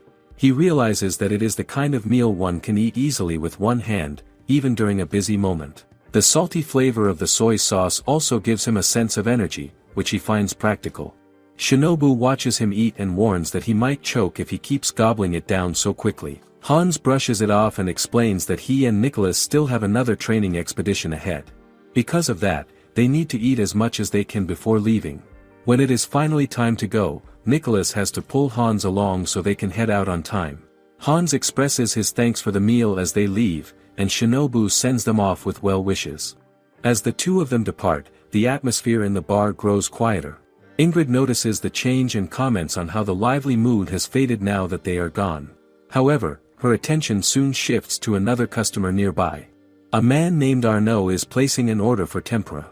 Ingrid casually refers to him in a way that irritates him, prompting him to correct her and state his name clearly. She responds by asking if he is once again ordering tempura. Instead of answering directly, he turns the question back on her and asks if she is planning to eat pudding again. Their exchange carries a sharp edge. Ingrid suggests that since he comes to a place known for good food, he should consider trying something else. Arnaud does not back down and points out that the same applies to her. Why does she stick to pudding? Ingrid responds in her own way, saying that she does not expect to live very long, so she would rather spend her time eating what she loves. Arnaud counters this with a dry remark, suggesting that she looks like someone who might live for 100 years at this rate. Their back and forth becomes tense enough that Shinobu steps in. She points out that both of them have been coming to the bar almost every day. Arnaud simply remarks that the place feels comfortable to him. Taisho then adds that the shop usually opens in the evening, which makes their frequent daytime visits stand out even more. Shinobu feels that the comment is a bit too strict and tells him not to be so rigid. The moment softens slightly. Soon, Shinobu brings out Arnaud's tempura. Ingrid looks at the dish with interest and wonders if it includes mushrooms. The appearance suggests it might be a rare variety. Shinobu explains that the ingredients come from a special supplier and assures her that it is very good. Without hesitation, Ingrid reaches over and takes a bite directly from Arnaud's plate. The action surprises him, and he watches in disbelief as she helps herself. Ingrid reacts calmly and begins talking about how the taste reminds her of an old story she once heard. She recalls a tale from long ago in Lupsia. It involves a tall nun and a short scholar priest. The priest is intelligent and dedicated to his studies, yet people around him tend to look down on him because of his stature. Despite this, he continues to pray for a chance to prove himself. One day, that opportunity finally comes. They are entrusted with an important task. They are asked to help prepare a banquet meant to welcome an honored aristocrat traveling on a pilgrimage to the Holy Imperial Capital's church. The responsibility is significant. Their role is to select the dishes that will be served to the guest of honor. As Ingrid explains this, Arnaud begins to show interest. What exactly did they do? She continues by describing their duty. They are tasked with finding the best chef and carefully reviewing every dish on the menu. This involves studying the ingredients, understanding how each dish is prepared, and considering how it is presented. They also need to be aware of cultural taboos that must not be violated. All of this effort is meant to ensure that the banquet offers only the finest experience possible. Ingrid continues her story, explaining that the banquet carries great importance because the aristocrat has made a massive donation. They want to welcome him in the best way possible. Failure is simply not an option. It is not just a task, but an honor. The tall nun is placed in charge of wine and desserts, while the short priest handles the cooking. Shinobu listens and remarks that such responsibility must have motivated them greatly, and Ingrid agrees. The short priest throws himself into the work with enthusiasm. He studies ingredients carefully and researches traditional methods. Because he is already intelligent and learns quickly, he makes many valuable discoveries along the way. His confidence grows as the preparations move forward. At last, the day of the banquet arrives. Everything is carried out with precision. The wine is excellent, the dishes are beautifully prepared, and the entire event unfolds smoothly. It seems flawless at first glance. But Ingrid pauses and reveals that there is one mistake. That single detail shocks both Arnaud and Shinobu. Of all things, the short priest forgets to check the most important territorial custom of the land ruled by Marquis Saknussemm. That custom is the mushroom taboo. The weight of that mistake becomes clear. The centerpiece of the banquet is a mushroom dish. The realization spreads across the room. Shinobu, Teisho, and Arnaud all react with surprise. How could something so critical be overlooked? Arnaud grows uneasy and asks what happens next. Ingrid notices his concern and reassures him that nothing violent occurs. The short priest remains safe. At that time, Marquis Saknussemm was known as a kind and reasonable lord. However, she explains that even without anger, responsibility still has to be taken. Shinobu questions this. If the lord is not upset, why must someone still be blamed? Ingrid responds in a way that suggests a deeper understanding is needed.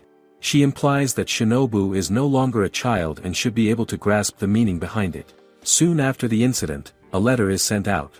It states clearly that all responsibility lies with one person. That person is the tall nun. By the next morning, she disappears from the Holy Imperial Capital. There have already been strange rumors surrounding her before this, which makes it easier for people to accept the story.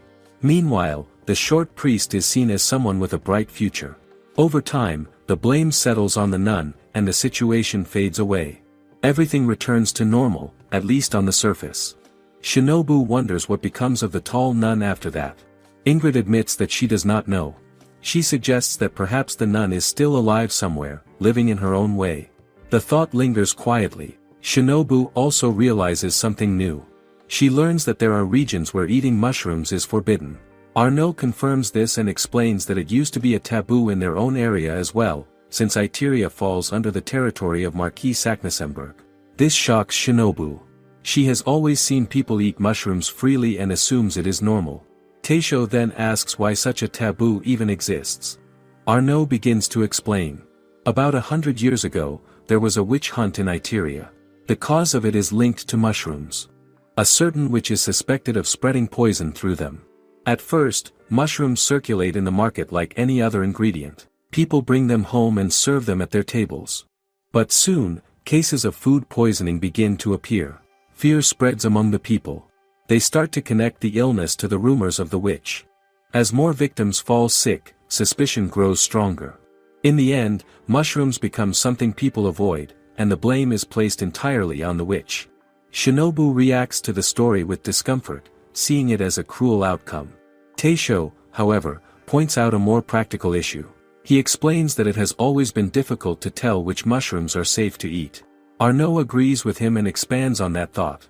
He believes the real problem came from people who lacked proper knowledge yet still sold mushrooms in the market. In his view, the entire situation was based on misunderstanding, making the accusations against the witch unfair. He even recalls that there are certain mushrooms that only become poisonous when consumed with wine. At the time, people did not understand such details, so they blamed everything on the witch. That confusion led to fear, and fear led to judgment. Arnaud goes on to explain that the incident led to a culture of self-reflection and caution. Even now, some people in Itteria still avoid mushrooms entirely. Ingrid listens and remarks that he seems well informed on the subject. Arnaud responds that anyone from Itteria would know this story. Among younger people, it is often treated as nothing more than an old folk tale, and many believe the outdated tradition has already faded. Still, Arnaud considers it a waste to leave food uneaten, regardless of such customs. Even so, he advises Shinobu to be careful. He suggests avoiding dishes where mushrooms can be easily recognized by their shape, since there are still people who remain sensitive about it. There is always a chance that someone might take issue with it. Shinobu replies that they have already been serving such dishes without any problems. Ingrid steps in to clarify Arnaud's point. It is not about stopping entirely, but about being cautious. Dishes like tempura are safer because the ingredients are less obvious. As the conversation continues, Shinobu notices a certain look on Teisho's face. She recognizes it immediately and has a feeling about what he is about to say. Her suspicion proves correct when Teisho reveals that he has just stocked up on a large quantity of mushrooms. Shinobu feels a wave of frustration. She wonders when he will change this habit of buying ingredients without thinking ahead. The problem now is clear. Mushrooms cannot be stored for long, so they need to find a way to use them quickly. What are they going to do? Ingrid offers a simple solution. She says she has no issue with the mushroom taboo and suggests that they give the stock to her. She is more than willing to help finish it. Arnaud also joins in, saying he will do his part to help clear the supply.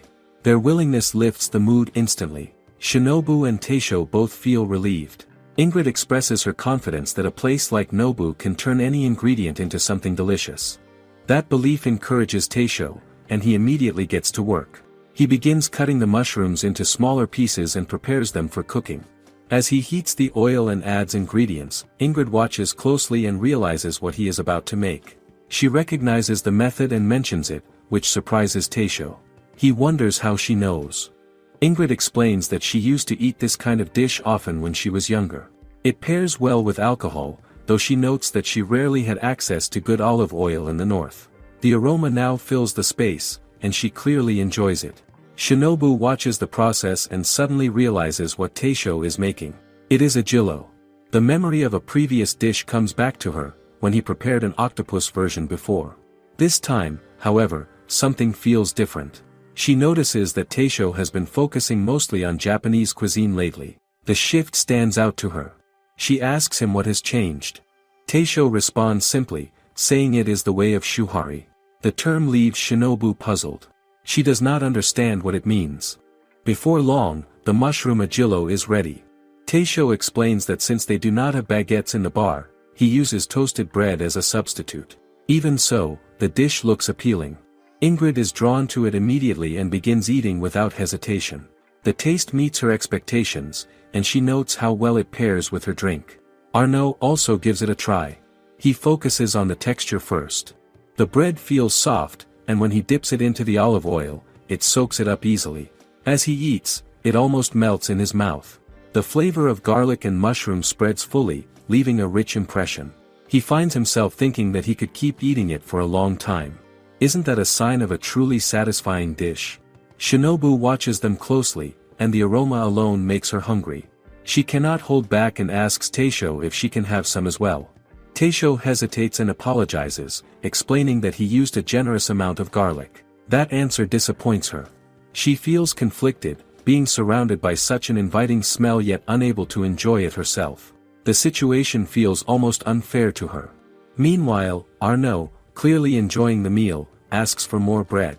Taisho says he has some, but suggests that Arnaud might want to try something different instead. Arnaud agrees, especially after watching the cooking process with growing interest. At that moment, Camilla arrives at the bar again, looking for Ingrid. As soon as Ingrid notices her, she calls her over. Camilla, in turn, catches the sweet and savory aroma in the air. It immediately draws her attention. Ingrid invites her to join them and mentions that Taisho is preparing a sautéed pasta. Camilla does not fully understand what that means, but Ingrid reassures her that it will taste just as good as it smells. With that, she guides her to a seat, and they wait together. Soon, Taisho finishes the dish and serves it. He introduces it as mushroom spaghetti aglio, mentioning that he has added a touch of basil on top. The presentation looks simple yet inviting. Camilla expresses her gratitude before eating. Together with Ingrid, Camilla and Arnaud, they begin to enjoy the meal. Ingrid explains that it is crucial for them to fully understand every single ingredient they use. She makes it clear that they need to know which cooking methods work well and which ones do not. She also points out that they must understand how to combine ingredients properly so people can enjoy the food in the best way possible. She considers the importance of seasons and how certain meals suit certain times better. Above all, she stresses the need to check whether an ingredient is poisonous or safe to consume, especially when combined with others. These, she believes, are the essential things they must learn. As she speaks, Camilla simply watches her, taking it all in. It makes her think. Does this way of thinking only apply to cooking? Ingrid then notes that the same principle applies to medicine as well, and Camilla quickly agrees with that point. Shinobu adds that having a full understanding of each ingredient is an important part of mastering any skill. Taisho agrees with her. He is clearly absorbed in the discussion, listening closely and thinking about what is being said. Shinobu notices this and reminds him that mushrooms spoil very quickly if they are not handled in time. The reminder snaps him back to the present, and he apologizes immediately. There are still many mushrooms left in storage, so Shinobu offers to help him use them up. She suggests making a jillo and spaghetti without garlic. Taisho takes note of her suggestion and continues cooking, now more focused on making sure nothing goes to waste. A customer sits inside Nobu bar and keeps fidgeting in his seat. Shinobu notices his uneasy mood and pays close attention to him. She approaches and tries to understand if something is wrong, or if the food does not suit his taste. His reaction shows that this is not the case. Even so, something clearly occupies his mind. He keeps thinking about the dish in front of him. What exactly is he eating? He observes it carefully and realizes that it looks similar to fried sardine, yet it feels different in a way he cannot fully explain. The man is Isaac, a friend of Arnaud. He comes to the shop after hearing about it from him. At first, he does not expect much, but the moment he arrives, he realizes the place has already gone beyond his expectations. As the son of a chef, he has always been confident in his cooking ability. He believes he can reproduce almost any delicious dish once he understands it. But now, that belief begins to shake. The tempura he is eating looks simple. He knows the process well. Ingredients are dipped into a mixture of flour, egg, and water, then fried in oil. It is basic knowledge to him.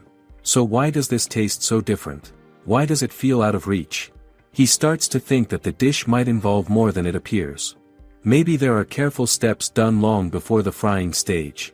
That kind of preparation would make sense in the kitchen of a noble chef. But this is only a small bar. The scale does not match that idea.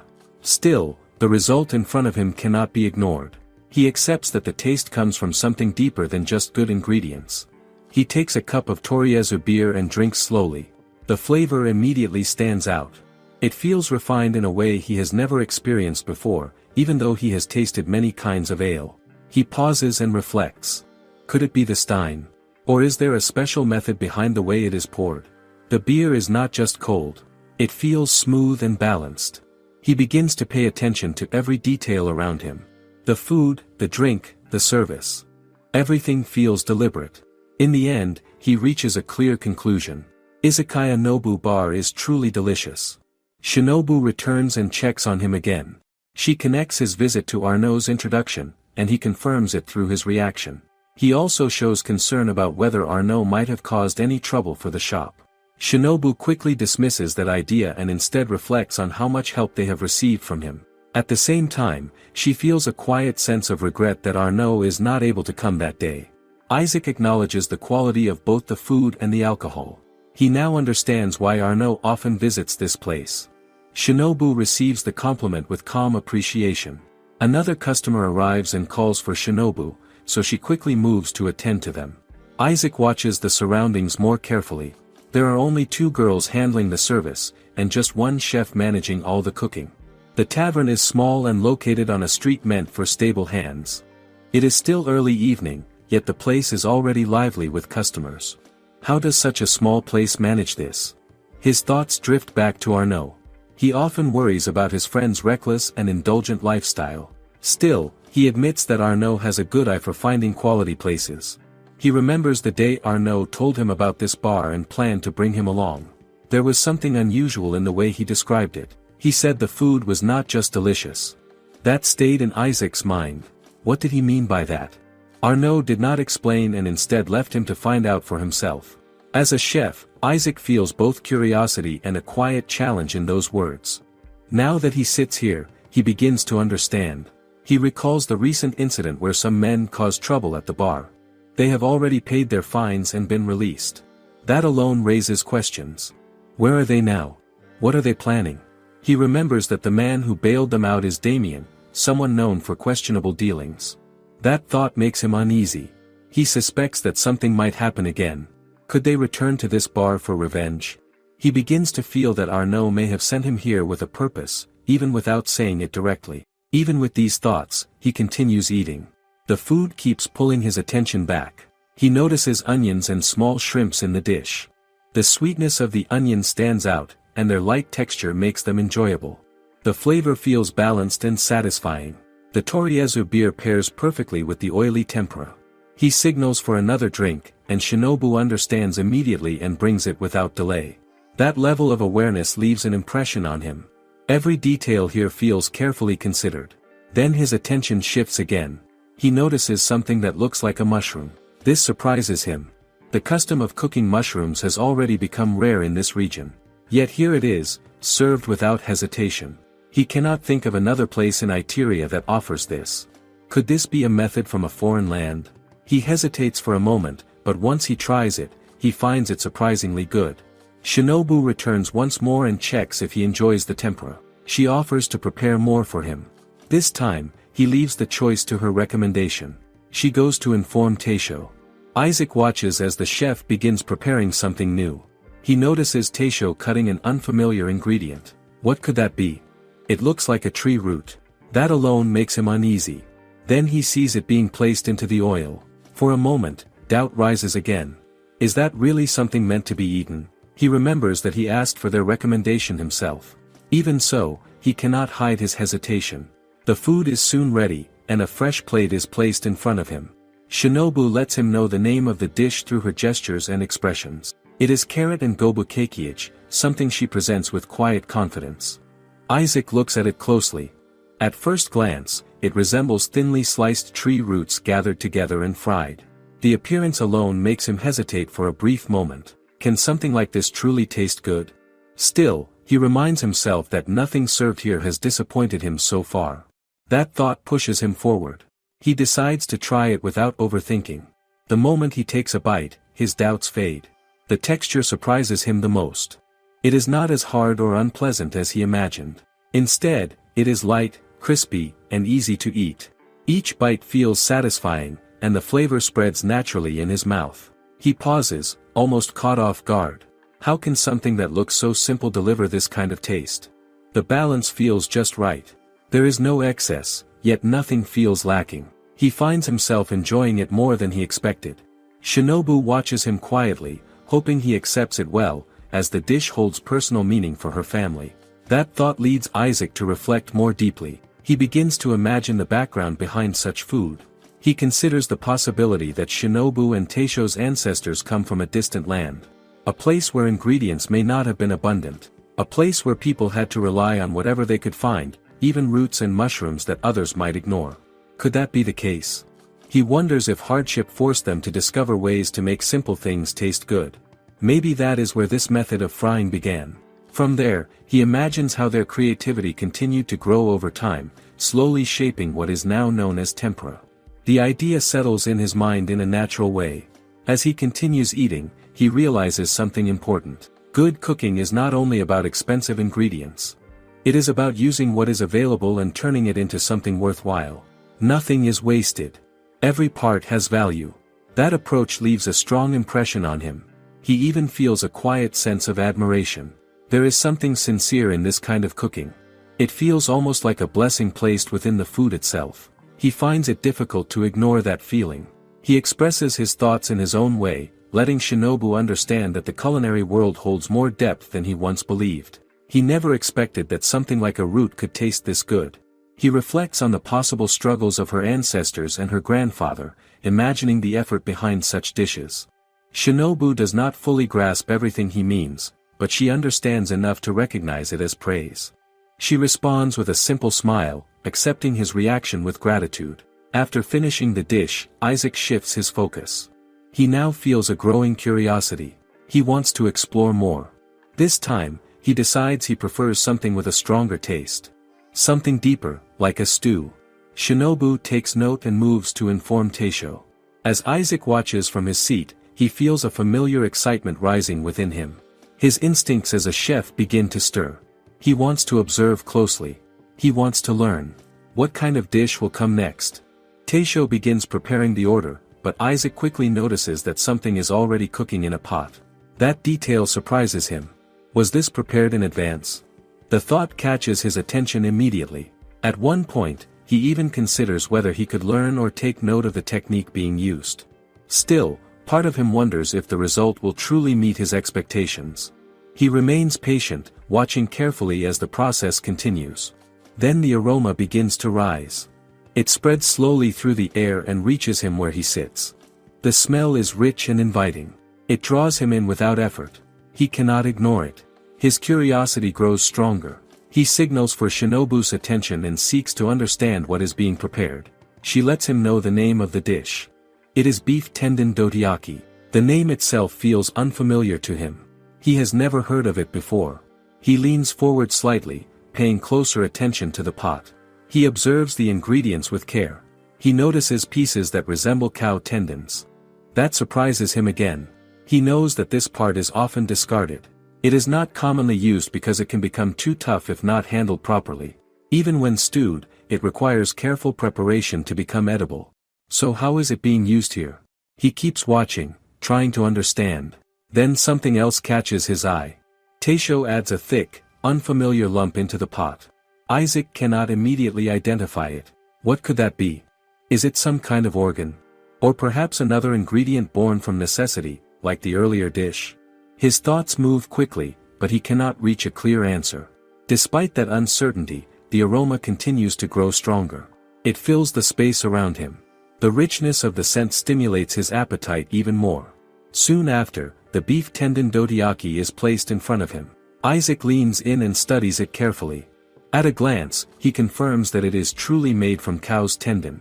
He knows that some dishes are appreciated for their chewy texture, but he also notices how rich and thick the broth appears.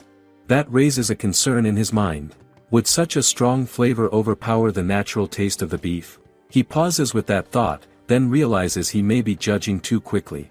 Should he not taste it first before deciding? With that in mind, he picks it up and takes a bite. The moment he tastes it, his expression shifts. The tenderness surprises him immediately. The meat is so soft that it almost melts as he chews. He questions what he is eating for a second. Is this really a cow's tendon? At the same time, the flavor of the beef remains clear and present. It is not lost in the richness at all. Instead, everything feels balanced. The liquid itself no longer feels like a simple soup to him. It is thicker, deeper, and more concentrated. It resembles a sauce more than anything else. The way it coats the meat creates a perfect match. He continues eating, slowly realizing how well everything comes together. As he eats further, he notices something unfamiliar in the dish. There is a texture he cannot quite identify. What is that? He pauses again, curious. Shinobu observes his reaction and understands his confusion. She explains it to him in her own way, letting him know that it is a processed food made from a type of potato. That only deepens his curiosity. How can a potato be turned into something like this? He imagines the amount of effort required and feels a sense of disbelief. It must take a great deal of work to achieve such a result. Unable to hold back, he directs his attention toward Teisho and seeks to understand the process behind the tenderness of the meat. When he learns that it takes 3 full days to prepare, he is genuinely shocked. 3 days for a single dish? In a place like this? He expects that level of effort from a grand kitchen, not a small bar. That realization changes his perspective. He begins to see how much dedication goes into every plate. For Teisho and Shinobu, who come from a distant land, each dish carries effort, imagination, and care. Nothing is rushed. Nothing is treated lightly. He understands now that the taste he experiences is the result of time and commitment, not just skill. He recalls what Arnaud once told him. There was a reason he said that seeing the chef in person would be surprising. Now Isaac fully understands that meaning. He accepts it without resistance. In his mind, he admits that he has been surpassed. He came here as a chef, curious and confident, even considering whether he could take something from what he observed. But now, he recognizes how difficult that would be. The ingredients, the techniques, and even the smallest adjustments in flavor all require deep understanding. It is not something that can be easily copied. Teisho responds with quiet appreciation, acknowledging the praise in a simple and humble way. He also points out that there is someone important behind the taste of the dishes. At that moment, Shinobu reacts with a hint of embarrassment, her expression softening. Teisho continues to reflect on his own situation. It has been nearly a year since he opened the bar in this place. Even though he can cook his own style of food, he still feels unfamiliar with the local cuisine of Itteria. He sometimes struggles with the ingredients and the preferences of the people, all while trying to maintain the identity of his own cooking. He works carefully, hoping to create dishes that customers can truly accept. That honesty leaves a strong impression on Isaac. He realizes that this place does not rely only on confidence in serving good food. Instead, it focuses on understanding the people who come in. It is about closing the distance between the kitchen and the customer. Perhaps that is what draws people here again and again. He quietly admits to himself that Arnaud was right. This is indeed a remarkable place. With that thought settled, Isaac makes a decision. He offers something in return. If Teisho is willing, he wants to introduce him to several well-known restaurants during the daytime. With the Great Fair approaching, many chefs are focusing on developing new dishes. It could serve as a valuable source of inspiration. Teisho receives the offer with genuine interest and accepts it. The exchange feels natural, built on mutual respect. Then Shinobu returns with another idea of her own. She presents a bottle of warm rice sake, known as Itsukan, suggesting that it pairs well with the dish. Isaac considers it for a moment, then responds with a request of his own. What does he truly want now? He decides without hesitation. He asks for another serving of the beef tendon dorayaki, this time in a larger portion, along with the Itsukan she recommends. Shinobu understands immediately and moves to prepare it. Eva stands at the entrance and welcomes a customer as usual. The moment she recognizes him, her expression changes. Shinobu also turns to look and feels the same surprise. It is Branton. The memory returns quickly, and Shinobu asks Teisho if he remembers the man who once requested schnitzel. She then thanks Branton for what he did during the lager dispute. She explains that they have not had the chance to express their gratitude properly, and that they only learned later from Gernot how he appealed in Congress to lift the ban.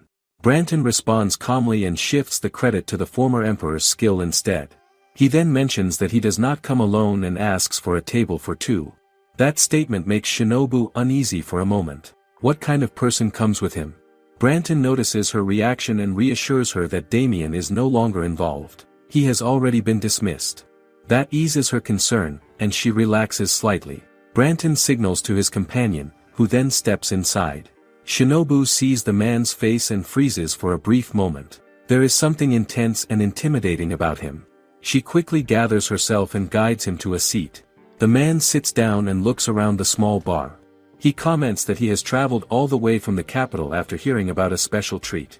Yet his tone carries disappointment. He questions Branton and looks around again. Can something like a proper banquet even exist in a place like this? He begins to wonder if he has been brought here for another reason. Did he unknowingly offend Branton? The tension becomes noticeable. Shinobu and Eva watch him carefully, both feeling uneasy. Eva senses that he may be difficult to satisfy. At the same time, the two men continue their discussion. The companion questions whether the formal invitation he received is meant as a subtle insult. Branton denies that and asks him to listen first. He calls the man by name, Crockwinkel. At the sound of that name, the atmosphere shifts. Holger and Arnaud, who are seated at the bar, react immediately. They turn to look, clearly surprised. Others nearby also begin to pay attention. The name carries weight. Shinobu notices this change and exchanges a glance with Eva. It becomes clear that many people here know something about this man. How are they all connected? The realization adds another layer of tension to the room. Branton then asks Crockwinkel if he remembers a certain matter. It relates to the ankake yudofu mentioned during Princess Hildegard's wedding. Crockwinkel responds with doubt. He explains that even in Itteria, no such dish can be found. Over time, it becomes known as nothing more than a creation of the young princess's imagination. A dish without strong smell, without spice, without sourness, and without hardness. To him, it sounds unrealistic. Branton disagrees and insists that it is real.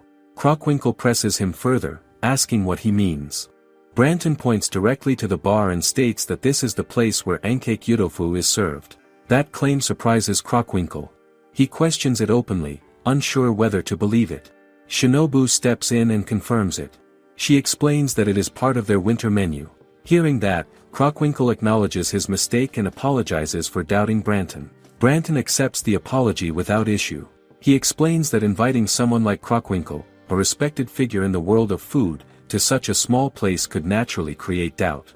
Shinobu quietly reflects on the name again.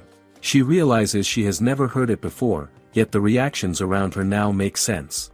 That explains why Holger and Arnaud seem restless earlier.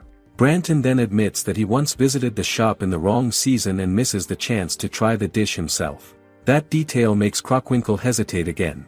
If even Branton has not tasted it, how can he be so certain? Branton answers with confidence. Even without trying that specific dish, he trusts the quality of the restaurant. He mentions another item, something called a sandwich, and describes it as a revolutionary and unexpectedly delicious creation. Hearing that, Shinobu recalls the simple staff meal they once shared. Crockwinkel feels that since they have already arrived, it is better to leave the stories aside and order first. Branton agrees with him, and the moment settles into something more practical. Shinobu comes over to take their order, and Branton requests 2 glasses of Toriezu beer. He also asks for some recommended snacks to go with it, preferably something warm. Shinobu nods and asks them to wait for a bit. As she heads to the kitchen to inform Taisho about the new customer, she begins to explain who Crockwinkel is, but Taisho already knows.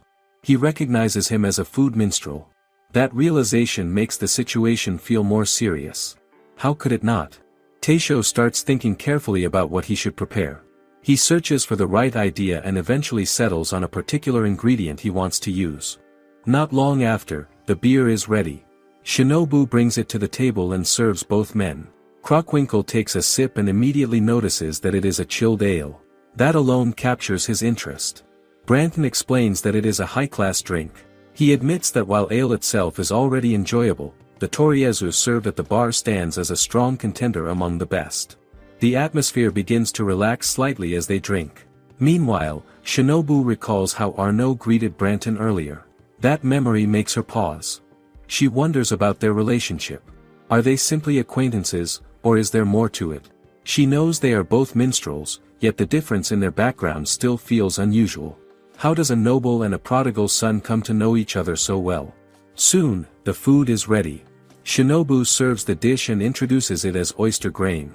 From just looking at it, Branton can tell it is made from gun shellfish arranged neatly in their own shells. The presentation alone gives a sense of care and intention. It already looks promising. He takes the first bite and immediately notes how good it tastes. The heat is balanced. It is neither too strong nor too weak. The natural flavor of the clam remains intact, which impresses him. Crockwinkel then takes his turn. However, his reaction is different. He eats slowly and quietly. His eyes close as he focuses on the taste. It creates a tense moment. Even Shinobu and Eva feel a sense of anticipation. What is he thinking? After finishing the first piece, Crockwinkel gives only a brief response. He acknowledges that it tastes good. The simplicity of his reaction surprises Branton. It feels almost too reserved.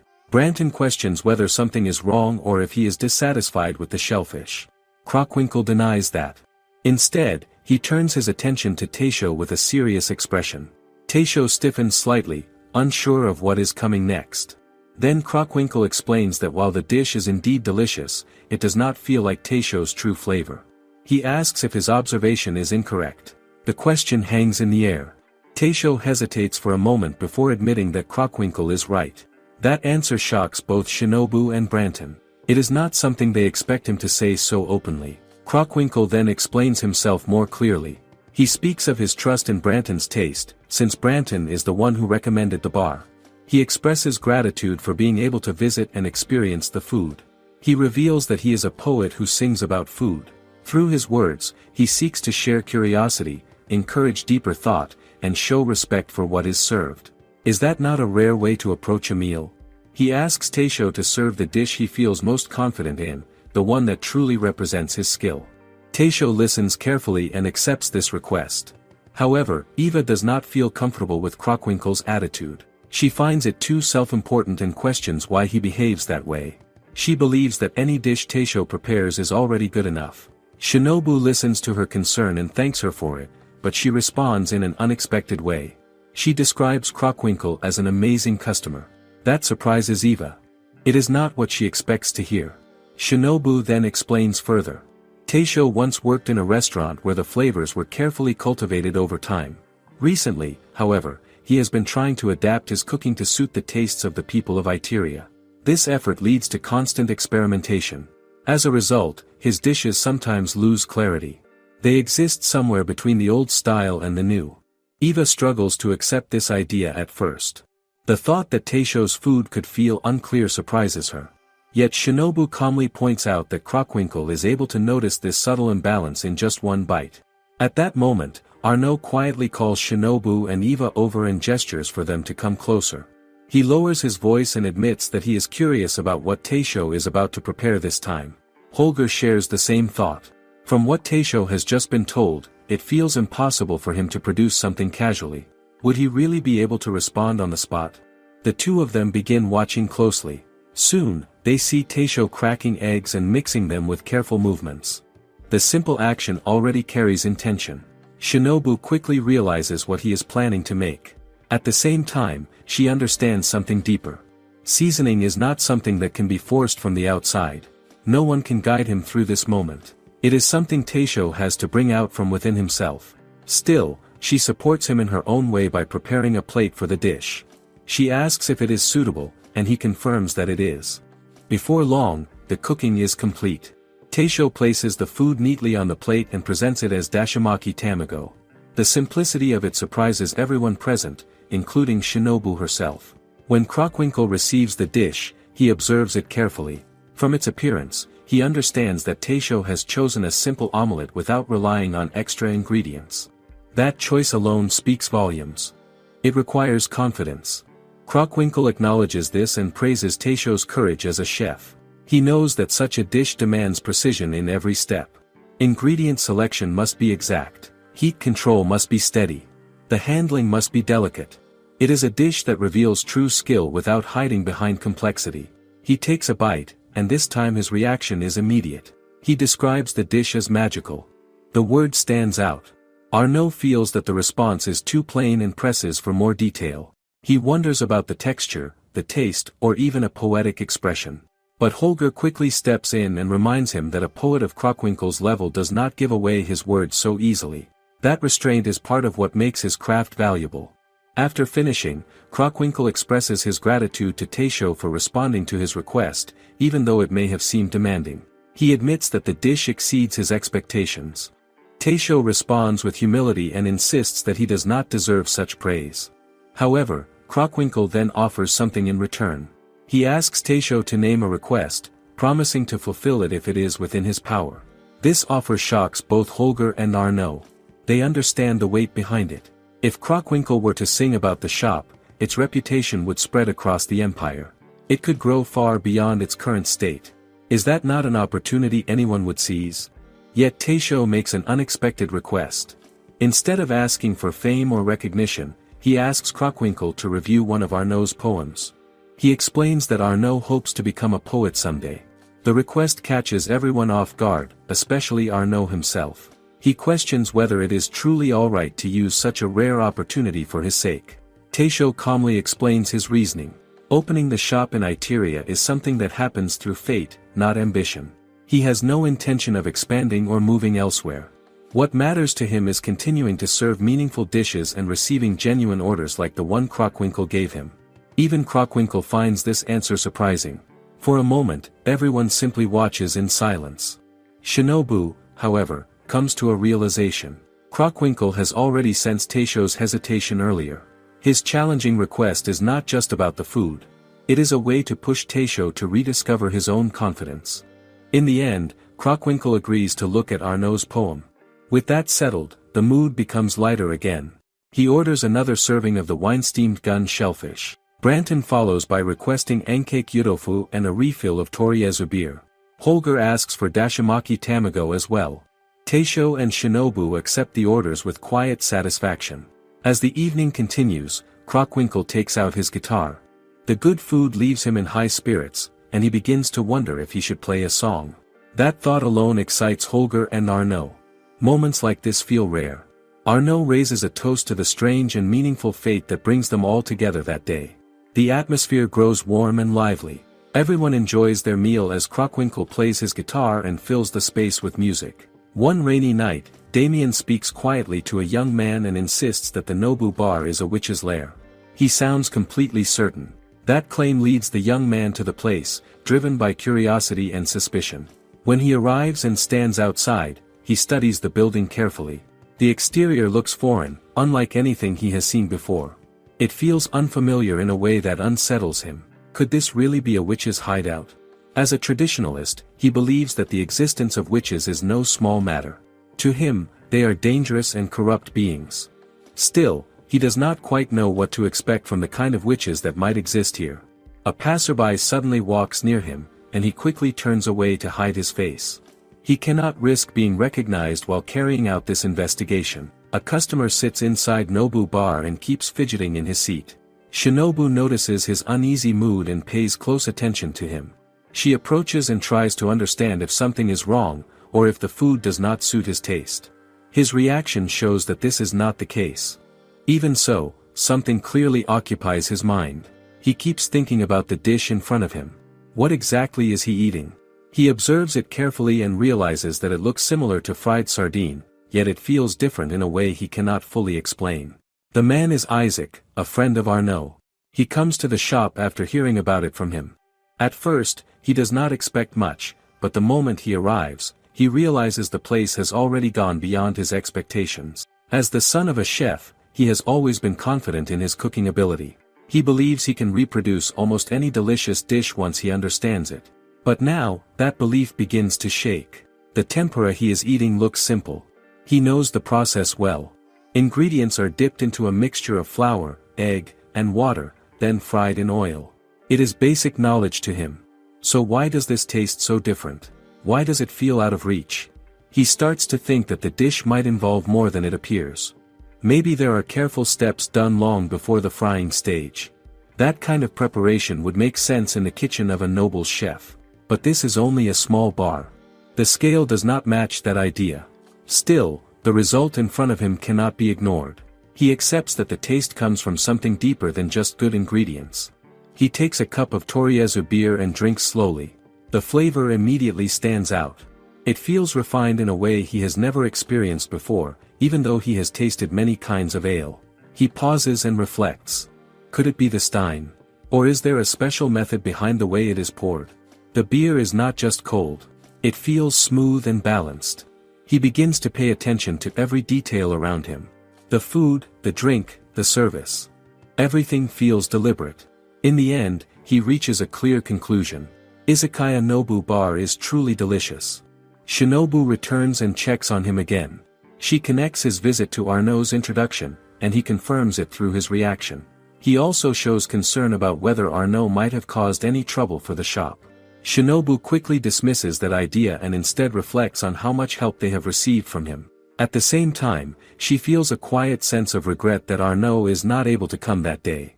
Isaac acknowledges the quality of both the food and the alcohol. He now understands why Arnaud often visits this place. Shinobu receives the compliment with calm appreciation.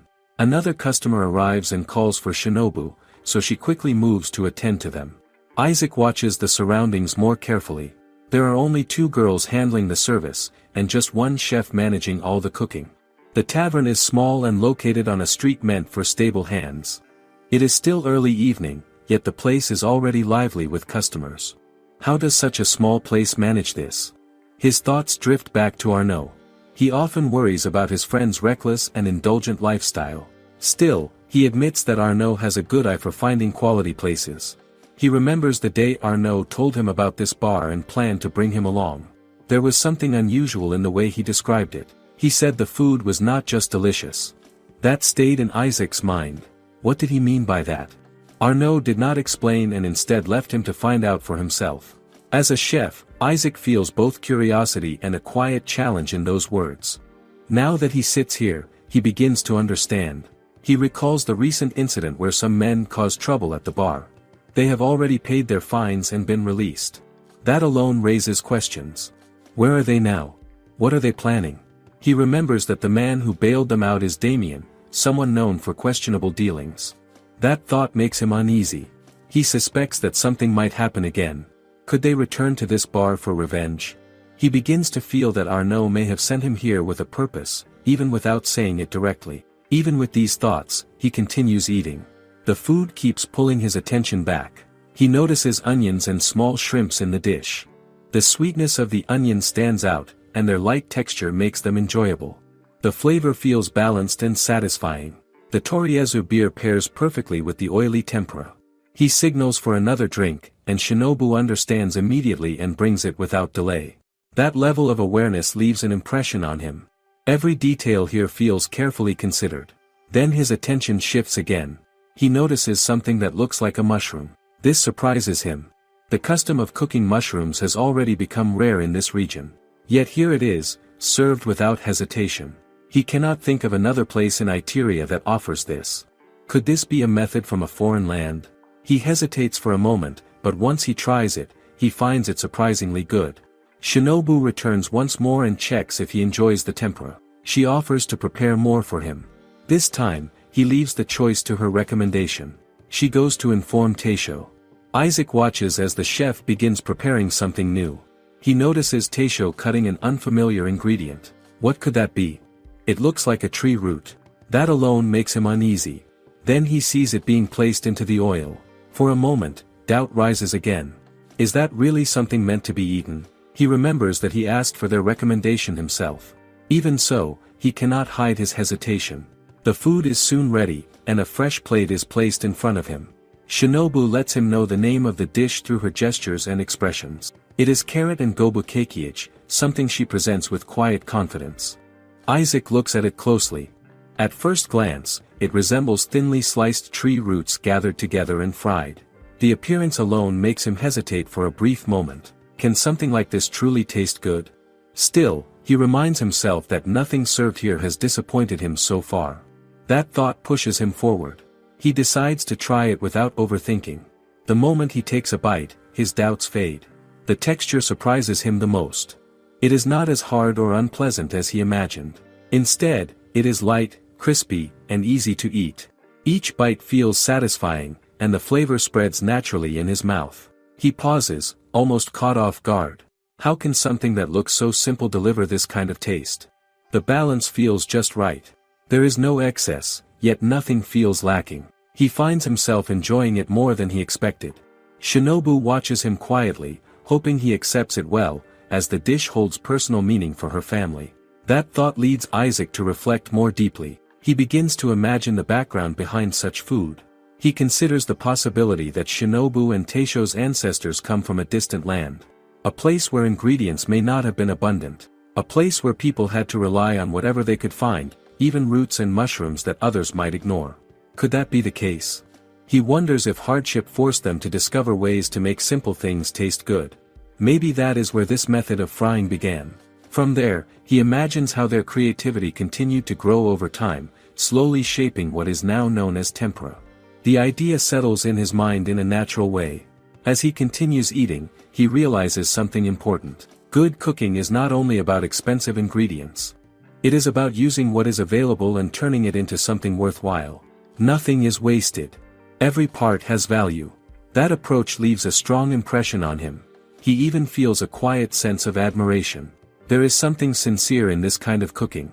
It feels almost like a blessing placed within the food itself. He finds it difficult to ignore that feeling.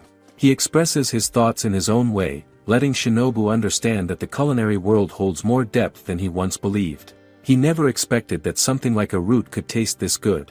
He reflects on the possible struggles of her ancestors and her grandfather, imagining the effort behind such dishes. Shinobu does not fully grasp everything he means, but she understands enough to recognize it as praise. She responds with a simple smile, accepting his reaction with gratitude. After finishing the dish, Isaac shifts his focus. He now feels a growing curiosity. He wants to explore more. This time, he decides he prefers something with a stronger taste. Something deeper, like a stew. Shinobu takes note and moves to inform Taisho. As Isaac watches from his seat, he feels a familiar excitement rising within him. His instincts as a chef begin to stir. He wants to observe closely. He wants to learn. What kind of dish will come next? Taisho begins preparing the order, but Isaac quickly notices that something is already cooking in a pot. That detail surprises him. Was this prepared in advance? The thought catches his attention immediately. At one point, he even considers whether he could learn or take note of the technique being used. Still, part of him wonders if the result will truly meet his expectations. He remains patient, watching carefully as the process continues. Then the aroma begins to rise. It spreads slowly through the air and reaches him where he sits. The smell is rich and inviting. It draws him in without effort. He cannot ignore it. His curiosity grows stronger. He signals for Shinobu's attention and seeks to understand what is being prepared. She lets him know the name of the dish. It is beef tendon dorayaki. The name itself feels unfamiliar to him. He has never heard of it before. He leans forward slightly, paying closer attention to the pot. He observes the ingredients with care. He notices pieces that resemble cow tendons. That surprises him again. He knows that this part is often discarded. It is not commonly used because it can become too tough if not handled properly. Even when stewed, it requires careful preparation to become edible. So how is it being used here? He keeps watching, trying to understand. Then something else catches his eye. Taisho adds a thick, unfamiliar lump into the pot. Isaac cannot immediately identify it. What could that be? Is it some kind of organ? Or perhaps another ingredient born from necessity, like the earlier dish? His thoughts move quickly, but he cannot reach a clear answer. Despite that uncertainty, the aroma continues to grow stronger. It fills the space around him. The richness of the scent stimulates his appetite even more. Soon after, the beef tendon dorayaki is placed in front of him. Isaac leans in and studies it carefully. At a glance, he confirms that it is truly made from cow's tendon. He knows that some dishes are appreciated for their chewy texture, but he also notices how rich and thick the broth appears. That raises a concern in his mind. Would such a strong flavor overpower the natural taste of the beef? He pauses with that thought, then realizes he may be judging too quickly. Should he not taste it first before deciding? With that in mind, he picks it up and takes a bite. The moment he tastes it, his expression shifts. The tenderness surprises him immediately. The meat is so soft that it almost melts as he chews. He questions what he is eating for a second. Is this really a cow's tendon? At the same time, the flavor of the beef remains clear and present. It is not lost in the richness at all. Instead, everything feels balanced. The liquid itself no longer feels like a simple soup to him. It is thicker, deeper, and more concentrated. It resembles a sauce more than anything else. The way it coats the meat creates a perfect match. He continues eating, slowly realizing how well everything comes together.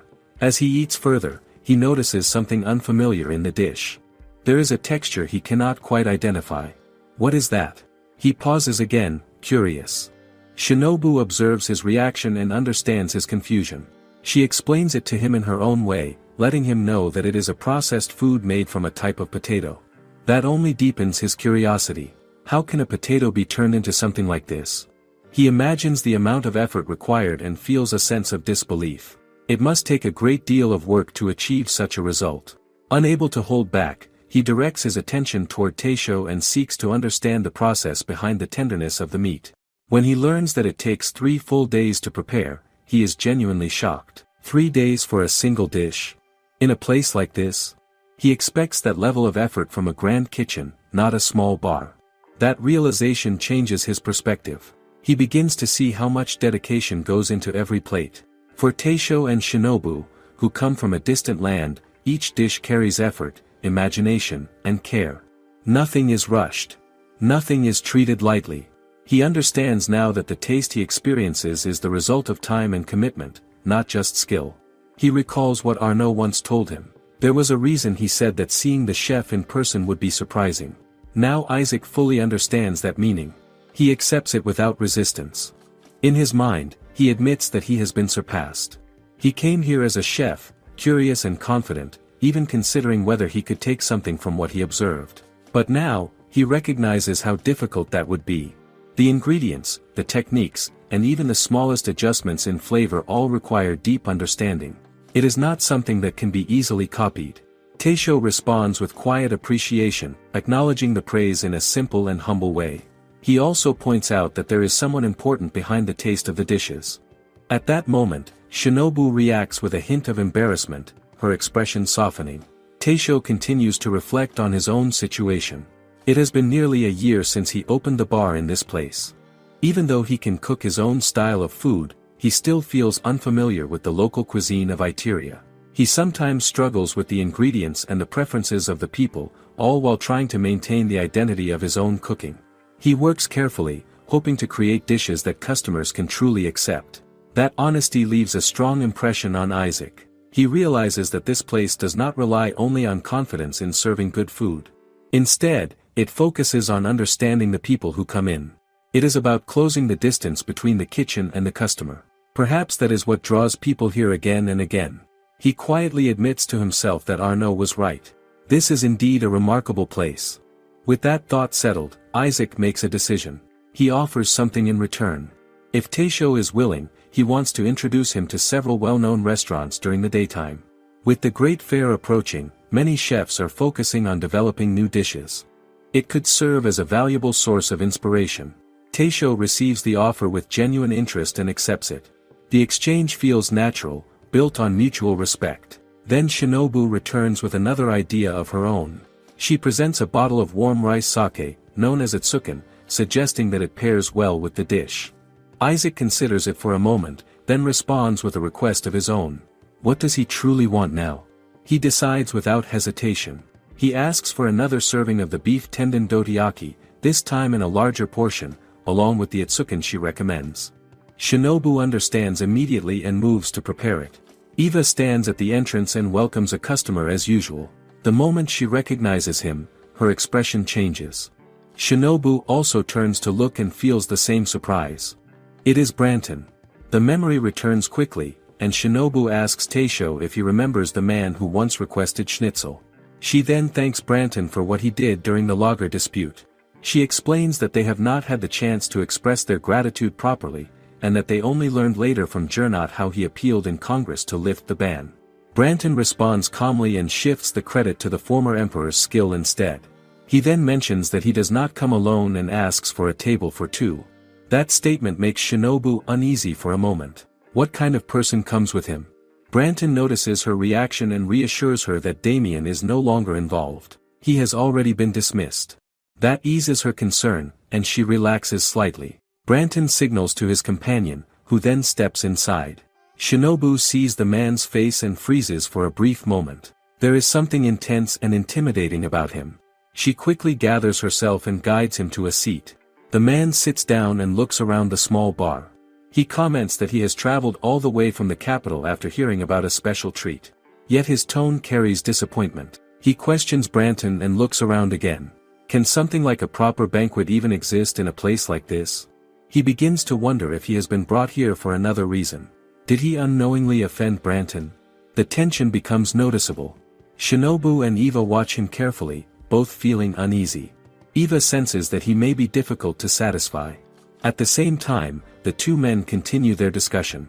The companion questions whether the formal invitation he received is meant as a subtle insult. Branton denies that and asks him to listen first. He calls the man by name, Crockwinkel. At the sound of that name, the atmosphere shifts. Holger and Arnaud, who are seated at the bar, react immediately. They turn to look, clearly surprised. Others nearby also begin to pay attention. The name carries weight. Shinobu notices this change and exchanges a glance with Eva. It becomes clear that many people here know something about this man. How are they all connected? The realization adds another layer of tension to the room. Branton then asks Crockwinkel if he remembers a certain matter. It relates to the ankake yudofu mentioned during Princess Hildegard's wedding. Crockwinkel responds with doubt. He explains that even in Itteria, no such dish can be found. Over time, it becomes known as nothing more than a creation of the young princess's imagination. A dish without strong smell, without spice, without sourness, and without hardness. To him, it sounds unrealistic. Branton disagrees and insists that it is real. Crockwinkel presses him further, asking what he means. Branton points directly to the bar and states that this is the place where ankake yudofu is served. That claim surprises Crockwinkel. He questions it openly, unsure whether to believe it. Shinobu steps in and confirms it. She explains that it is part of their winter menu. Hearing that, Crockwinkel acknowledges his mistake and apologizes for doubting Branton. Branton accepts the apology without issue. He explains that inviting someone like Crockwinkel, a respected figure in the world of food, to such a small place could naturally create doubt. Shinobu quietly reflects on the name again. She realizes she has never heard it before, yet the reactions around her now make sense. That explains why Holger and Arnaud seem restless earlier. Branton then admits that he once visited the shop in the wrong season and misses the chance to try the dish himself. That detail makes Crockwinkel hesitate again. If even Branton has not tasted it, how can he be so certain? Branton answers with confidence. Even without trying that specific dish, he trusts the quality of the restaurant. He mentions another item, something called a sandwich, and describes it as a revolutionary and unexpectedly delicious creation. Hearing that, Shinobu recalls the simple staff meal they once shared. Crockwinkel feels that since they have already arrived, it is better to leave the stories aside and order first. Branton agrees with him, and the moment settles into something more practical. Shinobu comes over to take their order, and Branton requests 2 glasses of Toriezu beer. He also asks for some recommended snacks to go with it, preferably something warm. Shinobu nods and asks them to wait for a bit. As she heads to the kitchen to inform Taisho about the new customer, she begins to explain who Crockwinkel is, but Taisho already knows.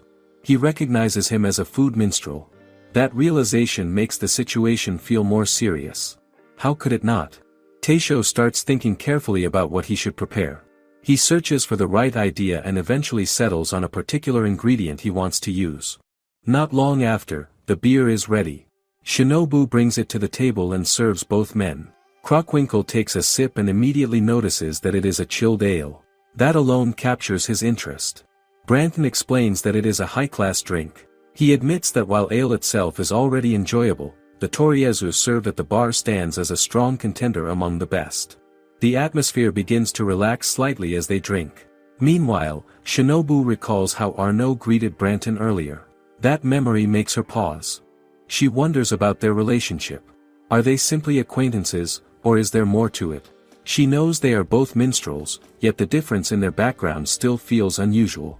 How does a noble and a prodigal son come to know each other so well? Soon, the food is ready. Shinobu serves the dish and introduces it as oyster grain. From just looking at it, Branton can tell it is made from gun shellfish arranged neatly in their own shells. The presentation alone gives a sense of care and intention. It already looks promising. He takes the first bite and immediately notes how good it tastes. The heat is balanced. It is neither too strong nor too weak. The natural flavor of the clam remains intact, which impresses him. Crockwinkel then takes his turn. However, his reaction is different. He eats slowly and quietly. His eyes close as he focuses on the taste. It creates a tense moment. Even Shinobu and Eva feel a sense of anticipation. What is he thinking? After finishing the first piece, Krockwinkel gives only a brief response. He acknowledges that it tastes good. The simplicity of his reaction surprises Branton. It feels almost too reserved. Branton questions whether something is wrong or if he is dissatisfied with the shellfish. Krockwinkel denies that. Instead, he turns his attention to Taisho with a serious expression. Taisho stiffens slightly, unsure of what is coming next. Then Krockwinkel explains that while the dish is indeed delicious, it does not feel like Taisho's true flavor. He asks if his observation is incorrect. The question hangs in the air. Taisho hesitates for a moment before admitting that Krockwinkel is right. That answer shocks both Shinobu and Branton. It is not something they expect him to say so openly. Krockwinkel then explains himself more clearly.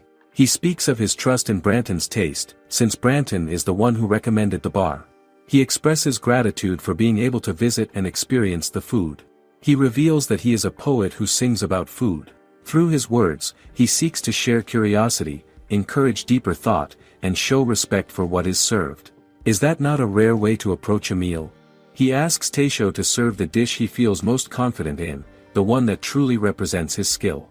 Taisho listens carefully and accepts this request. However, Eva does not feel comfortable with Krockwinkel's attitude. She finds it too self-important and questions why he behaves that way. She believes that any dish Taisho prepares is already good enough. Shinobu listens to her concern and thanks her for it, but she responds in an unexpected way. She describes Krockwinkel as an amazing customer. That surprises Eva. It is not what she expects to hear. Shinobu then explains further. Taisho once worked in a restaurant where the flavors were carefully cultivated over time. Recently, however, he has been trying to adapt his cooking to suit the tastes of the people of Itteria. This effort leads to constant experimentation. As a result, his dishes sometimes lose clarity. They exist somewhere between the old style and the new. Eva struggles to accept this idea at first. The thought that Taisho's food could feel unclear surprises her.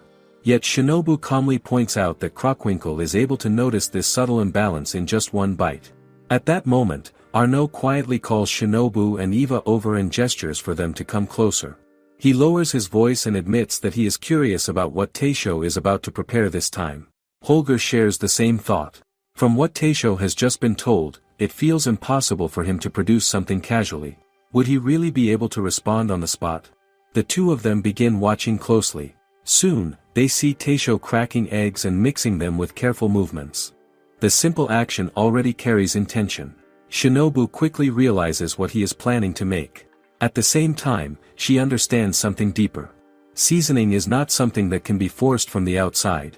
No one can guide him through this moment. It is something Taisho has to bring out from within himself. Still, she supports him in her own way by preparing a plate for the dish. She asks if it is suitable, and he confirms that it is. Before long, the cooking is complete. Taisho places the food neatly on the plate and presents it as dashimaki tamago. The simplicity of it surprises everyone present, including Shinobu herself. When Krockwinkel receives the dish, he observes it carefully. From its appearance, he understands that Taisho has chosen a simple omelette without relying on extra ingredients. That choice alone speaks volumes. It requires confidence.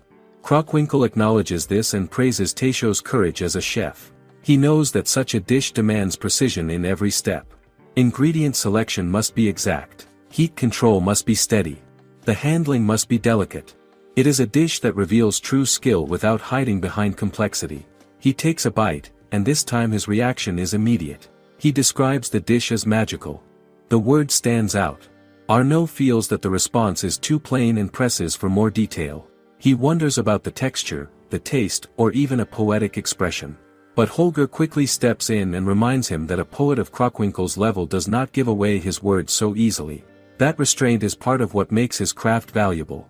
After finishing, Krockwinkel expresses his gratitude to Taisho for responding to his request, even though it may have seemed demanding. He admits that the dish exceeds his expectations. Taisho responds with humility and insists that he does not deserve such praise. However, Krockwinkel then offers something in return. He asks Taisho to name a request, promising to fulfill it if it is within his power. This offer shocks both Holger and Arnaud. They understand the weight behind it. If Krockwinkel were to sing about the shop, its reputation would spread across the empire. It could grow far beyond its current state. Is that not an opportunity anyone would seize? Yet Taisho makes an unexpected request. Instead of asking for fame or recognition, he asks Crocwinkle to review one of Arnaud's poems. He explains that Arnaud hopes to become a poet someday.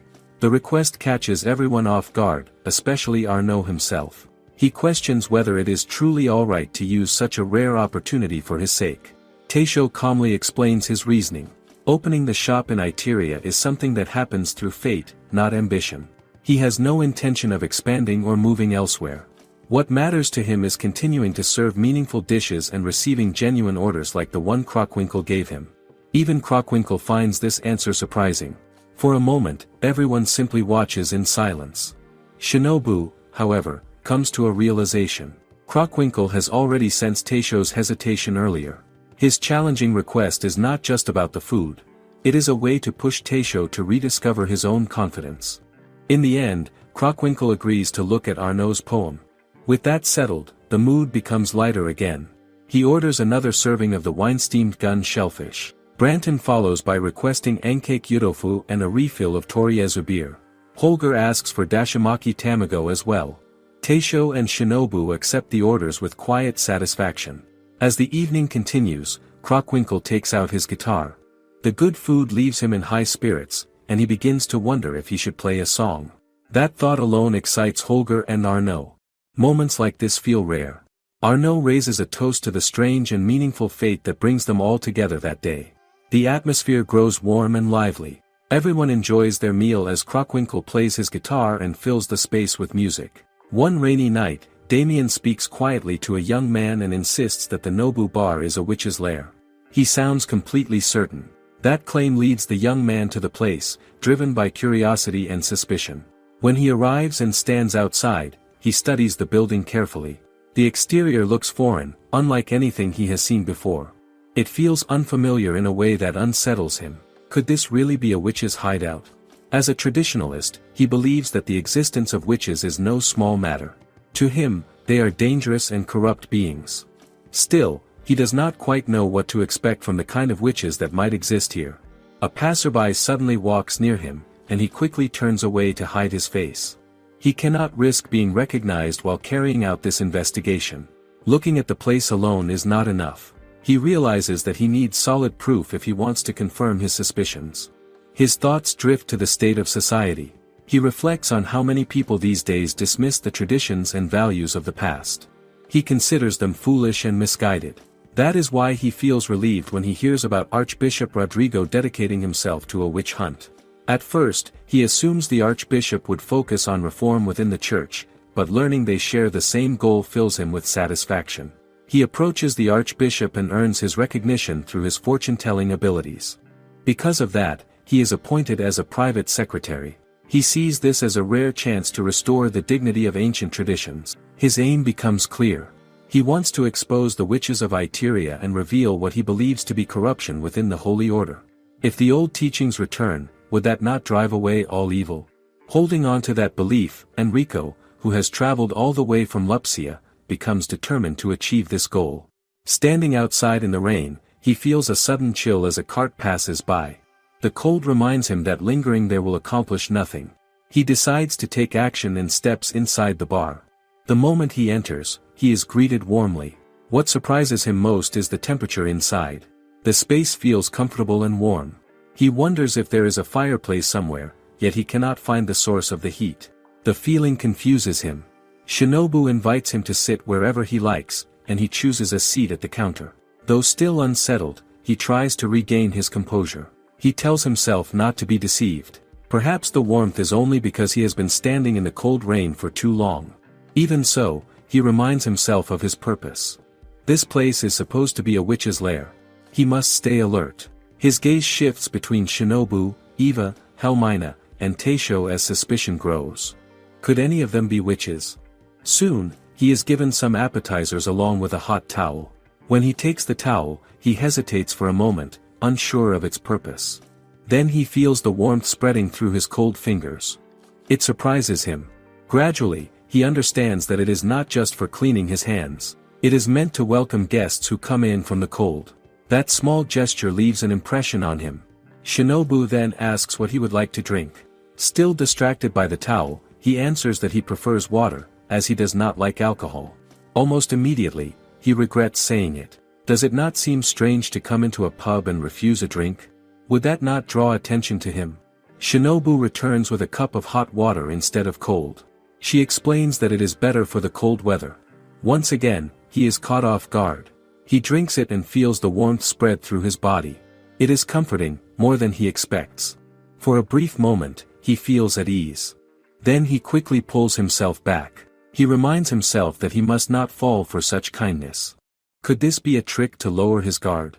He begins observing his surroundings more carefully. The decorations and writings inside the shop look strange to him, filled with unfamiliar characters. This only deepens his suspicion.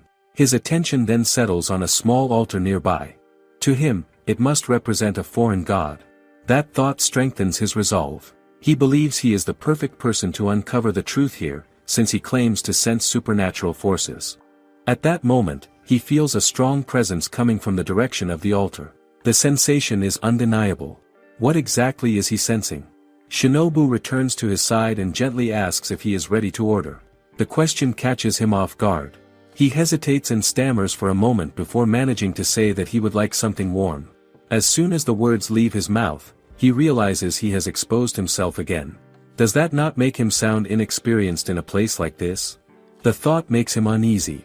Shinobu then offers to choose something for him instead, suggesting a recommendation, and he quickly agrees. Even so, he keeps glancing around the room, carefully observing the other customers. He feels relieved when he sees that everyone is absorbed in their own conversations. No one seems to be paying attention to him. For now, at least, he remains unnoticed. After a while, he turns his attention to the appetizer that Shinobu has brought earlier. He studies it and notices that it consists of small simmered fish. Curious, he takes a bite. The flavor immediately draws him in. It is rich and deep. The sauce carries a balanced blend of sweetness and spice. Before he realizes it, he has already finished the entire portion. The amount feels too small for how satisfying it is. Just then, his main dish arrives. Shinobu presents it carefully and tells him it is called chawanmushi. She warns him that the bowl is very hot and asks him to be careful. The name alone surprises him. He has never heard of such a dish before. What could it be? When he opens the lid, he feels a sense of relief. Inside is something that resembles pudding.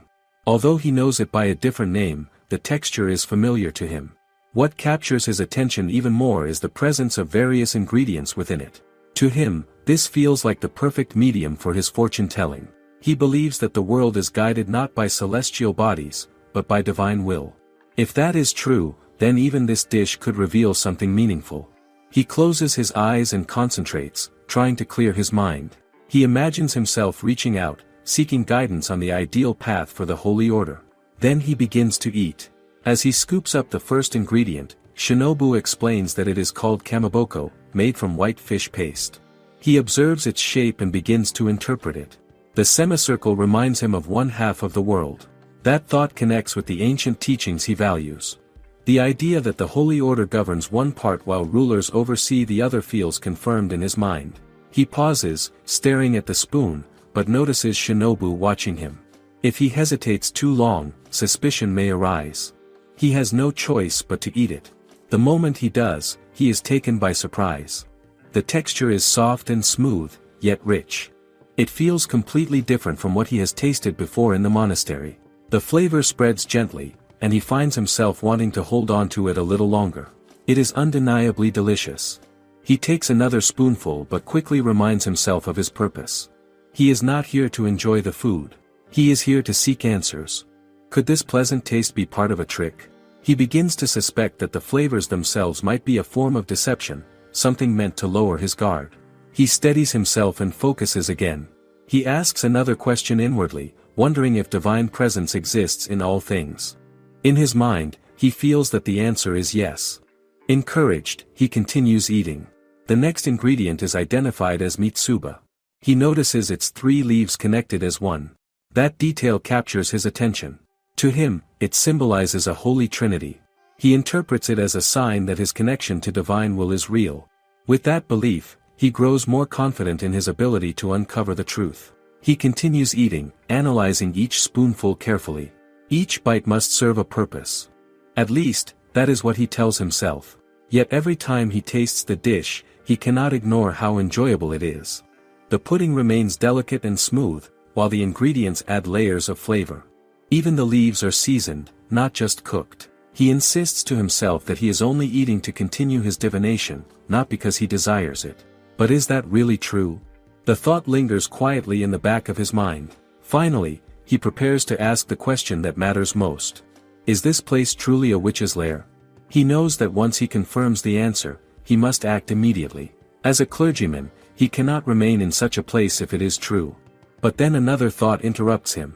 What will happen to the remaining food if he leaves suddenly? Would it be thrown away? The idea troubles him. Wasting food goes against the very teachings he follows. He hesitates. In the end, he decides to postpone the question until he finishes the dish. That way, he can complete his duty without wasting what has been given to him. With that decision made, he resumes eating. Spoonful after spoonful, he continues his quiet analysis. And despite everything, he cannot deny one simple truth. It is the next day, and Shinobu notices that the rain from the previous night has turned into snow. The air feels colder, and it seems like winter has suddenly arrived in Itteria. She feels the chill and returns inside the shop. She wonders if there will be only a few customers again because of the weather. Taisho is not sure either, but he focuses on what they can control. He decides that they should still prepare early for anyone who might come. Shinobu agrees with him. What else can they do but be ready? Not long after, Shinobu sees someone approaching the shop. She quickly steps out and informs the person that they are still preparing. She then realizes that the visitor is Camilla. This surprises her. Camilla looks worried and asks about her master, Ingrid. She explains that Ingrid went out drinking the previous night and has not returned home. Shinobu then tells her that Ingrid is already inside, resting at a table. She mentions that Ingrid has been there all morning, which makes it seem like she has been moving from one place to another all night. Camilla first feels relieved when she sees her master, but her relief quickly turns into frustration. She calls out to Ingrid, but there is no response. She steps closer and taps her, trying to wake her up. Will this even work? Ingrid does not react at all. Shinobu watches in surprise and starts to think it must be a serious hangover. She then suggests trying purin, wondering if Ingrid might respond to food. Could that be enough to wake her? Camilla decides to try it. She brings the purin closer and calls her master's attention to it. This finally gets a response. Ingrid reacts weakly, sounding annoyed at being disturbed, but she still does not lift her head. Camilla begins to feed her the purin and encourages her to eat properly. Ingrid slowly starts eating on her own. After that, Camilla asks if Ingrid will be able to return home once she feels better. She still has work to attend to and cannot stay. She leaves her master there and apologizes to Shinobu for the trouble. She asks Shinobu to let Ingrid rest a little longer so she can recover enough to walk home. Shinobu accepts this and reassures her. Camilla then leaves the shop. Shinobu approaches Ingrid and comments on how bad the hangover seems. She suggests serving her shijimi miso soup to help her recover. Would that ease her condition? Instead of focusing on the hangover, Ingrid brings up something else. She mentions hearing a rumor about a witch controversy. For some reason, the shop Nobu is being suspected. This troubles her deeply.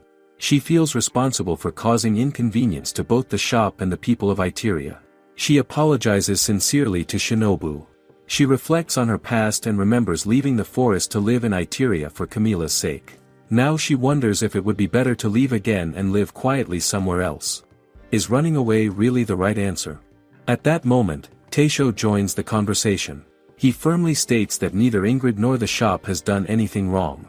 He decides that he will continue running the shop as usual, no matter what others say. Ingrid listens and agrees with him. She reflects on the purpose of both cooking and medicine. Both exist to make people happy. She slowly sits up and thinks about how different things could have been if she lived in another time or place. Would she have even had the chance to hear such words? The thought lingers, but her strength fades again. She lowers her head back onto the table. Shinobu gently covers her with a cloth to keep her warm. She can tell that Ingrid has been under pressure because of the witch hunt rumors. She quietly suggests to Taisho that they should leave her to rest. Soon after, Shinobu hears the sound of a carriage approaching the shop. The noise grows closer, and she becomes alert. Taisho also pauses his work and listens carefully. He senses that the people arriving are not their usual customers. Shinobu asks what they should do. She wonders if they should hide Ingrid in case the visitors are connected to the witch hunt. The tension rises. Taisho remains calm and tells her that everything will be fine. He assures her that he will handle the situation if anything happens. The door begins to open. They prepare to greet whoever is coming in. But the moment they see the person's face, they are both shocked. It is Damien. Shinobu feels anger rise inside her as she faces Damien and demands to know his purpose for coming. Damien answers calmly and claims he only comes for alcohol and good fish, but he makes it clear that he is not alone. He reveals that the archbishop has come with him and then opens the door to let him in. Shinobu pauses and thinks as the situation suddenly becomes serious. The archbishop steps into the shop, and both Taisho and Shinobu feel uneasy at the sight of him. He looks around with interest and asks if this is truly Izakaya Nobu. He senses something unusual and notes how the place feels filled with the atmosphere of a foreign land. Shinobu quietly leans toward Taisho and asks about him, but Taisho already recognizes him as the rumored leader of the witch hunt. At the same time, Ingrid begins to stir and slowly lifts her head, trying to see who has arrived. What kind of situation is about to unfold? The archbishop walks further inside and soon notices Ingrid resting at a table. He chooses that spot and politely asks to sit there. Shinobu agrees and attends to him as usual. She hands him a hot towel, and he reacts with surprise at the steam rising from it. He enjoys the warmth and seems genuinely pleased. Shinobu watches him closely and begins to question her earlier fears. Does this man truly seem like someone dangerous? Damien then clears his throat, drawing attention back to himself. He explains that the reason for bringing the archbishop is the growing suspicion surrounding the shop. He begins with a simple question, asking if the place is truly a witch's nest. Shinobu answers firmly that it is nothing more than a normal izakaya. Damien responds that if that is true, then it is good for the sake of Itteria, but he points out that the rumors about the shop have spread widely. He brings up one of those rumors, mentioning that a fox has been seen going in and out of the place. He explains that witches are often associated with the old elf spirits and can befriend creatures like a white, snow-like fox. Shinobu pretends to hear this for the first time, but Damien quickly challenges her, urging her not to act ignorant. She insists that she knows nothing about it, and Damien grows frustrated. Why does she continue to deny it? He continues by raising another point. He speaks about mushrooms and how they are widely seen as a symbol of witches. He reminds them that in Itteria, mushrooms are not commonly eaten due to the lingering influence of past witch hunts. Yet the shop uses them often. Shinobu responds calmly and mentions that younger people do not seem to mind mushrooms as much anymore. Damien reacts strongly to this, raising his voice and arguing that there is a clear difference between ignoring something and actively cooking it. He emphasizes that there are still people who faithfully avoid mushrooms altogether. He then accuses the shop of showing arrogance by ignoring the customs and history of Itteria. Shinobu answers that it is simply because they come from a different place. But is that explanation enough? That response shifts Damien's mood. He seizes on her words and uses them to support his claim. He argues that the shop itself must have come from somewhere else. He points out how he has seen dishes he has never encountered before and how the entire appearance of the place feels unfamiliar. He also notes something more unusual. During summer, the shop remains cool, and during winter, it stays warm. Everyone seems to enjoy it, but he questions whether such conditions could exist without magic. Could there be another explanation? Throughout all of this, the archbishop remains silent, simply observing. The tension in the room continues to build, and Taisho and Shinobu grow more uncomfortable as the questioning becomes sharper. Damien presses further and asks Shinobu directly where they come from. Shinobu hesitates and finds herself unable to answer. The silence speaks for her. Damien notices this and tells her there is no need to say anything more. To him, the conclusion is already clear. He declares that the existence of the shop must be the work of witches. In his view, anything foreign is tied to paganism, and from there, it is only a step away from calling it witchcraft. At that moment, Ingrid suddenly bursts into laughter. The sound cuts through the tension in the room and catches everyone off guard. Damien looks at her in shock and questions what could possibly be funny in such a serious situation. Ingrid responds calmly, pointing out that Shinobu's claim of not knowing where they come from is not unusual at all. She explains that many people in Itteria share the same uncertainty about their origins. She brings up the example of Marquis Saknussemm, whose family history stretches far back, yet remains unclear beyond the fact that they came from the north. The details are vague, and still, they are accepted without question.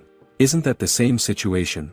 Damien struggles to understand her argument, and Ingrid continues. She explains that Itteria is filled with people whose origins are known only in fragments. She points out that everyone begins as a stranger. Over time, after living in Itteria for a year, they simply become part of it.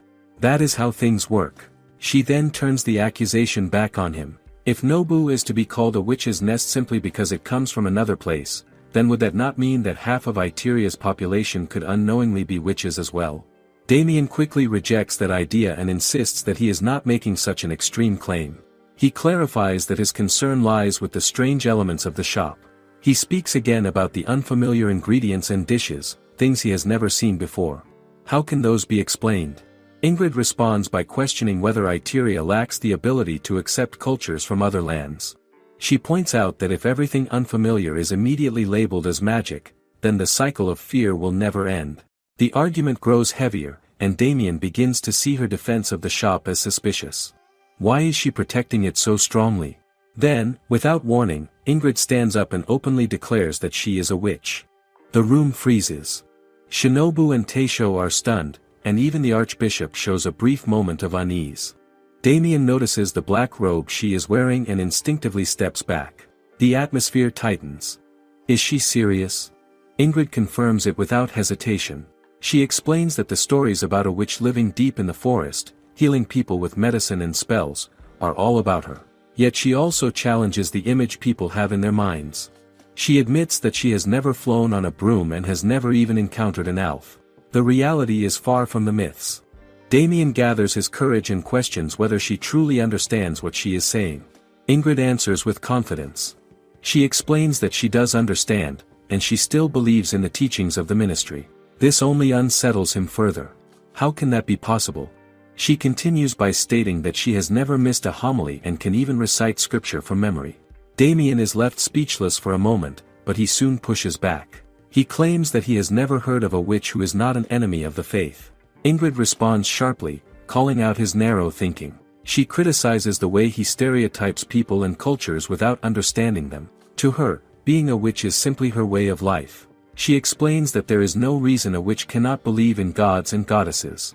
In fact, she suggests that it is not impossible for a member of the clergy to also be a witch. That idea shocks Damien. How can a clergyman be a witch? Ingrid then reveals that she was once part of the clergy herself. The revelation deepens the tension in the room. She calmly explains that the rumors about Nobu being a witch's nest are all tied to her presence. She places the matter directly before Damien and asks how he intends to judge her now. Damien reacts strongly, interpreting her words as blasphemy. To him, the idea of a former priest also being a witch is unacceptable. He declares that, since she has confessed in front of the archbishop, she deserves to be punished. He calls for her to be burned at the stake. The words land heavily, and Shinobu feels some sympathy for Ingrid. She prepares to step in, feeling that enough is enough. Just as the tension reaches its peak, the archbishop suddenly stands and declares that it is enough. His voice cuts through the room, and even Damien is caught off guard. He hesitates and asks again, unsure if he heard correctly. The archbishop confirms it without hesitation and tells him that he truly means it. He then makes a surprising statement. He says that he has finally found the witch he has been searching for. Shinobu is taken aback by those words. What does he mean by that? The archbishop walks toward Ingrid with a calm expression and greets her as if they are equals. Ingrid looks confused and questions how he knows her name when she has never met any archbishop before. Instead of answering directly, he comments on how she still looks healthy and how her personality has not changed at all. He reflects on himself and wonders if he is the one who has changed over time. He then asks if she has forgotten him, reminding her that they once served together in the ministry of teaching. He introduces himself again, saying that he was once the small and quiet Rodrigo. Ingrid reacts with surprise. She looks at him closely and struggles to believe it. He has grown much taller, and his presence has completely changed. Could this really be the same person? At that moment, the jewel attached to Ingrid's amulet suddenly falls to the ground. The unexpected sound draws everyone's attention. Ingrid is startled, and both Shinobu and Taisho are equally shocked. The moment feels strangely significant. Why now? The Archbishop continues and explains that he has been searching for Ingrid all this time. Ever since the incident when she became known as a witch and left the ministry, he has not stopped looking for her. Ingrid is confused by this and questions how he could have possibly tracked her down when she left no clear trace behind. The Archbishop explains his method.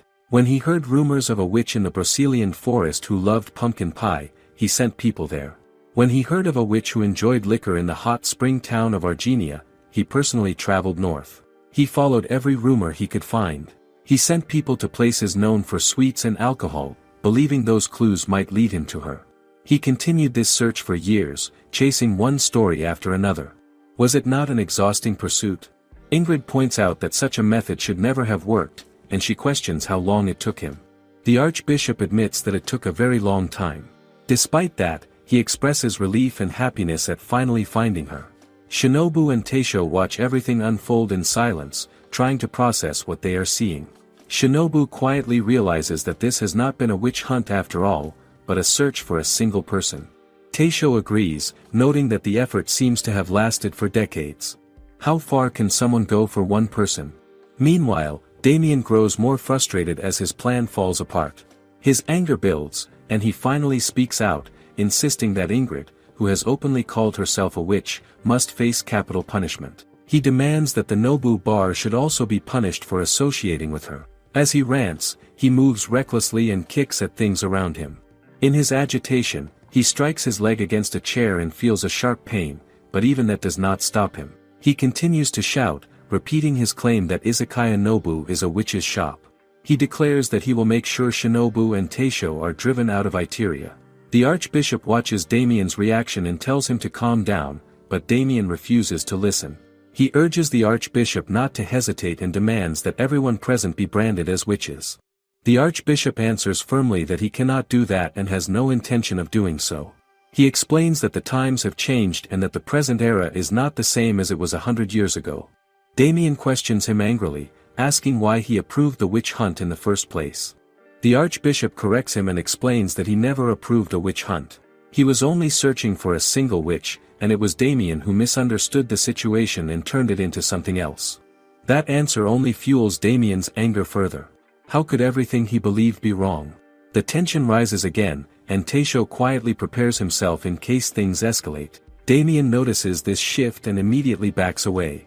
Instead of continuing the confrontation, he suddenly turns and runs. He heads straight for the rear entrance, moving quickly before anyone can stop him. Shinobu reacts and rushes after him, but she is too late. He has already opened the door and escaped. She reaches the doorway and feels frustration build as she realizes he is gone. How did things spiral like this so quickly?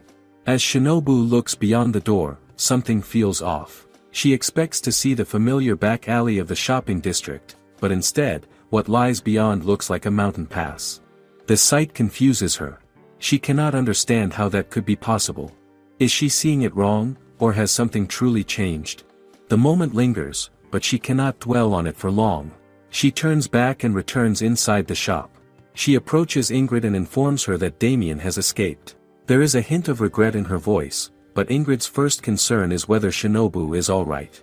The Archbishop then offers an apology for bringing someone like Damien into the situation. Ingrid responds with a calm understanding. She remarks that Damien has always been the type to lose sight of everything else once he becomes fixated on something, but she admits that this time, his actions went too far. She then turns her attention to the Archbishop and reflects on how surprising it is to see the once small and quiet Rodrigo now standing as an Archbishop. She recognizes that such a path must have been difficult. The Archbishop responds in kind, acknowledging that Ingrid must have gone through many hardships as well.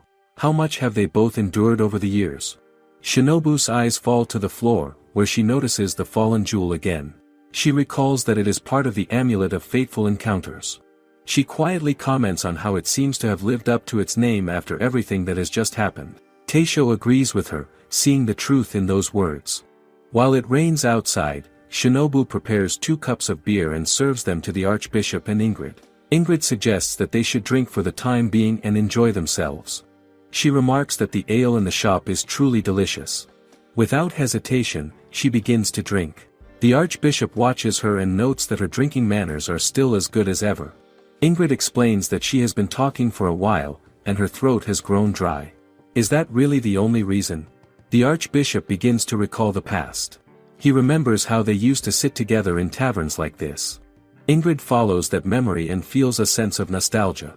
It has been decades since those days. Back then, they had little money, so they often drank diluted alcohol in cheap bars. It was common for students like them to struggle financially. They relied on distilled liquor made from wine residues, something that became a close companion to poor priests in training. Even when diluted with water, the drink was still strong enough to make them drunk. Ingrid remembers how such alcohol was not officially sold, which made it easier to deny drinking if anyone questioned them. The Archbishop reflects on those times and admits that the two of them were not exactly well behaved during their training. Were they really that reckless back then? Ingrid then recalls something amusing. She points out that the Archbishop used to drink milk instead of alcohol. Rodrigo feels embarrassed hearing that and tries to brush it off by saying that he has grown since then. Ingrid teases him and says that he has not only grown taller but also broader. The Archbishop then brings up another memory. He reveals that, back then, someone else had been paying their bills. It was Deacon Edwin who would settle everything at once. Ingrid is surprised by this. Her memories of Edwin are mostly of his long hair and his sermons, but she acknowledges that he must have had his good sides as well. Rodrigo explains that Edwin was always a serious and dependable person. Shinobu, listening nearby, feels surprised at hearing this description. She remembers a very different impression of Edwin, especially from the way he used to order alcohol. Could it really be the same person? Rodrigo wonders aloud where Edwin might be now and hopes that he is doing well.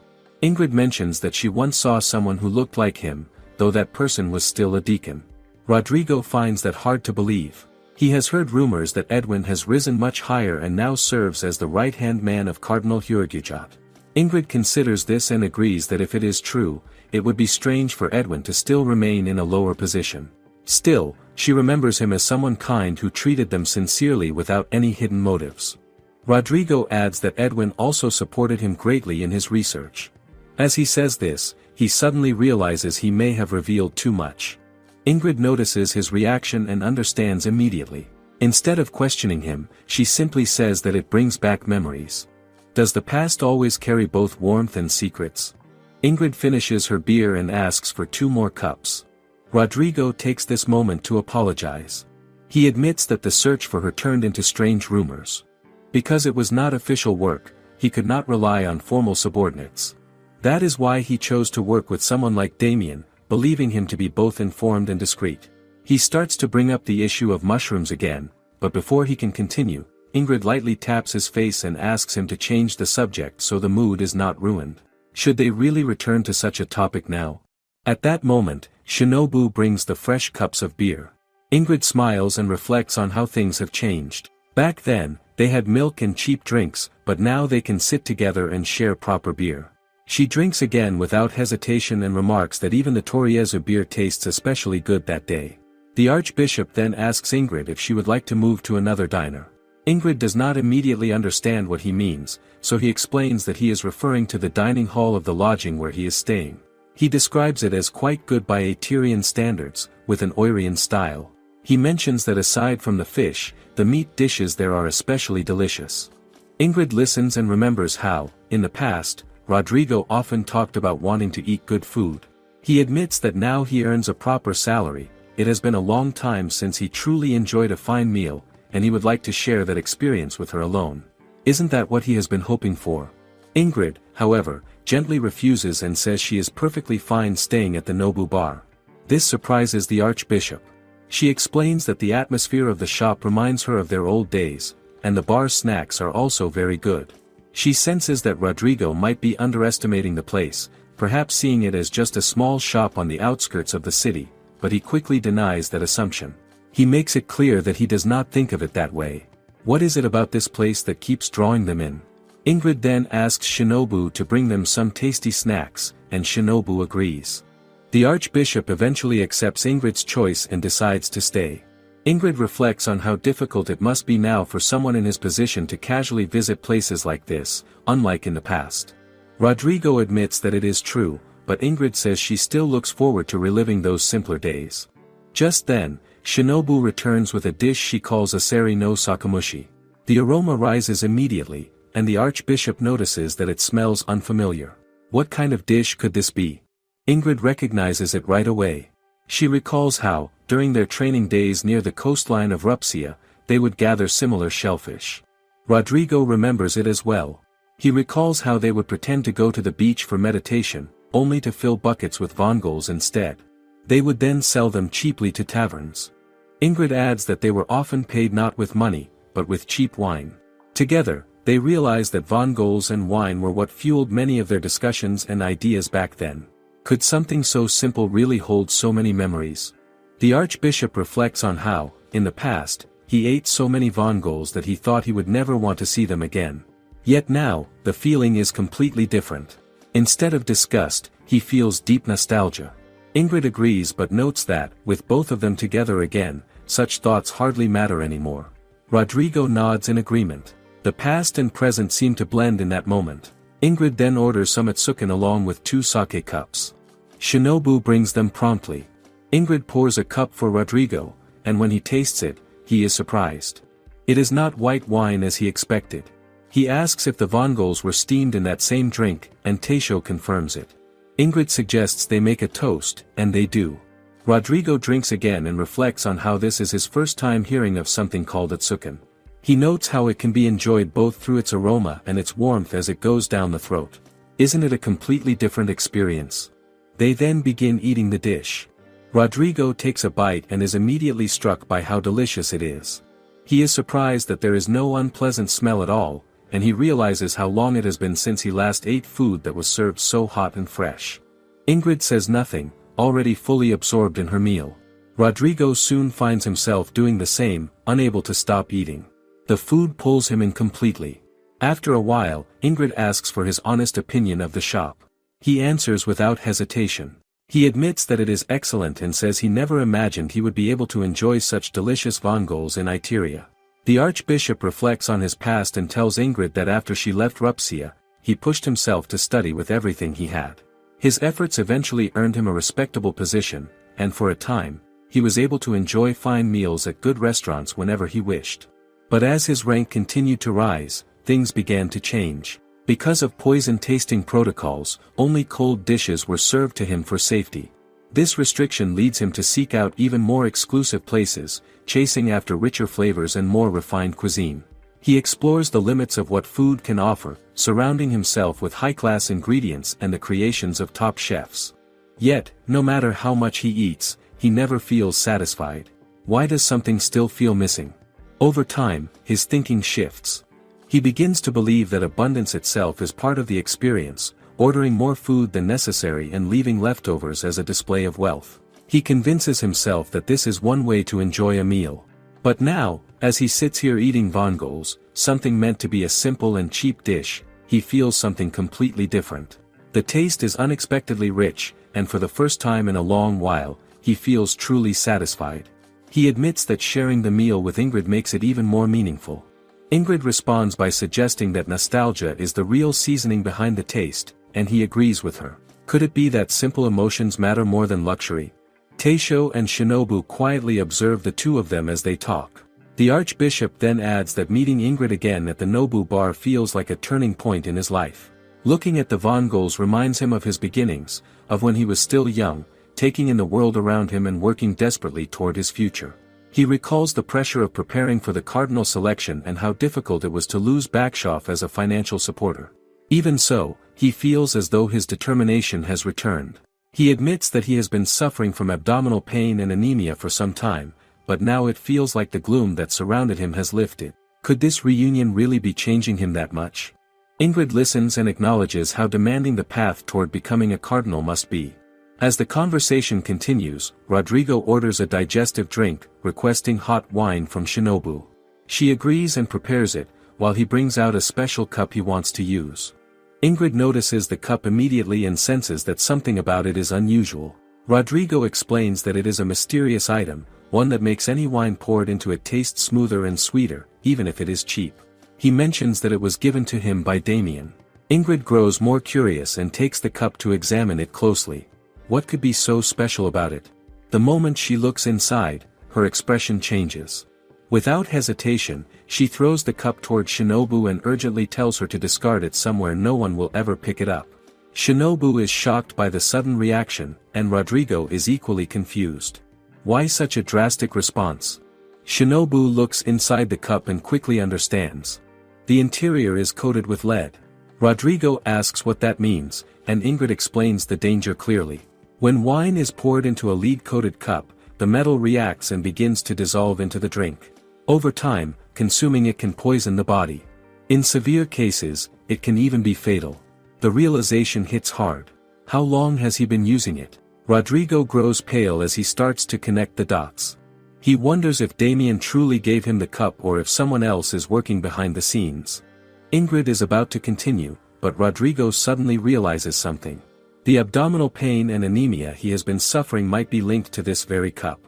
Ingrid agrees that it is a strong possibility and warns him that someone may be targeting his life. The weight of her words leaves him silent. Who would go this far? After a moment, Ingrid speaks again, this time more gently. She reminds him that not everything suits everyone and advises him not to aim too high, especially toward becoming a cardinal. She suggests that it might be better for him to spend his later years living quietly in a monastery. She acknowledges his hardworking nature but also points out that he can be absent-minded, which makes him vulnerable. Rodrigo pauses and studies Ingrid, wondering how she is still able to understand things so quickly, and he remembers what she was like when they were younger. He admits that he has been searching for her all this time, not only to apologize for the mistake he made back then, but also because he wanted to show her how he has changed and become someone worthy. Yet now, standing before her, he realizes that no matter how hard he tries, he may never catch up to her. Ingrid responds that from her view, only his body has grown bigger, while Rodrigo says that she has not changed at all and still looks beautiful. That comment makes Ingrid uncomfortable, and she brushes it aside, saying she is already like an old woman who has lived long enough and does not want to think about such things. She then asks Shinobu for a refill of Itsuken, and Shinobu takes the bottle from her. Soon after, Shinobu returns with Rodrigo's drink, this time served in a normal glass filled with hot wine, and he thanks her. She also places Ingrid's after-meal purin in front of her, and Ingrid looks at it with clear delight. The mood softens as they sit there quietly for a moment. Is this what they had both been missing all along? Later that night, Damien is seen wandering through an unfamiliar street. He feels relieved that he escaped through the back door of the Nobu bar, but something quickly feels wrong. The place does not look like Itteria's back alley at all. No matter how far he walks, all he sees are vermilion lacquered gates lined up endlessly, as if guarding a shrine. The atmosphere feels strange and unsettling, and fear begins to grow in him. He wonders if he has been bewitched by a witch, and that thought alone terrifies him. He looks around but sees no one, and frustration takes over as he drops to his knees and begs for forgiveness, feeling like he is suffering alone. Then, when he looks up, he suddenly notices a very long staircase stretching out in front of him, and the sight frightens him even more. What kind of place has he entered? Small children are playing in the street while people keep passing by, and the town feels lively with movement. Arnaud sits inside the Nobu bar with his head resting on the table as he slowly eats, thinking about how he spends the whole day idly dangling his legs. He finds it strange that his legs feel more alive than the rest of his body. Why does that thought even amuse him? The feeling lingers as he stays there, lost in it for a moment. Behind the counter, Teisho continues cooking, focused and steady. Arnaud lifts his head slightly, and the moment Teisho glances back at him, he straightens up quickly and brushes it off, acting like it is nothing worth paying attention to. Soon after, he realizes Shinobu is nowhere to be seen, and he wonders where she could be. Teisho explains that she goes out shopping in preparation for the big fair, and that answer makes everything clearer.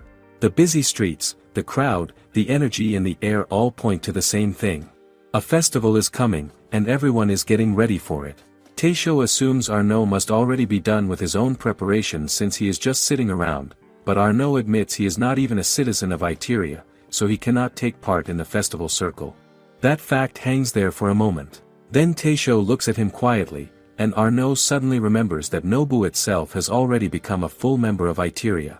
Their first anniversary is approaching, and Taisho confirms it, explaining that this is exactly why he chooses to take part in the festival this year. Arnaud finds that admirable and encourages him to enjoy it, and Taisho accepts the sentiment with a calm sense of gratitude. As the conversation settles, Arnaud recalls an old law of the land, one that grants citizenship to anyone who lives in the city for more than a year. It makes him pause. Does that law apply to him too? When Taisho asks about his situation, Arnaud hesitates, his mood shifting as he grips his cup of tea. He struggles to put his thoughts into words, but Taisho gives him his full attention, waiting without pressure. Eventually, Arnaud mentions that he has a little brother. Taisho asks about the boy's age, and Arnaud estimates he is around 3 years old. Then silence returns again, heavier this time. Taisho notices the change and offers him another cup of roasted tea, which Arnaud accepts without resistance. The warmth seems to help, and he continues. He explains that unlike him, his younger brother is bright and obedient, the kind of son their father can rely on. Because of this, many people believe the younger brother should inherit the family business instead. Arnaud admits that even though he spends 2 years apprenticing under his parents, the work never feels interesting. It is always the same basic tasks repeated again and again. Could anyone stay motivated in that kind of routine? He believes he can handle more, yet his father refuses to give him new responsibilities, no matter how much he asks. Deep down, he understands the reason. His brother is simply better suited for it. That truth stays with him, whether he likes it or not. Taisho wonders if that is why Arnaud leaves home and chooses the path of a poet. Arnaud reflects on that question carefully. He admits that he does want to become a poet, but it is not entirely out of passion. Part of it comes from spite. That feeling complicates everything. When Krockwinkle, the person he admires, reads his poems, he points out that Arnaud is running away from something. That observation hits too close to ignore. Arnaud knows it refers to his family business. Even so, he believes that taking over a role he is not suited for will only bring misfortune, not just to himself but to everyone depending on him. Is it not better to step away than to fail them all? He wonders what Taisho thinks about that idea, but instead of answering directly, Taisho places a small plate in front of him. Arnaud does not understand at first, but Taisho explains that it contains the stock for a dish he is preparing and asks him to taste it. Arnaud drinks it and notices the gentle flavor immediately. He licks his lips as he processes it, recognizing both its softness and its depth. There is a strong sweetness hidden within it, something carefully built. It impresses him. What seems simple at first carries more than expected. Taisho then reveals that it takes him 14 years to perfect that stock. The number surprises Arnaud, and he cannot help but wonder how something so simple requires so much time. Taisho reflects on Arnaud's 2 years of apprenticeship and gently suggests that it is not enough time to decide whether he is truly suited for something or not. Finally, he advises Arnaud that if he truly wants to become a troubadour, then he should listen to Krockwinkle and stop holding on to doubt. At first, Arnaud does not understand what Taisho means by doubt, but the thought lingers until he begins to question it. He wonders if it refers to his lingering attachment to his family business. He reflects on how he repeats the same tasks year after year, and he cannot imagine continuing like that until the end of his life.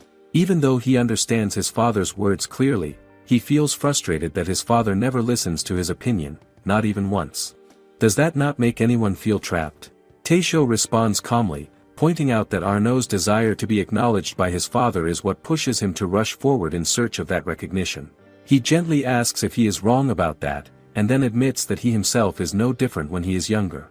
That revelation shocks Arnaud into silence. Taisho continues, explaining that he believes Arnaud's father has high expectations for him, which is why he chooses to teach him the basics slowly, carefully, and with care. He adds that raising a child requires more patience and affection than simply teaching them a skill. Arnaud says nothing after that, and instead reflects quietly on every word. After a while, Taisho suggests that Arnaud help him try a new dish if he does not mind.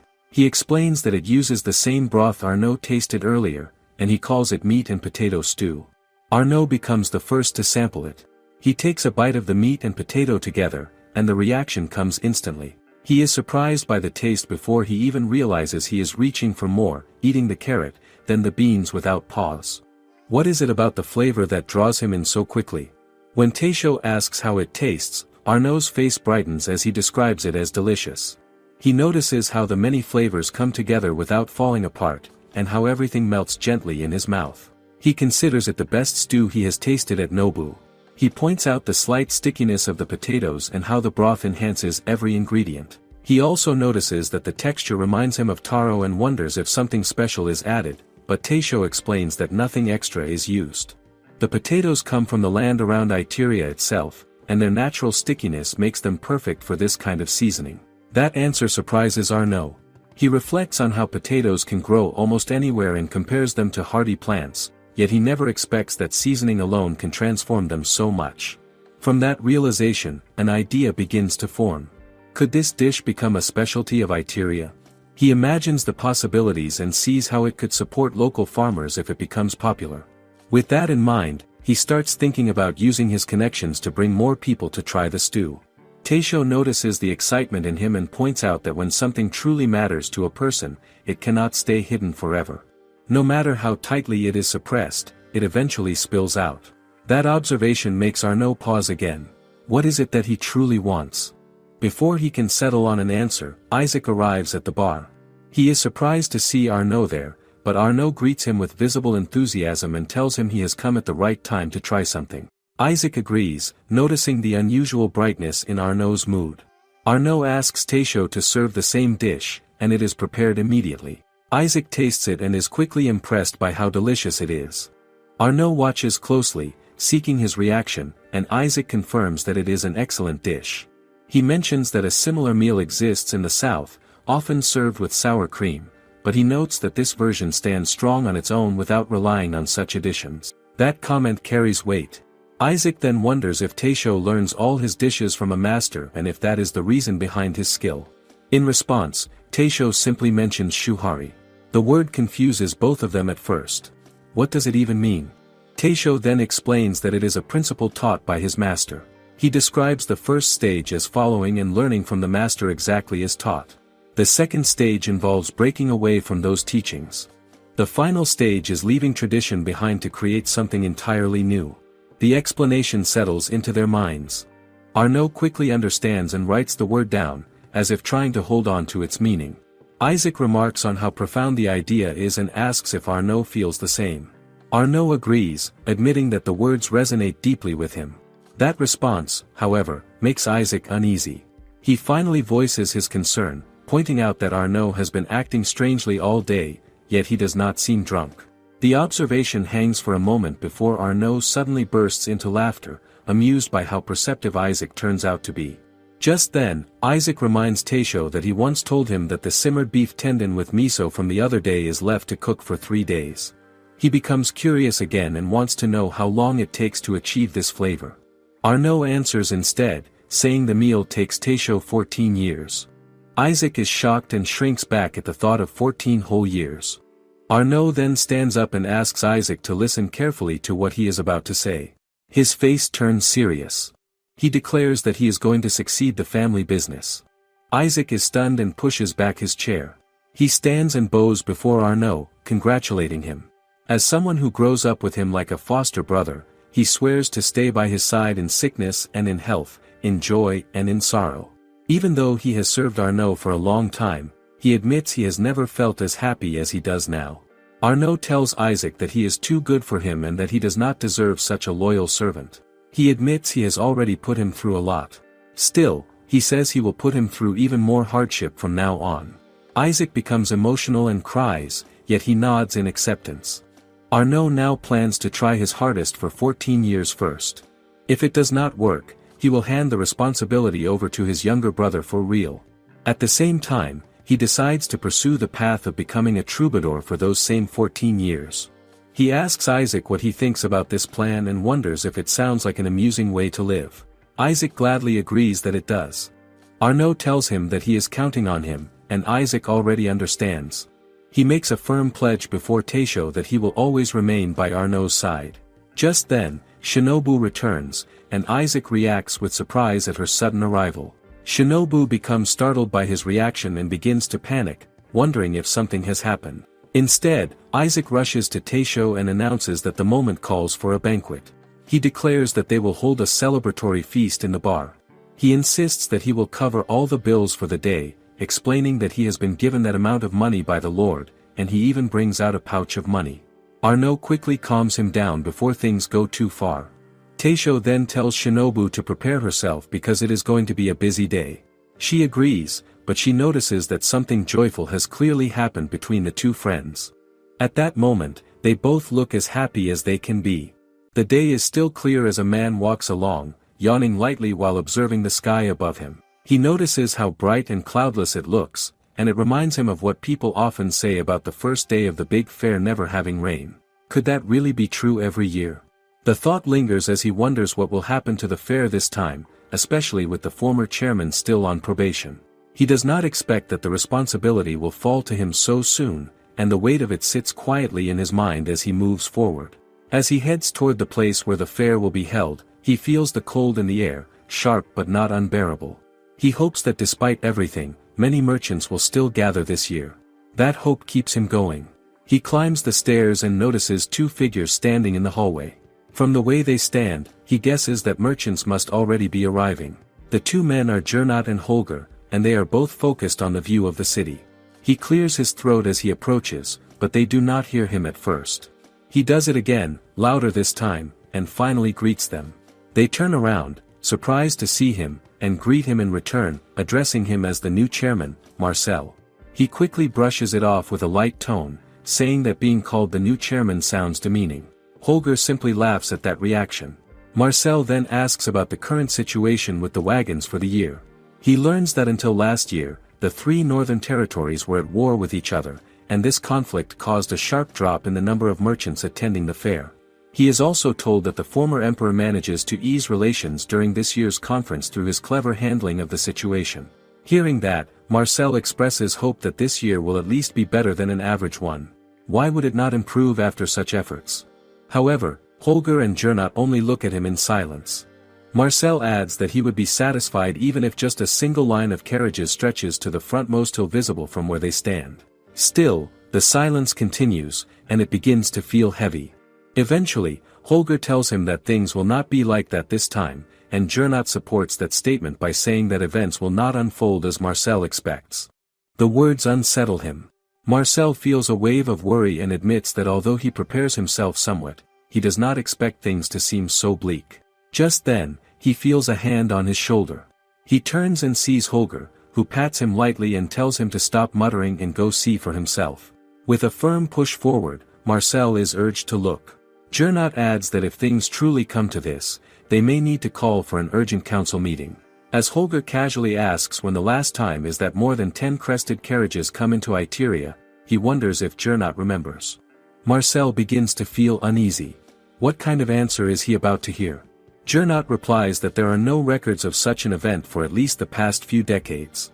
That answer only deepens Marcel's concern. When he finally looks out at the view beyond, he is stunned. The line of carriages does not stop at the frontmost hill as he expects. It stretches far beyond, reaching all the way to the third hill in the distance. The sight is overwhelming. He is told that royal families are arriving with their vassals and guards, along with representatives from the three northern territories. Gernot further points out that there is even a carriage bearing the cardinal flag of Lupsia. That detail stands out as something rare. Gernot explains that with such a large number of official visits, there are usually not enough inns to accommodate the aristocrats, and the same problem now applies to the overwhelming number of merchants and their convoys. The scale of the situation begins to feel real. Holger adds that it has truly turned into something massive, far beyond what they can easily count or manage. How can they even keep track of everything at this point? Marcel stands there in shock, struggling to process it all. He realizes that it is not just about lodging anymore. He also needs to prepare banquets and dinners, and arrange proper settings with chests and prestigious dining rooms for distinguished guests. The responsibilities keep piling up. Gernot suggests that it might be best to first consult the visiting parties before making arrangements, which offers a small sense of direction. Even so, Marcel feels overwhelmed, his thoughts racing as the workload grows rapidly. He decides it is safer to write everything down before he forgets. As he reaches into his chest pocket, the books and papers he carries slip out and scatter across the ground. He quickly apologizes and picks up the one he needs, while Holger helps gather the scattered sheets. Among them, Gernot notices a letter and picks it up, recognizing its high quality. Marcel explains that he actually wants to discuss that letter with them because something about it feels suspicious. What exactly is wrong with it? When asked, he points out that the sender claims it is from the Queen Regent's palace, yet it lacks a wax seal, and the contents seem unusual. Gernot tells him they can discuss it later, and Holger reminds him that their top priority is managing the big fair. Marcel agrees and begins writing, reminding himself that the festival must have their full attention. Holger then tells Marcel to ring the bell to signal the start of the big fair, explaining that it is the most honorable duty of the city council chairman. Marcel steps forward and takes hold of the rope. He prepares to swing it, but just before he does, he notices a legion flag approaching, one that appears to belong to the former emperor. The sight startles him. He tightens his grip on the rope, but in that moment of hesitation, the bell rings out unexpectedly as he shakes it by mistake. The sound spreads through the area. Did he just start it too soon? Elsewhere, Hans and Nicholas hear the bell as well. Nicholas comments that it sounds a bit strange, and Hans assumes it is simply because the new chairman is not yet used to ringing it, since it is his first time. The streets grow busier as people continue to pour in. Shinobu watches the steady stream with surprise, as it is her first time experiencing the big fair. The energy feels overwhelming. How many people are going to pass through today? Teisho quickly reminds her to stop staring outside and return to her work, and she responds immediately, focusing on the preparations again. Eva then asks how many customers they are expecting at the shop, and Shinobu begins listing names, starting with Arnaud and Isaac, then mentioning Edwin, whom they have not seen in a while, and that he will be bringing someone along. As she continues counting, she loses track and simply concludes that many people will be coming that day. Because of that, she decides they need to rearrange the space, moving the table to the center and putting away the chairs. The setup begins to resemble a standing buffet, and Eva noticed that. Just then, Shinobu notices someone approaching the shop, and she assumes that customers are already beginning to arrive. Could it really be starting this early? She moves to attend to the person, but he introduces himself as a merchant from the south. He asks if she would like to buy something to commemorate the festival, explaining that he has many rare accessories and amulets for her to choose from. He then presents a book, claiming it is a priceless treasure, and says it contains a love poem written in youth by the famous poet Krockwinkel. The claim sounds impressive, but is it really true? Shinobu is about to decline, showing no interest, but the merchant insists, offering it at a cheap price since he has traveled so far. Suddenly, someone snatches the book from him. At first, the merchant does not realize who it is, but it turns out to be Krockwinkel himself. Krockwinkel calmly states that he does not recall ever composing such a poem. The merchant is shocked and steps back. Krockwinkel reads through it and points out that it is a poor forgery, noting that the only salvageable part is the parchment, which seems of slightly better quality. Branton, who follows him, remarks that if they can find one dishonest merchant, then many more are likely nearby. Krockwinkel responds that he would at least prefer to see a better attempt at forgery next time he encounters such things. Shinobu then welcomes both of them into the shop. Branton apologizes for arriving early, explaining that he wants to come before the place becomes crowded. Shinobu reassures him that it is not a problem and invites them inside for some beer.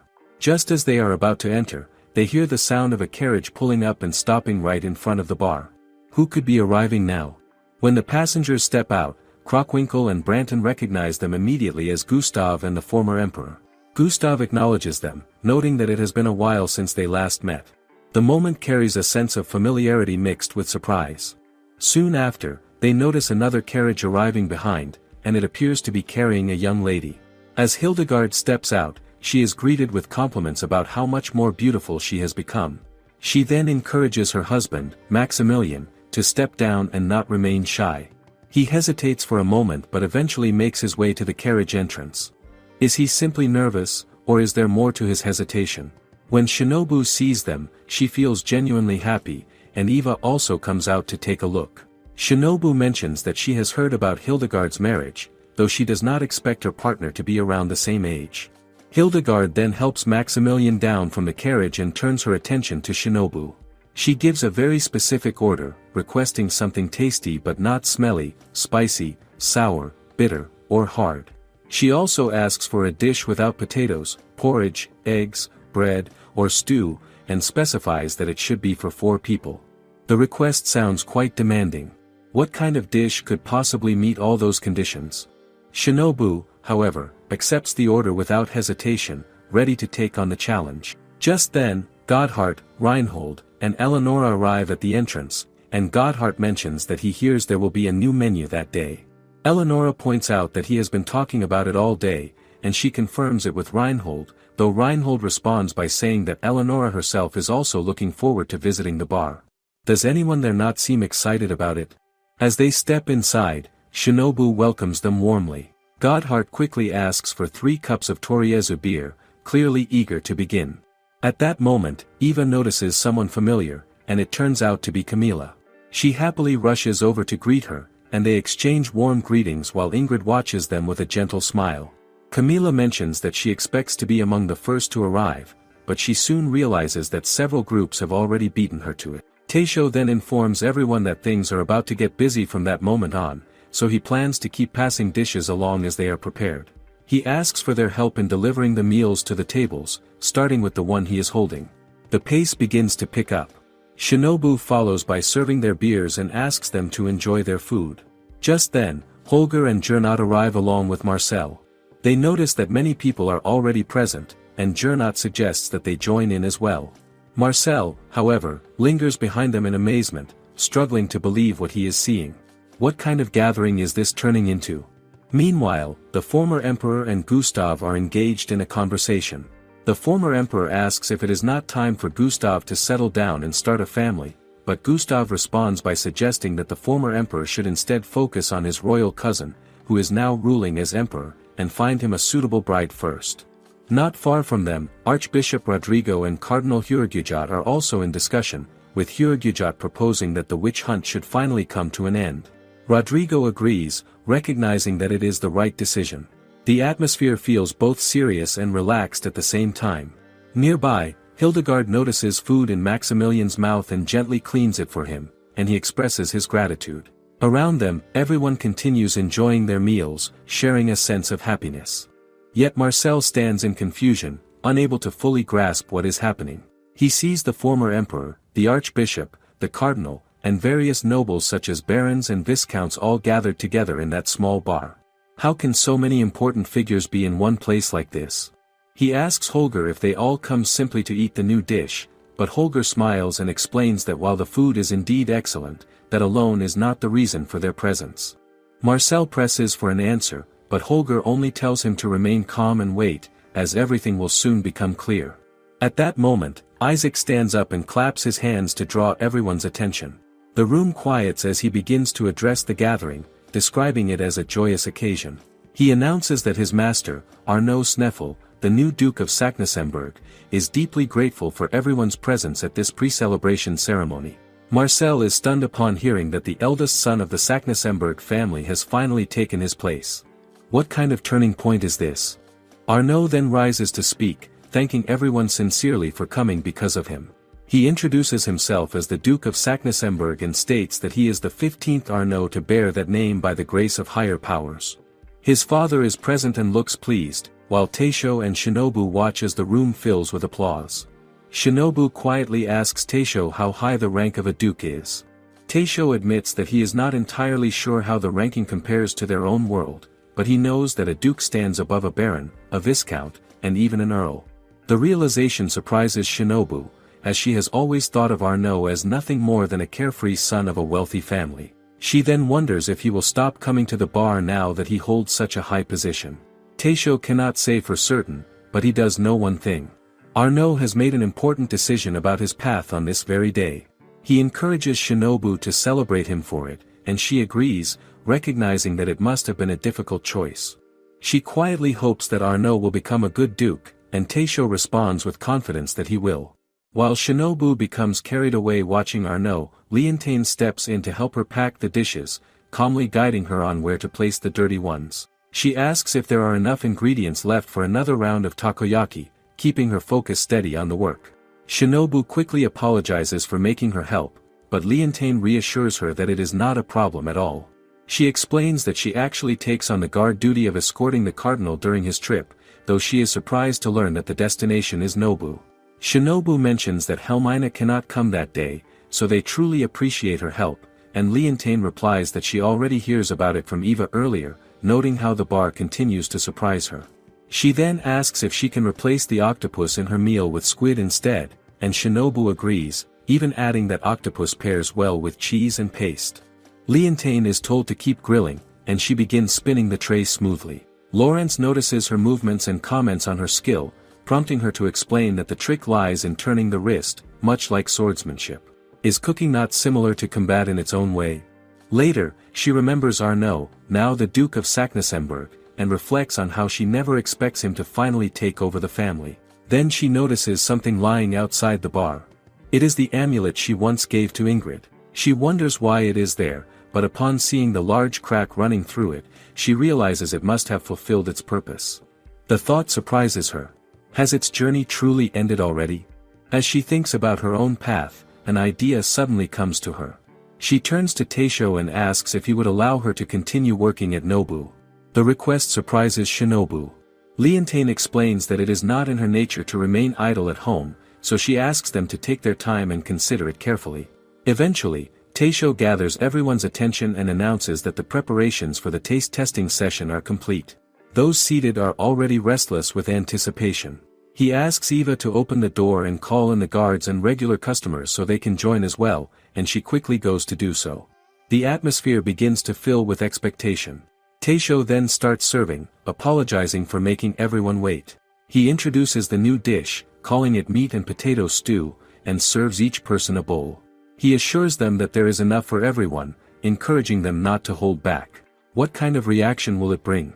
As Hans, Berthold, and Nicholas take their first bites, they are amazed by the taste, clearly impressed by the result. Eva then serves the dish to her siblings, Adolf and Angelica, who happily begin eating. They ask if the potatoes used in the meal come from their own harvest, and Eva confirms that they do. She explains that Taisho uses those very potatoes to create such a delicious dish, and adds that Arnaud is the one who covers the cost of the free tasting session. She notes that he does this to help promote the sale of Itteria's potatoes. Marcel stands nearby, listening in shock as everything comes together before him. Could this be the true purpose behind it all? Meanwhile, Adolf feels even more motivated, realizing that they must work harder to grow more potatoes for the future. Marcel remains shocked, and even Gernot can read it clearly on his face, prompting him to ask what is wrong. Marcel replies that it is nothing, explaining that he is simply taken aback at first, but now realizes that the place is truly pleasant. Could a place like this really exist? He observes everyone smiling, noticing how there is no barrier between classes or social standings. People from different walks of life gather together without hesitation. The joy of eating delicious food fills the room, and it is shared openly among everyone present. That feeling stands out to him. He comes to understand that the bar connects people in a way he has never seen before, and he considers it a heartwarming place. Gernot agrees, acknowledging that it is indeed a fine establishment. Marcel also wonders quietly if this kind of harmony could exist outside the bar too. Even though Marcel notices how small and narrow the space is, he begins to see that this closeness is what brings people together. It reduces the distance between them, making interactions feel natural. He can see it clearly in the expressions of the customers. They all genuinely love Nobu. The atmosphere speaks louder than words, and it leaves a strong impression on him. Gernot and Holger then encourage Marcel to eat and drink before his food gets cold. Their kindness surprises him, and he hesitates for a moment. Why are they treating him so warmly? Eventually, he accepts and agrees to have some ale. They help him place another order of Toriezo beer, and he slowly begins to relax into the moment. Later, Shinobu and Taisho approach Arnaud to congratulate him once again, and he thanks them sincerely. He also takes the opportunity to congratulate them on the first anniversary of their Nobu bar. The exchange feels genuine and warm. Soon after, the former emperor stands and calls for everyone to raise a toast to Arnaud and Nobu. Just then, Hans suddenly grabs Nicholas, startling him. Nicholas asks what is wrong, but Hans excitedly shares that he has finally decided what he wants to do. The announcement surprises Nicholas, yet he quickly offers his support and wishes him well. What decision could bring him such excitement? The moment blends into the celebration as everyone raises their glasses together. Shinobu watches the scene with happiness, taking in the lively and united atmosphere around her. She tells Taisho that it would be wonderful if they could welcome the big fair like this again next year. Taisho agrees, expressing his hope to make it even more joyful when the time comes. And that concludes the video for today. If for some reason you want another part, comment I love food. But most importantly of all, thank you God for another day. Thank you for the food on our tables. And hopefully we all can find peace in our lives, especially those who fight the hardest. God bless you.